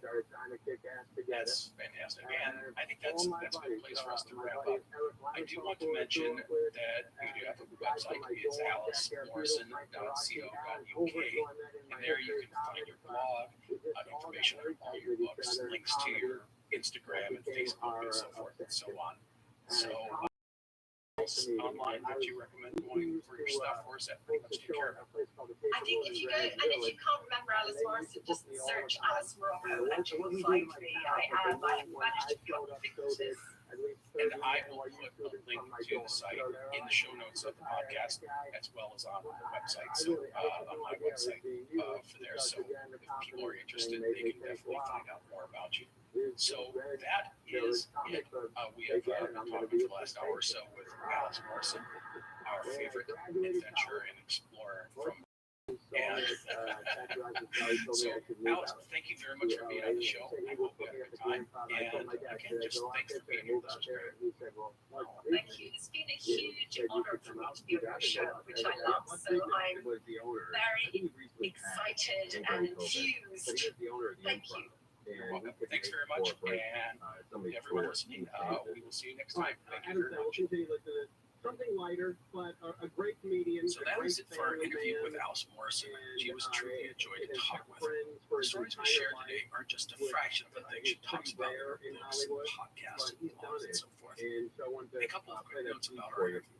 I want to point out that in our conversation, we talked about how in the 1800s there was a reward for the first Westerner to get into Timbuktu and return alive. I incorrectly said it was a £10,000 reward offered by the Royal Geographical Society in London. It was, however, 9,000 francs, and it was offered by the Société de Géographie in Paris. Sorry for that. So that's it. Again, many thanks to Alice Morrison for coming on the show and sharing her life with us. I hope you enjoyed the conversation. You can go to alicemorrison.co.uk if you want to learn more about Alice and her travels. I also put the link on the Explorers Podcast website as one of the episode's show notes. Thanks again to Alice Morrison, and thank you for joining us. I will see you next time. Explorers Podcast is part of the Airwave Media Network. If you are interested in other great independent podcasts, go to airwavemedia.com and find out more about the network, including shows such as Into the Impossible and Investors for Beginners. From the Southern California Toyota Dealers Traffic Center, let's go crazy. Lost our understanding of one another and of our service. We've never been more connected continue all the way to just about Glendale Avenue in Glendale. After staying on the 134 eastbound into Pasadena, more going on the 210 from about the 134, and those eastbound delays take you to just about the Vista. South to Tustin, crash on the 5 northbound before Red Hill. These tires look like they're blocking. We're low on detail. Prepare to enter an immersive world where tragedies, Definitely seen a slow drive getting away from Culver Drive beyond the track. The drive remains pretty heavy ahead to the 5722. Southern Guide is a podcast that will take you deep into the dark history and haunted lore of the American South, exploring some of the region's most infamous tales. From the swamps of Louisiana to the shores of the Carolinas, isolated communities of Appalachia, and the bloody battlefields and earliest settlements of Virginia. This is where ghost stories come alive, grim secrets are exposed, and mysteries. Well, you need to listen to find out. Join us now at southerngothicmedia.com, wherever you get your podcasts. Plus 24 pack cases of food-grade bottled water, only $3.99. In-store only. Offer ends for one while supplies last. Limit 1 on 1. You're listening to an Airwave Media Podcast. This report is sponsored by How do you feel that your life is more rewarding than ever when you visit the She didn't kill him. Your true crime podcast. The cool guy. So obvious. Whatever motivates you works for us. It's all about letting your run be your run. Brooks is here for every runner, doing the research and sweating the details to create gear that works for you. It's you. Networks make it possible to share data from lots of places, like a bird sanctuary. But to make them powerful enough to deliver new opportunities at the edge, you need CDW and Aruba. CDW experts can help design and implement an Aruba Edge Services platform which unifies, secures, and automates network environments everywhere, so you can translate data into innovation. I know, it's pretty cool, huh? Aruba makes visibility at the edge possible. CDW makes it powerful. Learn more at cdw.com/Aruba. Attention Southern California. Semper Solaris is ready to install your solar now and complete your paperwork in time for AEM2. They have teams working around the clock 7 days a week and have processed over 35,000 applications and counting. No one works harder than Semper does. It's free decor and color. Straight Solar American style. Declare your independence with Semper Solaris, your local and veteran-owned solar contractors. Get the job done right. Imagine no money out of pocket, no payments until 2044. Call 877-211-5591. Worried about blackouts? Tesla and Enphase batteries are in stock. Plus, Semper offers new furnace and AC systems with a lifetime warranty and new roofs with a 50-year warranty. Don't wait. Get your solar system installed by Semper Solaris before net metering changes and rates go up even more. For all offers, call 877-211-5591 or visit sempersolaris.com. All the radio stations you love have I can promise you my articulation of some of these words is far from elegant, but I will try and I hope that gets me some points. Special thanks to friend of the podcast, Maureen, and his wonderful mother, who helped with the Dutch pronunciations. The source material for the podcast is partially sketchy. Like any good explorer, Cosmo kept a detailed journal and log of his voyages. However, only the log of his first expedition I survived, meaning we know a lot about the first voyage and little about the second. With that in mind, for today's episode, we'll look at Captain Cook on his first voyage. However, before we do that, we will take a look into European exploration of the Far East, including the rise of the Dutch as a commercial power during the 17th century. This will need some discussion about the famed Dutch East India Company. So, before we talk about Abel Tasman, let's take a look at the exploration of the Far East by Europeans in the 1500s and into the 1600s. This will include some discussion about the political scene in Europe at the time. We'll start in the Netherlands at the end of the 1500s. This region was called the Low Country, or Holland. The people are called the Dutch. Today, the Netherlands rests between Germany and Belgium. The northern coast chock full of ports on the North Sea. The Netherlands were controlled by the Spanish Habsburg Empire in the 1500s until the Republic was established in 1581. People during the Spanish War, at least in the north. The wars in the Netherlands would go on for nearly a century. The lines often drawn between Catholic and Protestant. Protestant also owns the north end of the region, controlling the coast. As the Dutch Republic emerged, they would soon begin to develop their own empire, and in the process become one of the greatest commercial nations in the world. Catholic Spain would control much of Europe, but it was the Dutch that emerged as economic power brokers for the rest of the continent. all the same friends. In the 1500s, Family was the there, great Portuguese were family the man. primary European He could power help in out. the He Far was a great East. family man. The Had a Spanish great had the career as Philippines, well. but almost everything else was dominated by the Portuguese, including the Spice Islands. And here's more. But things were changing by the end of the 16th century, and the Portuguese grip on Asian trade was slipping. In the late 1500s, various Dutch expeditions headed to Asia, mainly to try and get involved in the highly profitable spice trade. However, many of these expeditions would end up competing against each other. Thus, the Dutch government went back to the creation of a single company to streamline expansion in the region. This company would be the legendary VOC. In English, this translates into the United East Indian Company and was commonly known as the Dutch East Indian Company, or the VOC for short. The VOC was a revolutionary organization. It was the first company to issue stock. Many people consider it the world's first multinational corporation. It had quasi-governmental powers, the ability to wage war, to people, execute contracts, negotiate treaties, make its own money, and establish colonies. The VOC took advantage of chaos in the region after Portugal was absorbed into the Spanish Empire in the 1580s. They would establish an outpost colony in Pavia, modern-day Jakarta, and then target and take control of isolated Portuguese outposts and forts, including Malacca in 1641. Also, they would become the European power in Japan after the Portuguese were expelled in 1639 due to their inability to rein in Catholic missionaries who had converted thousands of Japanese to the Christian faith. And thus, it wouldn't take long for the Dutch to become the most important commercial entity in the Far East. The Portuguese were fading, and the English just the Spanish kept their focus on the Philippines. Now, let's be clear about one thing. Despite establishing some colonies in the Far East, such as Batavia, Dutch interest in the region was mostly commercial. This was about money, and the Dutch were very good at this thing. They captured cities and outposts, struck deals to get officially sanctioned agents put in place at other locations, and they explored, looking for new opportunities. Sir Walter Raleigh claimed the Dutch had 20,000 ships for sale, despite not having any trees to make those ships. These were privateers, traders, merchants, and explorers, and they searched out the world looking for new opportunities. They went looking for the legendary Northwest Passage and the Northeast Passage. Their ships ventured to the Americas, Asia, and Africa. In the book, Abel Yonson Tasman, His Life and Voyages, Dr. James Backhouse Walker had this nice summary of the time and place, saying, quote, in the 17th century, it was the Dutch who were the sailors and the merchants of the world, the masters of the sea.